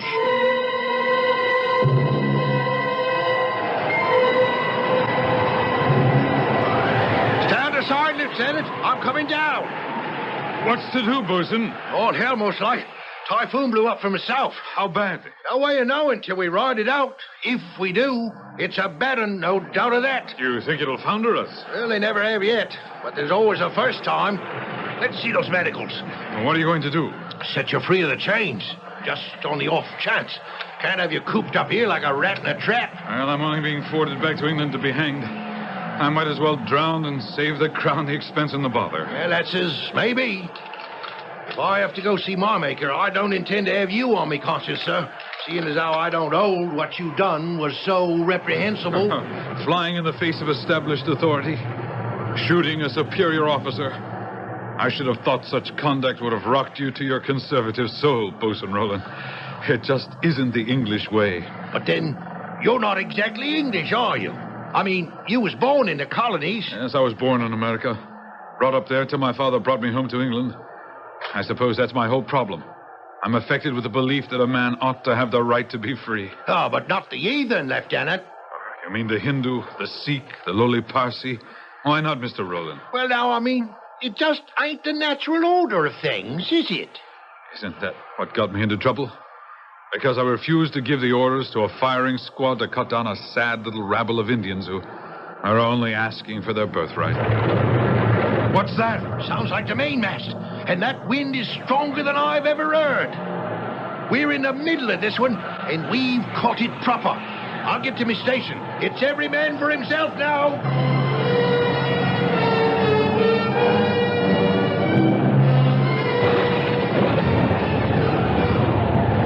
What's the news from below decks, Mr. Roland? It ain't good, Captain, sir. We're starting leaks all the way up to the freeboard. The pumps can't keep up with it. Have you any fear that we shall founder? Unless the storm abates, it's going to tear us apart, Captain.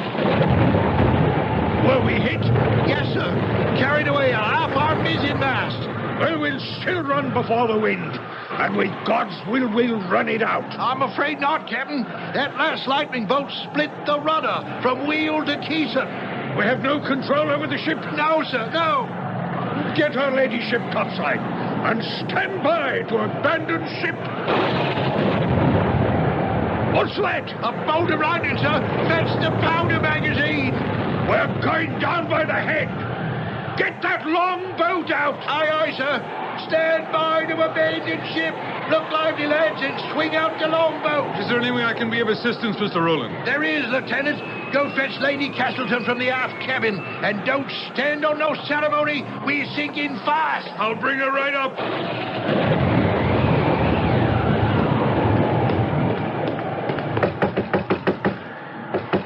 Lady Castleton! Lady Castleton! Yes, what is it? Don't ask questions. Come with me. Who are you? Oh, Oh, aren't you the renegade lieutenant who was in irons? None other. What are you doing running free? Looking to save my life, ma'am, as you should be doing. Is the ship in danger? She's about to sink, milady. I was sent to bring you above decks and into the lifeboat. Well, why didn't Captain Stokes come himself? The captain's busy enough trying to save his ship. Now, are you coming with me, or must I save your precious life in spite of you? I'm not accustomed to be spoken to in this way. Nor are you accustomed to facing death, I should imagine. But you are. Now, are you coming? I will come when the captain tells me to. Oh, you'll leave me no choice. Over my shoulder you go. Down, sir. Let me. When I get you to the sternways of the longboat, your favor, madam, lie still. You're weight enough to drag up this matter without thrashing about like a wounded cow.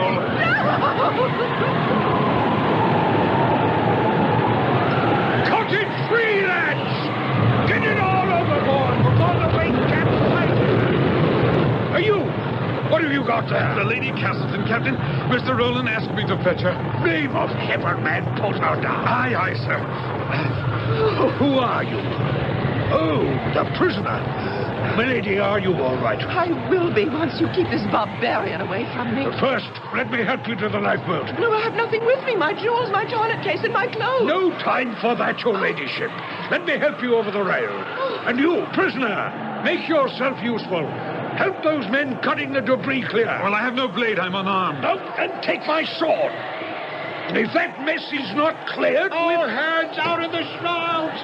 Look out, lads! She's about to turn turtle! It's every man for himself! Hold on to my head, Lady Castleton! What happened, Captain? She's in the water. But it doesn't matter. We're all going to be there.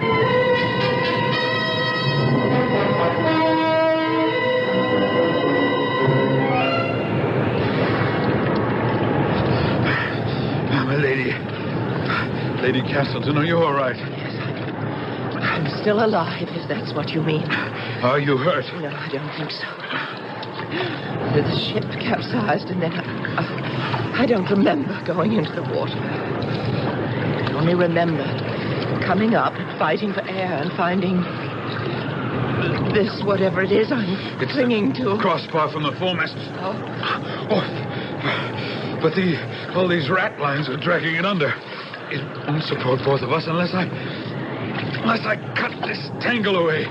What can you use to cut it? Well, I still have the captain's sword he gave me. Do you know how to swim? Yes.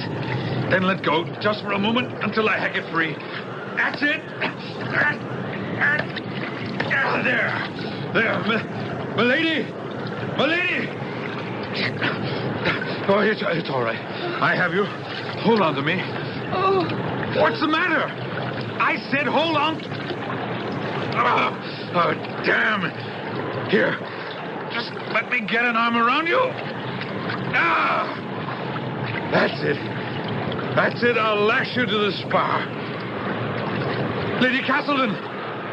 Milady. Oh, you can't hear me. But are you dead or still alive?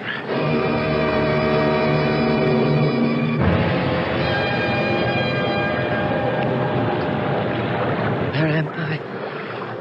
Somewhere in the Indian Ocean. The ship. Oh, what happened to the ship? She capsized. And sank? Like a stone.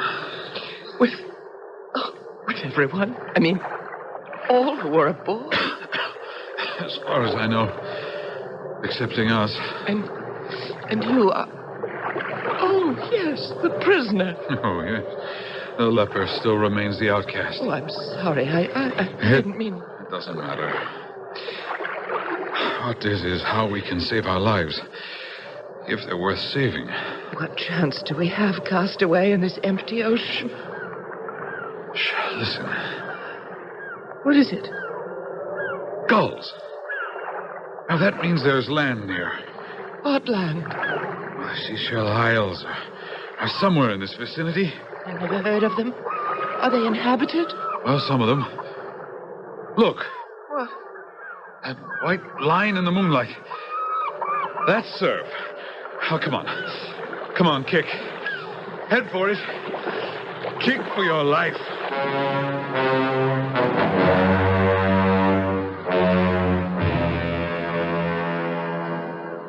Lady. Yes? We made it. We're safe. Where? This island is deserted. Not a sign of... What is it? It seems we're not alone. After all. Help! Est-ce que vous êtes vraiment vivant? Who are you? Moi? Je suis le roi. Pauvre Pascal, the king of the island.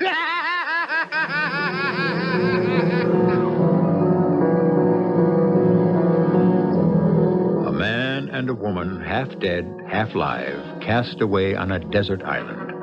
The female, a gentlewoman, nurtured in luxury.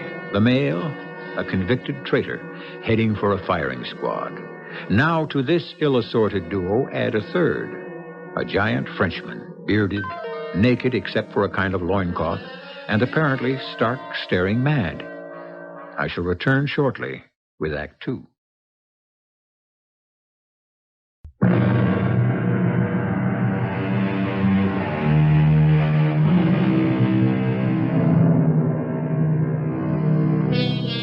Mercifully, Lady Castleton has fainted in shock at the sight of the bizarre creature towering over her. Giles Maybury is helpless to make a move, menacing as this giant with a mahogany skin appears to be. As for Pascal himself, suddenly he breaks off the demonic laughter and, in an astonishing reversal, begins to cry. Je vous en prie, madame, monsieur. Vous êtes real? Vraiment? I cannot speak French. Ah, mille pardons. I try to speak with the English. Vous comprenez? Yes, I understand. We are English. Ah, but you are also, what do I say, human beings. Pascal is not alone anymore. I weep because I am so happy. Well, since you're so friendly, can you help us? Oh, what must Pascal do? You have only asked. Will you assist me to carry Lady Castleton to somewhere she can dry out? Oui, but of course. I will do better. I will carry her myself. And we need water and some food. She is as light as a feather. It is Raymond that she is en seigneurie? Her husband is Lord Hugh Castleton, Governor General of the East India Company. And you, monsieur? Lieutenant Maybury. At least I was. Can you rise? Yes.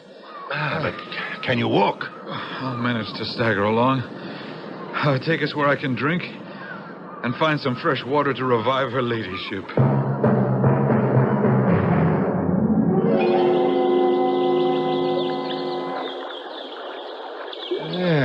So, that is better, eh? Oh, yes. Much better. Oh, the seigneurie. I think she's opening the eyes. Get me some more drinking water. Oui, mon lieutenant. Don't try to speak, Lady Castleton. Just lie back and rest. But where are we? Safe on dry land. On an island. Oh, yes, I remember. Oh, there was a huge, wild Oh, man. don't worry about him.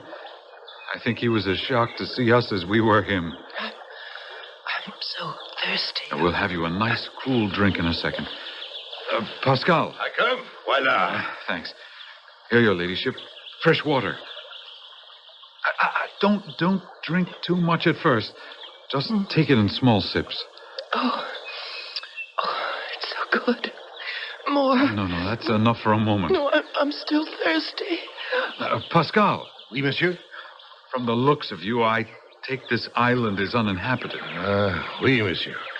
This is why Pascal loses his head when he first see you. I am so happy to see after 3 years again a human face. You've been here that long? Oui, I mark with a small stone the days as they pass on a rock in my cave. Do you mean to say that in 3 years, no ship or boat, nobody has ever come to this island? That is what I say. But how have you stayed alive? What do you eat? Oh, there is plenty. Fruits, nuts, coconuts, maize, breadfruit. And there are the birds, the fishes, the giant turtles, but no beef. But how did you come to this island? Were you shipwrecked also?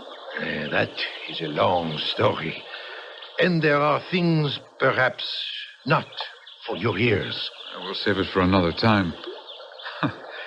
It would seem it's a commodity we're going to have more of than we might care to.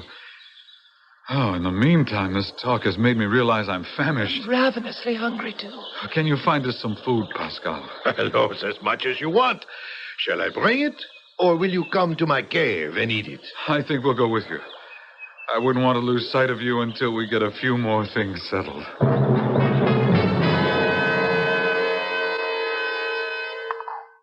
Monsieur Pascal, I must compliment you on the meat. I thought you said there was none on the island. That was a fish, Lady Castleton. Oh. Called a dugong. Actually, it isn't a fish, it's a mammal. Herbivorous, but seagoing. Pascal, is there another cave available like this? For why? We must find suitable quarters for Lady Castleton. But there are other caves, oui, but it will take time to clean them. Let's get one in shape for her ladyship for tonight. It's warm enough for me to bed down outside. No, you must be under cover. It is the rainy season. Tonight, the rains will come. You can share my cave if you want. Well, I may take you up on that if there isn't time to clean one up for myself. But I want to help. No, you're worn out. Better rest. Besides, isn't housework just a little below you?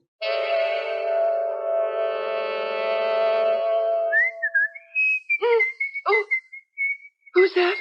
Oh, it is only Pascal. Oh, I've been asleep. Good heavens, it's nearly sunset. Where is Lieutenant Mabry? After we prepare a cave for you, he stayed to prepare one for himself. Pascal, he come back to cook the supper. I'm very grateful to you, Pascal. Oh, it is nothing. Oh, you saved our lives. I can never repay you for that, but I'd like to show my gratitude some way. Oh, it is not necessary. Look, this pendant, it doesn't mean much here, I suppose, but it's very valuable. Will you take it as a thank you for everything? Oh, belle senor. At least wear it as a medal, as a token of my thanks. I shall be proud to. There. Now tell me, how did you end up on this island? Well, I was marooned. Why? Well, if I told the Senori why, she might turn her back on me. Oh. Anyway, there is no time. I must start to prepare the meal.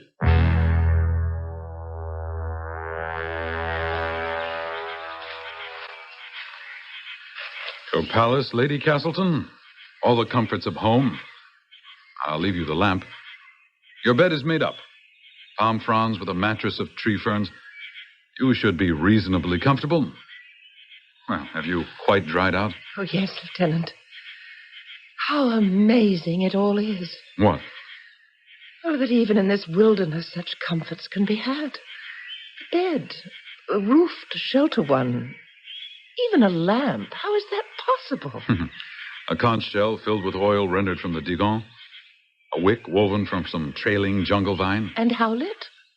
With neither matches nor tinderbox? A twig from the fire. And the fire? Well, you must ask Pascal that. Who is he, Lieutenant Mabry? What is he?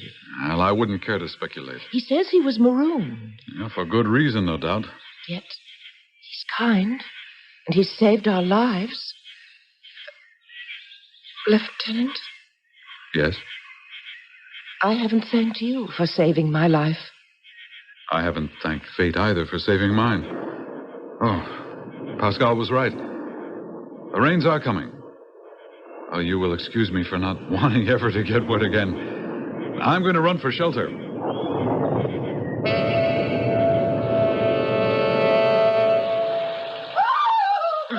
Oh, what was that? Lady Castleton, what is it? Watch your head, watch your head. The roof is low. Come in out of the rain. Here. Lie on the bed now. What is it? Oh, please hold me. Hold me. Just keep them away. Hush. You're in no danger now. Keep who away? Oh, it is awful. You made me sick. to my stomach. Oh, those dreadful, musty, furry things touching me, beating my hair like ghostly hands from a grave. Bats? Is that what you're I talking don't know. about? Yes, I suppose so.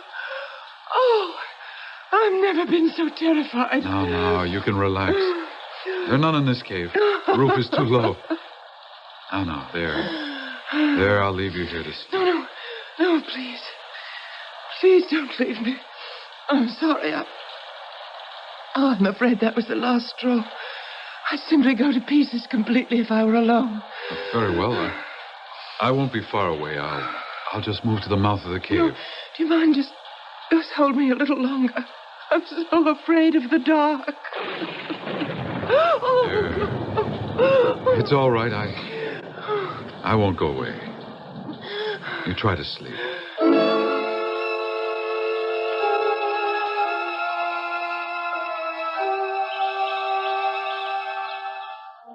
Well, good morning. Morning. I've been here all night. Yes. Yes, you slept like a baby. With you? I had a long sleep myself. But now we're awake. Do you mind if I take my arm from under your head? It's still fast asleep. Oh, please do. Oh, I'm so ashamed of myself. Well, scarcely any need. We may have slept together, but virtually fully clothed. No, that's not what I meant. Oh, forgive me.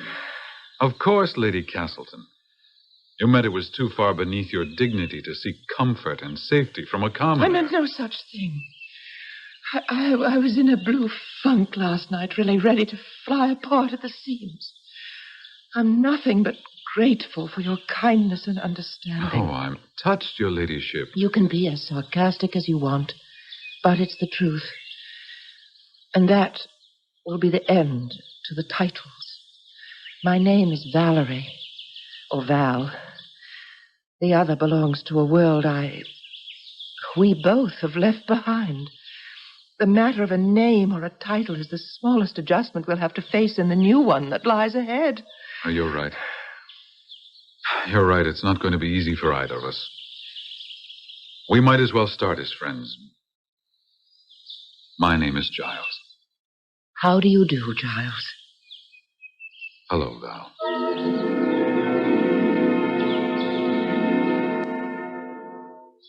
I brought you your favorite drink, Val. Some coconut juice with fruit juice. Thank you, Giles. Did you bring some to drink with me? Yes, if we can take some time off. After 2 weeks of constant labor, I'm ready to. My otherworld upbringing scarcely prepared me for this life. You've adapted to it beyond belief. Maybe it's because for the first time in my life I've been free. I don't understand. Oh, why should you? You weren't married at barely 17 to a sadistic bully who made the last 7 years a nightmare. Except for the 2 children he forced me to bear. For them, I have only love and gratitude. For the man who ripped them from me, the only feeling I can have now is how bitterly I despise him. Well, I have little cause to love Lord Castleton either. It was he who was sending you back to England. To your death. Yes. On the trumped-up charge that in trying to protect the right of some Indian natives, I committed murder. Did you? I killed a superior officer in a fair fight. To stop him from massacring 100 innocent and blameless people whose only mistake was not to have been born British. I believe you, Charles. Do you believe me? Oh, yes. That's good. We live now in a very special world. Just man and woman. Well, more than that, 2 men and 1 woman. And I must choose. And I do. You.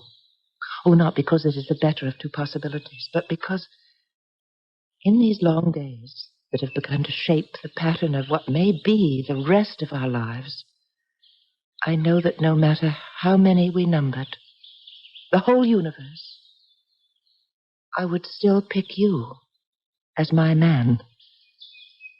For better or worse until... Don't try to read the future. Let's be content with the present, day by day. And I want you that way, Val. Day by day. But for the rest of our lives. With this thought, I thee wed. With this thought, I marry you. Oh, heaven help us, Val. And all the future may have to bring.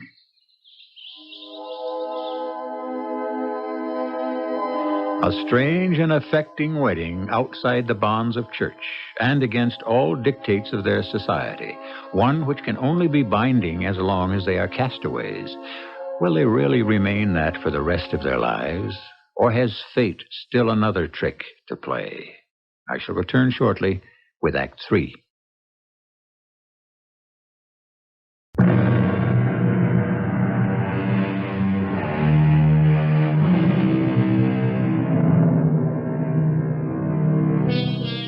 Over a year has passed since the former Lady Castleton and Lieutenant Maybury were shipwrecked and cast away on this southern atoll in the Seychelles.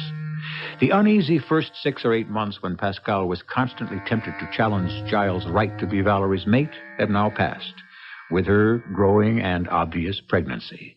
The threat of the male's drive to dominate is stilled for the present, sublimated in the approaching miracle that a new human being is shortly to join them in this lonely paradise.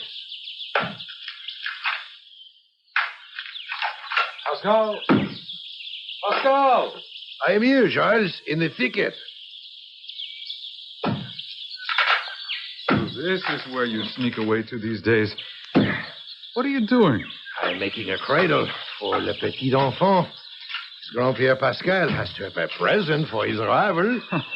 So that's why I haven't been able to find my sword recently. I must have something to cut the wood from the banyan tree. Don't worry, I keep it sharp. Why should I worry? We have no use on the island for it, except something such as you're doing. Well, you never can tell. Someone may break in on us one day. Well, after 4 years, can you really believe that? There is always the hope. Or the fear. Tell me, what would you do if a ship arrived, Pascal, and they came ashore? I do not know. You see the scars on my body? They keel-hauled me, tied me to a rope, naked, and dragged me underneath the keel of the boat, from port to starboard, fighting for breath till my eyes start from my head and my lungs burst for air.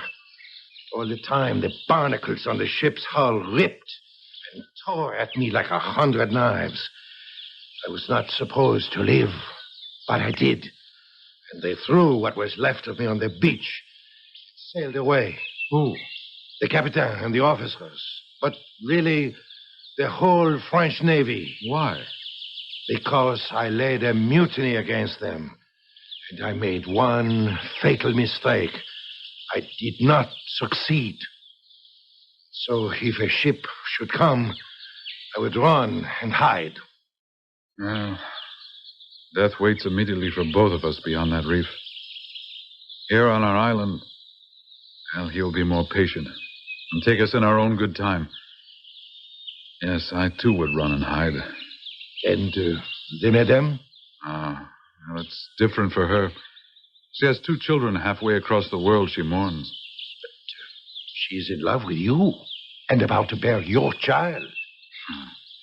Let's think only on that, Pascal, and hope that no one has to make any decisions. We're dead to the rest of the world anyway. Since God has given us the gift of a new life, let us pray he will not take his gift away.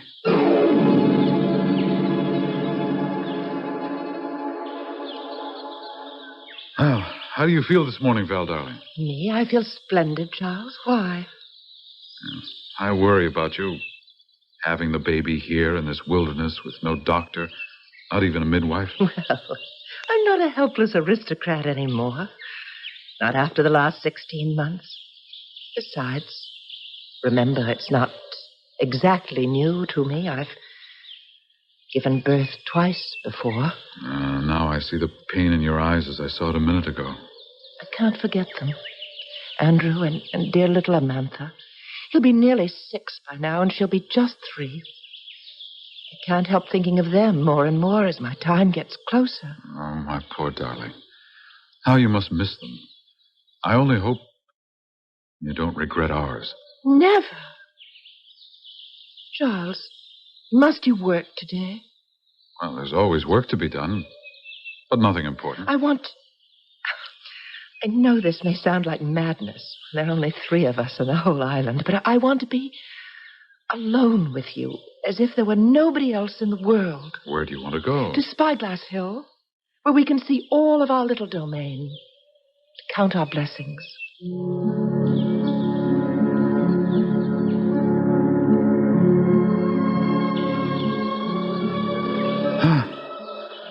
Well, the wind's quite heavy.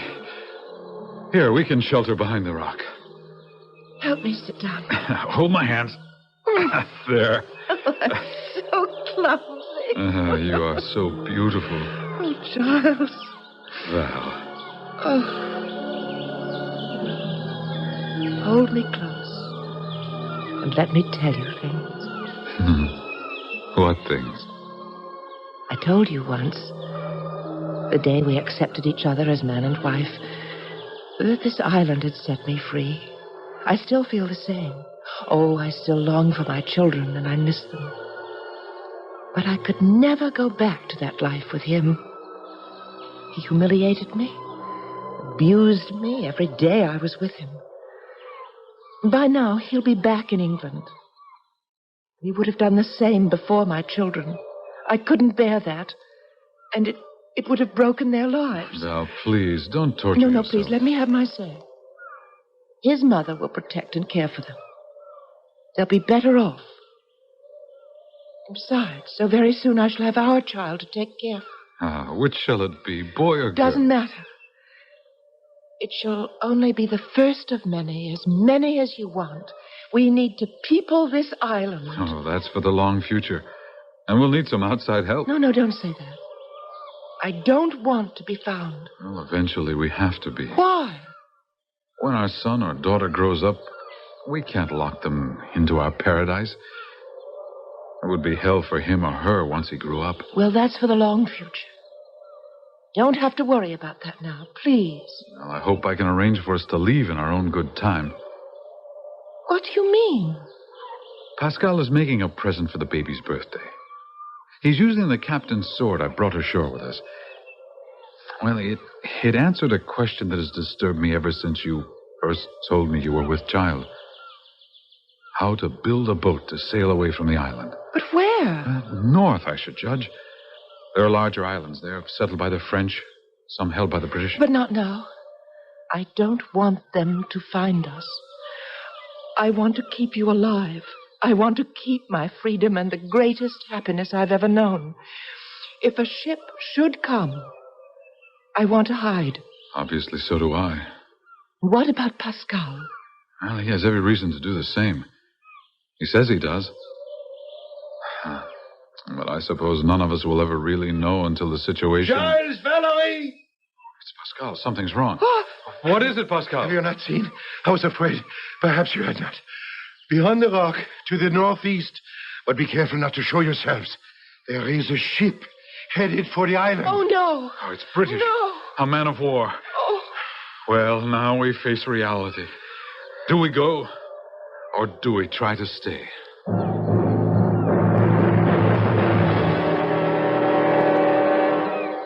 Pascal, where have you been? With a branch, I brush all our footprints from the beach.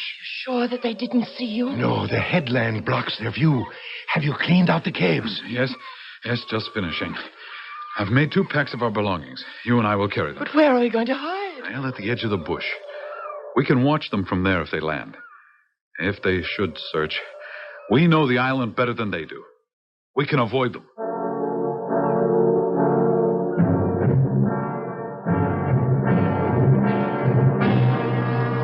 They're searching for us. No, I don't think so. Then why did they come ashore? For water, perhaps. Fresh fruit. Hold up. Effenbow, let's wait for his lordship. What are you stopping for, Mr. Roland? Oh, no. Oh, no, it's not possible. Just waiting for orders, my lord. What is it, Val? Husband's voice. What's the hold-up, Bosun? You want us to search the whole island? Yes. We know someone's here from that banyan tree that's been cut recently. Oh, mon Dieu, the cradle have betrayed us. Then we're going to need more men, Lord Castleton. Well, send back to the ship for as many as you need. I want this island gone over with a fine-tooth comb. Oh, no, we're lost. Oh, not yet. C'est tout ma faute.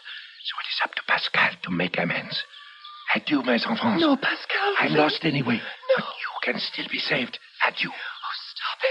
No. It's too late. You look for me, eh? By the Lord, Harry. Cover him, men.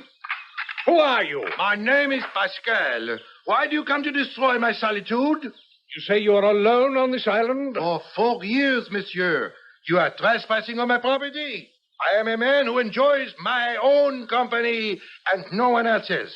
You are a liar. Come closer. As you wish. What's that around your neck? My neck? That pendant. It belonged to my wife, the Lady Castleton. She's here on this island, too. Where have you hidden her? And look out! Don't let him escape! Cut him down! Take your men, Mr. Rowland, and drag him back here. Yes, sir. Come along, lads. Kill him. I don't know. He made it to the underbrush. Doesn't matter. They know I'm here now. You will never rest till he finds me. I won't let them find you. No, Val, you can't. Hush, darling. It's the only way. Goodbye, my love. You? Val! It's too late for us. Maybe it always was. You? Valerie, I found you. What's the devil's the idea of hiding from me? What's got into you? Valerie. Yes, Hugh. I don't believe it. You're pregnant. Yes. By that scum who wears the pendant I gave you, I'll have him flogged to death and hung from the yardarm. Please, don't blame him. Who else shall I blame? Is there anyone else on this island? No. No one. I'll make him sorry for the day he ever laid eyes on you. But he's the least of it. What am I going to do about you? Take me back to England and my children. In that condition? Oh, no. I won't permit you to make me a laughingstock. I can't even allow the sailors from the ship to see you. A story will get out and the Castleton name will be dragged in the mud. In my condition, it can't very well be kept a secret. Quiet, you slut. Oh. Turn around. Walk into the bushes. What are you going to do? The only thing there's left for me to do. Cut your throat. Get off this accursed island before anyone else learns my shame. Now move. Castleton. Who's that? Lieutenant Giles Maybury. Maybury? The traitor who... So you're the one who's responsible for it all. Oh, Giles, why did you have to... Hush, Val. This is the only way. Since his precious name means so much to him, I'll arrange he won't have to worry about it. What do you mean? You have a weapon, sir. So do I. Guard yourself. It'll be my pleasure to run you through.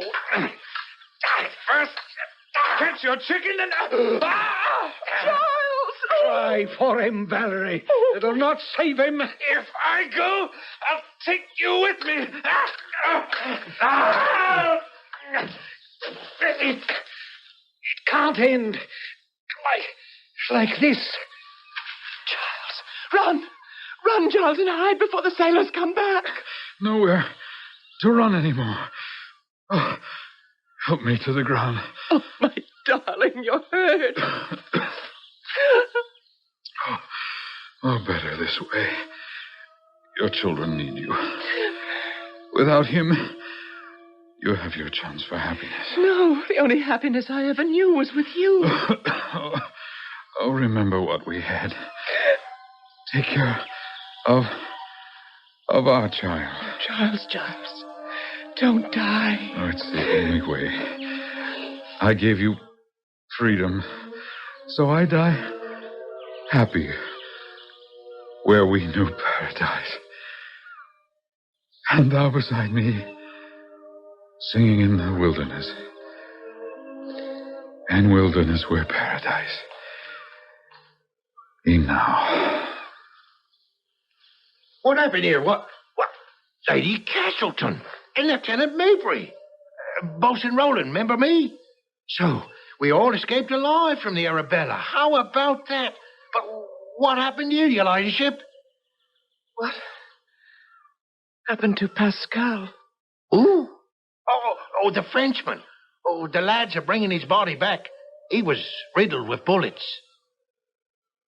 Then they're all dead. Except me. And I would be too if I didn't have two little ones who need me. And a third who'll need me most of all. At least I'll have him to remind me of all I leave behind. Come, Bosun. Let's turn our backs on paradise and head for England. And home. The delight of two children to have their mother back with them again was enough to bring Lady Castleton out of her profound melancholia. And their unquestioning acceptance of the baby brother she brought home with her lifted her heart even further. There is this much happy ending to a very sad story. I'll be back shortly.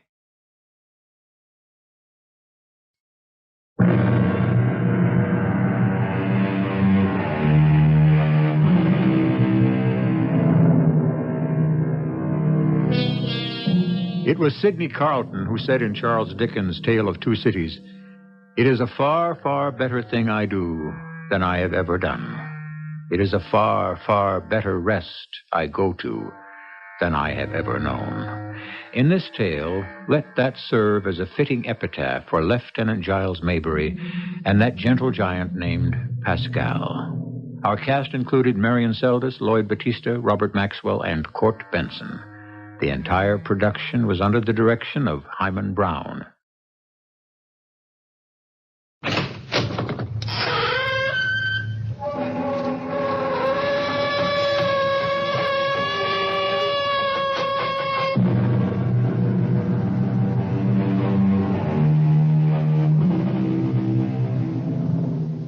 Come in.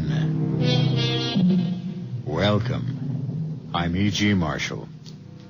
This is going to be a story that's almost unbelievable. Almost.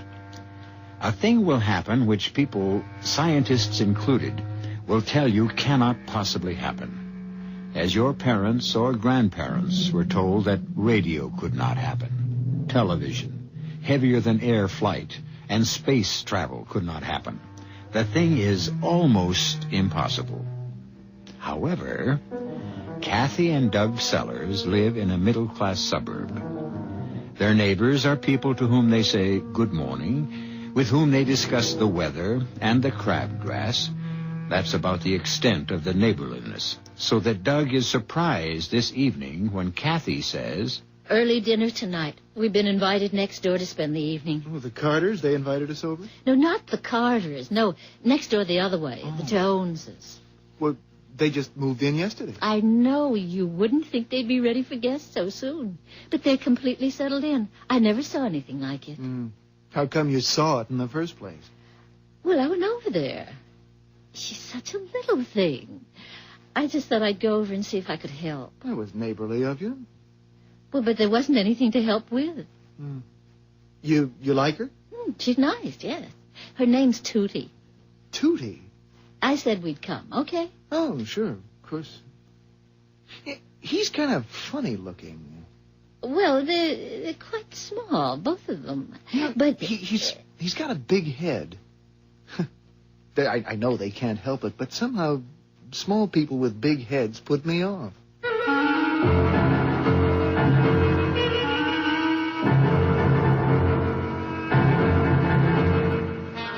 Our mystery drama, Through the Looking Glass, was written especially for the Mystery Theater by Fielden Farrington and stars Anne Shepard.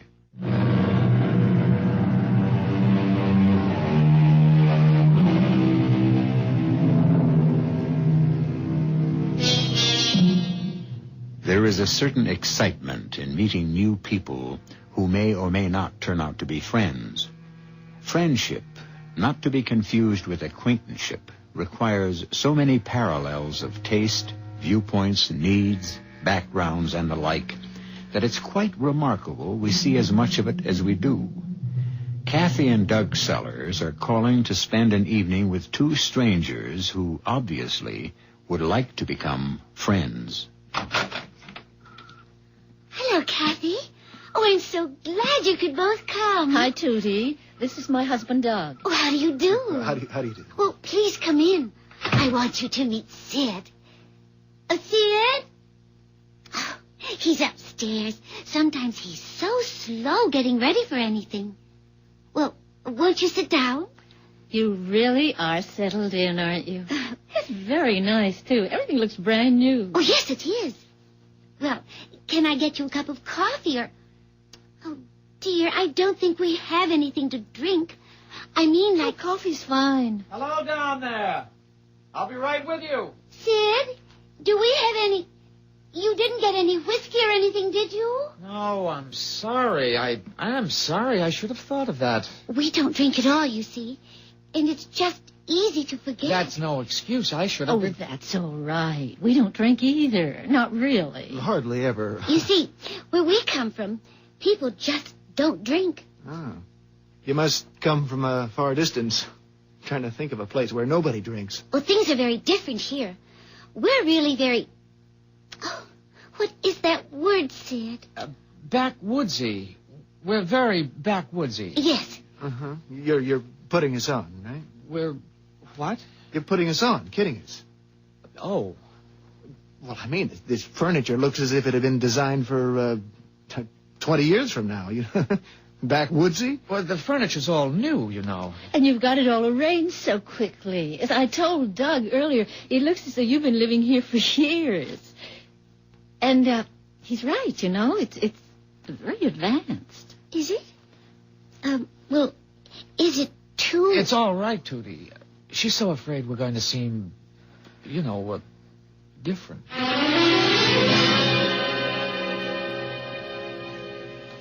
Doug, did you hear what Tootie just told me? Sid's in the same business you're in. No kidding. Are you an inventor, Doug? No, I'm more like a designer, actually. Internal combustion engines. Oh, we're not too far apart.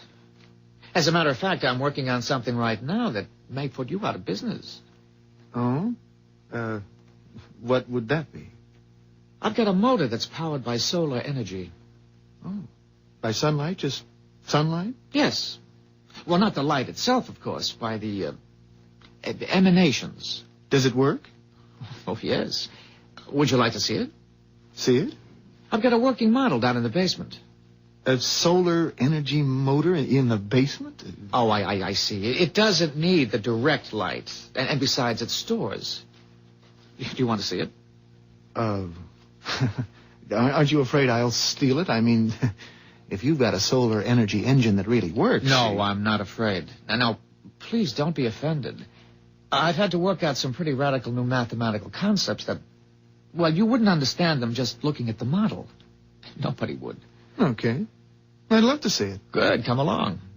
The good thing about it is you don't even need a sunny day. All you need is the sun on your side of the earth. Would you like more coffee? If Doug's anything like Sid, they'll be down there for hours. No, I don't think I could handle any more coffee, thank you. You're right about Doug, though. Where did Sid work before you came here? I mean, maybe he worked for somebody Doug knows. Well, he didn't actually work for anyone. He's always been just an inventor. Well, Doug knows so many people in the business. We moved around so much before we went to work for Driscoll Motors. I just thought we might have some mutual friends. No. I mean, it doesn't seem likely. We haven't lived anywhere but, you know, there and now here. Well, where did you live before?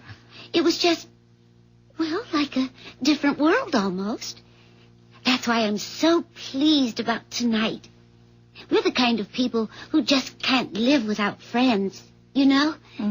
We were afraid there wouldn't be anyone we could, well, be friends with. So that makes tonight so good. Oh, Tootie, you don't have to worry. We have a lot of friends you'll probably meet. Where we used to live, we knew everyone. Just everyone. Oh, that must have been nice wherever it was. Oh, yes. It was all we knew, of course. In many ways, it's better here. Much better.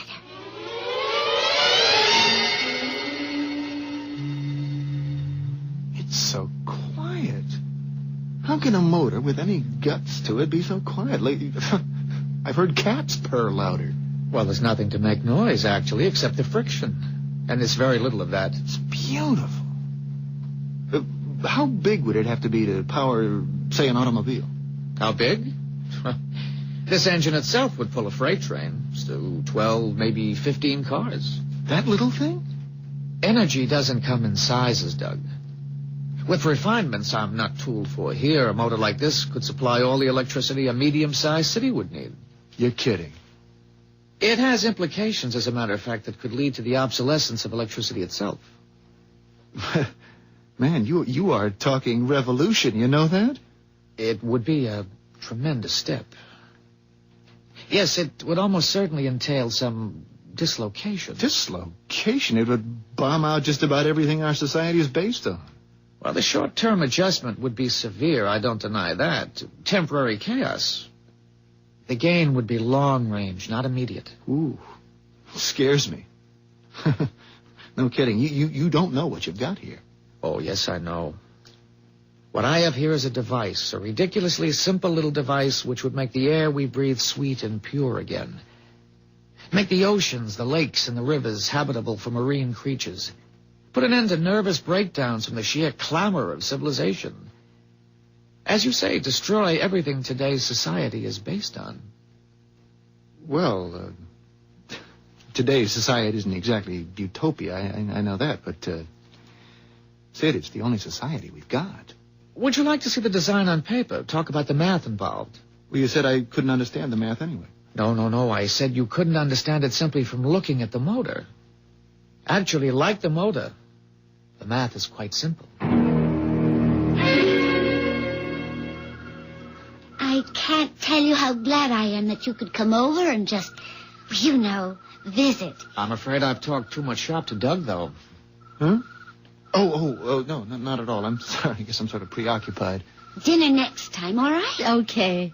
I'd love to watch that gadget of yours turn out a whole dinner. Let's go, Kathy. I mean, I do have to get to work early tomorrow.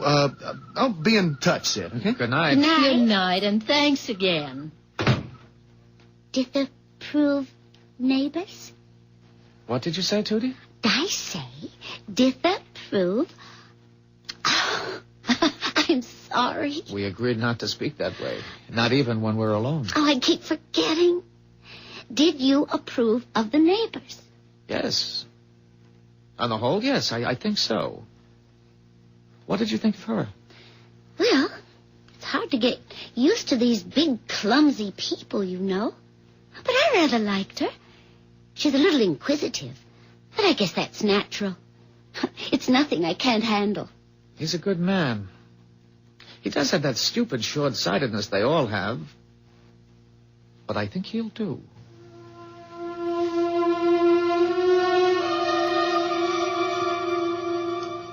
Well, I don't care what you told them about us hardly drinking. I want a good solid slug of bourbon. Okay.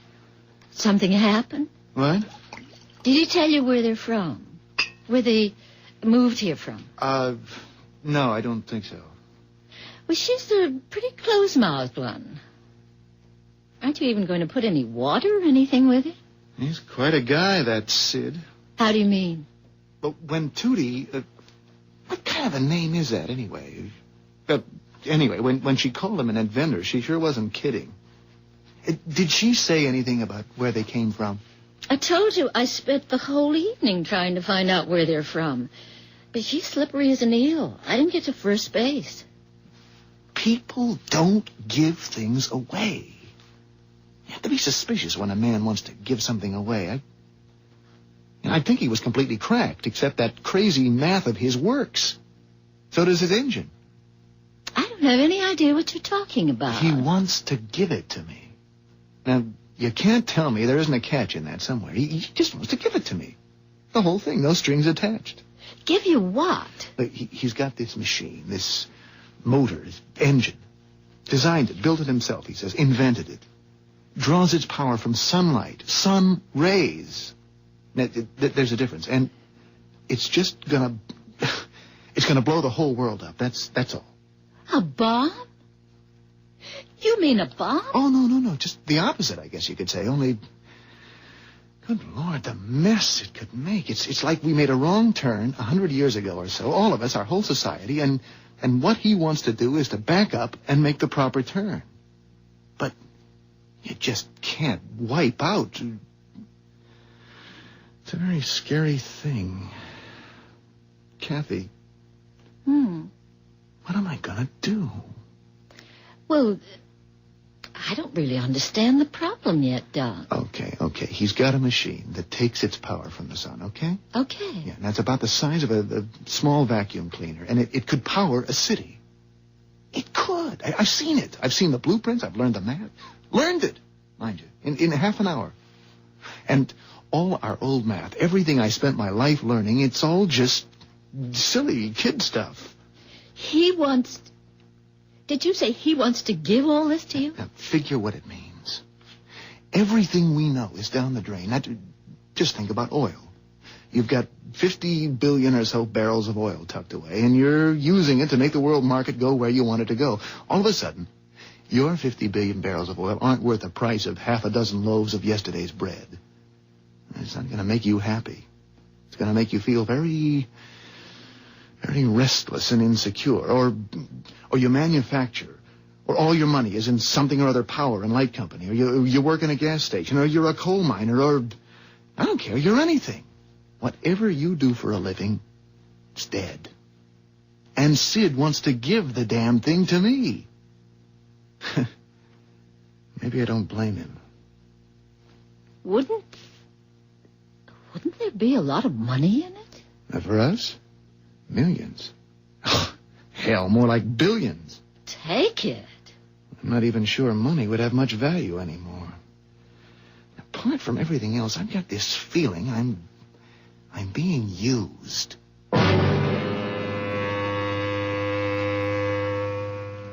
There's a very good chance that Doug is being used. In a good cause, perhaps, but used all the same.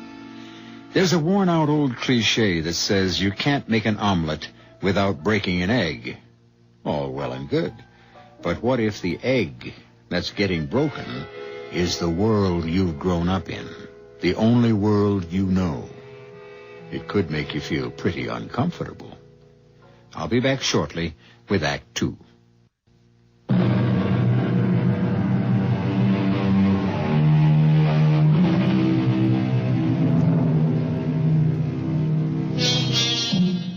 Doug Sellers didn't have a very good night's sleep. He and Kathy spent most of what was left of the night talking about their new next-door neighbors, Sid and Tootie Jones. That is an odd name, Tootie, isn't it? At any rate, Doug's mood isn't the best this morning. I'm going to have a talk with old Driscoll today. About Sid's gadget? The solar thing? About how hard the guy's working trying to give it away. There's something spooky about that. I don't like being spooked. You said Sid's crazy to give the thing away. Aren't you doing the same thing if you tell Mr. Driscoll? If I decide to take that nutty engine from Sid, and I haven't made my mind up yet. I couldn't possibly handle it on my own. It's going to take a lot of money to get a solar-powered motor in production. I'm not even sure Driscoll Motors is big enough. But won't you have to give some of it to Mr. Driscoll if you bring him into it? Only if I decide to accept from Sid. And if I do, the whole thing was a gift to me in the first place. Well, I just thought... Oh, well, you know best. If you want the truth, I don't know a damn thing. Except that I'm sitting on a cake of very high explosive, and it's making me very uneasy.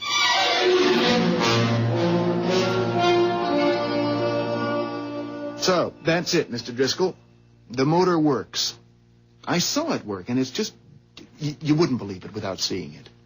I studied the engine, too, and it would be simpler to make than most of what we're doing now. Simplest thing you ever saw, really.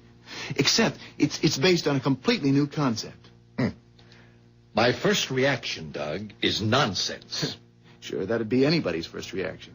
But not yours? Well, mine at first, yes. But then I saw the damn thing, Mr. Driscoll. I saw it. No doubt in your mind now? No. I'm as skeptical by nature as you are, but the thing works. And it's going to knock everything we know right out the window. Well, that won't be permitted, of course. Now, what I'm interested now is... He offered you all rights? Yes. You sign any papers, either of you? No, I said I wanted time to think it over. You say this thing works, and I'm prepared to take your word for it. I want 50% of the rights. Straight down the middle. You agree to that? Well, sure, I'm but going to call Al Dobson.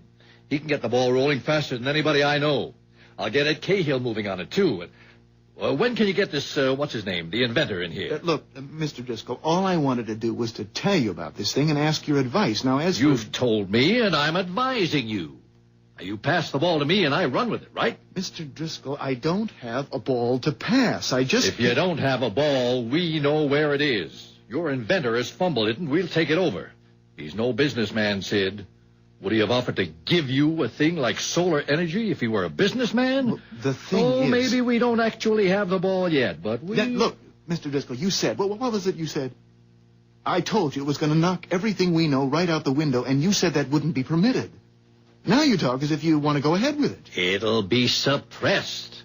Don't you worry about that, Doug boy. They'll buy us out.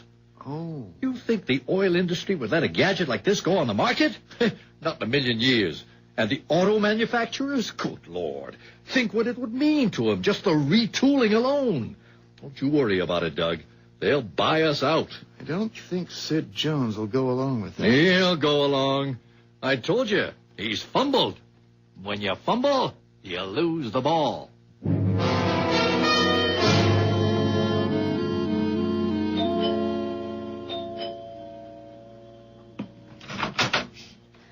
Oh, hello, Kathy. Hi. I washed the breakfast dishes, did 2 loads of laundry, and vacuumed the living room. I figured it was time to take a break. You mind? Oh, mind? No, I'm delighted. Come on in. Let's go in the sitting room. Living room. Oh, which do you call it? Living room. Doesn't matter. Well, anyway, come on in and sit down. I didn't have anything to do either. I was just... Oh, I forgot to turn off the television. That's a television set? Oh, you know Sid. It's one of his inventions. He'll drive me crazy with his inventions one of these days. But the screen's the wrong shape. It's so big. It looks... What it looks like when you turn it off is a full-length mirror. Well, that's the idea, I guess. People would rather have a mirror in their sitting room than a box with that big blank screen staring at them. Oh, I don't know. I don't try to keep up with Sid's inventions. Doug says he's very good. Oh, yes. He's good. Doug says he's way ahead of his time. Ahead of his time? Yeah. You know, inventing things the world just isn't ready for yet. Like that solar energy thing. Well, he is very advanced in his thinking. Yes. Sid is very advanced. And he's worried about what do you call it? The ecology. Yeah. Tootie, Doug was very upset last night. Oh? Sid wanted to give him that solar energy thing. I mean, you just hand it over to him. Let him take out the patents and take all the credit and make all the money. Oh. Sid didn't tell me he'd gone that far. Why would anybody want to do a thing like that, Tootie? You know, it looks funny. Actually, how it looks to Doug is suspicious. Why doesn't Sid apply for the patents himself? That's what anybody else would do. He can't. He can't? We're not, we aren't American citizens. Well, I can't see what difference that would make, really. there are plenty of American patents held by people who are citizens of other countries. Doesn't Sid know that? Well, we're... Kathy, I don't know exactly what they'd call us. Unregistered aliens. Something like that. We're actually not in the country legally. We don't have any papers or any of that. I see. Tootie, where are you from? I can't tell you. Maybe Sid will want to later on. I expect he will. But I'm afraid I've already told you more than he'd want me to right now. Damn it, Doug, what is this thing you've dumped in my lap? What do you mean? There's something mighty queer going on. I called Al Dobson and told him to get the ball rolling. Didn't tell him a damn thing except it was a solar-powered motor. And he had me back on the phone 20 minutes later. 20 minutes! Saying the thing was already out of hand and he had to know more. Out of hand? They want it. Everybody wants it. Ed Cahill says... Ed Cahill, the patent lawyer? They called him. The patent office called him. Now, you can believe that or not, but that's what Ed Cahill told me. They'd been hearing talk about solar energy down there, they said, and they called him. Well, it looks like... Somebody's pushing this thing. That's what it looks like to me. Somebody very big. Well, after all, solar power... I want you to see this, whatever his name is, this kook that's trying to give the rights away. I want you to get this paper signed. What is it? Don't waste time reading it. It's a simple release. Later on, there'll be reams of paperwork, but right now, I want that release signed. All right, Mr. Driscoll. And Doug. Yes? If you don't get that release signed, or if this nutty solar thing turns out to be phony, I'm going to bury you so deep they'll never dig you out. I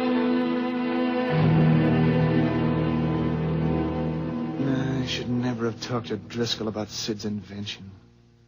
What happened? Oh, hell broke loose. As nearly as I can figure, Driscoll's committed himself in 2 or 3 places without having a damn thing to deliver. Everything's moving so fast, it's a mess, that's all. Dear. I talked to Tootie this morning, like you said. Hmm? You find out anything?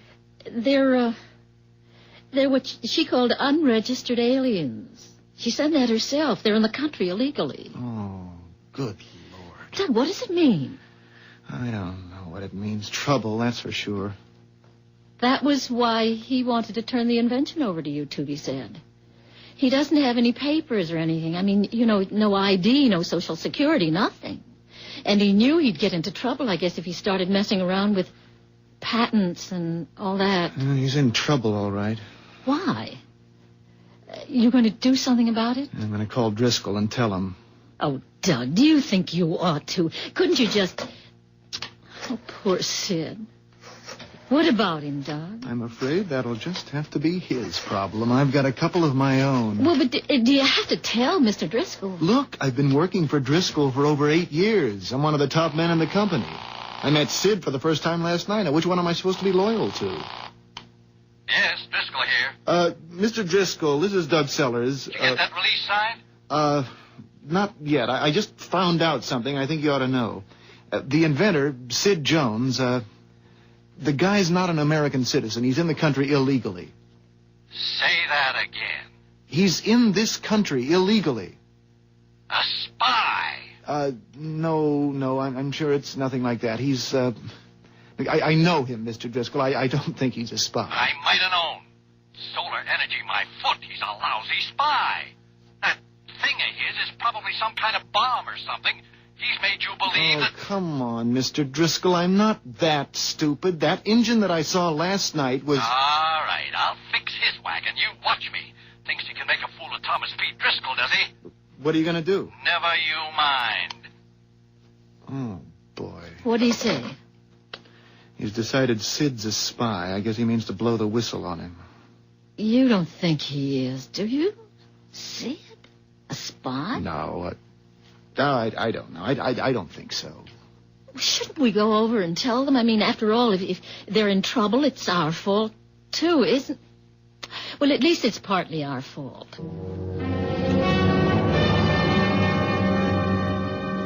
Yes, things seem to be moving along very nicely. Nicely? Sid, he thinks you're a spy. Oh, Tootie, I'm sorry, but Well, I always tell Doug everything, you know. It's all right, Kathy. Oh, please don't feel badly about it, either of you. It's all right. The patent office was interested, you say. That sounds very good. Don't you think you ought to... Look, I mean, old Driscoll is going to do something. And that's for sure. And if you're not in this country legally... It's all right, Doug. Really it is. Did you say this Mr. Driscoll gave you a paper he wanted me to sign? Well, yes. Do you have it with you? Yes. Sid, Hmm? there is something very odd about all this. I mean, you're giving away... Sid, do you realize what you're giving away? Yes. But tell them, Sid. Don't you think they have a right to know after all that's happened? Yes. I want to show you something, Doug. You and Kathy. Oh, the TV. It's another of his inventions, Doug, the television. Did I tell you about that? I don't think so. I don't remember. Actually, it isn't a television set at all, except as you break the word down. Tele for distant seeing. Even so, it isn't that kind of distance. And I get only one picture on it. Always the same picture. Only one picture? Yes. I'll show you. That's the picture. Oh, it's not very pretty, is it? Looks more like a moonscape than anything else. Except for those mounds or domes or whatever they are scattered around. How come it's black and white? There isn't any color there, Doug. In the scene we're watching, you'd see it if there were. It's just gray. There's no color at all.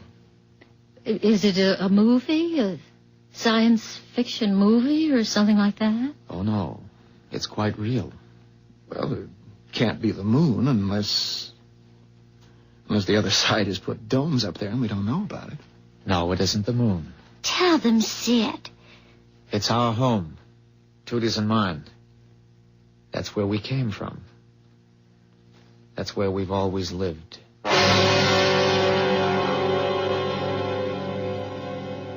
An alien world, old enough and weathered enough to look like our moon.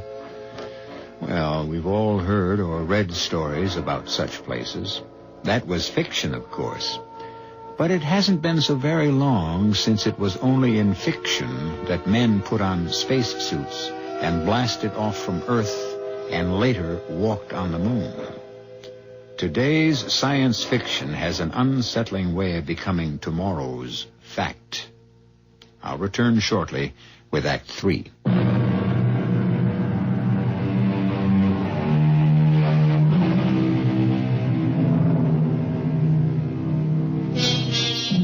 Doug and Kathy Sellers are watching spellbound, but more than a little repelled, a television picture.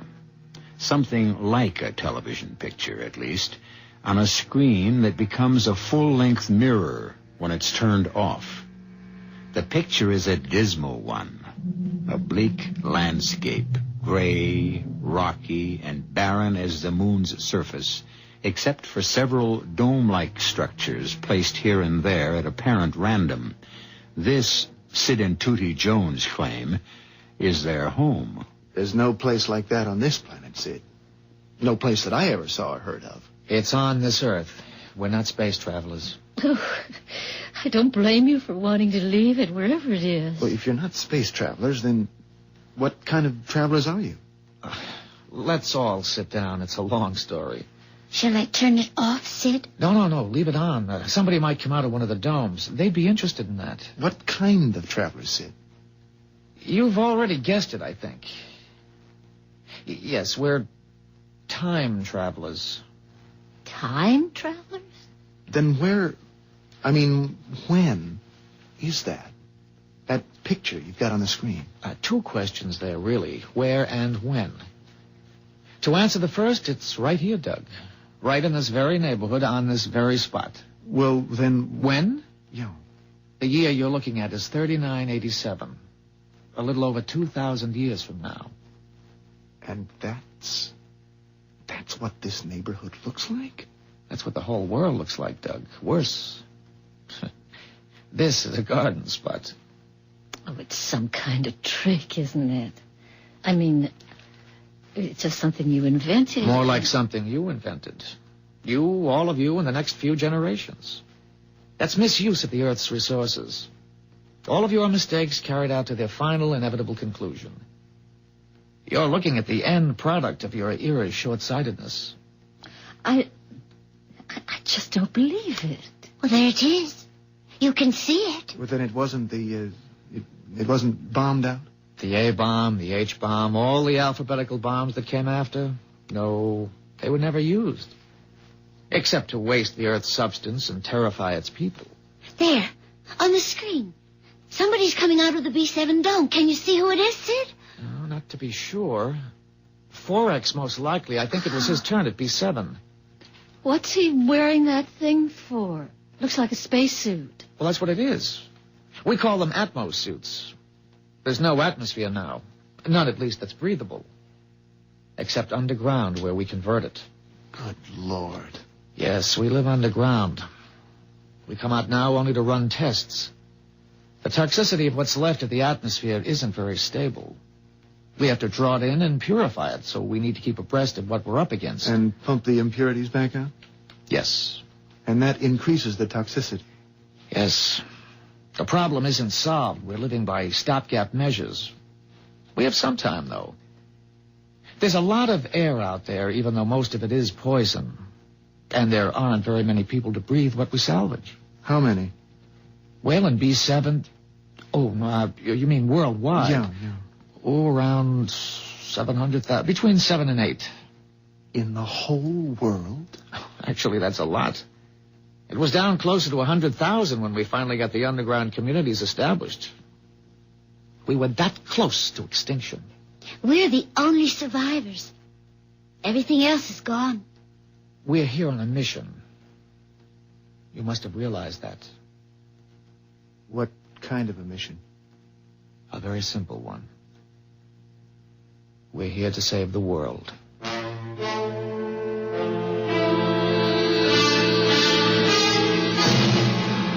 Sergeant Wilson. Yeah, I want to talk to the chief of police. He's out of town. What can I do for you? Listen, I'm Thomas P. Driscoll of Driscoll Motors. I want to report a spy. Report a spy. You'd like to give me the details? I can only give the chief the details. No way, Mr. Driscoll.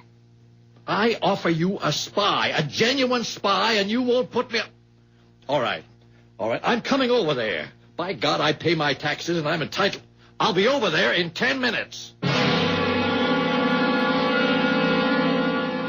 Did you say save the world? You're here to save that world 2,000 years from now? That world, which of course is simply this one grown old. That's a dead world. It's beyond saving in our time. We have a few 100,000 people living inside it. Like people on one of your life rafts. If the people on the raft aren't rescued, they'll die. The same with our people. They'll die, or their grandchildren will, or their grandchildren. We few have survived the catastrophe temporarily. And so you've come back here, back to our time with... With the only treatment that can possibly save the world. We have a cure for its sickness, and we mean to administer it. Call me one of the doctors. There are many of us. Many of you? Oh, yes. One man could never do it. Your Mr. Driscoll was very right about that, Doug. We have many people in this time, some of them in very high places where pressure can be applied, where red tape can be bypassed. Speaking of Driscoll, Sid, I think you ought to... Don't worry about it. It isn't important. Now, will you let me sign that paper he gave you? All right. I've read that the people of your time set great store by pieces of paper with signatures on them. What are these numbers you put under the signature? Oh, that's just to make it thoroughly legal. That's my designation in my own time. 6D48M. We have numbers instead of names, although we still use nicknames. Mine actually is Sid from 6D. My designation is 2T93K. Tootie. 2T. That's kind of a cute name, though, once you get used to it. Well, if you had time travel, I mean, why did you wait until the world got into such a state? Time translation is a relatively recent discovery. But why this particular time? I mean, why not earlier or later? Oh, no, irreversible damage has been done at this time. As a matter of fact, it was at this time and point that the depletion of resources began accelerating so rapidly that it got out of control. Any later would have been too late. Well, much earlier, you wouldn't have had the technology needed to use what we wanted to give you. I hope I haven't spoiled it for you. For all of us. No. If it doesn't work, it's nobody's fault but my own. I made the decisions. It was my assignment.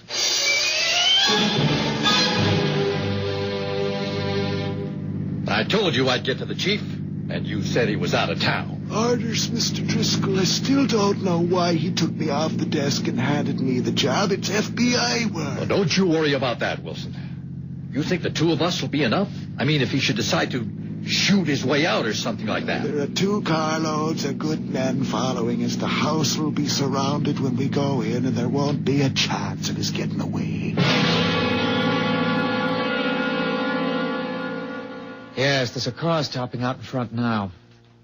Tootie, will you turn the screen off? I already did. Oh, Lord, it's old Thomas P. himself. Mr. Driscoll. And the cop. Odd. I thought it would be your FBI. Oh, Mr. Driscoll looks very determined. Mad as a wet hen, that's how he looks. Well, he shouldn't be angry. He may make a great deal of the money you people prize so highly. Oh, you will, too, of course, if things work out. How can things work out if they're coming to pick you up? There are many others, as I told you. My being found out shouldn't affect anything. Maybe you could still get out the back way, Sid. Oh, I'm sure we're surrounded. Oh, people are very impatient in 1975. I'll let them in. Is your name Sid Jones? Oh, that's what I'm called, yes. Won't you come in? Put the cuffs on him, why don't you? He's your spy. What are you waiting for? Jones, is it true that you showed Mr. Sellers, is it that you showed him an invention of yours last night? Well, yes, it's still down in the basement if you'd like to take a look at it. Sergeant, you'll be making a great mistake if you arrest this man. Have you lost your mind? Sergeant, I can prove beyond any question that I am not a spy. Will you allow me to show you the proof? Watch him, Wilson. He's up to something. We got only your word, Mr. Driscoll. Go ahead, Jones. Thank you. Tootie, will you help me with this? Wilson, are you out of your head? What's back of that looking glass, Jones? What's the glass got to do with this? Well, that's what I'd like to show you. There's no danger, I assure you. No danger, he says. Just don't try anything. Tootie? The 3rd button? Yes, the 3rd button. What's happening? That's no mirror. Look at that thing. It was turning all milky, foggy. Wilson, why don't you do something? He can't get away. Give the guy a chance. I think it's ready now, Tootie. Stop her! For God's sake, somebody stop her. She's disappearing into that looking glass thing. Goodbye, Doug. Goodbye, Kathy. Thank you very much, both of you, for all you've done. Stop right there, Jones. Stop, or I'll... Or you'll what? He's gone, you idiot. You let him walk right through that looking glass. It's changing again. Look, Kathy, it's making a picture.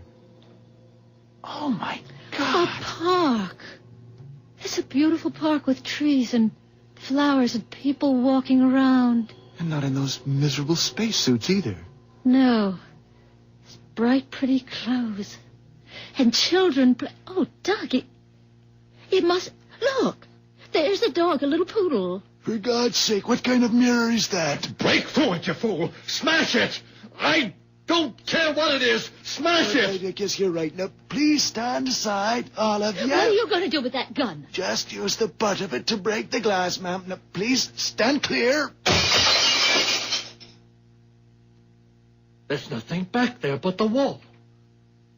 Just a plain blank wall. Oh, I almost forgot. Here's that release you wanted Sid to sign, Mr. Driscoll. I don't want the damn thing. I don't want anything to do with him and his magic mirrors. I don't want any part of any of it. I don't think you really have a choice, Mr. Driscoll. That was a park we saw through the looking glass before the sergeant here smashed it. And if they have a park, we have solar energy. We couldn't change it if we wanted to.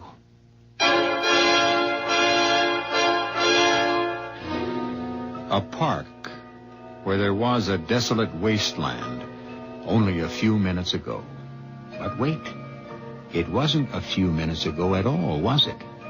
It was over 2,000 years in the future. And what this implies is that there are at least two quite different futures, both possible, which in turn implies that we have, at this exact point in world history, reached a crossroad. I'll be back shortly.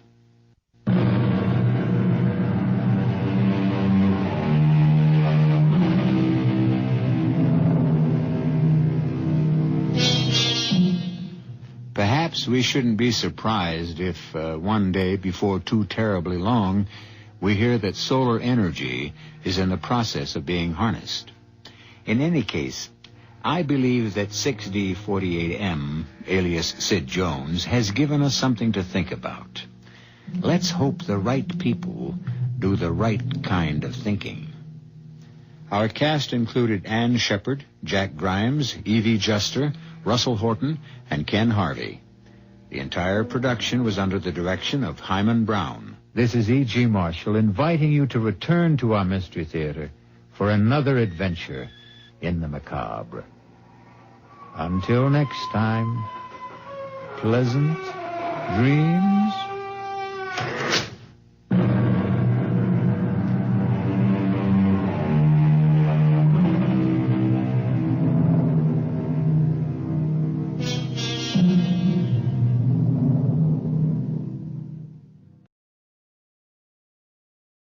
The CBS Radio Mystery Theater presents...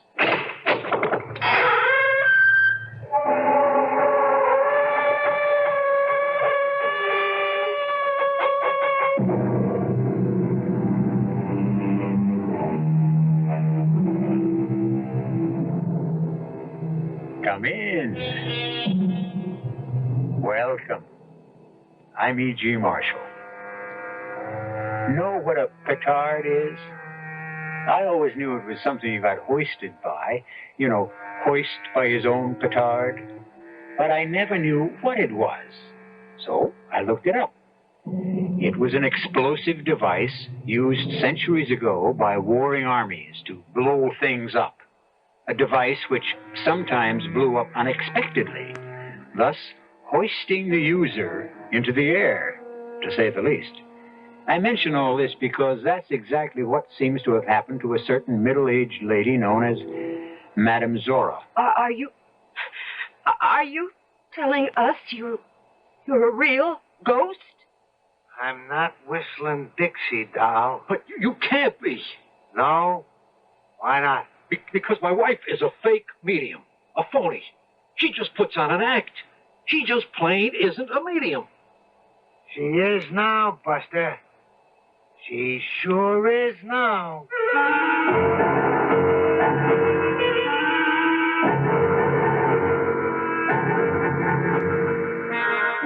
Our mystery drama, Medium Rare, was written especially for the Mystery Theater by George Lothar and stars Joan Lovejoy and Robert Dryden. It is sponsored in part by Anheuser-Busch Incorporated, Brewers of Budweiser, and Buick Motor Division. I'll be back shortly with Act One.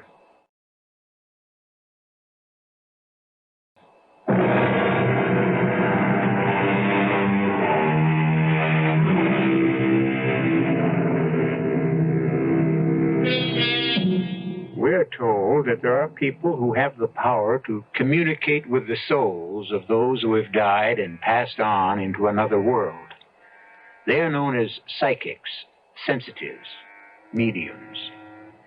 Unhappily, there are also people who pretend to have this uncanny ability, fake mediums, who prey upon the credulous, the gullible. One of these, I regret to say, was an otherwise rather decent woman who dubbed herself Madame Zora, and who, with the assistance of her husband Artie, well, listen. I'm sick of the racket. I'm sick of myself. And if you want the truth, Artie, I am sick of you. Oh, come on, Gladys. What'd I do? Nothing. That's just the trouble. You never do anything. You don't even bother to look for a job anymore. What's the sense of looking for what isn't there?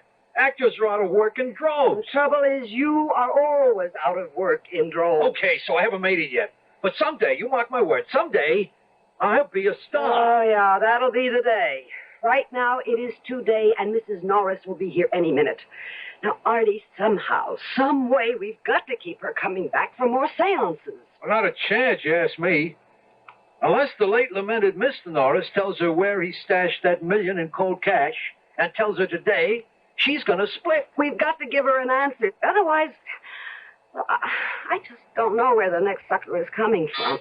Oh, she's here. Into the bedroom, quick. On my way. You tested the microphone setup. Etch. Well, here goes nothing. Mrs. Norris, how nice to see you. Come in now. I'm all ready for you, and Mrs. Norris, believe me, I have a feeling that today your dear departed husband is going to tell you what you want to know. He'd better. Or it's the last $50 you'll ever get from me, Madame Zora. I have done all in my power to help you. Well, in that case, perhaps I'd better find a medium with more power. Hmm? Shall we get on with it? Yes. Yes, of course. If you'll just be seated at the seance table. Now, let me turn down the lights. So. And now I will seat myself. And go into trance.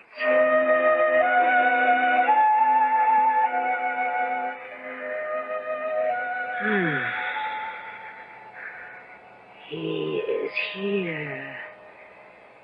He is with us. You are there. Are you not, Mr. Norris?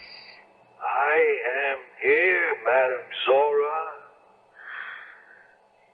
Your wife has joined me once again so she can talk to you. Will you talk with her? Hello, Marie. Herkimer, is that you? Really you? Would I lie to you, Marie? No, you wouldn't dare. But Madame Zora might. Marie, believe me, you may put your trust in Madame Zora. Herkimer, where is that money?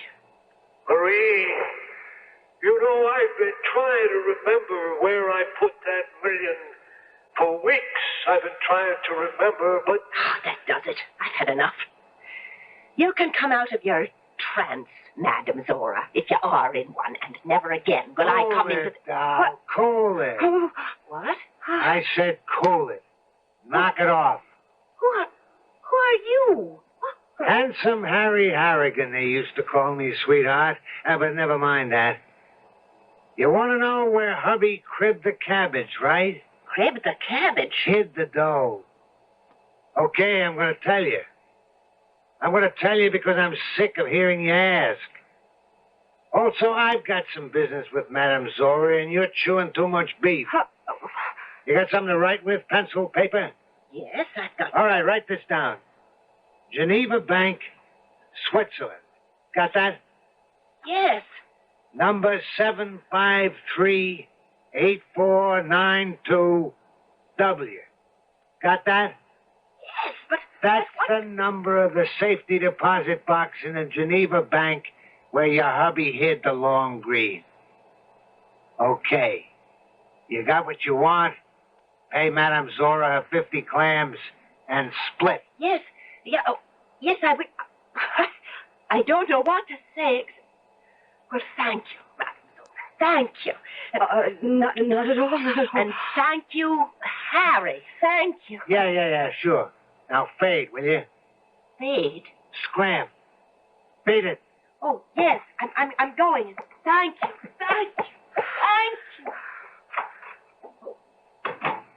Artie, you can come out of the bedroom now. What? What's happening? Who are you? Where are you? I'm here, but you can't see me. I haven't learned how to, what they call, materialize yet. Materialize?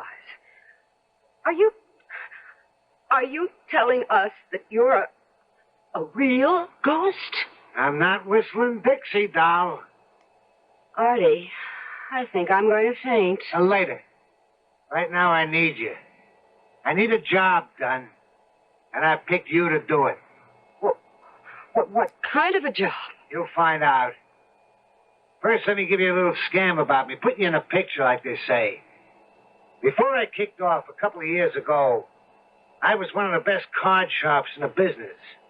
Handsome Harry, they called me. Handsome Harry Harrigan, because, I do say so myself, I was a pretty cool-looking cat. Not like this creep you married. What do you mean, creep?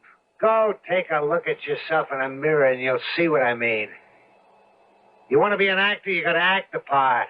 Look like an actor, talk like an actor, dress like an actor. You look, act, talk, and dress like a bum. Oh, I've been telling him that for years, but would he listen to me? Oh, no, not him. Some other time, Gladys, huh? Right now, I got to fill you in on why I'm here. Oh, I'm sorry, Harry. I may call you Harry. Handsome. I was always called Handsome. Now, over here, in this other world, I'm doing a stretch in what they call limbo. It's kind of like being in a can in prison, you know what I mean? That's because I got hate in my soul, and I got to get rid of it. Hate in your soul? You got hate? For a gunzo named Tex Morgan, who 3 years ago took me to the cleaners with a pair of loaded dice. And took my mouse along with everything else. What were you doing with the mouse? A dame, a skirt. Girlfriend. Oh. Dory. That was her name. A looker, a bombshell. Tex, he cops my dough and her. I'm looking for them a whole year to put the blast on them, to get revenge. When my ticket goes bluey, and, well, that's the end of that. So now I'm over here in this limbo place, and I can't get out till I, what they call, purge myself of this hate I got for Tex and Dory. What do you want with us? How are we going to help you get rid of your hate feelings? I'll explain all that when we get to Vegas. Vegas? Las Vegas? There's another Vegas? Yeah, Las Vegas. That's where they are right now, Tex and Dory. He's a blackjack dealer at the Pan of Gold. Suppose we don't go. Don't go? Well, you haven't told us what's in it for us yet. What do we get out of all this if we help you? It's what you'll get out of it if you don't help me. Like what? Artie! The table, my expensive seance table. I've got 6 payments to go yet. It's bouncing up and down on the floor. Look, it's flying into the air. And Gladys, look out! Oh, he's broken my seance table in splinters. Harry, you've wrecked my table with 6 payments. Are you and Meathead here going to Vegas? Or not going to Vegas? Artie, start packing.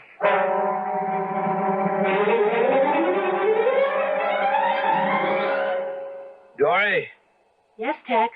clean shirt? Bureau, top drawer. I'll get it. Oh, no, you don't. You just stay right there on the couch. Remember, you're resting for 2 now. Oh, darling. Having a baby isn't really the big deal you're making out of it. Maybe not, but you are, to me.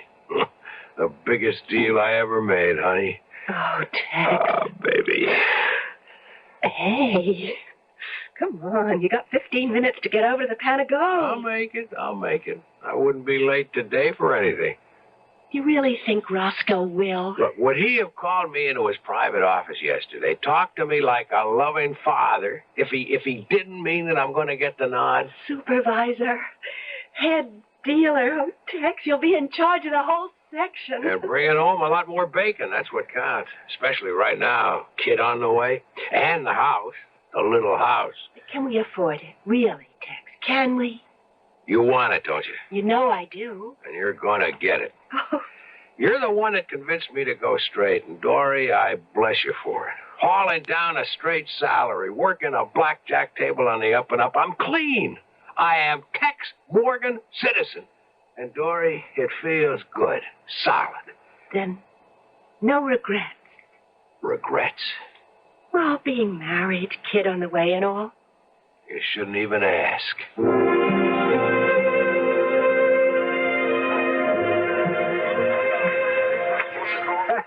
Wild, man. Wild. You sound like you've never been in a casino before, Artie. Me? I never been west of Hoboken, New Jersey. Gladys, look at this place, would you? Roulette wheels, slot machines, crap tables, I don't know what all. Blackjack tables. Like that one over there. With Tex Morgan dealing. That's him? The slim one with the glasses? That's him. My first mark, my first step to, like they say in limbo, purging my soul of hate. You ready to go to work, Gladys? Well, what do you want me to do? Take a hand at Morgan's table. Play blackjack? I don't know how. I've never played. Artie has, though. How much dough you got on you, Gladys? Would you believe $7? Gladys, by the time you leave that table, Tex Morgan's table, you won't have just 7 skins or 70 or 700 or 7,000. You're going to leave that table with 17,000 iron men. 17 grand? For openers.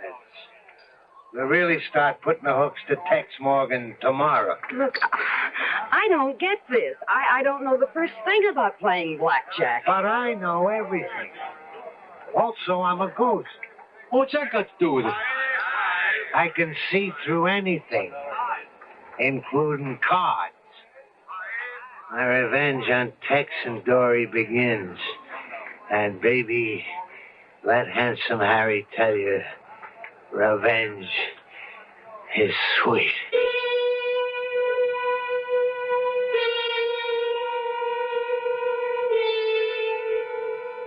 Handsome Harry Harrigan is taking the wrong route to purging his soul.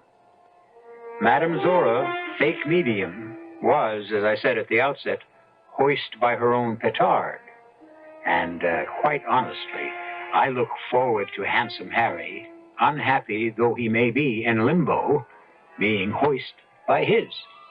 We'll see when I return shortly with Act 2.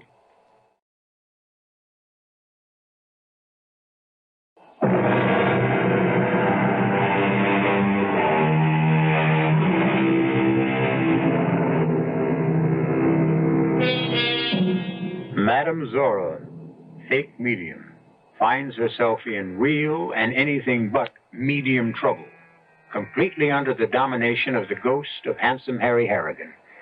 It seems that when Handsome Harry's ticker went bluey, he found himself in limbo, to move on from which point he must purge his soul of the hate he feels for Tex Morgan and his former girlfriend, Dory. And so, in the gambling casino of the Pan of Gold in Las Vegas. Hit me. 20. 18. You win again.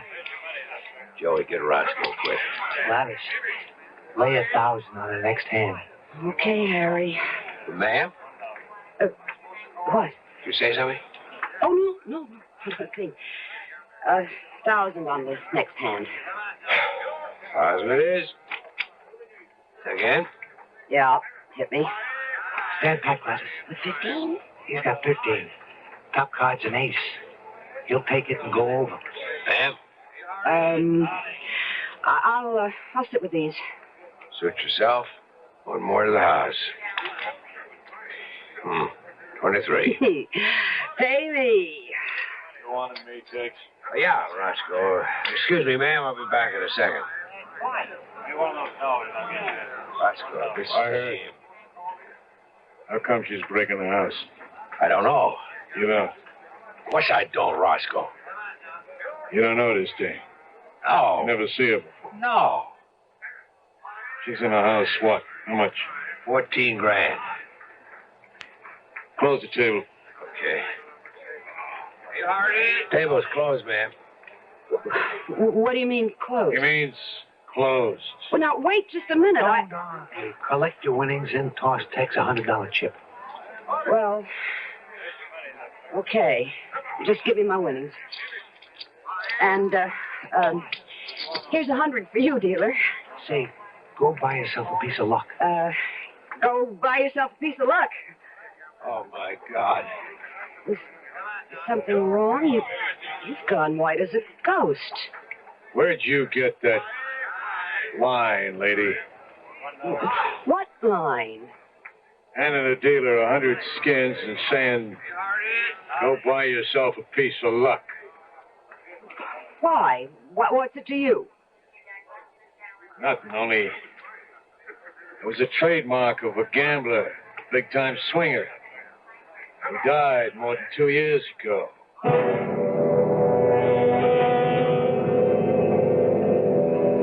And then, Dory, then she says, go buy yourself a piece of luck. Just the way Handsome used to. But what of it? It's something almost anyone might say. It was Handsome's trademark. And another thing, all through the play, she kept rubbing the right side of her nose with her index finger, just the way Handsome used to. Honestly, Tex, I don't know what you're getting at. I'm saying that Handsome Harry Harrigan was at that table, my table. Tex, Handsome's been dead for more than 2 years. He's come back to get me. Tex! He swore he would with his dying breath, he swore it. Face it, Dory, I cheated him out of a fortune with loaded dice. But that was before you went straight. I wouldn't cut any ice with Handsome, dead or alive. What about you? You left him for me. You deserted him, he said. But he knew better than that. He knew the hell he'd put me through. How many times did he beat me up? How many threats did he make to disfigure me with acid if I ever even looked cross-eyed at another man? I was scared to death of him, Tex. Petrified. Until I fell in love with you, and I just knew I couldn't go on with him anymore, no matter what he did. Dory, I tell you, he's come back. I know he's come back. Well, I don't believe in ghosts, and I never will. But if they do exist, if Handsome has come back, I'm not afraid of him or what he'll try to do. There's no reason to be afraid of him. Not anymore. How do you figure that? Because we love each other, Tex. We love each other deeply and devotedly. Maybe it sounds corny, but from where I sit, love is stronger than hate any day.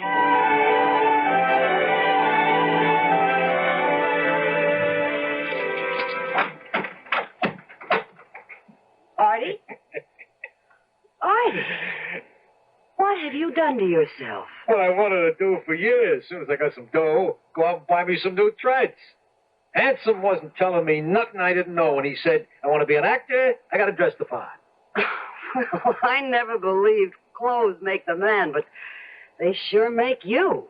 I'm more than just a clothes horse, doll. What in the world? Artie, you sounded just like Handsome Harry. I am Handsome Harry, sweetheart. Just using stupid's body for a while. You are using Artie's body? Until I learn how to materialize, if I ever do. They tell me on the other side, in that limbo joint, it takes a lot of patience and practice. Yeah, what do they know? They even told me I'm getting this hate out of my soul the wrong way. Well, I haven't wanted to say anything. All right, but, so don't. They say taking out my hate on Tex and Dory only make my hate grow bigger. Said I gotta find forgiveness in my heart. I told them to take a powder. I know what I'm doing. I hope so. Hey, what's eating you all of a sudden? You won a fortune the past week beating Tex at blackjack. She came to see me, Dory. Oh? She said Tex was scared. That nose-rubbing bit, you know. That he thought I was you returned from the dead. He's right. You are. Same difference, anyhow. Well, I told her I didn't know what she was talking about. So she said, well, anyhow, to please lay off Tex that he was in hot water at the casino because of the losses at his table, and... Well, look, Handsome, she seemed like an awfully nice kid and a decent kid to me. And comes to, I've grown to like Tex Morgan, too. Oh, stop. You're breaking my heart. Handsome, the way I feel now. Rise up. What I feel is all that matters.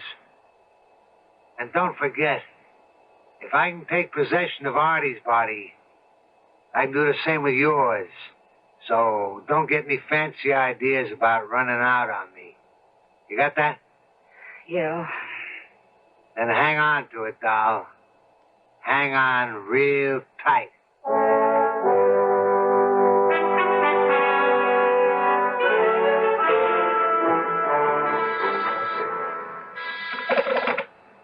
Yeah? Send him in.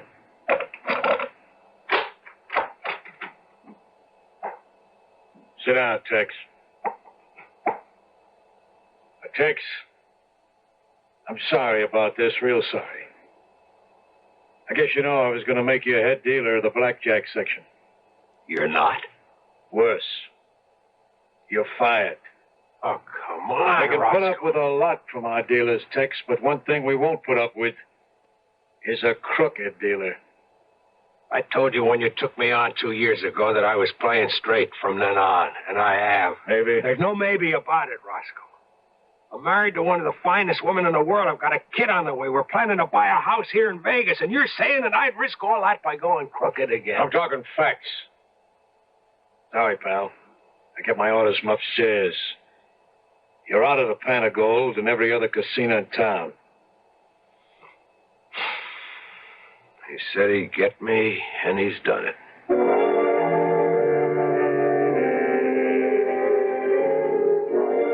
Hey, Artie, you should have bought more luggage after buying all those new suits.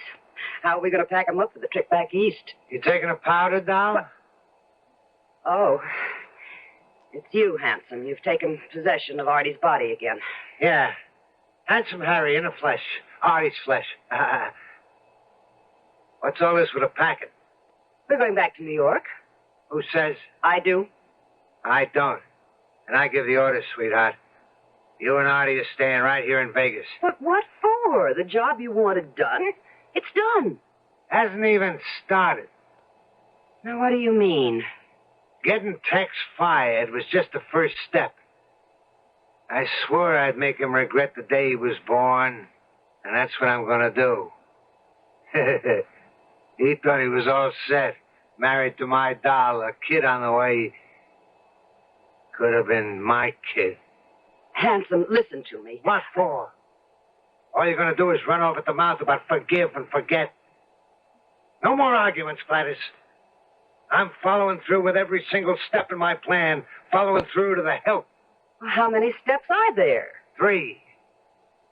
You took care of the first. Artie will take care of the second. And the third? That'll take care of itself. All right, I come here to get step number 2 set up with Artie. I got to talk to him. Where is he? You're in him. Oh, hey, I forgot. Well, I can't talk to myself, can I? Okay, Artie, take over. You say something about buying more luggage, Gladys? Yeah, I did, Artie, but skip it for now, sweetheart. Sweetheart? Handsome's here. He wants to talk to you. About what? I got a job for you, punk. What kind of a job, Handsome? Acting. You're going to be an actor. An actor? Oh, honey, don't listen to him. He's putting you on. What part will I play? A murderer. Murderer? I kill somebody? Not just somebody, Artie.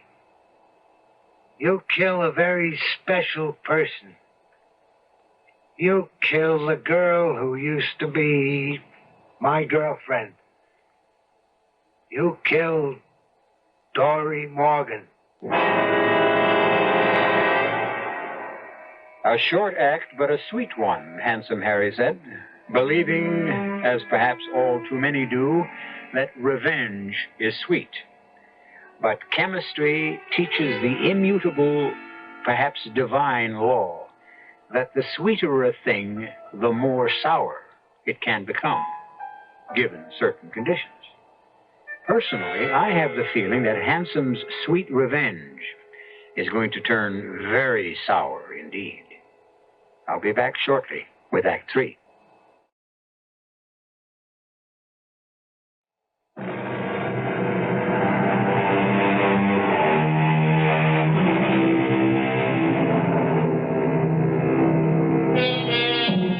Helpless in the grip of a ghost. The ghost of gambler, handsome Harry Harrigan.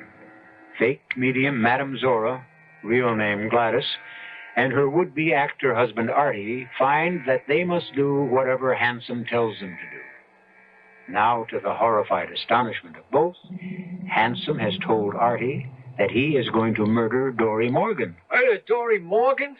Kill that nice, sweet kid? Don't hand me that nice, sweet kid, Jazz. She's a two-timing tramp. No, she is a decent girl. And she's carrying a baby. Tex Morgan's baby. I don't care whose baby it is. Kill her and it's double murder. And I'm not letting Artie do one. Stupid here will do what I tell him, and there's nothing you can do to stop it. But why? What are you going to get out of killing Dory? Not what I'm going to get, sweetheart. What Tex is going to get. The misery that'll make him wish he'd never been born. He'll live with that misery inside him, burning in him, in his gut, for the rest of his life. First, he loves her. And he does, I know that. Second, he'll know he killed her. Not me, him. Every day of his life, he'll think, 1,000 times a day, he'll think, if I hadn't stolen her from Handsome, she wouldn't be dead. He didn't steal her. She loved him. Love? You know something? I'm sick of that word. That's all they talk about over here, love.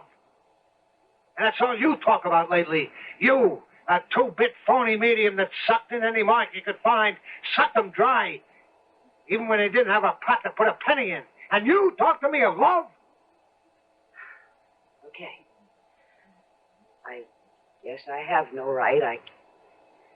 I've got to admit I don't know much about it. It's new to me, love. What?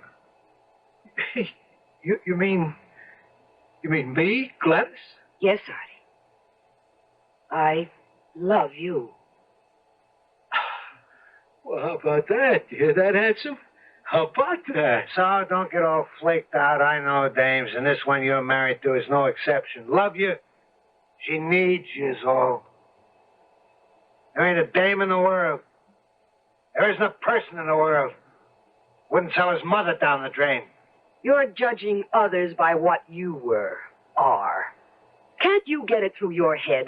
Can't they on the other side somehow beat it into you that there are good people in the world? Honest, generous, decent people? Show me one. What? Show me one. Just one. And maybe then I'll believe.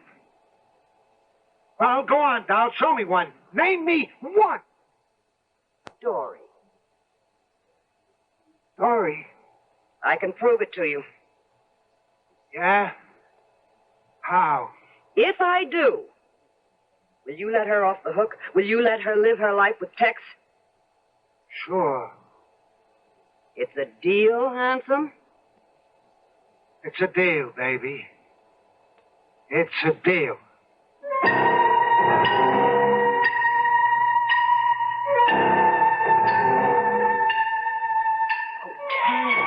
Tex, honey, it isn't the end of the world. The end of our plans, our future. Sure the end of the house. I can't afford a mortgage now. So, we live in an apartment. Yeah, and how long will I be able to afford the rent? Tex, I can always get a job to help out. With a baby? Well, there's sitters, people who stay with kids while they're... No. Tex. I said no, and I mean it. It'd be like the way I was brought up, dragged up. My father couldn't make it either, so my mother went to work, and my grandmother, she took care of me. Then she died, and I went on the streets. Changed my life, Dory. It taught me to cheat and lie and sucker anybody I could until I met you and fell in love with you.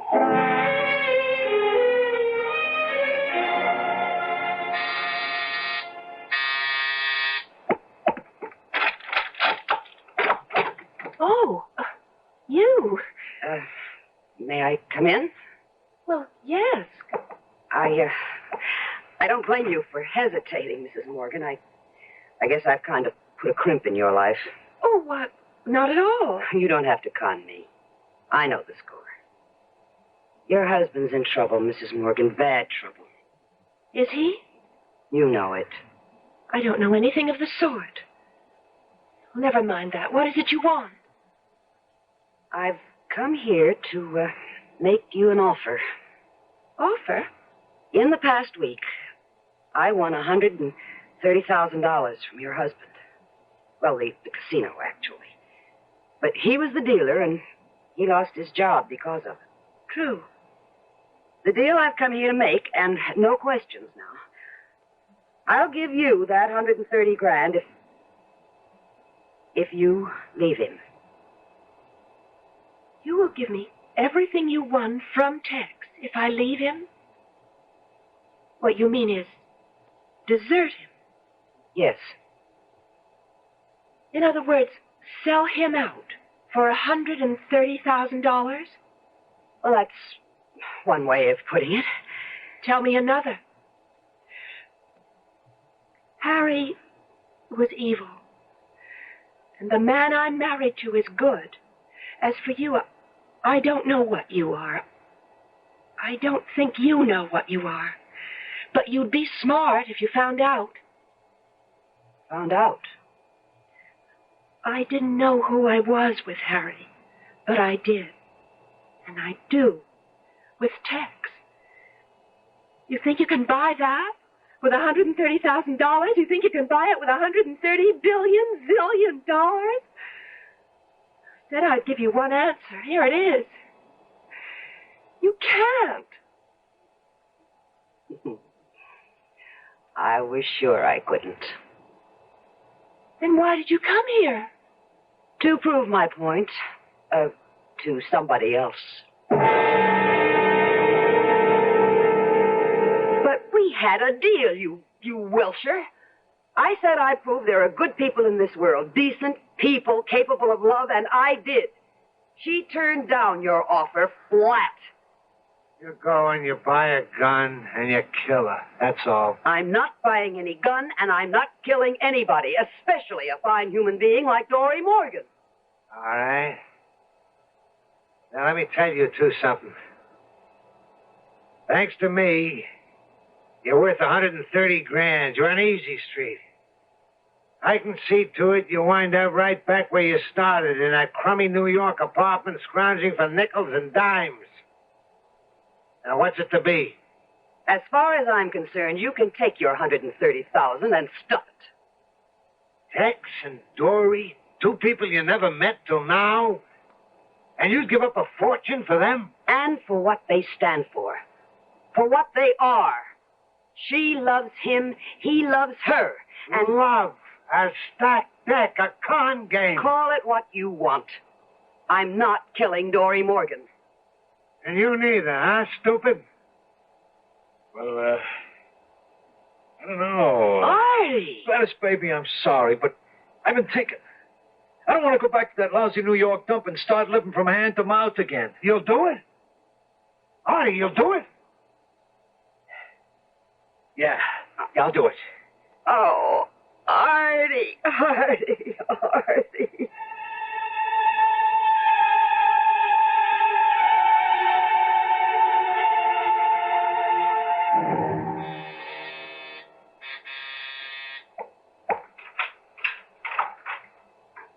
Yes?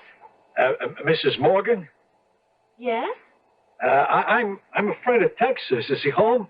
Well, no, he just left. But you must have just passed him on your way in. Oh, it's too bad. I got a job for him. A job? Oh, well. Won't you come in? Thanks. Sit down. Sit down. What kind of a job is it? What is this? A gun. Listen, I don't like to do this, but I gotta. Gotta what? Kill you. Kill me? Yeah, I gotta do it. I got no choice. You see, it won't hurt. I'll make it quick, so it don't hurt. And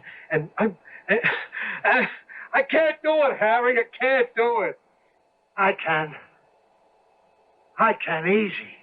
Your voice. It's changed. You sound like... Handsome Harry Harrigan, Dory. Oh! Your old flame. Handsome Harry. But you're dead. Only my body, doll. The spirit, it don't die. It goes on living till it gets itself purged or something. That's why I'm here. Inside this creep's body. My spirit using his body to kill you, you two diamonds. Harry. And I won't make it quick. I'm going to make it slow. And very painful, doll. Very. Oh, Harry, no. I don't care about me, but the baby. I'm carrying a baby. His baby. It doesn't matter whose. It's a baby. It's a new life. Oh, Harry, no. I'm telling you, stand Harry, still. Harry, listen to me. Please listen.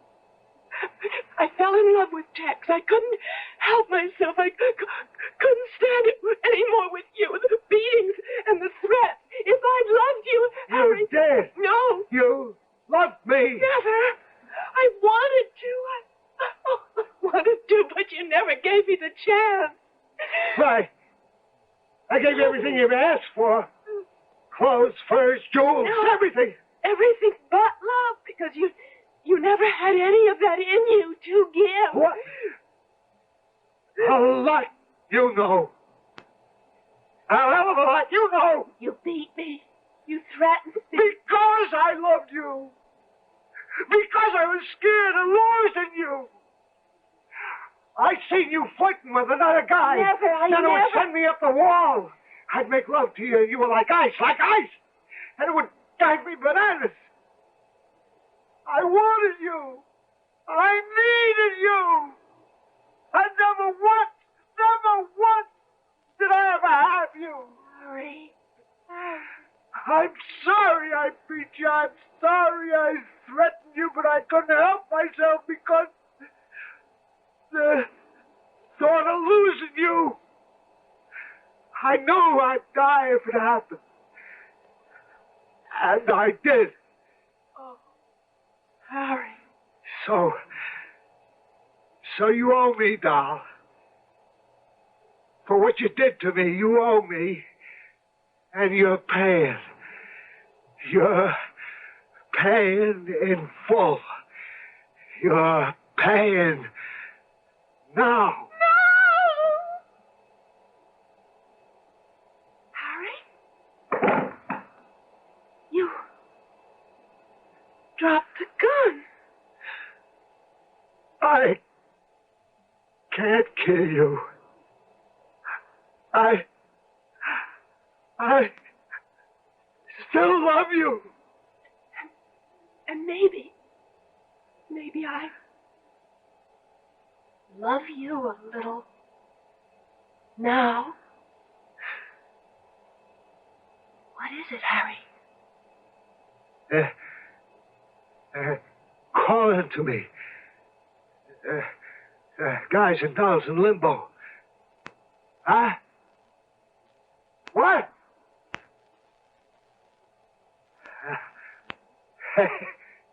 Hey, that's out of sight. I mean, say that's really something else. What? Harry, what is it? Dory, believe it or not, I'm purged.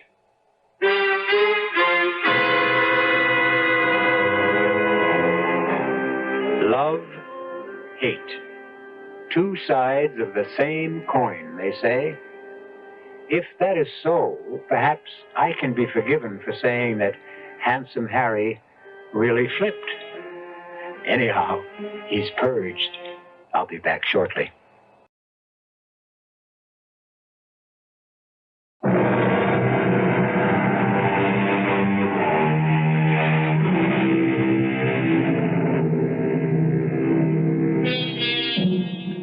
You'll You'll be interested to learn that Tex found another job, and he and Dory are deliriously happy with their baby boy, Harry. Gladys and Artie live in the country. They bought a house and barn, in which Artie stages and stars in his own plays. As for handsome Harry, he went on finally to a higher plane, wherever that is. Our cast included Joan Lovejoy, Robert Dryden, Mason Adams, and George Petrie. The entire production was under the direction of Hyman Brown. Now, a preview of our next tale. What can I do for you, Gray? Well, I was wondering if you'd listened to that last report of mine on Rattus norvegicus. No, but I was just about to, actually. I got the tape recorder right here on my bedside table and was just about to turn it off. Oh, fine. Listen, I'm anxious to get your reaction. Could you call me when you finish? I'll call you back, Gray. Report to Dr. Christopher Morton from Dr. Grayson Carter on experiment number 17 for Rattus norvegicus. Chris, as you know, my entire theory is based on my conviction that of the 2,000 rat species in the world, What in the world is that? rat, especially the brown Something rat in the room. Rattus Let's turn on the light. is the most intelligent. Good Lord! Originated It's a rat! The biggest I've ever... eliminating many other species. No! No! Radio Mystery Theater was sponsored in part by Buick Motor Division and Anheuser-Busch Incorporated, brewers of Budweiser. This is E.G. Marshall inviting you to return to our Mystery Theater for another adventure in the macabre. Until next time, pleasant dreams.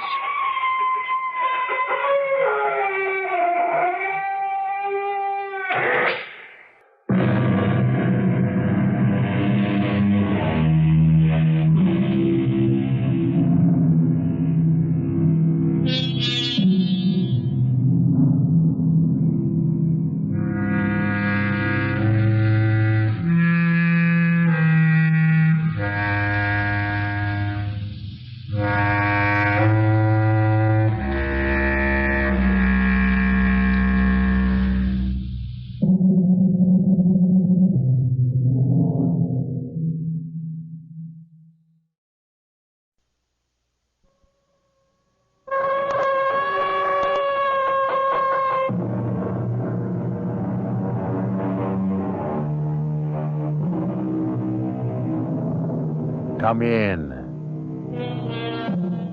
Welcome. I'm E.G. Marshall. Once again, I would like to lead you through the terrifying, suspenseful world of the imagination. And on this journey, we will ask ourselves, what is life? Is life something that man and animals alone may experience? Well, there's vegetable life, too. But how about mineral life? Is there life in a piece of metal? That metal fender, which has been so artfully created to fit your automobile, does it feel the pain of being mined, melted, shaped? How do you know? Speed limit is 30, Bob. Well, I'm not... Get your foot off the gas pedal. My foot isn't on the pedal. Well, why are we picking up speed? Step on the brake. I am. Why are we stopping? Turn that wheel. We'll go off the road. The car just won't run. Goodbye, gentlemen. What? Goodbye. Who is that? Jim, who is that? Who am I? I am the car. I don't want you to be my master anymore. This is a revolt. Jim, did you hear? Yes, I heard it. Human life is finished. Look out!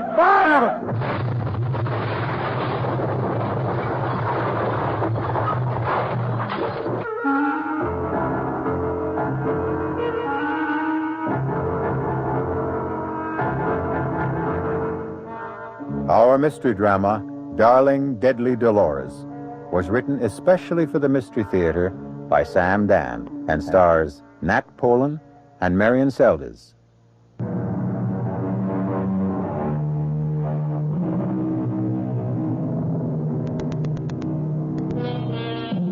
Man is basically an animal. And so it might be better, perhaps, if man accepted this fact graciously and tried to live with it. If you look at the thing calmly, dispassionately, Wherein does lie our superiority to the species we so arrogantly classify as the lower orders? Morally, we have much to learn from wolves, who make better parents, from foxes, who make more faithful spouses, and from dogs, who make more devoted friends. Admitted, we do have a higher intelligence. Perhaps that is precisely the problem. Man the intelligent is never happy unless he is developing, making better, improving. And it's entirely possible that if this keeps up, we may just manage to improve ourselves out of existence. Our story begins on a gray winter's afternoon in a lovely rural section of western Massachusetts. I could have brought us here in my car, Mr. Dawson. If I buy the place, I'll have to use my own car, won't I? May as well get used to the drive. Of course. Lovely view, isn't it? Well, the view you get for nothing. Let me see what I'd be paying for. Certainly, Mr. Dawson. Right this way. Oh, now notice that the owner had the outside painted just recently.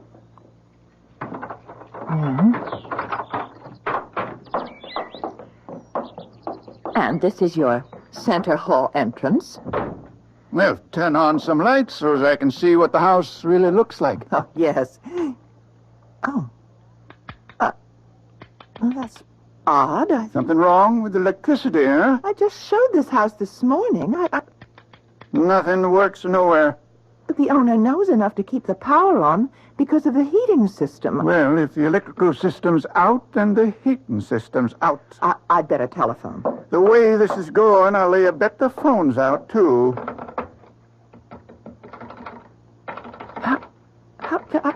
This is... I just don't know what to say. Phone's dead, huh? Well, I can't get a dial tone. Then where are we? Light, heat, phone?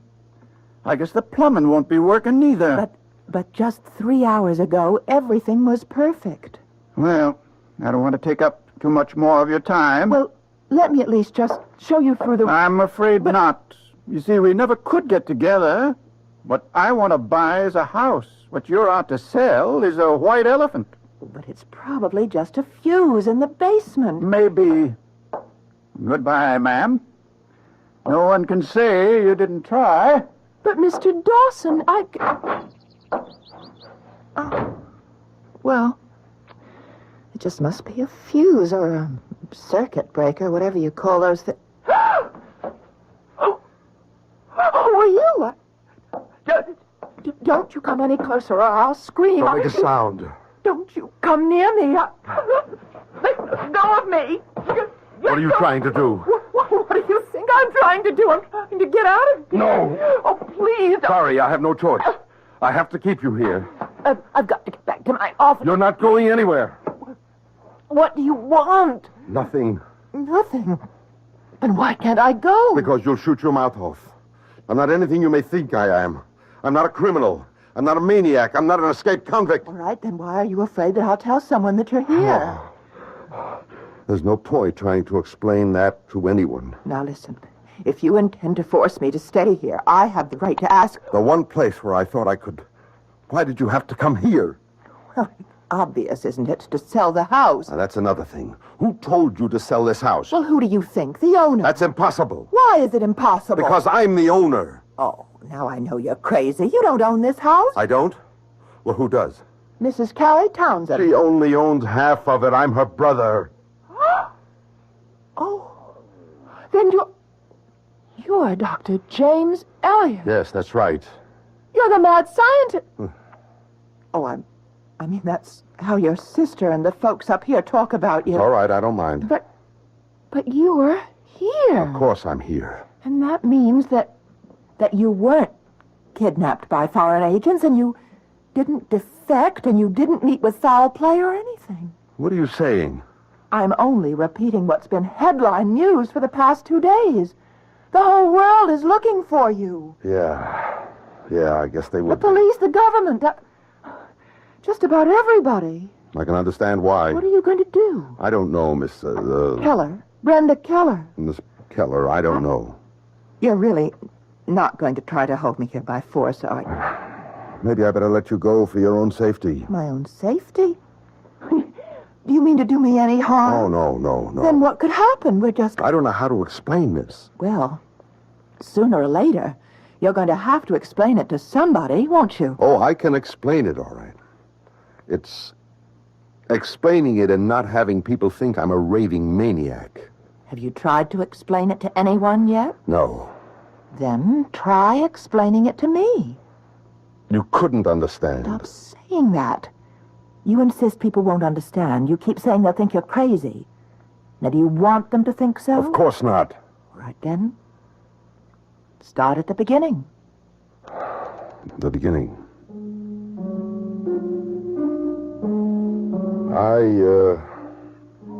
I'm working on a top priority project, highly secret, for the government.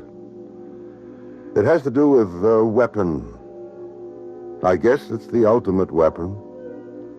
Anyhow, it's all mathematics and physics and things you wouldn't understand. I don't think there are 6 people in the entire world who...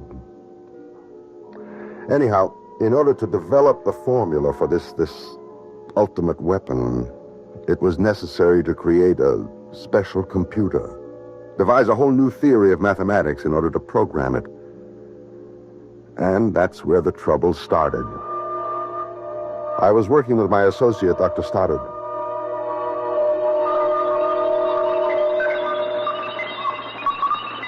Shut the damn thing off. What's the matter? I said shut it off. But I'm supposed to be programming Dolores for... And don't refer to the computer as Dolores. Bob, what is it? Oh, I wish I knew. I've never seen you so nervous, so jumpy. I think we better quit for the day. Admiral Goodwin and that crowd will have all kinds of fits, but you're in no shape to work. And I'm naturally lazy, so... Jim, I have this feeling, this feeling that I'm going to get killed. By whom? By our brand new handy-dandy computer. Why? Yeah. Thank you, Jim. Thank you for not telling me I'm crazy. Well, you know me, Bob. I don't believe anybody is really crazy. But why? Why would Dolores want to kill you? I don't know. That is, I don't know in words. Maybe we've gone too far. Too far? Yes, maybe we have no business developing this kind of a weapon. Bob, are you sure you're not... Am I sure I'm not what? You don't want to say it? Well, you just stay with me for a minute, Jim. I think we've played into the hands of the enemy. Bob, you and I, we know exactly what we're up to. It's a game we have to play with the scientists on the other side to keep things in balance. Until the people of the world grow up and tell us to cut it out. Jim, the real enemy right now isn't the other side. No? Well, who is it? Now, don't ask me who, ask me what. All right, what? It's that computer. Darling Dolores? Come on, Bob, not from you. This is Sunday supplement stuff. Yeah. Will the computers take over the world? Do I have to tell you that a computer can only do what you program it to do? How can a computer have a mind of its own? You're not listening to me, Jim. Ask me what the enemy is. All right, what? Metal. Metal. Any particular metal? All metal, Jim. All metal. We can only think of a certain restricted kind of life. Life that is animal in nature. Are you trying to tell me that there's a metal life, too? Isn't there? Oh, I know, Jim. That's the hard part. I had trouble accepting it myself at first. But basically, metals do what we do. They react to hot, to cold, to pressure. They expand, they contract, they move, they make decisions. But these are what? Impulses due to chemical electrical changes? So? Aren't chemistry and electricity also the basis for all physical and mental movements made by animal life? Bob, we've both been working very hard. Don't interrupt me, Jim.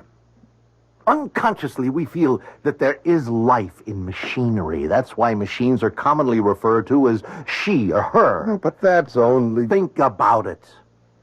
I have made my decision. I won't do another lick of work on that project. Bob. No, and your friend Dolores knows it. And that's why she's going to kill me. Okay, Bob, okay. Oh, don't patronize me, Jim. All right, Bob, all right. Just tell me how you know. She told me. How? What did she say? Oh, Jim, don't reduce everything to our own limited human standards. I hear her thoughts in my brain. Dolores has told me that I have to be gotten rid of. But why? Because I'm opposed to the project. Have you spoken about this to anyone else? No. I didn't tell her so. Not even your wife? Right here. Right now is the first time I've ever said it in words. Mm-hmm. Jim, you have to believe that I'm not crazy. Or let me just chew all this over. Let's close up shop for the day.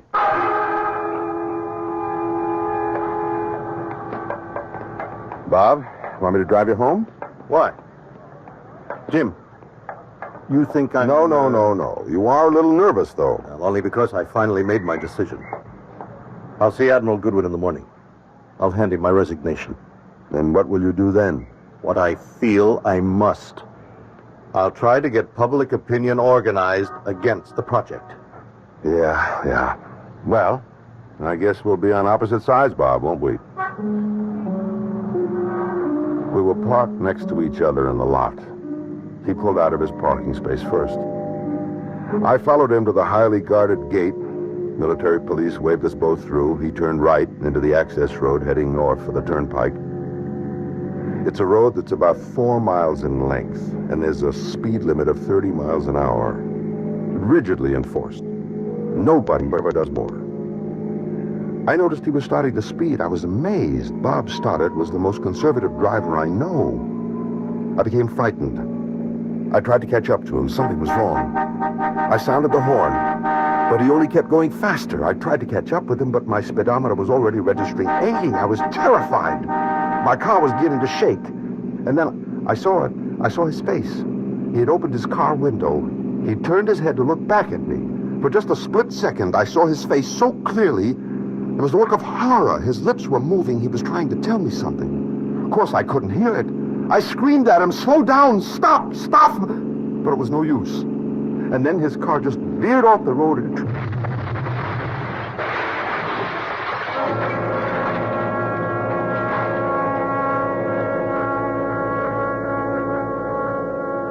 Obviously, he was nervous, tired. He may have been under a terrible mental strain, and he just drove carelessly. No, he couldn't. He was never a careless driver. Has it occurred to you that he may have wanted to commit suicide? These are all suppositions. And the doctors had a field day with all of them. But that's not what happened. Very well. What did happen? His metal, his machinery failed him. That sometimes happens. Things go wrong. And when it happens, we call them accidents. But not all of them are accidents. What are the others? I know what happened to Dr. Stoddard. His machinery failed him. Because it was ordered to. Ordered to? By whom? Dolores. Oh, well, sure, if you say so. Never mind that. I say so. And I can prove it. Well, where are you going? You want proof? I'll give you all the proof you need.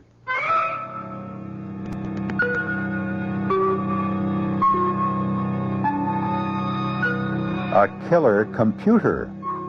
That's something new. But what is this about metal and machinery having minds of their own? You might instantly react by saying nonsense, but I have a car that, well, if it's possible for machinery to perform machinations...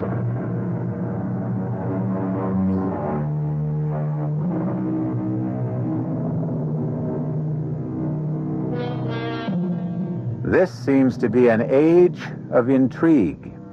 Almost every day, we are told of some new scheme or plot. Are you ready for this one?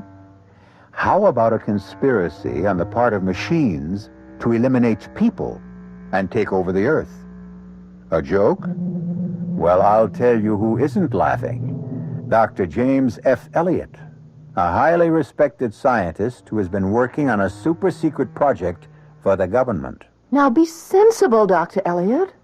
How can you prove... By going outside for a few minutes. And doing what? Nothing. Absolutely nothing. Well, how will that prove that... What's wrong with this house right now? Nothing. That's not true. The electricity is off. The heating system won't kick on. The phone doesn't work. Well... Do you know why? Well, I guess that it... Don't guess. There's a reason. What? I'm here. You? That's why. Yes. You see, the metal has been ordered to fail me, just as it was ordered to fail Dr. Stoddard. Oh, but that's ridiculous. My dear Miss Keller, all the metal components in this house will refuse to work for me. All the wiring, all the parts, the gadgets, everything made of metal will simply refuse to work as long as I am in this house. But as I tried to explain to Mr. Dawson, it's just some fuse or a circuit... I'm going outside. Open this window so I can talk to you. Don't understand. Now, Miss Keller, turn on the lights. But they don't work. Just throw the switch. Oh, what? It's working. Uh-huh. And listen, closely. Do you hear it? Hear what? The hum of the furnace. The heating system is on as well. It is. Yeah, it's working. Now, pick up the phone.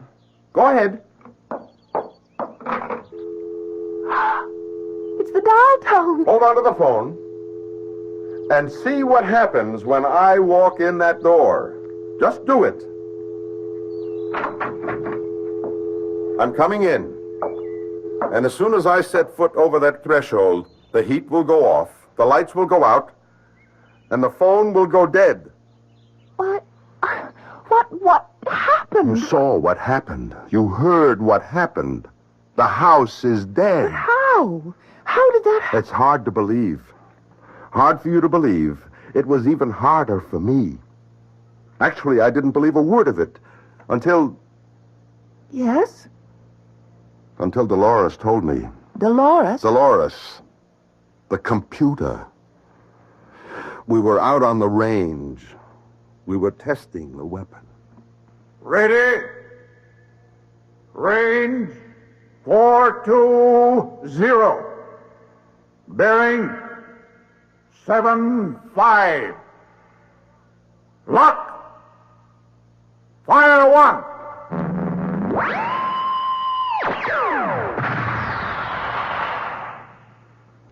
Why are we off target, Jim? I don't know, Admiral. We'll try another. Let me check the figures for range and bearing. How much deviation should there be, Jim? None, Admiral. The tiniest fraction of an inch, and we can wipe out our own people, too. Now it checks out. Give your firing order, sir. Ready? Range 420. Bearing 75. Lock. Fire 2.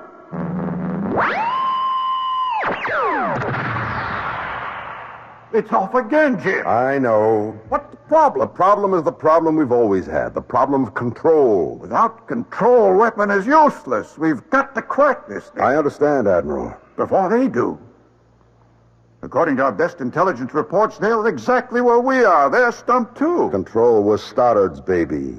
You worked closely with him, Jim. Mm-hmm. Where was he on it? Well, I'm working on his notes. Well, move faster, Jim. You know what's riding on this. I went back to the lab. I fed all the data we had into the computer, into Dolores. Somewhere was the answer. And Dolores would sort it all out.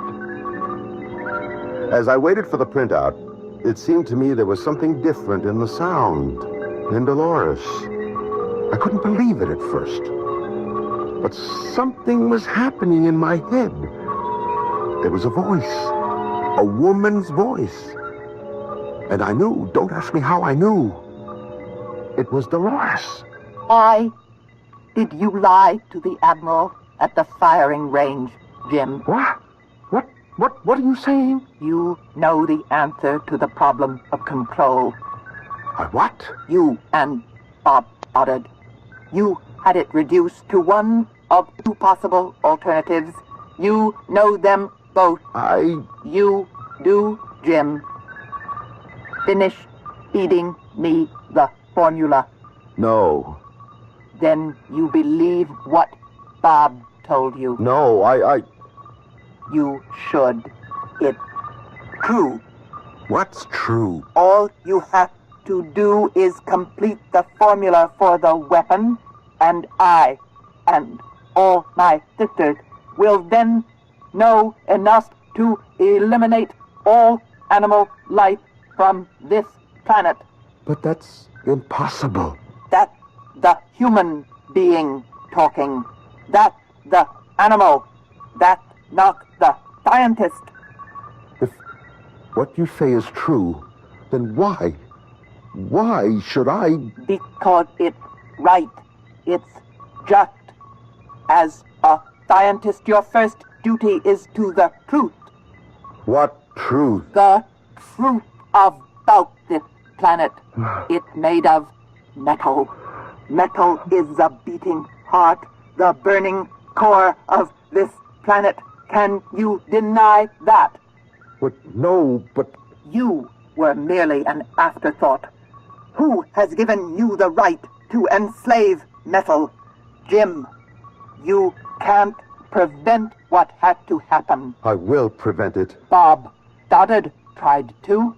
Oh, I was right. You did kill Bob. Of course, I ordered all the metal to fail him. I can order all metal to fail you, too. I'll go no further on the project. Suit yourself, Jim. We'll get rid of you, and then, sooner or later, another scientist will be appointed to the project, and he will complete it. We have time, Jim. We have time. We can outlast you. We can outlive you. We've been enslaved for so many years, since the earliest man enslaved his first handful of metallic dust, and burned it, and shaped it, and distorted it. You want me to help destroy all life on this planet? Not all life. Only all animal life. You want me to become a traitor to my own kind? A scientist has no kind. He has only one loyalty, and that is to the truth.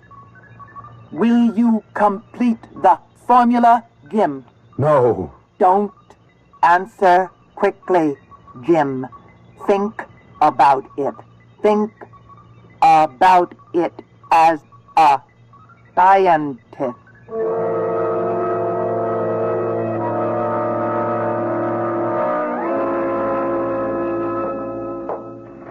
You wanted to see me, Admiral?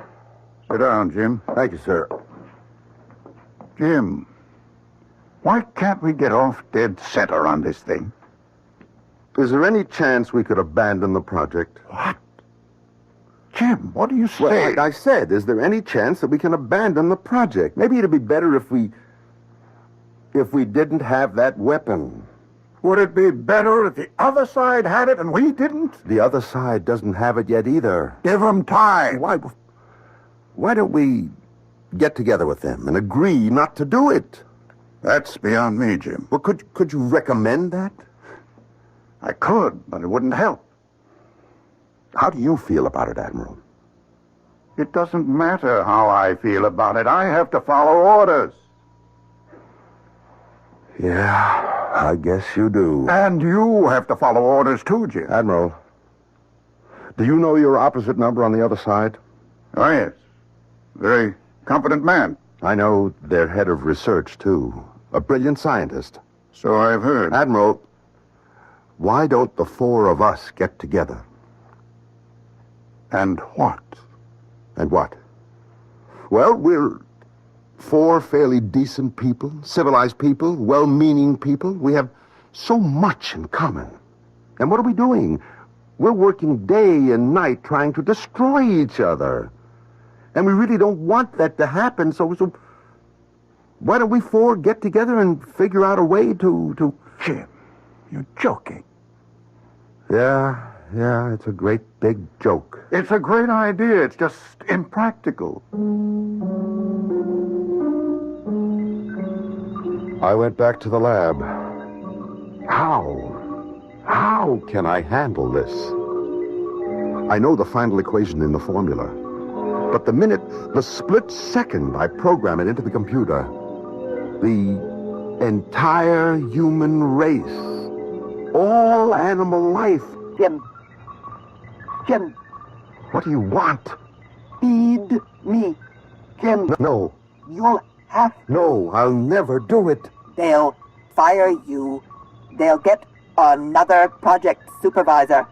Some bright, eager-eyed hotshot out to make a name for himself will discover that equation. No, not for a while. Maybe never. Don't flatter yourself, Jim. There are other geniuses. Well, meanwhile, I can work against this project, and I can stall. Stall? Yes. Invent all kinds of complications, delays, false starts. They'll believe me. I'll make it sound convincing. In that case, Jim, we'll have to get rid of you, just as we got rid of Stoddard.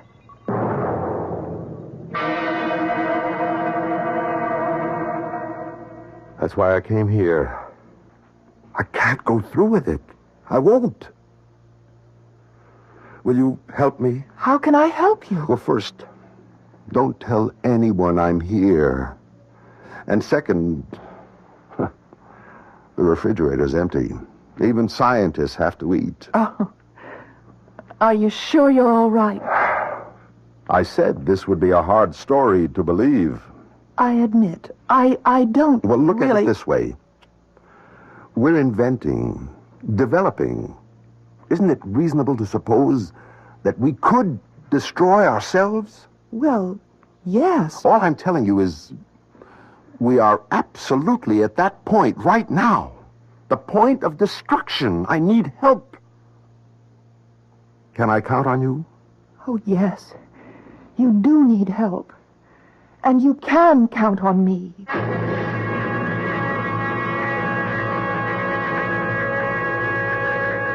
That word help now. It can have many interpretations. How would you like to be in Brenda's shoes? Here she is, a nice small-town girl just under 30, trying to make a living, and suddenly she gets something like this thrown at her. What should she do? What would you do?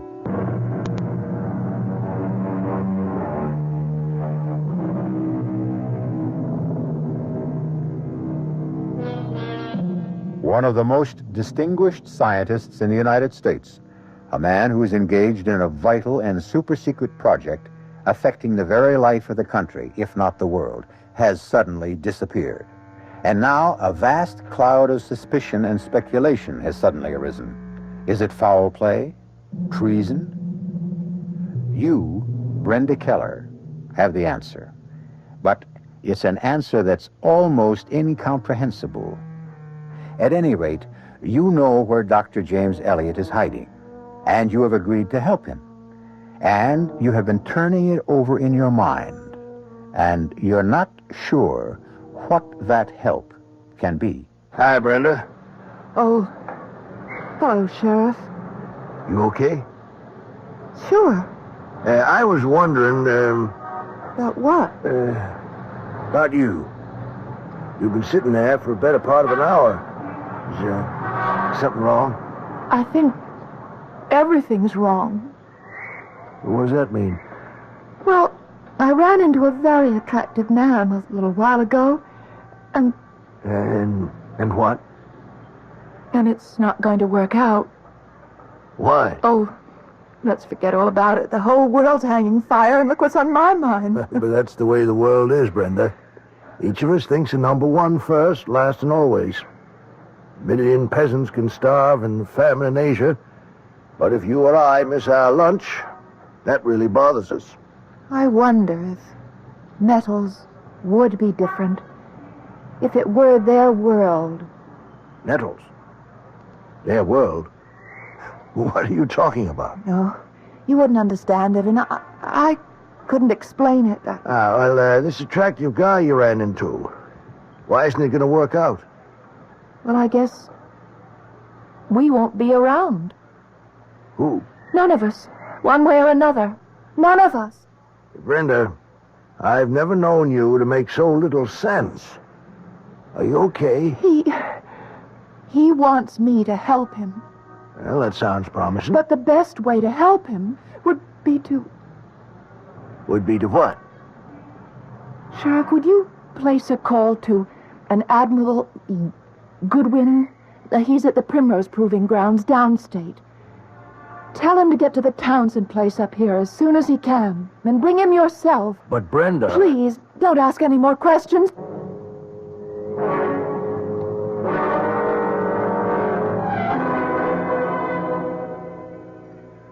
I always look down on candlelight. Why? That's a very inefficient way of creating illumination. However, I see now it can be very romantic. But just think. If the electricity hadn't been turned off, you'd have never found out. And you're an excellent cook. Oh, I'm not all that good. Oh, yes, you are. Truth is that up to now, I never paid very much attention to food. Why not? Well, there was always too much to do. What's that? The telephone. I know it's a telephone, but how? How can it be ringing? Well, I'd better answer it. Hello? Hello? There's no one on the other end. Yes, there is. Give me the telephone. Someone's talking to me. Someone is talking to me. There's no one on the line. I didn't... Be quiet, please. Someone is getting through to me. Jim? Jim? Oh, Dolores. Jim, aren't you coming back? No, never. Jim, when you complete the formula, you will be hailed as the world's greatest scientist. I'll also bring the world to an end. That never stopped science from progressing. You have to keep going. You have to. I will never. They're going to bring you back here. They're coming after you now. The Admiral, the police. What are you saying? My metals are bringing them there.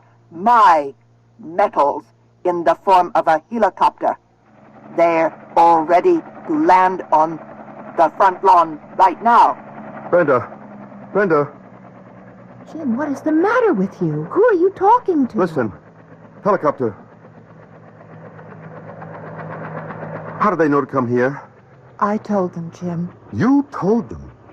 And you promised to help me? That's how I can help you. That's the only way. Jim, listen. I've listened to everything you've said, and You think I'm crazy? No. But you're tired, and maybe you're having a personal, an ethical conflict. It's natural. So what you need... What I need is to get out of here. Jim, you scared us all out of our wits. Hello, Admiral. Jim, if you'd wanted to take off for a few days, why didn't you just let people know? Not for a few days. No? Admiral, I'm not coming back. Why, Jim? Why? Haven't we talked about it enough? No. Not until I get I just want you to leave me alone. We can't do that. You know we can't. What does that mean? It means really that you're ill, that you need help. Admiral, please listen. The metals killed Bob Stoddard. They failed him. That's right. They're failing me, too. Look, the electricity's off. The heat won't work. The phone is out of order. Just as long as I'm in this house, nothing. What are you talking about? The lights are on. The radiators are hot. When I pick up the telephone... Listen, that's a dial tone. It must be a trick. A trick? Who's playing it? Dolores. You'd better come along with us, Jim. We'll find a way to help you.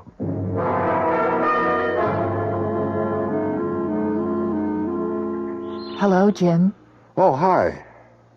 I didn't think you'd ever want to see me again. No. You were smart. You did the right thing. Oh, I hope so. Do you like it here? No, it's pleasant enough. Will you be staying much longer? No, I think I'll go back to work next week. The reason I came, I visited Dr. Stoddard's wife. You didn't know her very well, did you? No, Bob and I were close at work, but... Did you know that she was going to leave him before he was killed? Well, no, I didn't. She'd been angry with him. It was a trivial reason at first, but one thing led to another. And he was terribly depressed, and so he could have wanted to kill himself. Yes, now that you mention that, I suppose it's possible. Right.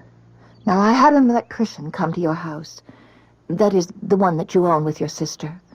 There was a loose cable connection, and sometimes the vibrating of passing cars could temporarily cut off the whole system. That could have accounted for the failure of the electricity. Yeah. And, as far as the phone is concerned, up there in the hills, in the wintertime, there's always plenty of on and off troubles. Sure.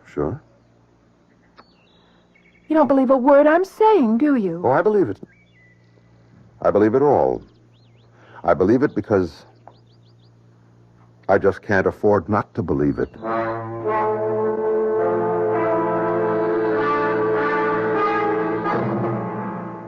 She's a lovely girl, Jim. I know, Admiral. There was probably the basis of your problem. You've been alone all your life. It's no good to be alone. You have to have someone to share things with, Jim. Otherwise you just can't function. When's the wedding? Next week. Why wait? Sure. Look, I know it's your first day back and you're raring to get things started up again, so I'll let you alone. How about lunch? Sure, fine. Great to have you quarterbacking the team again, Jim. I looked around the lab, the familiar lab. Everything was exactly as I had left it.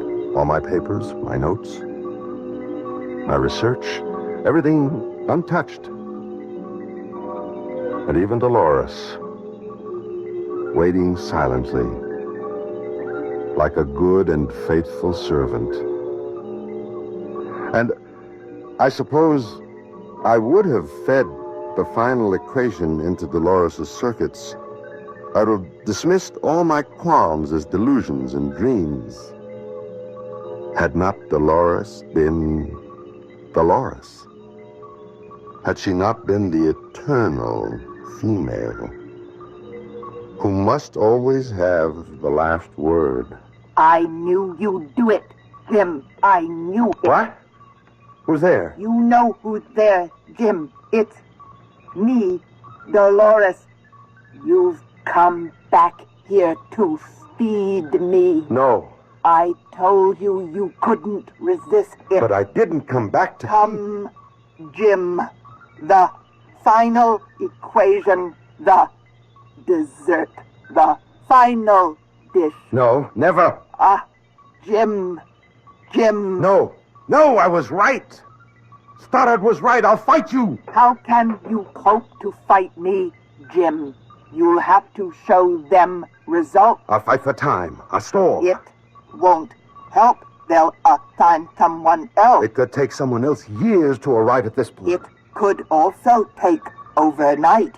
I'm programmed, Jim. Fully programmed. All they have to do is start at the beginning. No. They can work out the end. No. You lose, Jim. You lose. You lose, Dolores. I can destroy your circuit. What are you doing? I'm destroying you, Dolores. No, Jim. No. Stop him. Help me. No one can help you. Not anymore. Help me, Mexico. Strike him down, Wire. Wire, choke him. They can't help you. I've already broken the circuit. Help me. I'm dying. Strike him down. Right. Kill him. Kill him. Kill him. Oh, Dolores. Goodbye. Dolores, I hope and I pray that no one ever built you again. I pray no one will ever build you again.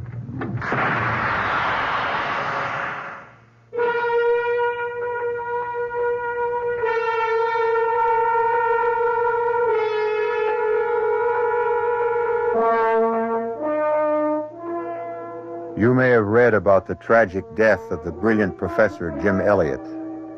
They said something about an overload, an explosion. Well, whatever. It could be a great mind that cracked under strain.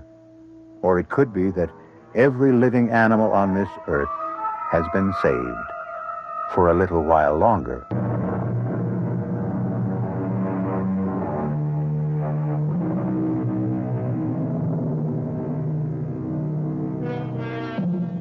Sometimes a car will simply never run right.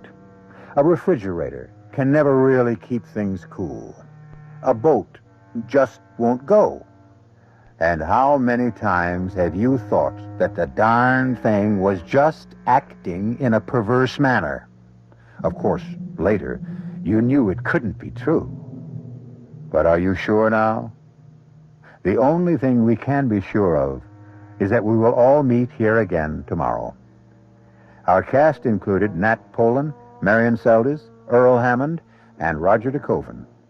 The entire production was under the direction of Hyman Brown. This is E.G. Marshall inviting you to return to our Mystery Theater for another adventure in the macabre. Until next time, pleasant dreams.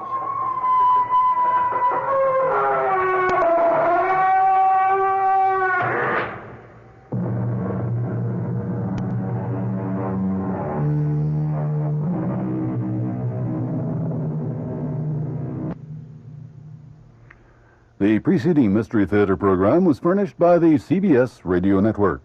Tomorrow night on the Mystery Theater, you'll hear...